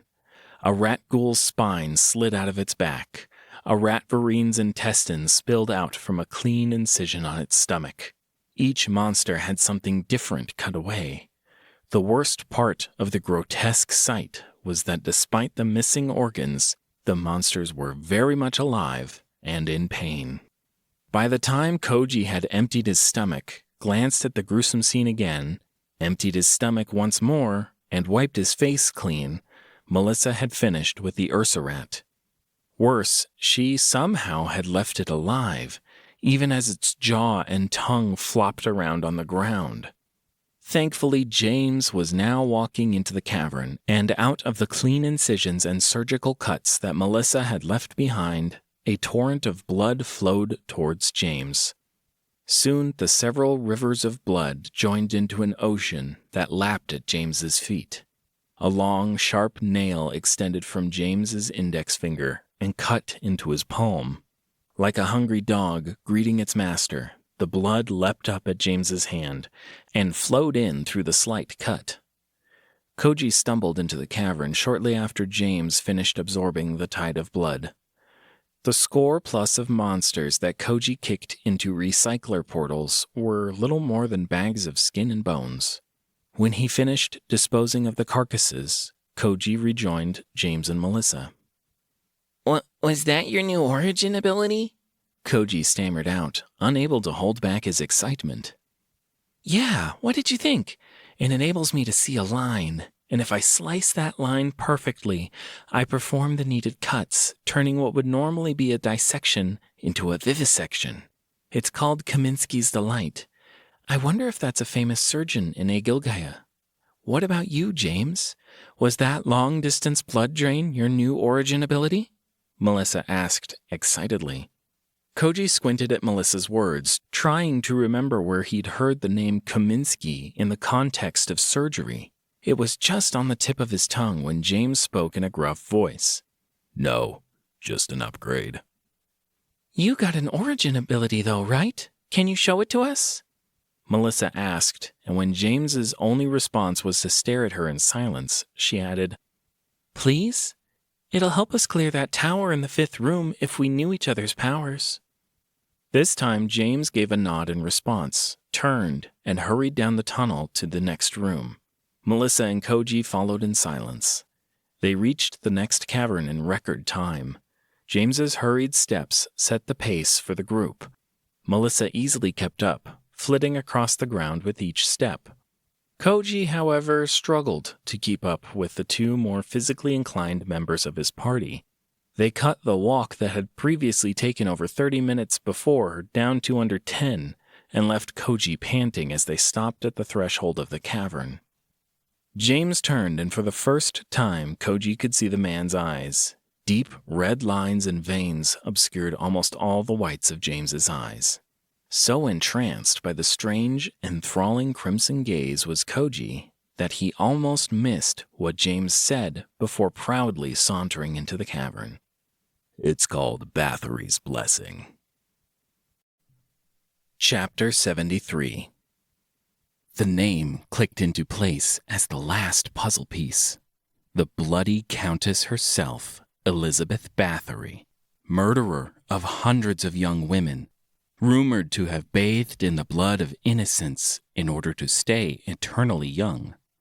Worse, the sudden realization also helped Koji place the name Kaminsky, a prime suspect in the case of Jack the Ripper, one of the most brutal and sensationalized serial killers in history, who would carve out pieces of his victims. Suddenly feeling incredibly nervous, Koji tried his best to swallow and remain calm. He snuck a glance at Melissa out of the corner of his eyes, only to realize that she seemed unperturbed by the name of the skill. Maybe he was overthinking it, Koji told himself before taking a deep breath and refocusing on James just as he was about to start his performance. The increasingly pale man only walked a few steps into the cavern before stopping. Koji could see his lips move, but couldn't hear the words. By the time he had thought to cast the Forlorn Whisperer, James's lips were sealed, and he'd drawn his new tomahawk. Koji wasn't sure what he had expected, but James's next actions were rather shocking. The blade of the tomahawk flashed down, and Koji let out a sharp breath as it severed James's left hand at the wrist. He was about to run towards James to cast Nature's Grace when the magic started. Small blurs of crimson darted out from the stump remaining on James's wrist, impacting the foreheads of the distant monsters and drawing their attention. Only once each monster had a small drop of James's blood on their foreheads did James's lips part once more. Koji activated Forlorn Whisperer just in time to hear the final few whispered words. Reap what I have sown. Return to thy bloody home. From across the room, the monsters shrieked and screamed as the small dot of blood on their foreheads grew to an enormous bubble the size of James's head before popping and splattering on the ground. The blow killed none of the monsters. Even the weak rat-verines were still alive, yet each of the monsters seemed weakened, especially the smaller monsters. The charge that came because of James's attack was lackluster and lethargic. Even with just one hand, James batted aside the monsters with his tomahawk, cutting and chopping them open with ease. Partway through the bloodbath, the tide of crimson that was flowing from the dead and dying carried his hand back to his stump. and Koji watched in awe as the severed hand was perfectly reattached. The process only sped up once James could use both of his axes, and he soon reduced every enemy in the room to piles of dried meat. Melissa was in the cavern using her knives to carve up the corpses in whatever way her system required. Koji turned away to look back down the empty tunnel in order to stand guard and keep a lookout, not because he was queasy. The hovering blue translucent screen before him gave him an escape. The hearth key cooldown had finished. Just as Koji was about to press the button and step away from the gruesome sight to rest, he paused. Was this the best choice? They still had the 5th cavern to conquer, the tower to wipe out, and then who knows what else? What if they found the hidden boss and the last trial started immediately while he was low on mana? Koji closed the screen after a moment. He'd save the hearth key activation. Right now, he had some monsters to clean up. It didn't take long for Koji to summon a few recycler portals. Both James and Melissa helped him this time, and in the end, they left only a few dried scraps of their battle. Their trio set off down the next tunnel, still making record time. Koji struggled internally about what to say to his new acquaintances about their skill names. Should I even tell them? What do you think, Koji? Melissa's soft voice interrupted his thoughts. Huh? What? Koji stammered out in surprise, realizing at the same time that they were rounding the last bend in the tunnel and almost at the entrance to the 5th cavern. About the plan. Can you cast 6 of those soft earth spells to slow the enemies down? Melissa said with a note of amusement. You mean sinking fallow? 6 of them where? Koji replied as he looked out at the mostly empty cavern. 1 close to us, 2 bordering that, then 3 more bordering that. Think of it like a triangle with us at the tip. The patrols will have to cross the earth before they can get to us. It should slow them down and limit how many we have to fight at once, Melissa said as she gestured towards the dirt floor of the cavern. Yeah, I can do that, Koji said with a quick check of his mana. It was easy enough to step out of the tunnel and cast the first few sinking fallows. As Koji reached the outer edge of the triangle, however, and began to cast, a roar came out from a neighbor patrol as an Ursa rat sniffed the air, and suddenly an entire platoon turned in his direction. He barely had time to cast 2 quick sinking fallows, followed by Stride of Shadow Foe, before the patrol barreled down on him. At the same time, as they entered the newly formed soft earth, he disappeared and re-emerged behind Melissa and James. Save your mana for now, and hold the exit while we clean them up. We need the levels, Melissa shouted as she and James stepped towards the oncoming room full of monsters, weapons drawn. Chapter 74. The one thing that Koji hated about this room, above all else, was just how noisy the monsters were. The rat bear's movement was the bass, their heavy paws thudding into the ground and shaking it as more and more of the hulking monsters streamed towards the trio. Their constant, deafening roars filled the cave and shook Koji's ears. Beneath all of that noise was the underlying high-pitched chittering of the scavlings as they rode on the backs of their bear-rat hybrids. Melissa and James met them in the middle section of the soft earth. The enormous mass of the bears caused them to sink deeper and be at a disadvantage compared to the 2 elite, nimble humans. Melissa's movements had been hard for Koji's eyes to follow in the 3rd cavern, but as she leapt up onto the head of an Ursa rat, severed its throat with one blade while decapitating its rider, and flitted off to another monster, he realized she must have been holding back before. His vision quickly lagged behind as he could not keep up with Melissa's movements. He instead followed the explosions of blood from the Ursa rat's jugular, and the scavlings carotted again and again. The other side of the battle was a different, yet equally impressive sight. James stood in place at the center of a circle of soft earth, his hands and arms blurred as he released his axe and tomahawk, only for them to zip back to him a moment later. The process repeated as a bloody, twisted energy grew around his weapons each time they returned, coated in the blood of the monsters. When the monster horde finally reached James, the blades of the axes had grown. A crimson aura had formed extensions of solidified light that made the initially small blades into huge guillotine-like weapons that James sent crashing down on the waves of monsters. They carved large chunks out of the ursa-rats. The long spears of the scavelings were knocked aside, and the first wave came sliding to a halt in front of James. Koji realized then that James hadn't moved from his position and had yet to draw from the growing pools of blood. It was a simple and savage display of brute force. Even as wave after wave of the scavelings and their mounts crashed into the spot James defended, he remained unmoved and continued to chop. The battle was nearly over by the time Koji was required to act.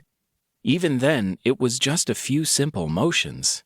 Using repeated casts of Gust of Tornadus, Koji shoved the dead and waiting to be harvested monsters out of the way of Melissa and James. He forced the monsters to travel through the soft earth rather than charge over their dead companions. The results of the spell were much better than the underwhelming gentle gust of wind Koji had thought it would be. Focusing on an area he could see while triggering the spell, Koji was able to use his free hand to shove things around with a single push. The wind itself was nearly impossible to see, but the flying bodies and whipping hair of the monsters made the spell's effect rather fun to look at. Not even a full day had passed since they had last challenged this room and almost lost 2 people, yet now James and Melissa could clear it without breaking a sweat. What would happen as they continued to grow at this speed? Would they even be human anymore? A hungry smile spread across Koji's face at the thought of becoming so powerful. He'd never have to deal with home intruders again, or go to state-mandated therapy, or even get out of bed if he didn't want to. Even the divine would tremble at the thought of knocking on his door mid-nap. Koji shook his head clear of the silly ideas and pulled his smile back into a more neutral expression, so no one would be worried. He stopped and blinked for a moment, his fingers lifting lightly to touch the mask covering his facial expression. The hungry smile once more spread across his face as his hand fell away. With the mask on, he didn't need to worry about things like that. Koji let out a soft laugh before stepping out of his rearguard position to help with the cleanup. The battle was over, and it was time to recycle. The efficiency of the harvesting had shot up today as well. With most of the corpses Melissa killed already being dissected or vivisected, she was done faster than usual, and with James's kills having been stacked up in several piles throughout the fight, the blood had been draining out of them for the entire duration. It was pretty simple for Koji to just walk behind Melissa and drop the monster bodies into recycler portals. The process became even faster when James, from across the room, threw a massive ursa-rat arm in a perfect arc that spiraled right into the portal. It devolved from there with the harvested parts of monsters being thrown across the room into Koji's portals. Just as Melissa started coming up with rules and asking for multiple portals at varying distances, the monster carcasses dwindled to nothing, and their fun was over. Melissa frowned as the last monster corpse sailed through the air and landed in the makeshift basket. We'll have to try this again later. I'm pretty sure I got more in the portals, but it was hard to keep count, she said with a tilt of her head. I don't think adding rules or points or distances will change the fact that you lost, James said in response, the normally stoic man now wearing a faint smile. Hey, that's not fair. You started before me. Koji just watched the two bicker, while wondering if this was what it felt like to be a referee and just what exactly their physical attributes were. He wasn't on the sideline for nothing after all. He had tried to pick up one of the massive limbs, but could barely lift it, let alone throw it over 20 feet like they had been doing. All right, let's talk about our plan for the tower now that we've cleaned up. Melissa's voice pulled Koji away from staring at his attributes and back to the matter at hand. Climbing the tower. Chapter 75. Melissa had made sense as she explained her plan. Some of it, Like the lack of an exit tunnel on the other side of this gargantuan cavern, Koji had already started to piece together. But Melissa had essentially solved the puzzle while Koji was still trying to find the pieces. Koji tried to replay the theory Melissa had come up with as he moved into his assigned position. First, the fact that this room lacked any exit either meant that this was the last room or they had to ascend through the top floor of the tower. Second, since all the monsters in the trial caverns had earth animals smashed together, the hidden piece was most likely something unique to Gilgaia. Third, the structure of the caverns and the constant respawning, with only one place being safe to rest, clarified that the caverns were meant to be cleared in one shot. Fourth, the distance from the starting cavern to the fifth cavern, if you included a small amount of time for battles, would take almost a full day to walk if you included the return journey. All of this combined showed that there was more than a single hidden boss. It was even possible that each tunnel ended in a confrontation with something otherworldly and powerful. Koji glanced over at Melissa with a shiver. He had thought his intelligence attribute was high at the start, but what had hers been? Even if only half of what Melissa had said came true, she'd be at the level of Sherlock Holmes or Judge Dee. A shiver went down his spine at the memory of the poor Ratverine's eyes rolling out of his skull. He still hadn't decided if he wanted to tell her about his theory on the origin of her origin ability. It was a little strange to be contemplating starting a conversation with someone. Koji couldn't help but frown as his thoughts unraveled from that stray thread. He glanced away from Melissa to check on his screen. Hearth key. No countdown left. He could leave. Maybe now was the perfect moment. Slip away in the calm before the storm. Be back before anyone noticed he was gone. Koji reached out to cast the spell, only for Melissa to spoil the moment. Now! Melissa shouted as both she and James sprinted towards the large closed double doors at the base of the giant pillar of stone that made the tower. With a soft sigh, Koji's finger lifted, and he pressed a spell other than Hearth Key. He emerged from the shadow of his target window. He easily stepped into the tower, his fingers splayed and ready to press every spell possible should a horde of monsters somehow be waiting for him. What greeted him on the inside of the tower, however, was nowhere near as exciting as that.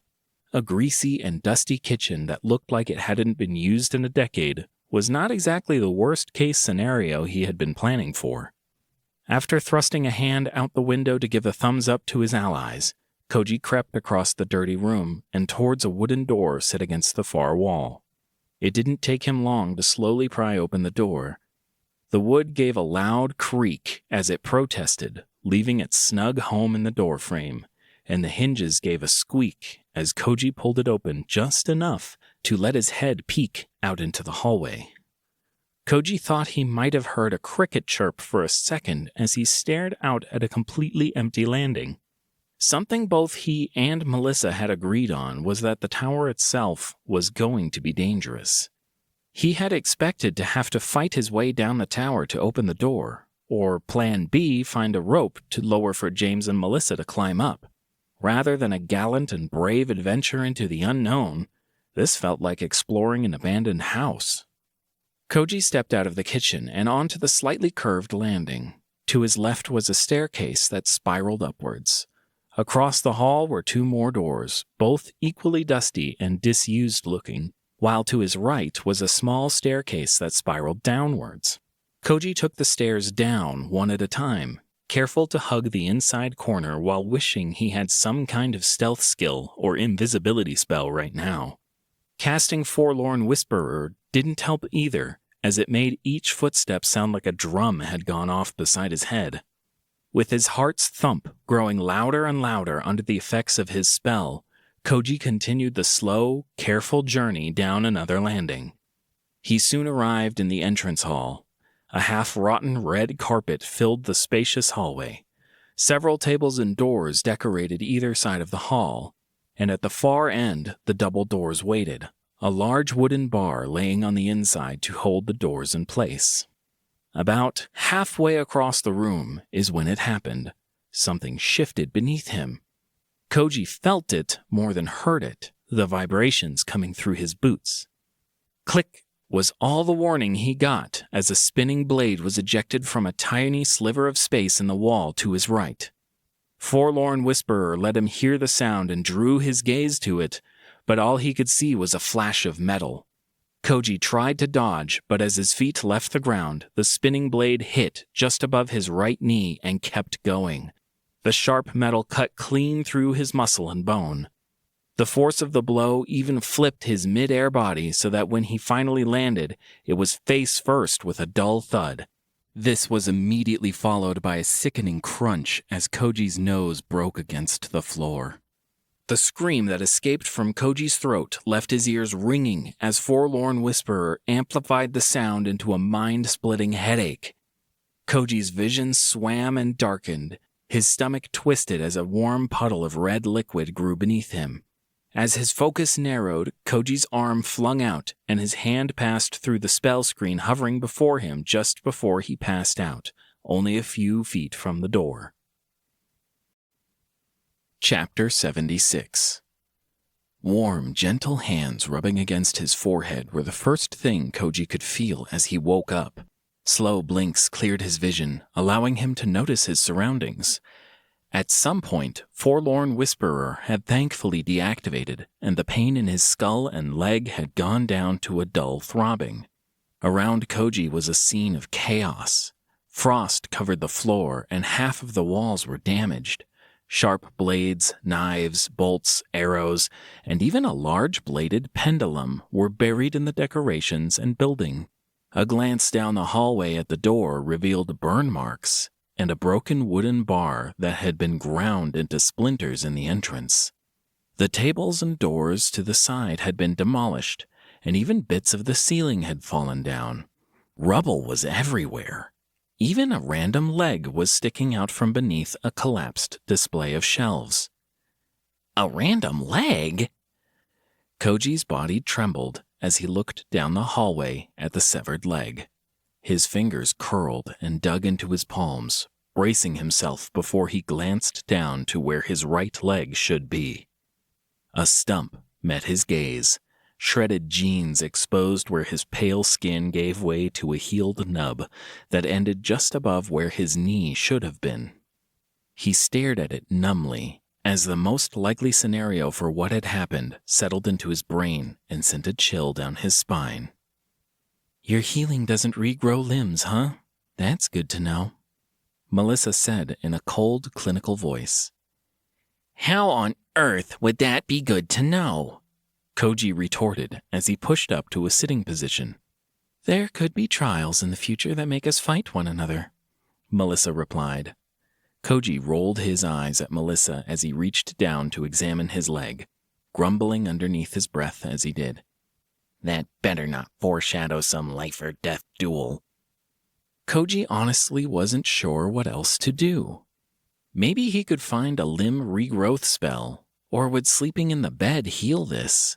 Was it considered a status condition? One-leggedness? Make a crutch for now and try to stay in the back to use magic. Nothing has to change in the battle plan. As Koji, still mostly in shock with wide eyes and trembling fingers, thought about ways to overcome his new difficulty, he was completely unaware of the actions of James. The shaggy-haired man pulled the severed leg free of the rubble, dragged it back to where Koji sat, and dropped it down beside him. It was only when James drew his tomahawk that the flash of gleaming steel drew Koji's focus. What are you doing? Koji asked in a tone of confusion. It was too late, though, as James's tomahawk came crashing down. Koji moved but was far too slow compared to someone who had physical attributes. Pain exploded from his leg as the tomahawk sheared through the recently healed skin. It set the already sensitive, irritated nerves into overload. He could barely watch James's next action as his head lolled to one side and the room swam as his vision fell. James took the severed limb and slowly pushed it against where it had been cut from before muttering to Koji, "Cast your spell." James's words didn't register over the pain. Out of Koji's mouth came a grinding sound in response as his teeth pressed together and his jaw clenched while he worked it from side to side. Koji, heal yourself! Melissa's warm hand on his shoulder and shouted words finally broke through the wall of agony that had erupted in his mind. Koji flailed an arm up to trigger the spell from the still open screen. By some stroke of fortune, his fingers brushed against the correct text, and soft green light flowed over his body as nature's grace activated. A soft, tingling sensation came from the fresh cut on his leg, and hesitantly, Koji glanced down. The two pieces of body were slowly knitting back together. Switching to his main menu, Koji watched as his health points slowly ticked up, and his skin stretched and stitched itself back together. It itched terribly. Worse, the newly healed flesh stung and flaked when Melissa helped him to stand and he flexed his leg. After some brief tests, jumping jacks, walking, and crouching, Koji found that the leg was nearly as good as new. It just itched where the cut had been, and a pink, perfect circle of new flesh existed. Thanks. How did you know that would work? Koji said to James as the trio climbed the tower. I've seen those kinds of injuries before. Normally, if you can get the limb on ice and back to a doctor in time, you can save it. James replied with a nonchalant shrug. Oh, were you a doctor before? Before all this? No. Worked in a hospital? No. Ah, well, regardless, thanks for the quick thinking. I'm pretty sure I was in shock. Still am in shock. Probably. Koji stared down at his bare leg and blinked as he remembered another useful spell. A moment, please. When the others stopped, Koji gave them a nod of thanks before kneeling and switching back to his spell screen. Pulling the torn pant leg back up, his fingers held the two pieces of fabric together as he cast Minor Mending. It took 2 casts to completely repair both sides of it. When the job was done and he stood up, Koji felt a little better. Maybe it was not having to see the injury or the reminder of his carelessness, but some of the itching faded to the back of his mind. He could once again focus on following behind Melissa and James as they traveled up the tower. Chapter 77. It was slow going traveling up the tower. Melissa insisted that it's a rogue's job to clear out traps. Like that explained things, and that we slow our pace. So as the time ticked down on the last day, Melissa carefully investigated every hallway, staircase, landing, door, and room their group came across. Koji was thankful for the quiet that had settled in. James wasn't exactly the chatty type, and with Melissa fully focused on detecting future dangers, Koji started to relax and calm down. He fell into a steady rhythm of breathing once again, wincing as he heard the therapist's calm voice in his head. In and out. In and out. Breathe and release. He spent his newfound time peering into the rooms they passed, seeing ordinary-sized cobwebs, rotten furniture, and dusty, empty shelves. Despite the tense situation and worries that the clock was running out, Koji wondered what had happened to the tower's inhabitants. Had they been those rodent humanoids, the scavlings, or something else? The lack of art, literature, or any identifying markers didn't help determine the fortress's inhabitants. What did help was the dimensions. The size of the beds was about a twin size from Earth. The doors were almost the same size as the beds. He never had to duck, neither did the taller James. The rooms were more mundane than Koji had thought he'd find in a magical tower at the bottom of a dangerous trial. Laundry rooms, kitchens, dining rooms, a study, many bedrooms, and even what looked to be a recreation room with wooden boards laid out on tables waiting for the tower's inhabitants. A shudder ran across Koji's shoulders as their group passed by a window that opened to the outside. A quick peek had revealed just how high up they'd climbed in the last few hours. It wasn't just the cold that made his spine tingle, though. Every time Koji glanced into a vacant room now, after seeing hundreds of them, he couldn't help but wonder, what happened to the people here? The excruciating slowness of their journey didn't help either. They had not found a single mechanical or magical trap during their entire climb.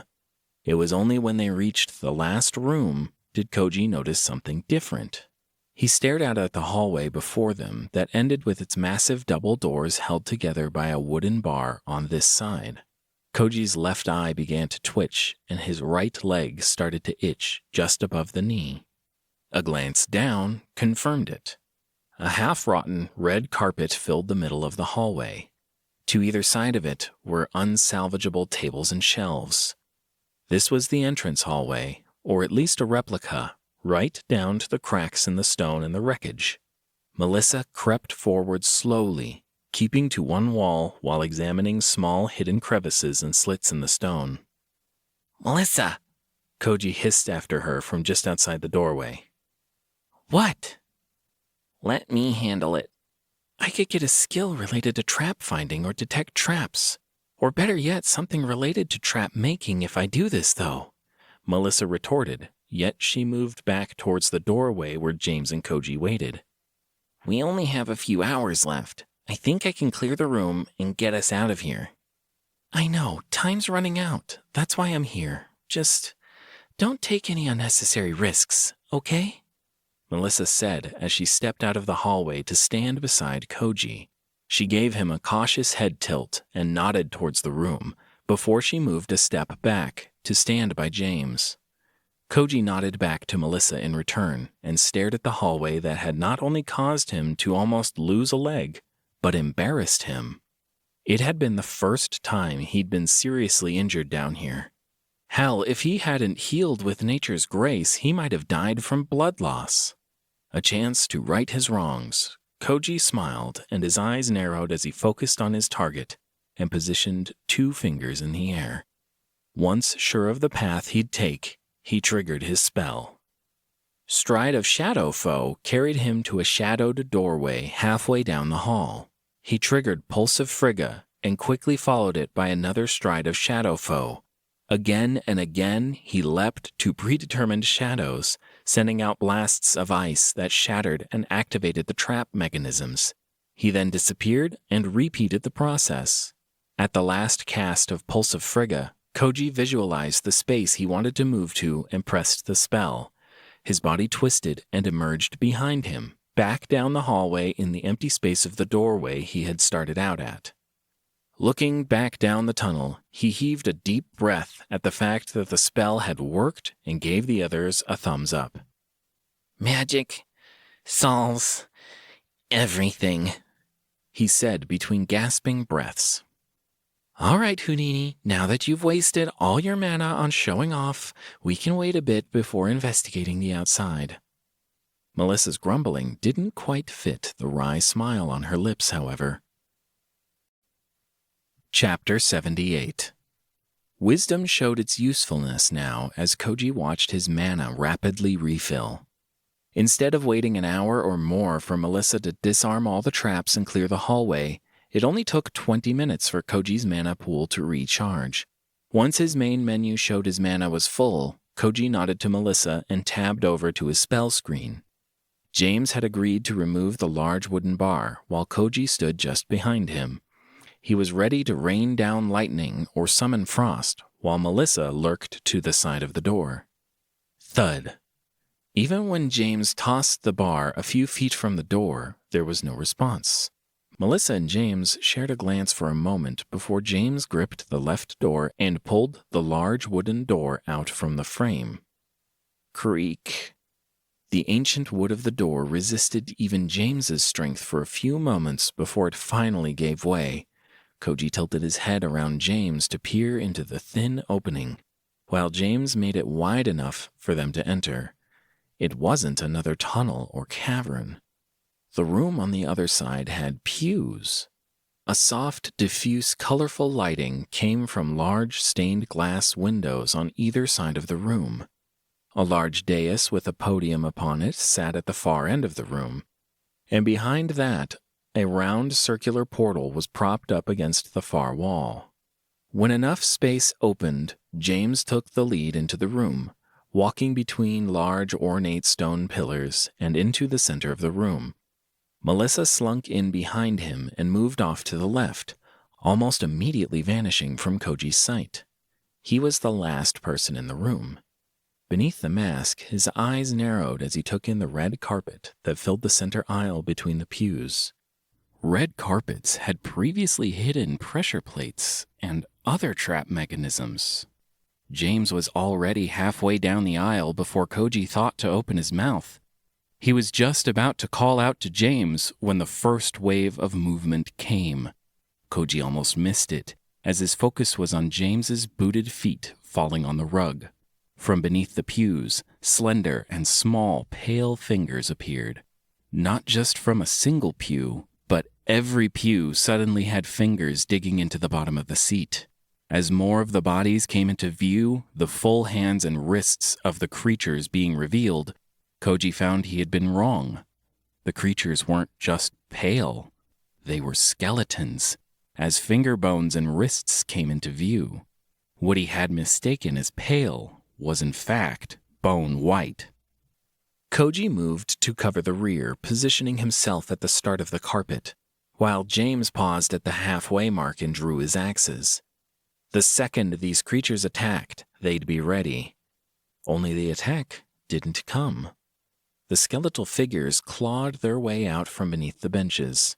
Rather than lunging towards the obvious target James presented, they pulled themselves up into a seated position, facing the stage. With fingers still hovering in the air, ready to press the spell screen at a moment's notice, Koji tore his gaze from James. He glanced at the skeletal figures in the pew closest to him. They were smaller than a human, almost the size of a child, with narrow faces. Their backs had a slight hunch, and a bone protruded from their rear. What drove home the fact that these were monsters, though, was that as they bowed their heads and clasped their hands together in a mimicry of prayer, light reflected off of the sharp claws that peeked out from their fingers and marked them clearly as predators. He'd electrocuted, buried, and burned enough of them that even without witnessing Melissa's dissections, Koji could tell what kind of creatures these were. Scavlings. These were scavling skeletons. Koji was certain of it. How were the bones sticking together, though, without muscle or flesh to bind them? Just as Koji leaned forward to examine the empty gaps between bones, the squeak of a door opening on the dais caused him to flinch back. On the stage, a larger version of the skeletal scavlings, wearing a black and gold robe with a matching large ornate round hat, had walked out of a small door set behind the stage. The robed rodent skeleton tottered across the stage until it was standing behind a small podium. Its bony claws gripped either side of the marble podium, and its mandible fell open to release a horrible, unholy screeching sound. The high pitch and shifting warbling of the noise combined to make it into something otherworldly, and Koji felt the hairs on his arms stand up. Around him, the skeletal parishioners lifted their heads out of their prayer. They slowly turned their empty eye sockets towards James and Koji. Mandibles dropped open to display sharp carnivorous teeth. In unison, the undead monsters lurched out of their benches and turned to face the center row. Koji moved at the same time as the monsters. He pushed away from the bench and the creature he'd been examining. His fingers trembled in anticipation, only an inch away from the floating spell screen. When the monsters lifted their claws towards him and shambled forward, Koji pressed the spell screen and let the familiar ring of electricity spread out around him. Chapter 79. Koji felt a sense of relief as lightning rained down around him. It fell onto several scores of undead scavlings and did absolutely nothing. Bolts of lightning struck down onto the skulls of monsters, and the electricity crackled down their forms before dissipating into the stone beneath them. It only left behind the faintest of scorch marks. Koji's mouth was suddenly dry at the sight of the approaching undead congregation. A shiver ran down the back of his neck as the thunder boomed around him, stunning the monsters briefly and stopping their advance, albeit temporarily. Fingers flew up and down over his spell screen, sinking fallow, heavy rain, pulse of Frigga, and even smothering tide burst out from where Koji stood. The skeletons were too light to sink in the soft, fallow earth, and the dense drops of liquid found no purchase on their bones. Only Pulse of Frigga seemed to have some slight effect as the frost bound their ankles to the floor momentarily. In that moment of free time, Koji could glance around and find James struggling to chop through enemies that had no blood for him to manipulate. Even the acrobatic Melissa with her agile short blades was unable to deal effective damage to the enemies that had nothing for her to dissect, slice, or stab. Short bursts of wind pushed away the approaching undead as Koji triggered Gust of Tornadus to buy himself some time to think. He stared at the spell screen, running down the entire list of powerful magics, none of which seemed especially useful against magically reanimated skeletons. Recycler, 10. Thunderdome, 24. Nature's Grace, 15. Final Breath of Yama, 30. Sinking Fallow, 20. Heavy Rain, 15. Orbs of Odyssey, 30. Gust of Tornadus, 10. Minor Mending, 20. Stride of Shadow Foe, 30. Smothering Tithe, 50. Celestial's Glimpse, 40. Compelling Counts Count, 10. Hearthkey. Blasts of wind continued to batter away the skeletons, doing minimal damage while Koji continued to stall. Finally, in an act of desperation, as his mana dipped low, he cast each spell on the list. Near the end of the list, when he pressed Celestial's Glimpse, the world changed. The stained glass windows glowed. The stone bricks of the walls and even the pillars took on different hues of colors. A thin gray line that touched the top of each undead scaveling skull. He traced the line all the way to its end, to the podium where the robed skeletal minister stood. Was it powering these monsters somehow? What did it mean to be connected? Another piece of the puzzle clicked in Koji's mind. Melissa had said the hidden boss had to differ from the ordinary monsters. This had to be it. An animated skeleton was controlling a bunch of undead ratmen. "Kill the priest!" Koji shouted while pointing towards the stage while searching for a shadow to target with Stride of Shadow Foe. "Got it!" Melissa answered without hesitation while pirouetting away from a swipe of claws. James cut a path towards the stage as well, and Koji felt the tide of the battle shift as they found a common target. He had just found a spot in the shade of the stone ring behind the podium and was about to trigger Stride of Shadow Foe when an arrow streaked over his shoulder. The arrow continued on to pierce through Melissa's thigh and knock her off the pew she had been balancing on. Koji spun around, hands coming up, ready to gust away the skeletal reinforcements he expected to see. Instead of undead archers, Koji found Quinn knocking another arrow just inside the doorway. Jake, Sam, and the others filed in as Quinn twisted her bow towards him and let loose. Koji felt the world slow around him as his finger raced towards the spell screen as the arrow flew towards him. It was too late. Pain burst from his stomach as the arrow ripped through his shirt and skin at the exact moment he shifted. When he emerged to the left of the large double doors, the arrow's momentum continued, erupting out his back and knocking into the stone wall behind him with a clunk. Koji stared in shock at his fellow humans as Quinn knocked another arrow and aimed it towards James, who was still fighting in the center. "James!" Koji shouted a warning just in time, the deadly arrow missing his comrade by inches and shattering the stone floor behind him instead. Enough of that! Jake snapped as his fingers flicked, and 2 cards flew down to the floor beneath him, their dull brown swirling card backs floating in the air, but doing nothing else. "Jake!" Koji said, only to be cut off. The moment Koji spoke, One card Jake had set face down flipped over, and a deep, bass-filled voice boomed out. Silence.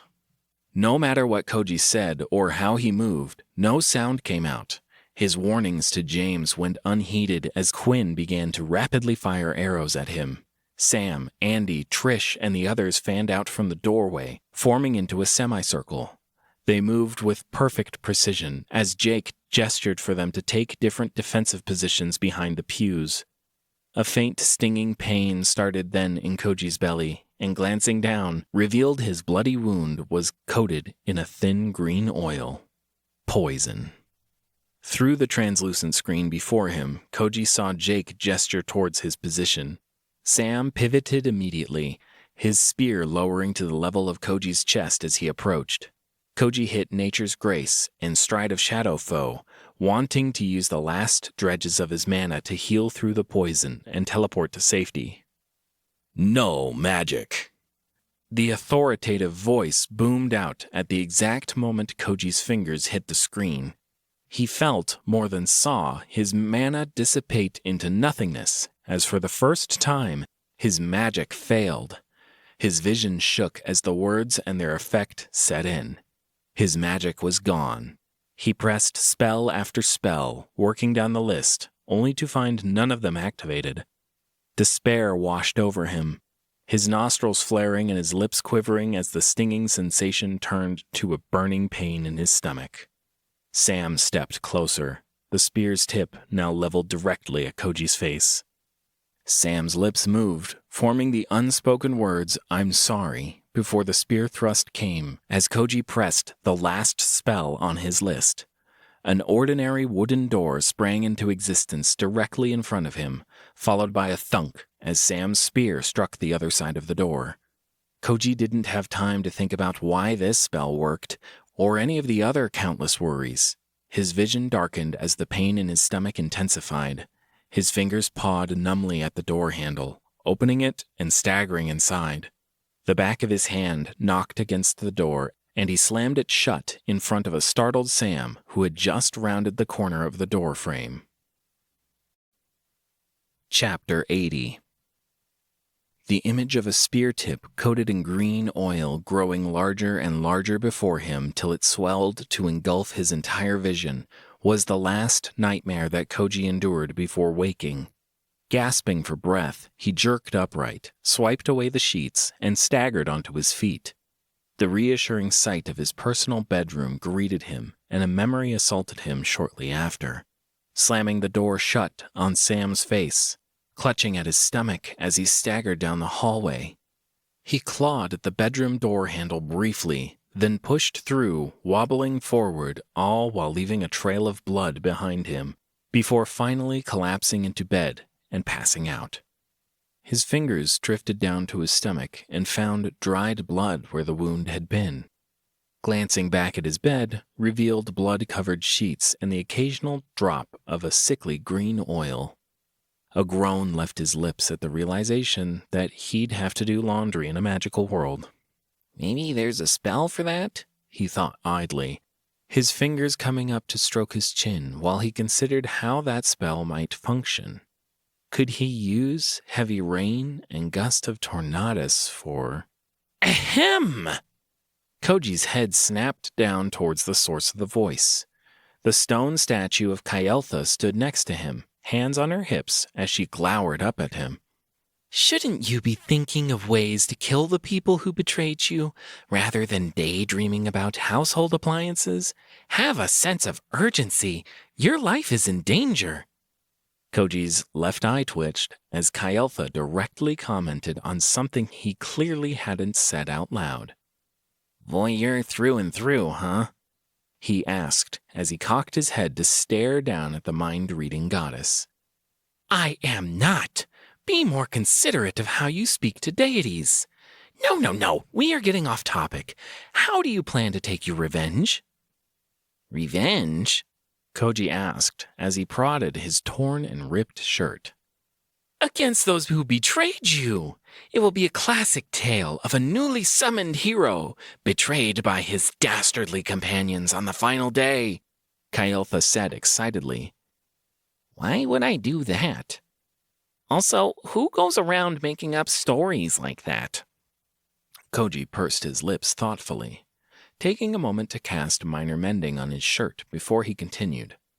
I'm more interested in why. Why did they follow us here and attack us now? The hidden boss is right there. All of us can make it out. I bet you would know if you spent a little more time talking to the people around you rather than hiding. Koji scowled at Kaieltha as he wiped away the remnants of his dried blood.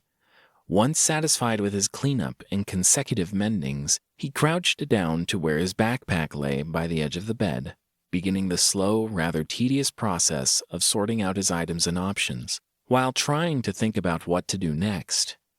He first took out the empty books and slotted them onto the bookshelf. Then, with a scrap of cloth and some help from the watering hole, he scrubbed the bloodstains off the floor and rinsed the blood from his clothing.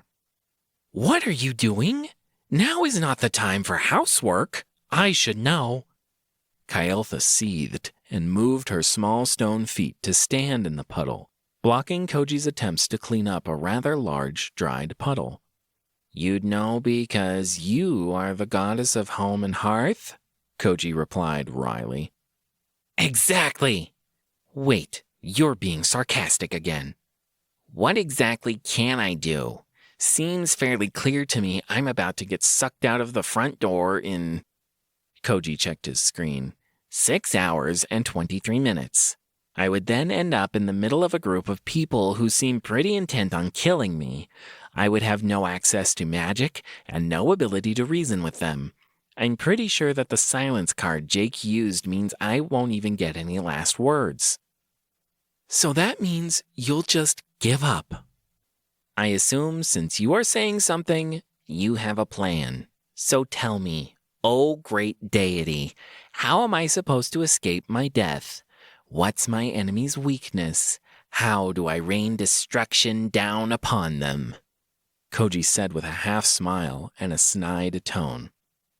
Well, the thing is, I can't tell you about the other survivors. Kaieltha shrank back, stepping out of the puddle and looking away from Koji. Wait, what? The home intruder goddess with a voyeur hobby doesn't have any information on the other survivors. Koji said in a voice full of disbelief.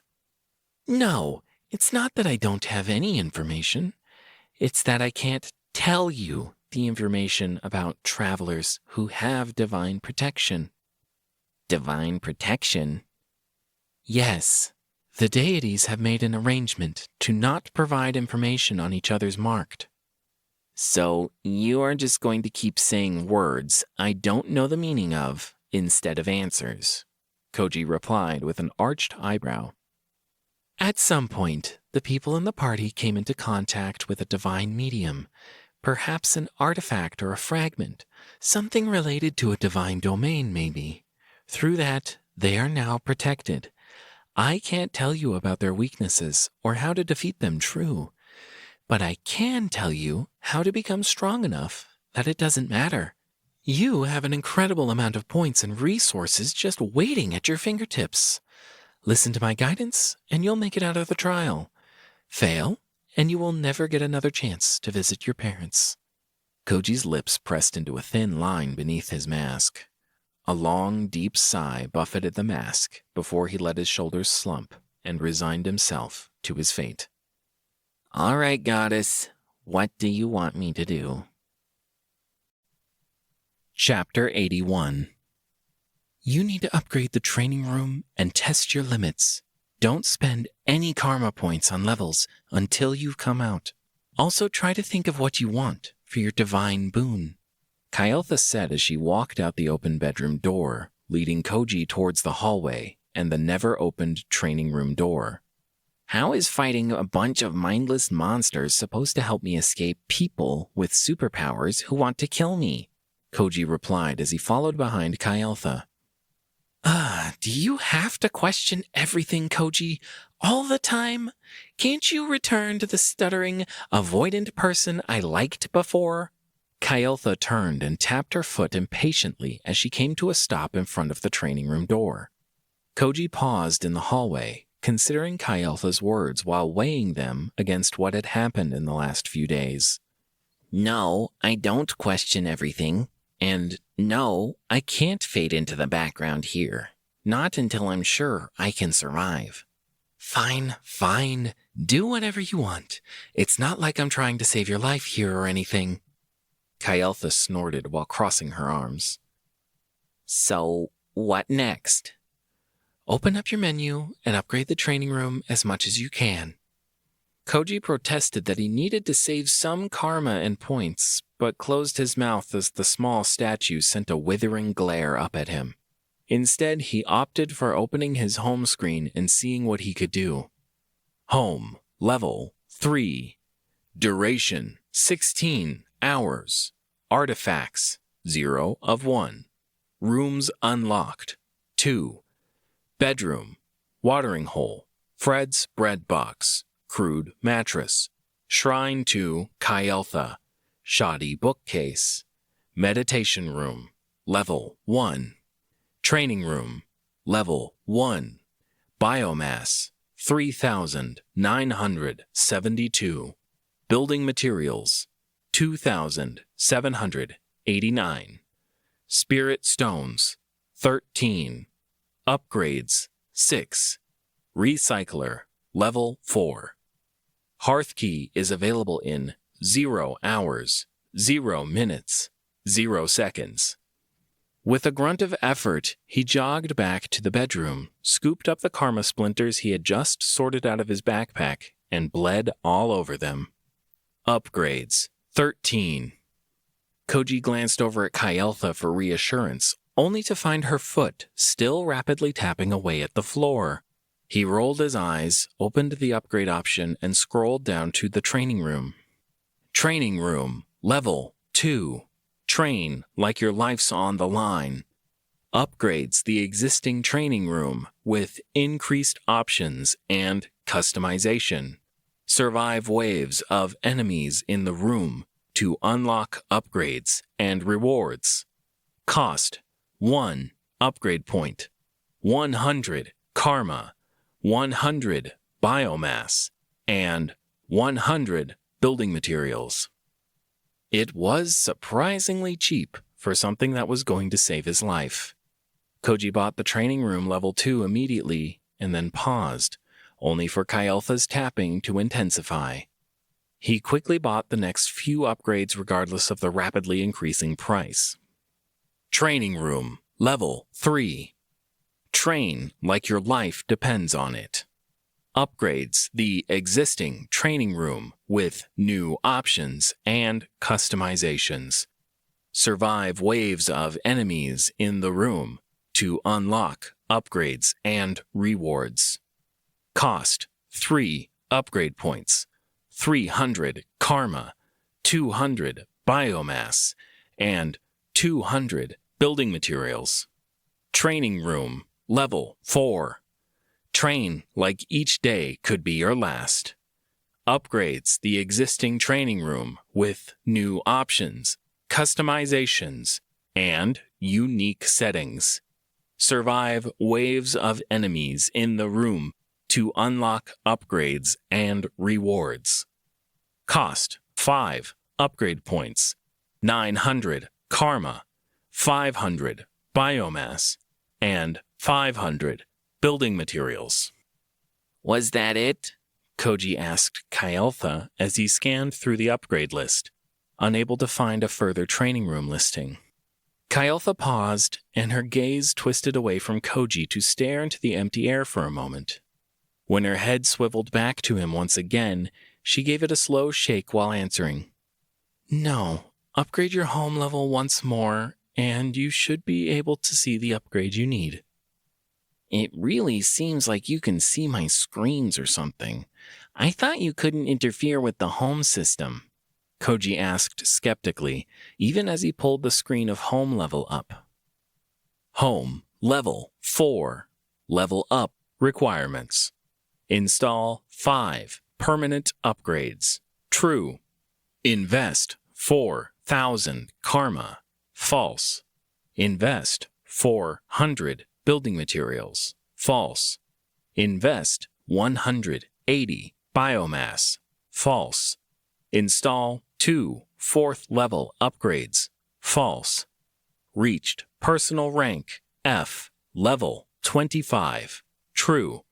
Would you like to invest karma plus building materials plus biomass plus yes, no? It only took Koji a moment to close the home leveling tab, open the upgrade tab, and scroll down to find a cheap 4th-level upgrade. Mediocre twin, not the evil kind. It just has worn padding and squeaky springs. Replaces the crude mattress with a mediocre twin. An hour of rest will cure almost all status ailments and fully regenerate the homeowner's health and mana. Now comes with a self-cleaning function. Cost 3 upgrade points, 100 biomass, and 400 building materials. Koji quickly purchased the level up for his bed and watched as his few upgrade points drained away even further. Once the bed had finished its transformation into a new, clean, albeit small, twin mattress, he flicked back to the home leveling screen. He poured in his karma, building materials, and biomass, then hit yes to upgrade. He didn't bother to close his eyes this time. Koji just let the darkness swallow him and stared into the void until he felt the world tremble beneath his feet and the bedroom snap back into place around him. The previous rough wooden floor was now polished and well fitted, the bloodstains erased from existence, and the walls now spread even further. Something's wrong with me. How is this starting to be normal? Am I gonna wake up now? Koji murmured even as he navigated the screens and triggered the training room level 4 upgrade. Good. Quickly now. Drink some water, replenish your fluids, then get into the training room. I can manage the controls from the door. All you need to worry about is survival inside. Kael'tha snapped at Koji as his thoughts drifted downwards once again. Koji followed Kael'tha's instructions perfectly. He plodded over to the watering hole, sipping greedily from it, before staggering out of the bedroom, down the hallway. Soon he went into the training room for the first time. Chapter 82. Stepping through doors and finding himself in a brand new place was becoming the norm for Koji. His boots landed on the soft, spongy grass beneath him, and for the first time in a long time, he took a deep breath and drew in fresh air. The darkening blue sky above him, the lush plant life, and the flowering oak trees around him allowed Koji's shoulders to loosen and posture to relax. For the first time in 3 days, it did not confine him to a cave or a small room. Let's start you off with something simple. Kael'tha's voice floated down to Koji from the sky above. Her normal, warm tone was replaced by something ethereal and faint. From behind the trees, a pair of slender rat-varines emerged, their sharp teeth and claws gleaming from beneath the shade provided by the leaves. Koji flicked to his spell screen and triggered Thunderdome immediately. Let's fry some rats, he thought grimly as he waited for the ring of electricity to spring out from beneath him. Only it didn't. The rat-varines quickly scampered through the underbrush, hissing at him as they came closer. I've disabled spell casting in the training room, enabling you to practice in conditions that match the circumstances that await you outside of your home. Kael'tha chimed in helpfully as Koji stepped backwards, trying to put some distance between him and the rapidly approaching monsters. Panic set in. Koji's eyes shook and his fingers trembled. His arms hung limply at his sides, the screen floating in front of him, worse than useless as it obscured his vision. Koji's fingers twitched and brushed against the pockets of his pants. He froze as a forgotten, repressed memory of his first day in this hellhole awoke within him. Stumbling over a rat the size of a trash can, bashing its brains in, and the feeling of blood coating his fingers hit him. This was all before his spells, before the tutorial, before magic, or attributes. Both hands reached behind him then, gripping the hilts of his daggers as the rat varines crouched a few feet away. Tension filled his body while Koji waited, watching the rodent's back legs coil and bunch before they released and sprung at him. The rightmost monster opened its jaw, leading its lunge with sharp teeth. Koji's arm spun out in a circle and the wicked, wavy dagger followed just behind in his hand. The sharp tip of the blade, backed up by his ever-increasing strength, pierced through the rough hide and tore out the creature's throat. The vicious strike knocked Koji back a step and dropped the corpse to the ground. His second blow was not quite as well coordinated or timed. As the rat varine led with its sharp front claws, he tried to swing the carving knife in his left hand at its face. He missed as the impact from the first rat sent him backwards. The short blade tore through the air, and moments later, the claws tore through his left arm. He let out a scream as his muscles spasmed from the pain. The knife fell from loose fingers and hit the grass with a thump. Before the monster could land a second strike, Koji stomped down and brought his boot down onto the creature's head. His heel landed awkwardly, and he tumbled forward as the rat squirmed beneath him. Gripping its naked, segmented tail with his free left hand, he held the monster in place as he drove his dagger again and again into its stomach as it writhed beneath him. Sometime after his hand and wrist were covered in warm, thick blood, Koji realized the monster had ceased squirming several minutes ago. He rolled off the creature and pushed up. Blood rushed to his head from the sudden motions, and he wobbled for a moment as he tabbed over to the spell screen, pressing Nature's Grace repeatedly. "The next round is starting. Prepare yourself." Kael'tha's voice chimed in from above. Koji's only reaction was to grunt and continue futilely prodding the Nature's Grace spell on the screen. It wasn't until the pair of rat ghouls walked out of the tree line that he readied himself. He extended the dagger towards the closer leftmost rat ghoul while his vision darted towards the grass at his feet. Koji tried to find the dropped carving knife. The rat ghouls didn't wait, though. The closest one pounced, and Koji pivoted to block it, thrusting his dagger up into its chest, jerking his head to the side to narrowly avoid the sharp tongue that darted out of its mouth and directly at his face. The dagger pierced into the torso, sinking to the hilt and covering Koji's hand in yet more blood.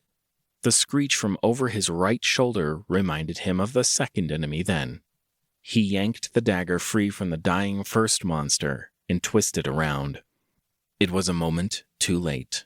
The creature's sharp claws impacted his chest and tore through his shirt. Its fingers clenched and kept their grip on his flesh, dragging him to the ground even as he tried to drive a knee into its legs to knock it away. His injured free arm flailed against its head as the rat ghoul reared back and opened its mouth. The long, needle-tipped tongue darted out, and this time he had nowhere to dodge as it pierced through his eye and buried itself inside his skull. Chapter 83. Koji's screams stopped as he suddenly found himself standing in the center of the grove once again, the pain completely gone. Deep, ragged breaths pushed out of his chest. Adrenaline coursed through his body at the thought of what had just happened. The memory of a needle driving into his skull and scrambling his brains was horrific.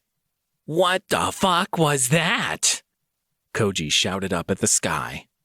"You lost the round, so you have to restart," Kael'tha replied primly.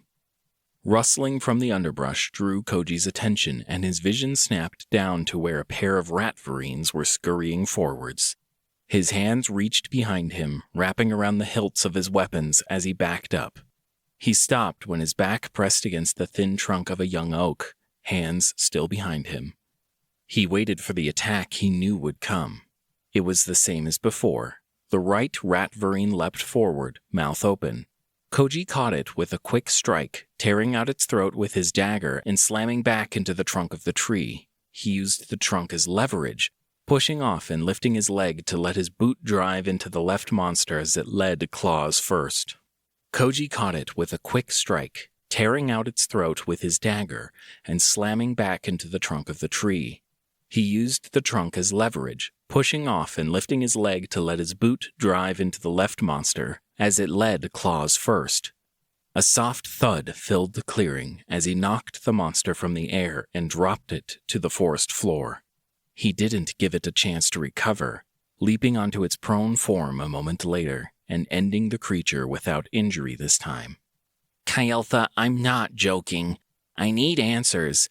I felt that monster's tongue pierce into my skull and kill me, Koji said as he stood up and examined his body. It's a training room. It wouldn't be interesting for anyone if you died while practicing. I'm sure that the home system agrees. Didn't you read the description? Train like your life is on the line. Koji scowled at the half-assed explanation. He checked his arm, leg, and finally his face for injuries from the previous fights. His hands came away clean, his prodding caused no pain, and his clothes were still intact. Even if I don't die, I still feel the pain. I still felt that happen to me. That's messed up, even for you, Miss Home Intruder. Round 2 is starting. No sooner had Kyeltha said it was starting than the rat ghouls scampered out of the tree line. They zipped quickly through the underbrush towards Koji's position. He raised his dagger while lowering the carving knife and shifting back towards the tree. The first attack followed the same pattern, the leftmost ghoul leading with claws and tongue. Koji stepped to the left, avoiding the claws, letting the needle tongue drive into the tree behind him, and putting the stuck rat ghoul between him and the other rat ghoul. A slash to the rotting creature's throat caused it to slump to the ground. Its job buying time was finished as the other rat ghouls circled around further to the left. Koji spun to face the monster just as it lunged, claws first. He ducked under the claws and drove both short blades into the creature's chest in rapid succession. It flailed weakly above him, leaving several shallow marks on his back before its struggles ceased. Koji had barely stood back up and wiped the dark sludge of blood from his hands when Kyeltha called down from above. Round 3. Koji held the back of his hand to his mouth and he averted his eyes from the ripped-open chest of the rat ghoul as he tried to control his nausea. The next wave of enemies revealed themselves then. It was a trio of the fast spring rats with their overdeveloped hindquarters. The round after that was a quartet of spide rats that scurried down from a nearby tree to reveal themselves moments after he finished the last spring rat. The fights were quick, brutal, and painful. He took the first creature out with ease, but the others would always capitalize on his movements to cause deep wounds and injuries. Bleeding from multiple claw marks and even a bite mark on his left leg, Koji held both weapons and gritted his teeth as Kyeltha announced round 5. If it's a single monster, I can definitely win. It's when there are a lot of enemies that the problems start, Koji thought as he glanced around the small grove, looking for the next swarm. The heavy thump sound was the first indicator that Koji might be in some trouble. He spun around to face the sound and watched as a bulky ursa rat lumbered out from the forest, knocking aside trees and uprooting bushes with its passage. The second its large black eyes found Koji, it let out a roar and charged. It was slow at first, but as it closed the distance, its speed grew faster and faster until it was nearly about to barrel into Koji. He looped a hand around a tree and tried to spin away, only for the ursa rat to lower its head and crash through the tree trunk, knocking Koji away. Scrambling to stand up after the blow, Koji spun around just in time to see the bear's right front paw swing at his head. Ducking under it, Koji stepped inside the ursa rat's reach and drove his dagger into the monster's shoulder. Again and again he stabbed and pulled out, repeating the process as he tried to pierce the hide and hit the muscle beneath. When the ursa rat's left paw descended, Koji scampered back, stumbling over roots as he avoided the rat bear's retaliation. He tried to assess the damage then. Thin streams of red were trickling down from the bear's arm from what looked like pinpricks given its size. The right bear paw lashed out again, and then Koji tried to dodge to the side, only to find his feet snared by thick roots. Unable to move out of the way, he brought up his arms to form an X before him and blocked the heavy blow. The last thing Koji managed to do, after his arms broke and his ankles snapped, was mutter a curse at those sadistic voyeur deities just before he was flung into a distant tree. Chapter 84. Another restart, green plants, and a wonderful grove infested with monsters. Koji cursed the goddess for putting him in here with each round that passed. Rat varines, rat ghouls, spide rats, and spring rats. Koji became increasingly adept at taking only a single strike to end a monster. Rarely did he need a second. When the Ursa rat lumbered towards him, he cut at its throat and eyes, injuring it and even partially blinding it before the monster bit his torso in half. He woke screaming in the grove and repeated the process, using the first 4 rounds to plan. It was here he found that not just his spell screen was disabled, but that he hadn't gained any karma for the monsters he'd slain, nor had there been any noticeable improvement on his screens. It was as the 5th round started once again that Koji flicked to his skill screen and frowned. Kayaltha had said spellcasting was disabled, but what about skills? Was there anything in his short list of skills that could be useful? Slice and dice, aura of sticks, crimson reliquary, forlorn whisperer, mercurial's twitch. 5 skills compared to the massive list of spells weren't impressive. As the Ursa rat thundered through the trees, Koji tried to remember the use of each of these skills. By the time the monster was bearing down on him, he had figured out a way to win the fight. Just not this round. With that in mind, he closed his eyes and braced for impact. When he reappeared in an empty grove of trees, Koji's fingers dug into his palm. His eyes shut for a moment as he suppressed the phantom pain that came from having your mind think your body had just been shredded in half. Then he moved, drawing his ritual dagger. He crept towards the first rat varine while his other hand manipulated the skill screen. First, he turned off Crimson Reliquary. He no longer had access to his spells, so he didn't need the additional mana regeneration. Then, as he reached the striking range of the rat varine, he activated Aura of Sticks. A shiver ran down his spine at the sudden changes. A chilly mist seemed to hang around his body, and cold sweat clung to his skin as with the activation of the skill, his body changed subtly. He barely had time to take in everything as the rat varine leapt, mouth open at him. Koji swept his blade out, cut through the monster's throat, and stepped to the side. The momentum of the monster's leap carried it past him, where it hit the ground with a thump.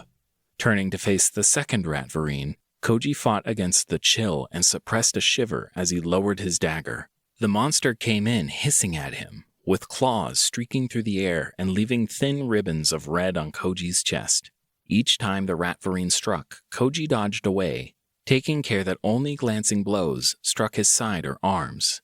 He kicked away the rat varine when it went for deep bites, or tried to latch onto his legs.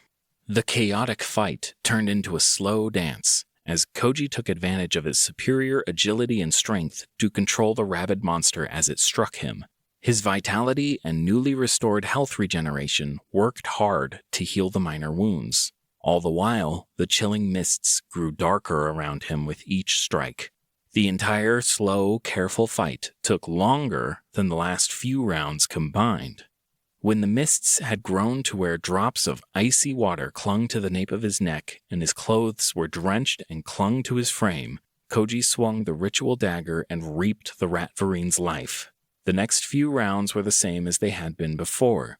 Koji easily dispatched the monsters with just his blades. "Round 5! Kayaltha chimed in helpfully as Koji wiped his blade clean and tucked it into his back pocket.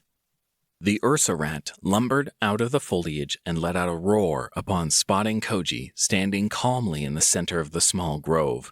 Koji kept his eyes on the monster as he opened his screen and pressed Aura of Sticks for its second activation. The results were rather anticlimactic, as the rat-bear hybrid immediately dropped dead where it stood over 20 feet away from Koji. Kael'tha, how is that different from magic? Who decides what's a skill and what's a spell? Koji asked as he slowly stepped back towards the trusty tree trunk that had served him so well in the prior rounds. "Round 6, came the immediate answer, followed a second later by an indistinct murmur. "Skills are internal, spells are external. Depending on where you were summoned when the trial ends, you'll be able to receive an education that explains more. For now, focus on the training. You still need to survive."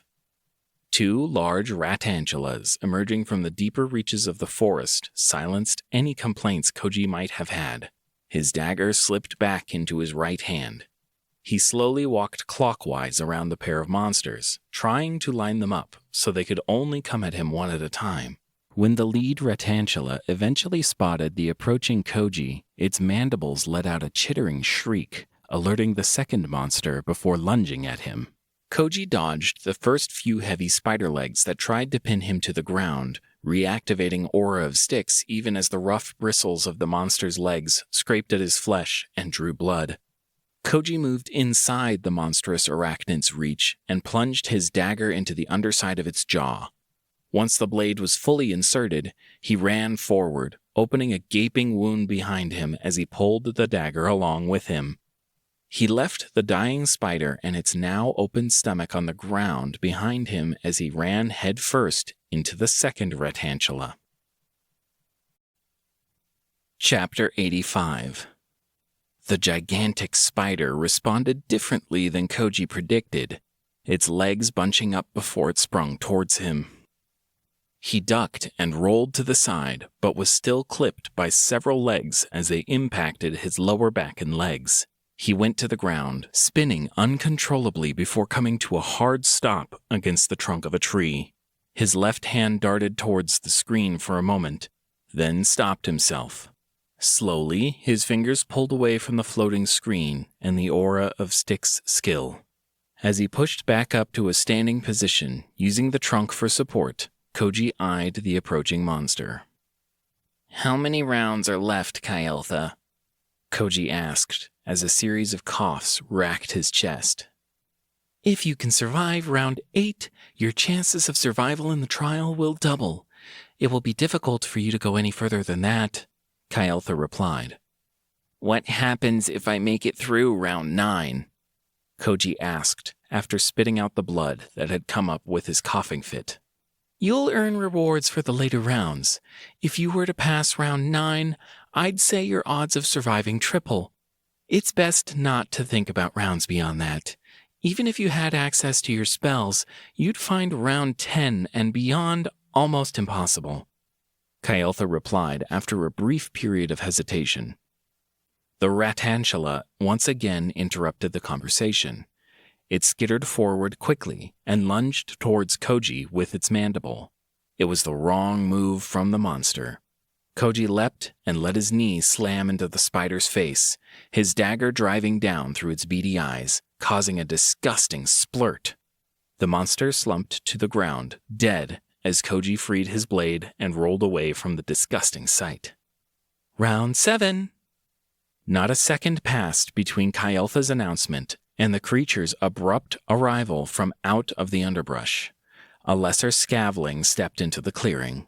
A chill went down Koji's spine as he remembered the first time he'd encountered one of these semi-intelligent monsters.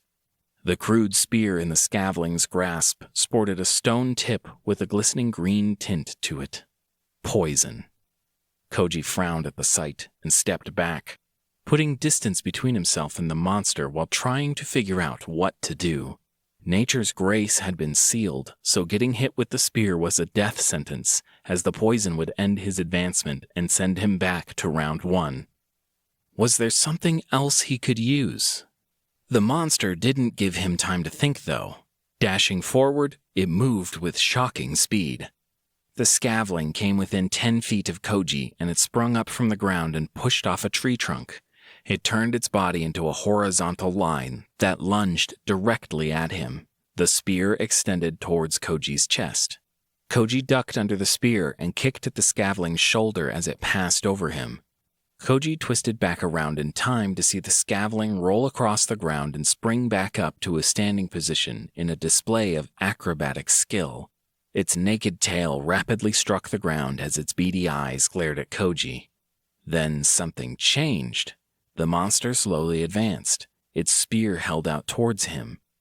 Even once it passed within 10 feet of Koji, it held back from attacking. Pushing down his heavy breathing, Koji tried to regulate his body, fighting off his adrenaline and excitement in order to watch the monster. It was smaller than the Ratantula, weaker than the Ursa rat, and not as fast as the rat varines. However, the poison made it far deadlier than his previous training opponents. It was because Koji was so preoccupied with staring at the green-tinted spear tip, he could see the attack when it finally came. The scavling's shoulders bunched, and its right arm shot forward.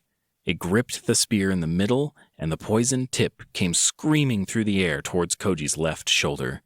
He twisted out of the way only to see the scavling's left hand nudge the base of the spear off its line of attack. This revealed that the first motion was a feint as the spear extended and swiped down towards Koji's now exposed side.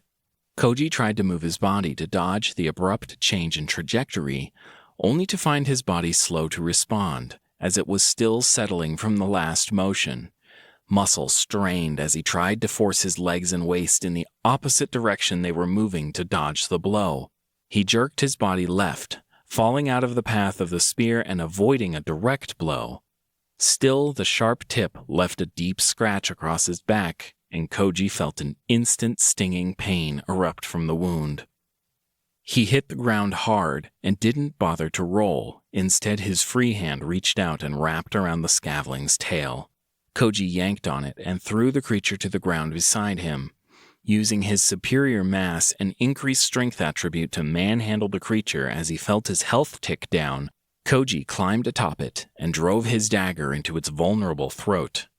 Above, Kael'tha's distant voice announced the start of the next round as his vision darkened and the screen in front of him flickered off.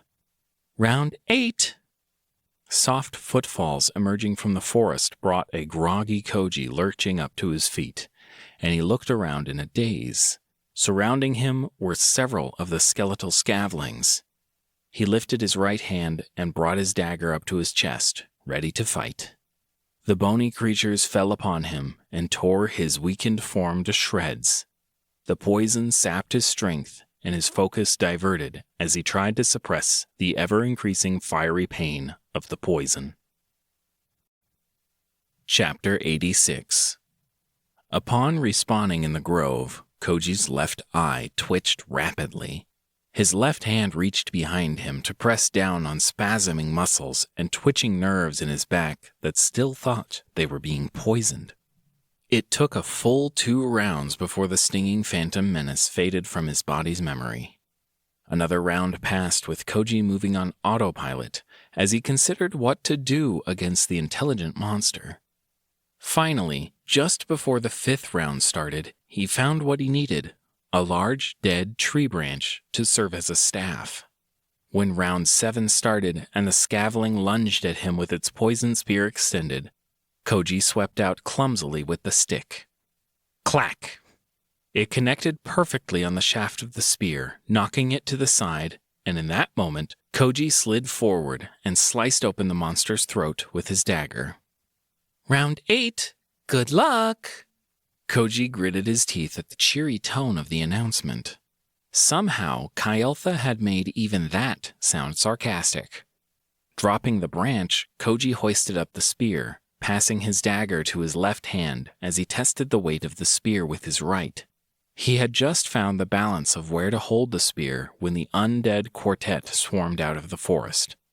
Pale-blown claws were raised high as they lurched in unison towards him. His spear swept out, and he crashed the stone tip down onto the shoulder of one creature, only to have both the bone and the stone spear tip chip. The skeleton moved forward, unfazed by the blow. Its arms crashed down onto the spear and wrenched it from Koji's grip. As the other skeletal creatures surrounded him, Koji released the spear and stumbled back, passing his dagger back to his right hand as he did so. The two leftmost creatures jolted forward then, streaking towards him.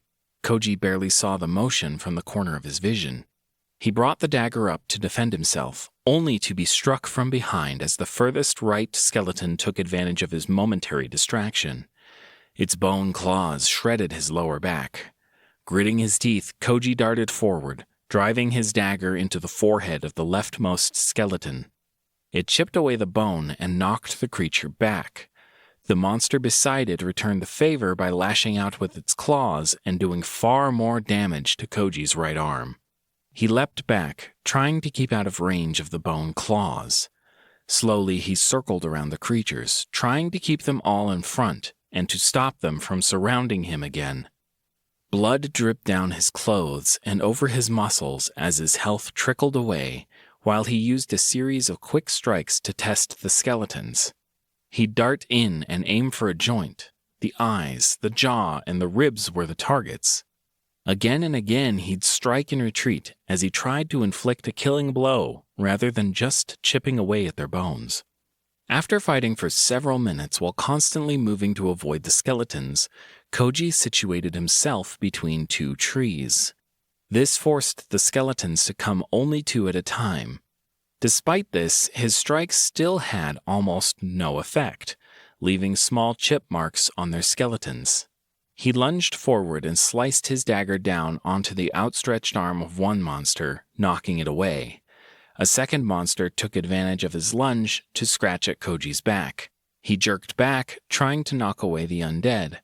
His left arm came up as his hips and waist twisted, his weight going into the blow as the skeleton moved forward, too close to be hit by Koji's fist. Instead of being able to punch or knock away the skeleton, the sharp point of his elbow connected with the side of its skull. A loud snap sounded throughout the grove before the bottom half of the undead creature's skull split from the top, and the entire skeleton crumpled to the ground. Koji stumbled back from the heap of bones. He moved through the trees and funneled the remaining three monsters as he tried to understand the situation. When a skeleton lurched through the trees, he flowed forward and rather than cutting with his dagger, used the pommel to crack the inside of the monster's skull. The side of the monster's skull shattered upon impact, and the entire mess of bones clattered to the ground. Repeating the trick of using blunt strikes on the bony creatures twice more, Koji swiftly brought forth Kyotha's announcement. This allowed him to take a breath. Round 9. Nothing emerged from the tree line. No monsters lurched out from the underbrush and attacked him. A soft, rhythmic chant wafted out from the depths of the forest. The shrill, high pitch of the voice combined with the irregular tempo of the chant brought the hairs on Koji's arms to stand up. He had just moved towards the sound when movement in the clearing caught his eyes. The rat varines he had killed in round 1 were now standing back up, their glassy, vacant eyes turning towards Koji. Chapter 87. Thick, partially coagulated blood dripped from the dead rat varines' throats as their corpses stood and shambled towards Koji. They displayed none of their normal, nimble movements. Instead, they crawled in a straight line towards him. Koji circled to the right in order to take on one at a time. He crouched and darted forward, driving his dagger into the creature's ribcage with 2 quick strikes. Koji then leapt back. He easily avoided the clumsy, slow claw strike the monster responded with. The creature staggered on, regardless of the blood that now oozed out of its side. Koji tried to repeat the previous trick now, dashing in and bashing the pommel of his dagger against the monster's temple. The reanimated rat varine staggered in place, dropping to the ground. Koji let out a breath of relief, only to have it catch in his chest as the creature stood up once again. Bushes rustled and dried leaves cracked as one by one, the dead monsters of the previous rounds stood back up and shambled towards Koji. When the hulking corpse of the Ursa rat twitched, Koji turned away from his tests on the undead ratvarine and ran, out of the clearing and into the deep forest, towards the incessant, high-pitched chanting. Koji ran past corpses, pulling themselves back together. He watched as the pile of bones he had left behind clattered, unlife returning to them once more. He switched from running to full-out sprinting towards the chanting, as behind him a heavy thud sound came from where the Ursa rat was pulling itself to its feet. After nearly 3 minutes of all-out running, when Koji's chest had just ached and his lungs burned, he found it. A scavling, larger than the others with malice-filled eyes, stood in the center of a bloody pentagram. Humanoid corpses lay at each tip of the star. Its ornate robes and hat matched the ones the skeletal creature had worn inside the cathedral. This monster, however, was very much flesh and blood, its red, beady eyes filled with an intense hate upon seeing Koji burst into the rituals area. It chittered and shrieked in a warbling voice, black smoke twisting out of its mouth and floating towards the humanoid corpses nearby. Koji didn't give it the chance to create more reinforcements. He dashed forward, and with a powerful right swing brought his dagger down on the scaveling caster's head. When his attack was just about to penetrate the monster's skull, a flicking pale blue shield of light appeared in the air between its head and Koji's dagger. His dagger impacted the shield with a dull clang and slid off. The shield of light fizzled out a moment later, and Koji attacked again, feeling the corpses around him beginning to stir. He stabbed towards the creature's throat, but was blocked by the shield appearing again. A cut to its shoulder was blocked by the shield. Then a strike towards its stomach was blocked. Koji's eyes narrowed. His teeth ground together as the corpses shambled towards him, and in the distance, a low series of booming footsteps were drawing closer. He struck again, swinging the ritual dagger out in a half circle, before cutting back in towards the left side of the monster's head. A dull clang sounded out as his dagger impacted the shield once again. He pressed down this time, trying to force the tip of his dagger through the shield and towards the leering face of the caster. The caster cackled and chanted safely behind the magical shield. The creature's hate-filled eyes were so focused on Koji that it missed when his left hand rose. Koji drove the smaller blade of the carving knife under its chin and into its head, then jerked his hand down and bisected its windpipe. The shield fizzled into nothingness then, and his dagger slipped down to pierce the monster's skull. Around Koji, soft thump noises echoed as the corpses fell to the ground, dead once again. As Koji let the scaveling magic user slide off his blades and topple to the grass, Kayeltha announced the start of the next round in a gleeful voice. Round 10, good luck! Koji leaned forward and pressed his boot down on top of the scaveling magician. When an enemy did finally reveal itself, rather than being happy to not be facing immortal death-defying monsters once again, Koji felt a knot form in his lower back and a crick form in his neck. He tilted his head back to stare up at the towering behemoth of stone and clay lumbering out towards him. Is this why you said it would be impossible, Kayeltha? Koji murmured under his breath as he jogged towards the golem. No response came from the goddess, not that he had expected any. She had been uncharacteristically quiet inside the training room, especially in the later rounds. He had just come within 5 feet of the golem when it sprang. Its massive, bulky form clocked in at nearly 7 feet tall, and it towered above Koji. Its long arms draped from shoulder to ground and swung before Koji was anywhere near close enough to return the favor with a strike. Instead, he tumbled forward, dodging under the wide swing of its left arm and rolling beneath it. A quick glance back showed him the deep imprint of a fist the golem's missed swing had left in the ground. Gulping at the realization that the golem would literally turn him into Koji Pizza, even if he could respawn, it was not an experience he wanted.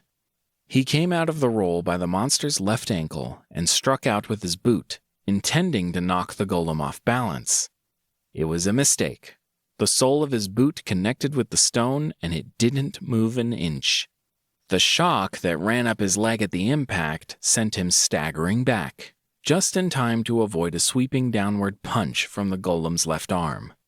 Koji twisted around to find himself facing the golem's back, and the large glowing red ruby embedded there. Well, that's definitely not a weak point or anything, Koji said with a snort, before dashing forward and raising his right arm high.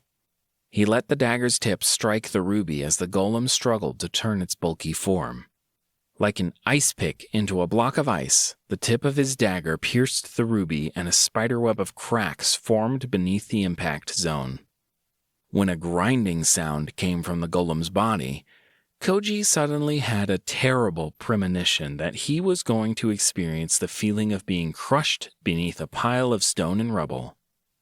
Pulling his dagger free of the golem and dashing away, Koji put a good 10 feet of distance between himself and the monster.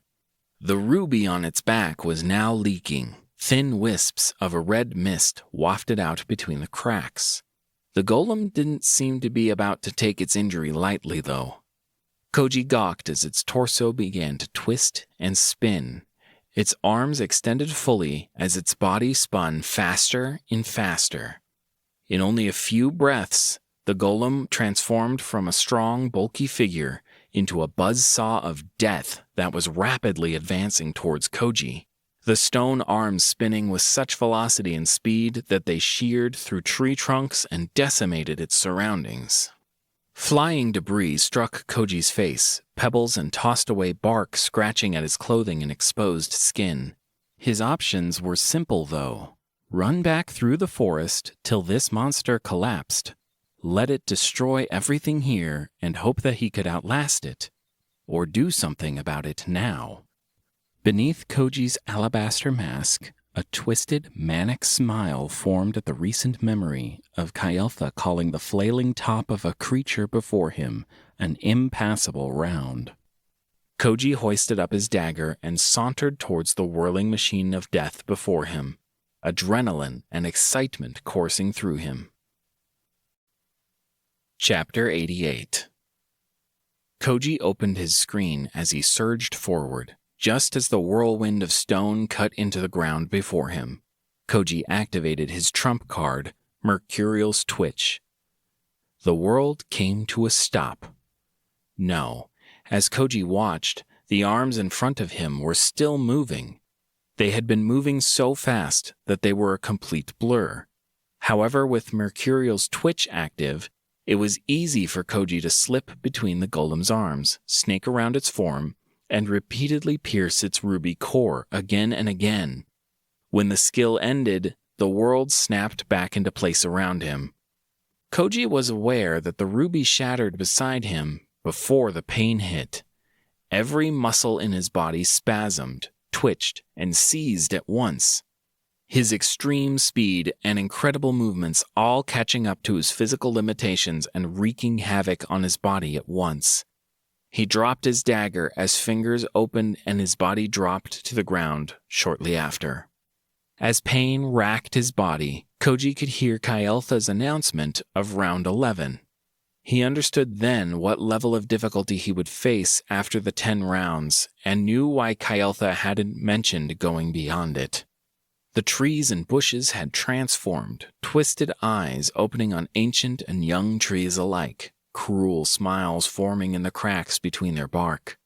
Hungry roots and thorny vines came for him above and beneath, blessedly ending his pain-filled existence. Soft, flickering light and wooden walls had never been so reassuring. Koji came back to awareness in the hallway of his home rather than inside the training room. His teeth bit into his lower lips as he held back a scream and let the phantom pains wash over him as he came back to reality. Opening the spell screen, he cast a quick Nature's Grace and let the green light flow over his body.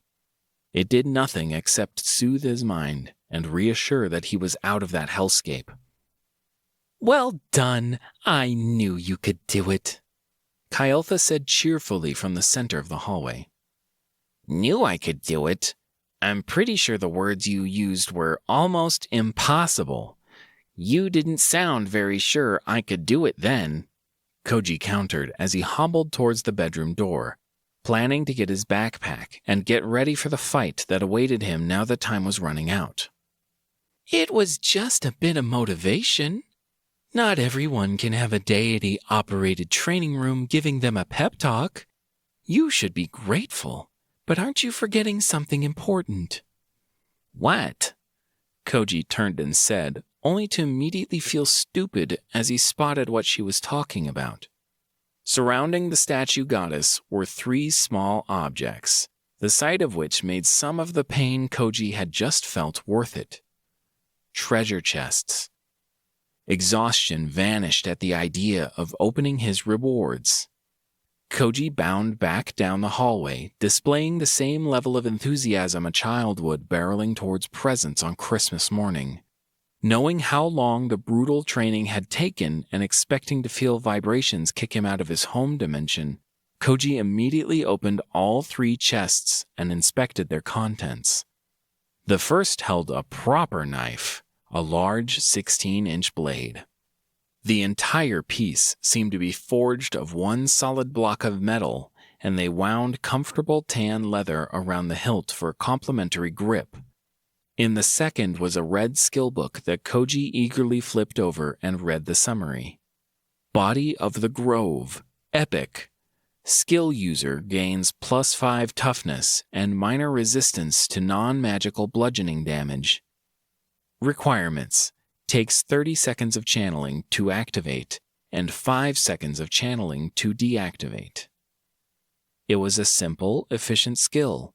The more Koji thought about why he would receive this type of reward, the more it made sense.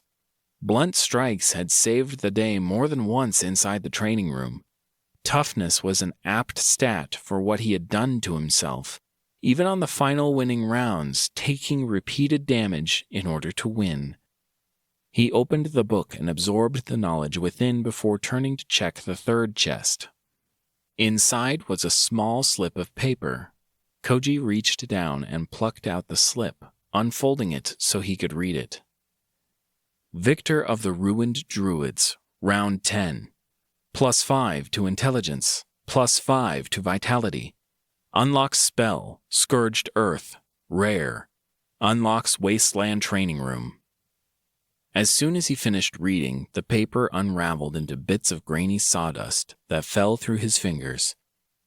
As the final bit of dust drifted away from his fingers, knowledge of the spell flooded through his mind. That's more like it, Koji said excitedly as he flicked open his spell tab and then his achievement tab to confirm the 2 new additions. I told you the training room was a worthwhile addition. If only you'd listened to me sooner. What a shame, Kyeltha said playfully as her small statue walked towards the bedroom. So, have you picked out your boon yet? Do we have time for that? Koji said as he followed Kyeltha, hurriedly picking up his backpack off the floor while flicking to his home tab to check the duration. I only have... Wait, what? 3 hours? How's that possible? I was in the training room for at least 8. Even if I upgrade the home system's level, I should have at max 30 minutes. Well, don't be mad, but the payment for the training room isn't time. In fact, no time has passed out here or in the trial. So what is... Koji started to say as he flicked through his tabs, then he spotted it. At the bottom of his main menu, what had once been over 16,000 karma now totaled a pitiful 6,000. That cost me 10,000 karma? No. Kyeltha raised her hands above her head in a placating gesture, trying to get Koji to calm down from his sudden loss. It only cost a little under 8,000. You had to spend some to level up your home and unlock that level 4 training room. That doesn't make it better. It was worth it though, right? You seemed pretty happy a second ago, Kyeltha mused. It might have been worth it, but that's so much karma. I could be level 50 with all that. Would I even have needed to go in the training room if I just used the karma to level up? Koji asked, while rubbing his hand against his forehead. Just tell me next time. If something in the future is going to cost me, tell me the cost beforehand. Don't just assume you know what's best for me. I'll see what I can do. Sometimes you mortals think you know everything, though. Like teenagers, I swear. Now that we've moved past that tiny expenditure, do you have an idea of what you'd like as a boon? Chapter 89. Kyeltha and Koji walked to the shrine as Koji started to format his fragmented idea into words. I want something that stops people from peeping on me. There are billions of other people for you deities to watch and get your rocks off. I don't want to be one of them. I want obscuration? Yeah, I think that's the word. I want a boon that stops you guys from reading my mind and watching me at all hours, like a bunch of creepy neighbors from my HOA. I don't appreciate the way you are comparing deities to a homeowner association, Kyeltha said, while scowling and crossing her arms over her chest. That wasn't a no, Koji said as he crouched by the watering hole and took care of his basic necessities. I cannot grant something like that by myself. I'd have to ask the other deities involved in the Traveler program. Koji merely shrugged in response while wondering what she was waiting for then. Kyeltha briefly glowered at him in return before walking over to the shrine, pressing her hands to the pedestal, and letting her eyes close. No fancy light show or brilliant magical power appeared. Kyeltha merely opened her eyes a few seconds later, her lips forming into a wry smile. We put it to a vote, and after much debate, the vote passed. You'll receive a greater boon of obscuration that will protect your mind from being read, and it will make scrying attempts nearly impossible. That's great. Who knew you guys were so democratic and giving? Koji said eagerly. However, certain terms and conditions apply. Kyeltha immediately shut down Koji's growing smile. That's more like the democracy I know and love. So tell me, Miss Home Intruder, what terms and conditions are there? Koji's voice held a bitter, dry tone to it as he replied. In order to get enough of the Pantheon to agree, I had to concede with a certain deity. The condition behind his vote was that while between worlds, you spare the lives of any travelers under his protection and help them pass the final trial. All right, I guess that makes sense. Can you tell me who this deity is and which travelers have his protection? Yes, his name is Triton, god of storms, sorrows, and schemes. His mark of protection is a soft blue cloth wrapping that's created from pouring water over a divine object. Koji groaned at Kyeltha's explanation as several pieces of the puzzle clicked into place. Her new inability to tell him about the other survivors, the strange clothing every member of Jake's group had suddenly started wearing, why their group was so united, and perhaps, is the divine object a small statue holding a trident? Koji asked abruptly. Yes, Kyeltha answered plainly, not attempting to hide the soft smile that spread across her face. So, I can't do anything to any of those paranoid, lying, overdramatic traitors. If you want the greater boon of obscuration, yes. Koji let his fingers slide through his dark hair, ruffling it and pushing it back, only to have his hand come away greasy and sweaty. It reminded him just how much he needed a hot shower. Fine, if it'll stop you guys from peeping at me in the bathroom, I can do that. Give me the greater boon now. I've only got a few hours to figure out how I'm going to persuade a bunch of traitors, rescue my party members, and kill the hidden boss. We do not peep at people in the bathroom. Kyeltha scoffed and crossed her arms once more before letting out a sigh of resignation and uncrossing her arms to point at the shrine. Take off your gloves and place a hand on top of the pedestal. I'll do the rest. Koji knew he'd won that particular exchange and said nothing else. He devoured the last few crumbs of bread available and tugged off his alchemist's gloves.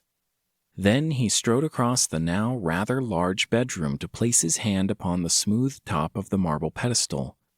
Soft, golden pulses of light swarmed down to Koji's hand, like a brilliant swarm of fireflies in the night. He gawked at the beautiful sight while bracing for pain. A cost had accompanied every increase in power in this new world, typically in his suffering or pain. Instead of searing pain, Koji felt a soft warmth spread out from the back of his palm as the golden swarm touched his skin. When the lights slowly winked out of existence, the warmth faded. All that was left behind was a small golden double circle in the center of which rested a strange symbol, all swirls and curves with no straight lines. Koji tilted his head at the sight, but rather than complain about his new arcane tattoo, he opened his menu and checked for changes. Koji found it in his Achievements tab. Magical Massacre. Victor of the Ruined Druids. Round 10. Greater Boon of Obscuration. All right, now, is there any chance you can turn into an alarm clock for the next 4-ish hours so I can get some shut-eye before the big battle? Koji asked as he closed the tab and stared down at the goddess. If that's your way of asking if I could wake you up in 4 hours, then yes, I could wake you up before the home duration expires. Kyeltha punctuated her words with a huff and a pouty frown that didn't quite fit her mature features. Good. I'll see you in 4 hours then, Koji said as he strode across the bedroom to the hallway door, opening it and gesturing for Kyeltha to step outside. What? Why can't I wait in here? I just went through all that trouble in order to make sure no one could spy on me. Do you honestly think the first thing I want to do is go to sleep while some creepy possessed doll lurks in my bedroom staring at me while I'm passed out? I am not a doll. This is an avatar placed inside a fragment of... I'll see you in 4 hours, Kyeltha said primly and stomped out of the bedroom to wait in the hallway. Finally alone, Koji collapsed into his bed, tugging off his boots and wrapping himself in the blanket. He had thought after everything it would be nice to get some shut-eye. Maybe he'd actually get to sleep and feel rested before going into battle against the only other people he knew here. He still didn't understand why Jake's group had acted like that, though. Had they really intended to kill him, Melissa, and James? Was he really going to spare them? Koji spent the next few hours not in restful slumber, but constantly fidgeting as he stared at the blank ceiling above him, anxiety slowly gnawing at him. Chapter 90. It was that night again. Bright blue lights blinded the younger Koji. Loud screams and sirens deafened the boy, even as he hid and crouched behind his bedroom door. Terror-stricken fingers clung to the door, digging into the hardwood and drawing blood.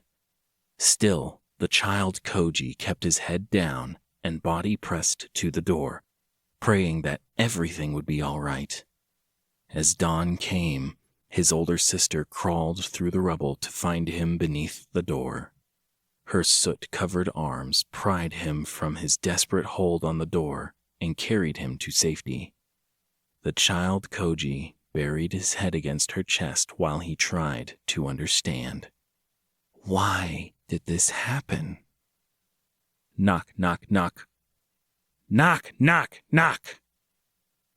It's time to get up! Kael'tha's muffled shouts came from the hallway after Koji ignored her repeated knocking. A quick glance at the countdown before it would eject him from his home let Koji know he had a little under an hour left. The twisted, sweat-soaked blanket was untangled from his legs, his boots were pulled back on, and he even managed to take a sip of water before opening the door for Kael'tha. What took you so long? Kael'tha asked as she made her way back into the room. Planning? Koji answered while scratching at the stubble growing on his chin. Sure you were, and I was waiting outside playing poker with Midas for a pair of copper pots. I'm glad we were both being productive then. Did you win? Koji said as he finished packing his backpack and slid his weapons into his back pockets. You know I was being sarcastic, Kael'tha said with a huff. So, what are you going to do now? You have an hour left in here. I'd ask you to go out there and get it over with already, but fat chance of that with you being such a homebody. You'll probably wait until your system kicks you out. So tell me, what's the plan? I want to use the last of my karma and level up as much as possible before going out. After that, I have an idea I want to try, Koji said as he opened his main menu. Traveler number A8002738255K. Koji Athame.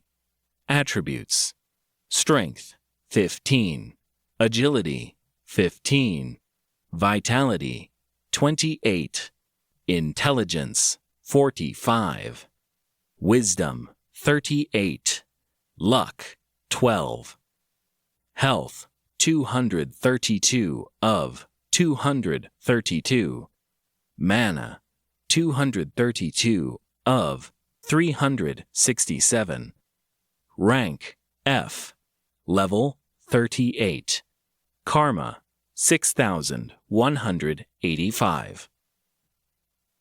With a soft smile on his face, Koji remembered Melissa walking beside him on that first day. She had explained how important it was to spend your points when you got them, and not wait. A soft chuckle escaped his lips at the memory. He'd made sure she never found out about him not listening to her advice. Especially not that he'd been scammed out of over 10,000 karma because he had been saving it rather than spending it. With that bitter taste in his mouth, he quickly opened the leveling screen and emptied his karma. Traveler has acquired enough karma to level up. Would you like to spend 390 karma to increase your level? Yes, no. Koji triggered the prompt repeatedly, leveling up again and again, only stopping briefly at level 50 as multiple prompts appeared. Traveler has reached level 50 and can rank up. Would you like to rank up? Koji dismissed the rank up prompt immediately, being much more interested in the reward prompt he could see hiding beneath it. Traveler has reached rank F, level 50. Please wait while the system checks your spent karma. Compiling data. Rewards loading. Please select your reward type. Evolution, Creation, Static. This was what he had wanted. Koji quickly pressed on evolution and waited eagerly for the next list to appear. Evolution options: Nature's Grace, Rare, Pulse of Frigga, Uncommon, Slice and Dice, Uncommon, Heavy Rain, Uncommon, Forlorn Whisperer, Uncommon.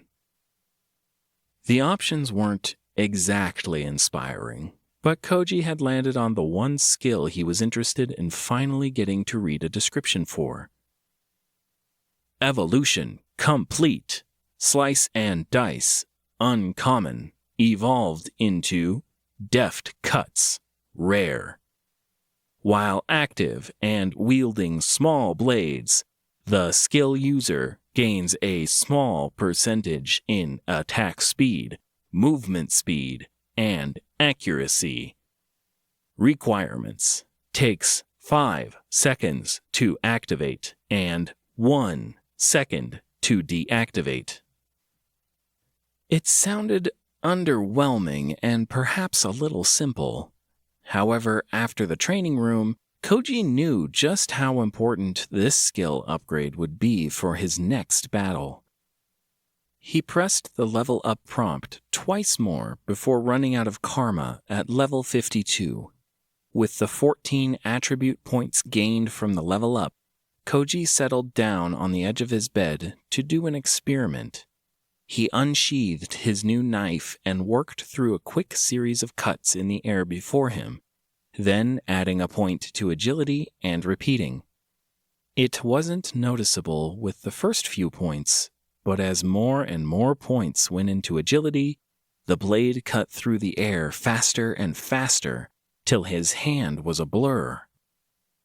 Once the last point was allocated and Koji could run through the simple routine flawlessly, he activated his new skill, Deft Cuts. He felt the difference immediately. It wasn't the same bonus as adding an attribute point or getting better at moving. It was cumulative and added on after everything else. The percentage increase had been marked as small, but as Koji watched, his hand turned into a blur, sending out a flurry of strikes in smooth, flowing motions that enabled each blow to land where he wanted. He couldn't help but wonder what a large increase would feel like, especially once he had higher attributes. Koji checked through each screen once satisfied, making sure his health and mana were active and each useful skill was active. It was the first time he'd attempted to turn on Body of the Grove, and after a few failed attempts at triggering the skill, he found that for the entire 30 seconds of the channel duration, he needed to keep his finger pressed to the text. That was harder than it looked as the screen moved with his vision. It forced him to be very still, even letting his eyes close as he kept his finger pressed to the screen before him.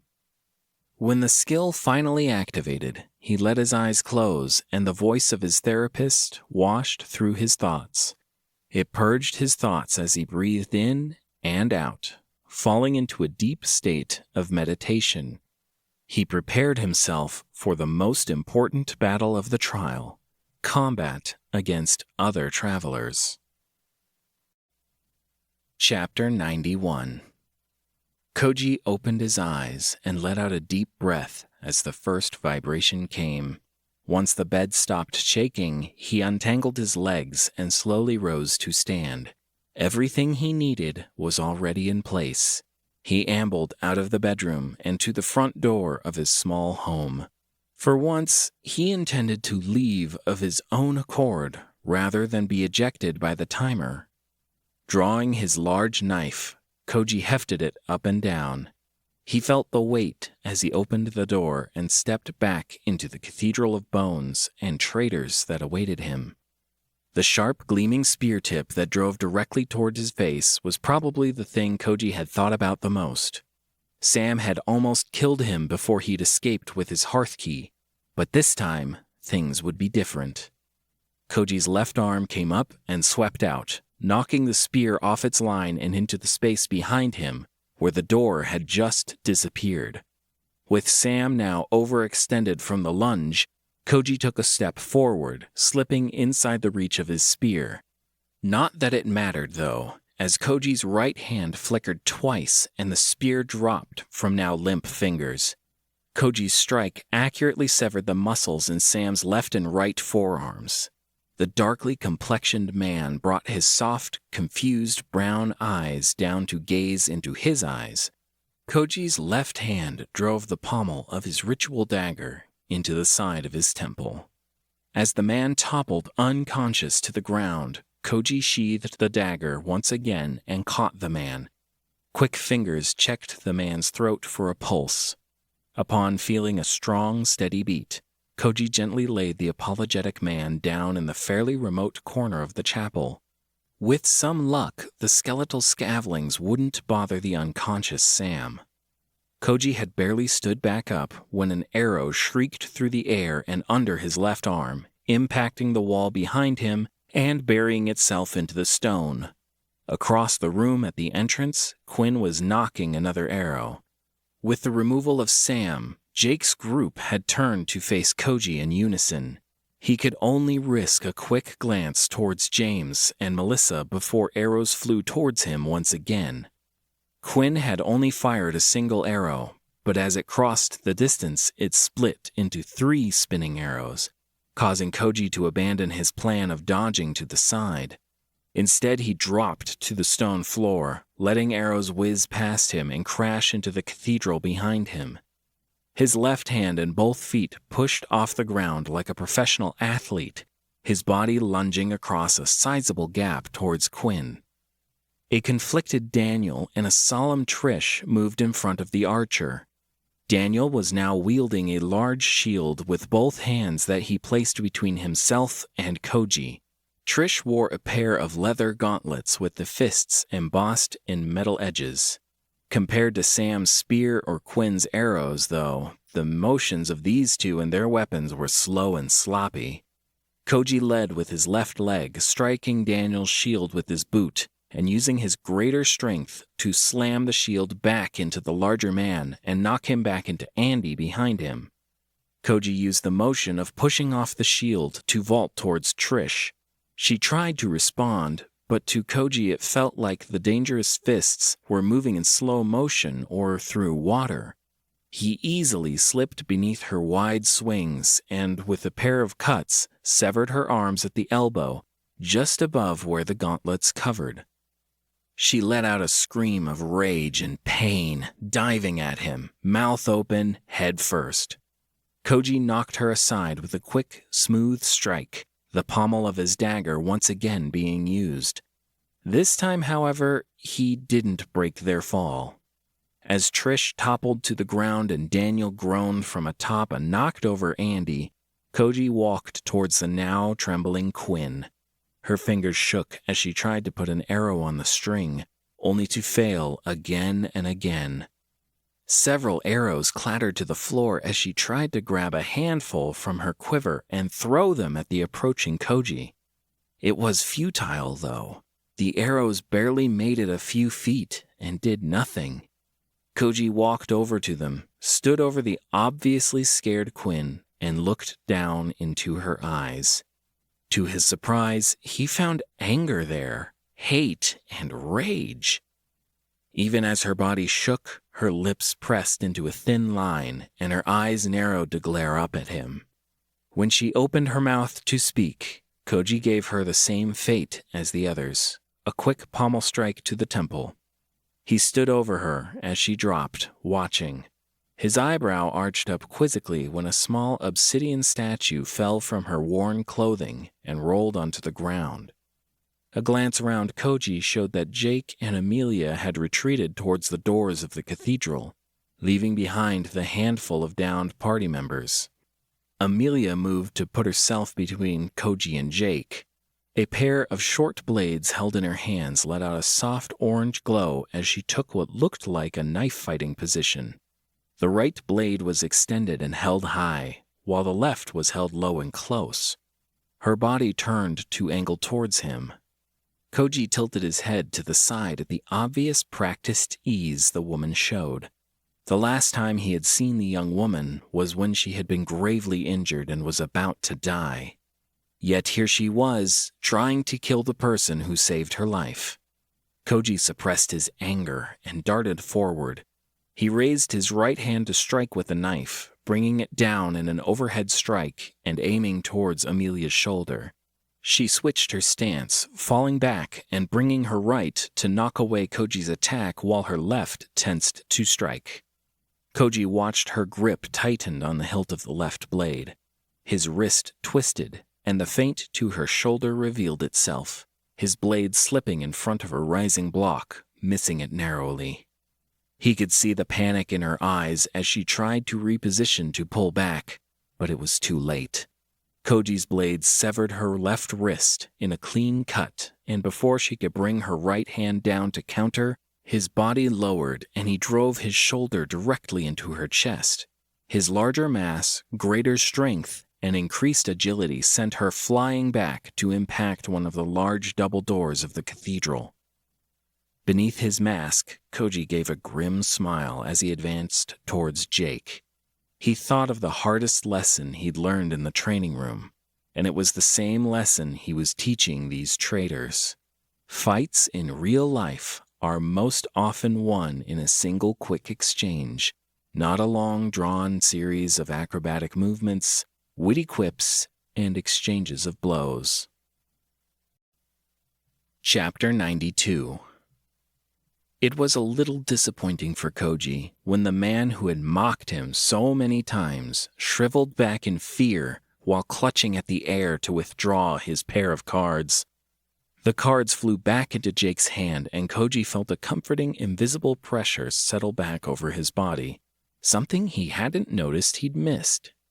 His fingers flicked to the screen to the spell tab, and he gave a test cast of Nature's Grace just to be sure. The soft green glow enveloped his body and healed the minor sprains his extreme motions had caused. Reassured with the return of his magic, Koji looked back at Jake. With Koji's focus now solely on him, Jake seemed to be slowly calming down. The second Koji finished with his test of magic and turned back to regard him, Jake spoke. "What is it you want, Koji?"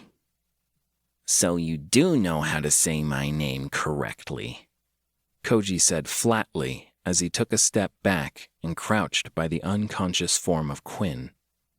"What? Oh, that was just me joking around, you know. One of the buddies, one of the guys. Friends rib each other," Jake said while forcing a shaky smile out, his fingers flicking through a stack of cards. His eyes occasionally darted away from Koji to check a particular card. "And this?" Koji gestured at the scene behind him with one hand while he spoke. "Is this your idea of what friends do for each other?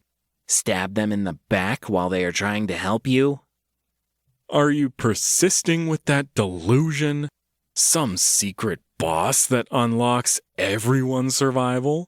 There's no way some convenient bullshit like that exists, especially with you finding out about it on the last day." Jake's smile shattered and transformed into a mask of anger as he shouted down at Koji. "What makes it so hard to believe?" Koji answered as he finished his inspection of the horned, bat-winged obsidian statue and stood once again. "Look, I get it. You want to make sure you leave here with the most benefits possible. We don't have to do this, though, since we can make some kind of deal. Work with me. I'll make sure you survive. You just have to tell everyone that Melissa or James came up with that lie, and that you were just going along with it." Koji arched an eyebrow at Jake's words and risked a glance back at his allies. Despite Melissa's wound and James's poor matchup, they were holding back the skeletal horde for now. "What makes you so sure my words were a lie?" Koji asked, even as he began to slowly close the distance between himself and Jake. "We've had contact with the gods. I don't know if you believe me or not, but gods are real here. Quinn and Sam have both encountered deities. After we traded and spoke this morning, we talked as a group about what you said, and Quinn sacrificed a portion of her health in order to ask a question of her deity. The god verified that there was no hidden boss or secret way out. Someone's getting left behind, no matter what, Jake said as he finally finished flicking through his deck of cards. With several cards now stacked in his hand, the shaky voice slowly receded as he spoke, and a note of confidence returned to his posture. Which god? What? Jake seemed puzzled by the question. Which god did she ask? Koji replied, stopping just within 10 feet of Jake as he did. I don't know. She didn't tell us. That's not important. What matters is that I'm going to need your answer, Koji. Are you with me? Who gave you the new clothing, Sam or Quinn? Koji said as he gestured to the light blue cloth wound around Jake's right shoulder, marking him as protected by Triton. Sam gave me the new threads. I think I've answered enough of your questions, though. It's your turn to give me an answer. Are you with me or against me, Koji? Jake said as he held up a golden brown card. He balanced it between his index and middle finger while pointing it menacingly towards Koji. This has to be the dumbest thing anyone has ever done in a fight. Koji couldn't help thinking as he looked at the confident Jake. That disgustingly smug, smarmy smile plastered on his face. Beneath his mask, a slight smile spread across Koji's face as his left hand fiddled with his screen and a second thought flashed through his head. Let's find out if it's arrogance or confidence that feeds you, Jake. Jake took that moment to act, flicking his wrist and sending the card to the space between the two of them. It floated in the air as it turned to show its face towards Koji as it expanded. Behind it, Jake shouted, I summon you, breath of the golden primordial, Kai Leviar. The nearly 3-foot-tall card facing Koji displayed the image of a dragon's head. Its scales were made of golden coins. Its violet eyes gleamed with a look of superiority. As Jake finished his summoning, the large mouth of the dragon opened, and without warning, a wave of golden fire spewed from the card directly towards where Koji was standing. The flames sprayed out in a wave, engulfing the stone and nearby pews. The temperature soared for a moment as the heat became oppressive. When the fire subsided and the dragon's mouth retreated into the card, only a hole of molten stone remained. Wow, that would have hurt, Koji murmured as he emerged from Jake's shadow and gave the back of Jake's head a quick pommel strike. Chapter 93. Jake's limp form collapsing onto the ground in front of him allowed the last few bits of worry to slip away from Koji. He had thought Jake would have a few trump cards, or perhaps had been saving the best items or skills for himself, but the fight had been a little underwhelming. Jake had been full of bluster. Koji glanced at the still melting pool of stone where the fire had hit, and the memory of a card that had blocked his spells played through his mind. Perhaps Jake hadn't been completely full of it. Koji stepped over the unconscious forms of Jake and Quinn, walking back into the cathedral proper. A noise to his right caused him to turn towards where Andy and Daniel were picking themselves up off the floor. Upon receiving Koji's attention, Daniel grimaced and gave him a subtle nod before going limp atop Andy, making it harder for the other man to get up. With that problem solved, Koji turned back to confront the genuine threat, the monsters of the trial, and the menacing skeletal scaveling priest. Its bony fingers clutched at the top of the podium, while its empty eye sockets surveyed the room. Its jaw was even bouncing up and down in a silent laugh as it stared towards the entrance of the cathedral. to the spot where the humans had just lost part of their force because of internal struggles. Stride of Shadow Foe carried Koji to Melissa's back, and he moved in sync with her, mirroring the movement of her whirlwinding blades and nimble acrobatics as he cast Nature's Grace and let his hand rest on her shoulder. For the next few moments, as her stomach injury healed, a deadly dance carried the pair around the pews. They returned to the central row, where James fought a slugfest with the skeletal creatures. The monsters could not do any lasting damage to the rapidly regenerating man. However, James would shatter an undead rat man to dust, only to be swarmed by 2 more while the original pulled itself back together. Reassured that his party members were safe for the moment, Koji activated Stride of Shadow Foe and vanished. The undead monster leaned over his podium, his skull swiveling side to side, roaming across the room, clearly searching for the dangerous human.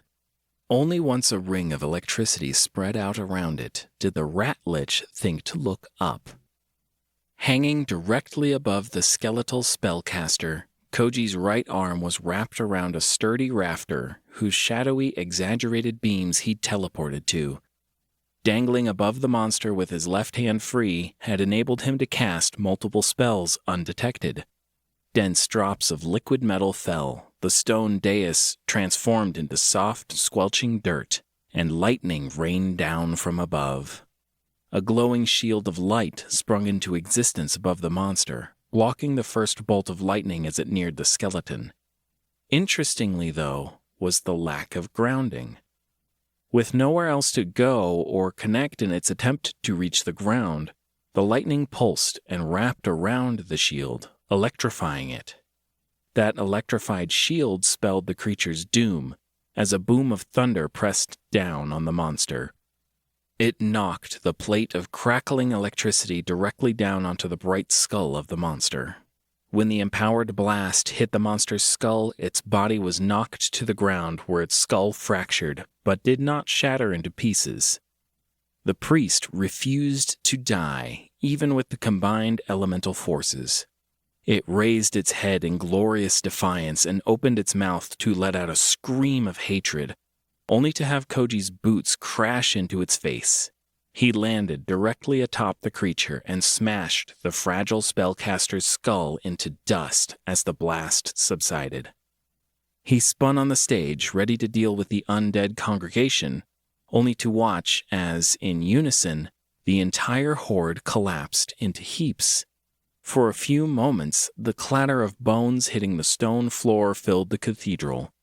When the bone dust settled, the fight was over, and a message scrolled across Koji's vision. Congratulations on vanquishing a hidden piece of the Traveler's Trial.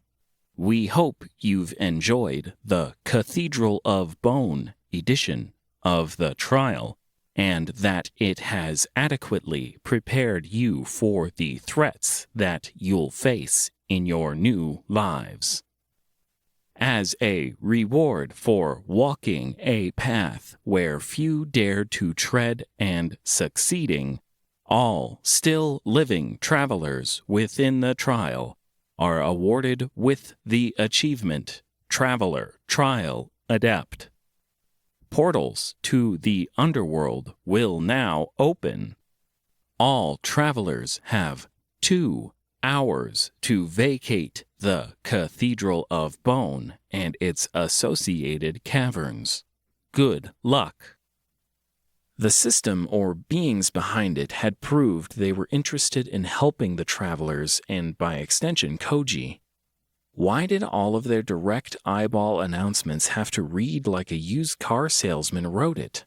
A quick survey of the room and Koji ordered the things he had to do next. He was just about to start moving and start healing when he noticed Melissa and James gawking at him. And not just them either. Several of the waking members of Jake's group were staring at him. He shrank away from their gazes and chuckled wryly at the result.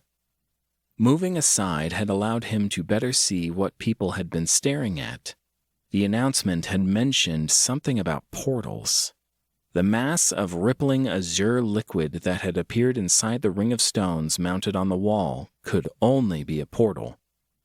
Koji stepped off the stage to rejoin Melissa and James in the center of the cathedral.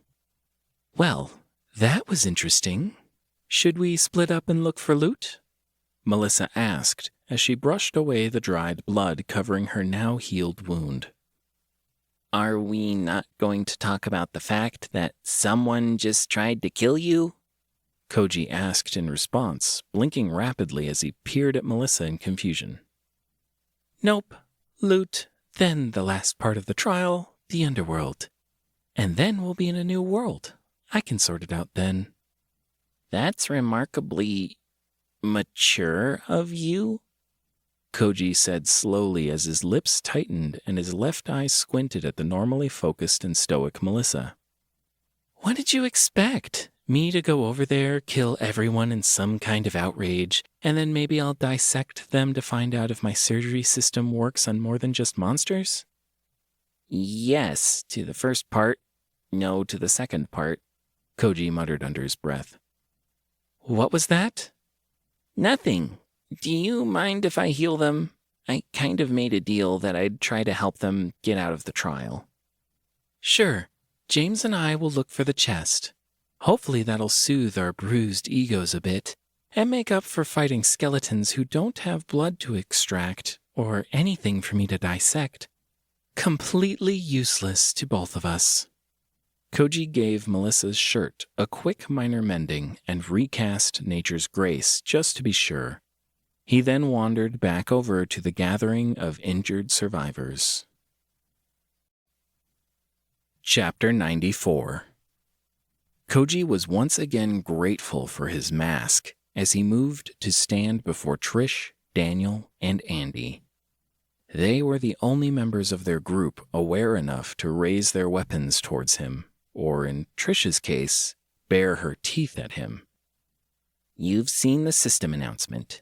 You know I was telling the truth about having a way out now. Let me heal you and the others before we go to the final stage. The trio shared confused looks for a moment, and ultimately Daniel turned to face Koji and responded. I'm not sure what you're talking about, but I don't think anyone is going to turn down a free heal. Then maybe you can explain to all of us what's going on. Sure, Koji said while motioning for Trish to step closer and for Daniel to hold her arms in place. It took a few casts of Nature's Grace to patch up Trish, and the withering glare that she gave him throughout the spell's duration was disturbing. A small silver lining, however, was that while he healed Trish, Daniel woke up people one by one and brought people to line up to get healed. No one even tried to attack Koji, and his worst fears about having to subdue someone and drag them into the portal in order to fulfill his divine obligations were never realized. Andy's ankle was next. It was broken when Daniel had been launched on top of him. Then came Sam's hands, which Koji found he had to heal one at a time. He couldn't help but wince at the sight of the now paler, dizzy, slender spearman, whose health value would not rise any higher. Opening his backpack, Koji pulled out a perium fruit, passed it to Sam, and murmured softly to him, "Sorry." Don't be. You did what you had to do in order to survive. I thought I was doing the same. The system announcement seems to indicate I was in the wrong, and I owe you an apology. Sam responded before biting into the fruit hungrily. Save it for after we make it out. Fair enough. Sam ended the conversation with a nod and plopped himself down on a nearby vacant pew. Next up was a silent, brooding Jake. Throughout the healing, Koji found himself incredibly grateful for his mask, since it hid his smug smile. Finally, an equally silent and sullen Quinn stepped up for healing. For a moment, Koji thought about not healing the dramatic troublemaker, or interrogating her about the statue he'd found on her earlier, but he didn't. Dealing with these people was exhausting, and worse, he still had to explain to them what was going on. When everyone had been healed and whispered amongst themselves, Melissa called out to Koji. "Found it! Get over here. Let's divvy this up and get a move on." Grateful for the break and still unsure of what to say to the, for now, non-hostile survivors, Koji hurried up to the stage where James and Melissa were. They were currently looming over the podium the undead clergy member had clung to so desperately. Beneath the podium, in a hollowed-out section, was a small, ornate golden chest. Koji shared a look with James, and then in unison, they nodded towards Melissa. She gave each of them a half-smile before dragging the chest free of the podium and flipping open the lid on the stage. The three of them gathered over the chest and stared down. Inside were only 3 items: a small syringe containing a violet liquid, a slender wand made of polished bone, and a smooth round stone the size of a fist. "I'd like the syringe. It seems like something I could study in my downtime. Who knows, maybe this Agilgaia will have research equipment I can use," Melissa said. Koji and James glanced at each other briefly, neither apparently thrilled by the leftover options. After some time, Koji gave James a nod and let him choose first. James took the bone wand and tucked it into his waistband, leaving Koji with the stone, which he promptly placed in his backpack. Done with the looting, Koji stood and surveyed the cathedral once again to find that the other survivors had gathered in front of the stage. "So, about that explanation?" Daniel asked from the front of the small crowd. Koji froze as everyone's attention settled on him. He had been planning this out, what to say, how to explain that everyone could live. He thought about how to say that their betrayal, their plotting and scheming had been for nothing, but did he still have to do that? With the system announcement, was it even important? Or was he just letting his hatred of people and being the center of attention get to him again? Ultimately, he settled on a middle ground. "The last trial has started early. You all read the system announcement. Walk through the portal. We'll fight whatever it is together, and once we've defeated it and reached our destination, we can talk about what just happened." Koji spoke while doing his best to remain perfectly calm and keep a neutral tone. As he finished speaking, he even performed one of those silly speech class gestures and motioned with his hands towards the glowing blue portal. It wasn't perfect, and it didn't really explain anything. What it did was uphold his end of the agreement without him having to launch into a long speech about why the people he had to fight alongside against unknown horrors were idiots, or remind them that they had tried to sabotage their only hope of escape. After his plain explanation, Sam was the first to move forward, stepping up onto the dais, spear in hand. Koji tensed and his right hand drifted back towards the hilt of his knife as Sam turned towards him and spoke. "Thanks for not killing me when you could have." With that said, Sam gave Koji another nod of acknowledgement and stepped into the portal, vanishing from sight. That seemed to be enough for the others. Whether it was that they wanted to get out of here, wanted to follow Sam, or the reminder that Koji could have killed all of them, each traveler from Jake's group quickly stepped through the portal. Even Jake himself and the troublemaker Quinn followed the pack into the portal. Finally, Koji gave the Cathedral of Bone and its wreckage a last glance before stepping into the portal with Melissa and James. Chapter 95. What greeted Koji on the other side of the portal was a crimson sky, dark clouds, and a ruined battlefield. The dead lay everywhere. Not just humans either. Blue-skinned, tall creatures, smaller, stout creatures, and a myriad of other races in all different manner of attire. The humanoid races covered only half of the desolate field. In the distance, the other half was filled by hordes of monster bodies. Tens, if not hundreds of times more bodies sat on the monster's side of the battlefield, their bodies as small as a rat-varine or sometimes even larger than a hulking ursa-rat, all dead. Koji barely had time to take it all in before a screen sprung up in front of his face and a flashing prompt with a countdown began. Battle of the Underworld. Every monster slain by travelers in the last 3 days will be given a second chance. Resurrected and demonized, these monsters will face off against the travelers who used them to level. The winners will ascend to Agilgaia, while the losers will feed future trials. 0 hours, 1 minute, 41 seconds. Fuck! Koji spun around in shock to the source of the voice. It was the first time he'd ever heard Melissa curse. James, too, was looking at Melissa with his lips parted and an eyebrow raised in question. What? It fucking sucks. The trial is punishing the people who worked the hardest. They are targeting the people who are grinding monsters. It's like they know gamers want to maximize efficient XP gain and are deliberately punishing them for being successful, Melissa said while clenching both fists. Koji blinked at the new terms of grinding and XP, frowning as he tried to use context clues to figure out what they could stand for. When he turned back towards Melissa, intent on asking her what she meant, he found everyone had stopped talking and were all staring at him. Yes? He asked softly, a smile spreading on his lips as he responded to the group's sudden focus without stuttering. Koji, how far did you explore while we were resting? Melissa asked softly.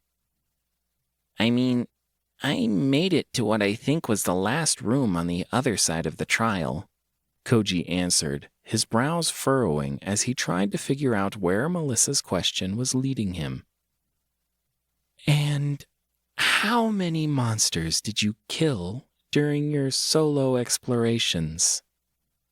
Suddenly, he understood and looked out towards the distant horizon, his eyes widening as the horror of what was happening dawned on him. Hundreds at least, maybe thousands. I'm not sure, he said in a very soft voice. Shit. A collective gasp came from the others, and Koji tore his gaze away from the horizon to look back at the other travelers. They had 10 people, 10 humans who have had the system for almost 4 days, versus thousands of deadly monsters. Jake, how about your group? How much grinding did you squeeze in between your little schemes? Melissa asked coldly. We were grinding the first, second, and third caverns on a 30-minute loop by the third day. There wasn't anything too crazy in the rooms, but numbers will be a problem. The worst thing to worry about might be something called a ratantula, Jake replied stiffly. Koji blinked as he tried to remember the names of the monsters that had filled the cracks in the fourth room, or the gigantic creatures that had lurked in the darkness of the fifth. Had he really been in such a hurry and skipped over them? I think the fourth room on the left path were fire spiders, maybe? And the fifth room on the left path had school bus-sized spiders, I think, he supplied helpfully. Great, Melissa said as she turned to stare at him. Koji, could you cover for the monsters you killed on your solo adventures if the rest of us pull our weight? Koji didn't respond immediately. Instead, he opened his screen and flicked to the main menu. Upon seeing his slowly refilling mana value, he flicked over to the Skills tab and turned on Crimson Reliquary before tabbing over to the Spells tab. As the timer ticked down, he examined the long list of spells. A single spell caught his attention, and a smile spread beneath his mask. Yeah, I can handle it, Koji replied. Perfect. All right, assuming the monsters come from that direction, I want you to take the right side of the field. The rest of us can cover the left side. Jake, fill me in on the capabilities of your group so I can formulate a defense plan. Be quick about it, we've only got a minute left. Melissa said as she started to pivot back to the other travelers, only for Koji's next words to cause her to freeze in place. No, I mean all of it. I can handle the entire battle. Once again, everyone's eyes snapped back to Koji, and he had to resist the urge to swallow and shy away from their sudden interest. Strangely, it was Sam who stepped forward and broke the silence. How sure are you? 90%. Koji replied truthfully, but at the still skeptical looks he added, I don't have to hold back, since they are monsters, not humans. A collective shudder ran through the crowd as it reminded them of the events in the cathedral. Sam was slowly nodding, though, and seemed to be reassured either by Koji's calm demeanor or words. All right, I'll step to the back of the battlefield and form a defensive line. That way, if any get past you, we can take care of them. Maybe even get a few scraps of karma. Sam said before hoisting his spear onto his shoulders. He walked towards an edge of the battlefield where the corpses were fewer. One after another, the others followed until it was just James and Melissa standing beside Koji. Then finally, they too began to walk away. Wait! Koji extended his hand towards the pair, stopping them and moving in close to Murmur. I need a favor from each of you. Chapter 96. Koji stood at the halfway point of the battlefield, where dead humanoids and monster corpses mingled, his masked face dragging back and forth on a swivel, staring out at the horizon as the timer ticked down to 0. The crimson sky shook for a moment. Then in the distance, well behind the lines of death that made up the ancient battlefield, the earth erupted. From the newly made crater, monsters surged onto the field. Waves of rat creatures, spider creatures, and many hybrids flooded out, spreading like a wave expanding in every direction. Koji watched calmly, the earth beneath him already soft, the winds and dark gray raindrops swirling around him as he waited. It wasn't until they passed inside of 50 feet that he cast his first spell, Scourged Earth. Immediately, the world around him changed. The soft, well-fertilized earth turned gray and lifeless.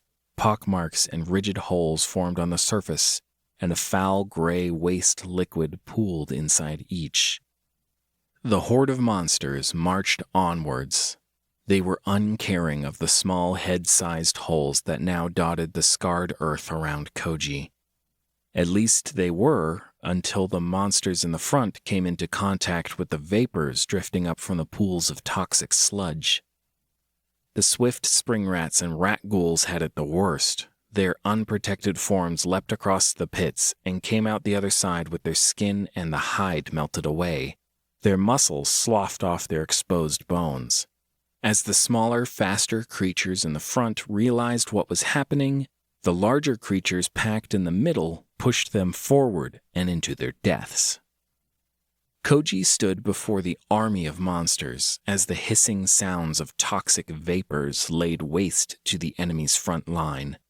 Shrieks and screams of pain and agony washed over him. And yet, their army marched on, unbothered by the minor losses.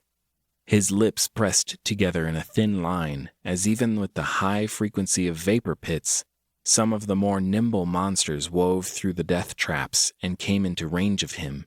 He didn't take any chances. Instead of drawing his dagger or one of his knives, he studied the creatures briefly, trying to see what changes their resurrection and subsequent demonization had wrought.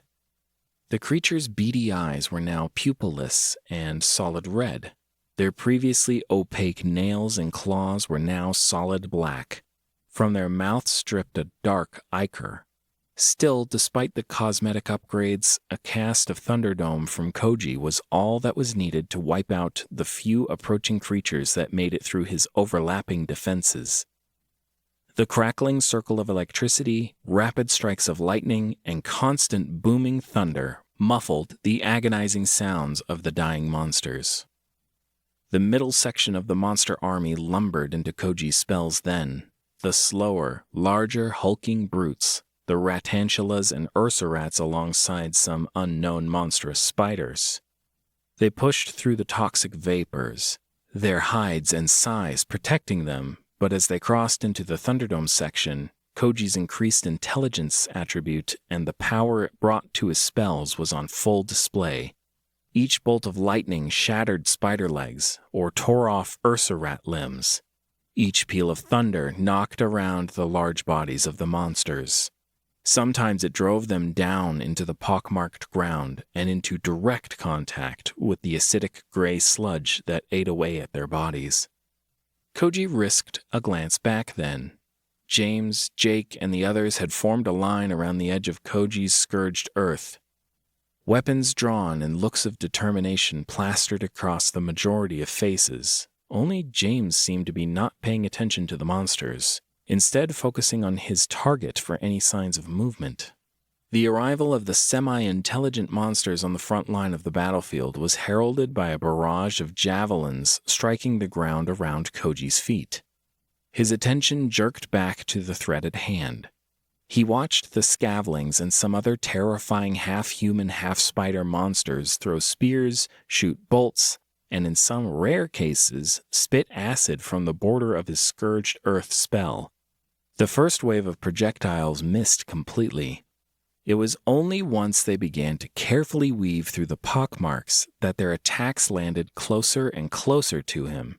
Even with that threat looming over him, and each ranged attack landing closer, Koji still waited to activate his trump card.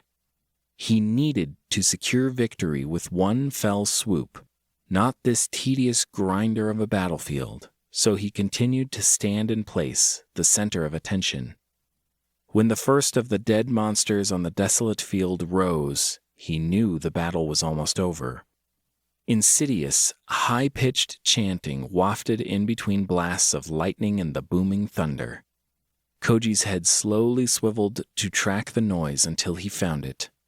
Polished ebony covered the creature's skeletal figure, its once holy regalia now replaced with a gown of black, oily thorns and a tall hat woven of fresh, scavenging hide. The undead lich held the rearmost position of the enemy army, its freshly demonized form showing the true horrors of the process. Waves of its arms and the constant chants brought the recently seared and ruined monsters back to life as sturdier zombies.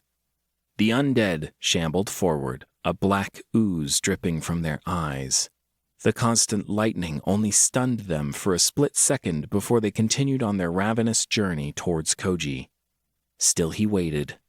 It wasn't until he saw the flash of movement that he acted. As Melissa streaked forward to sever the spine of the fragile spellcaster and shatter its skull, Koji emptied his mana pool into his final spell, Storm of Koyos.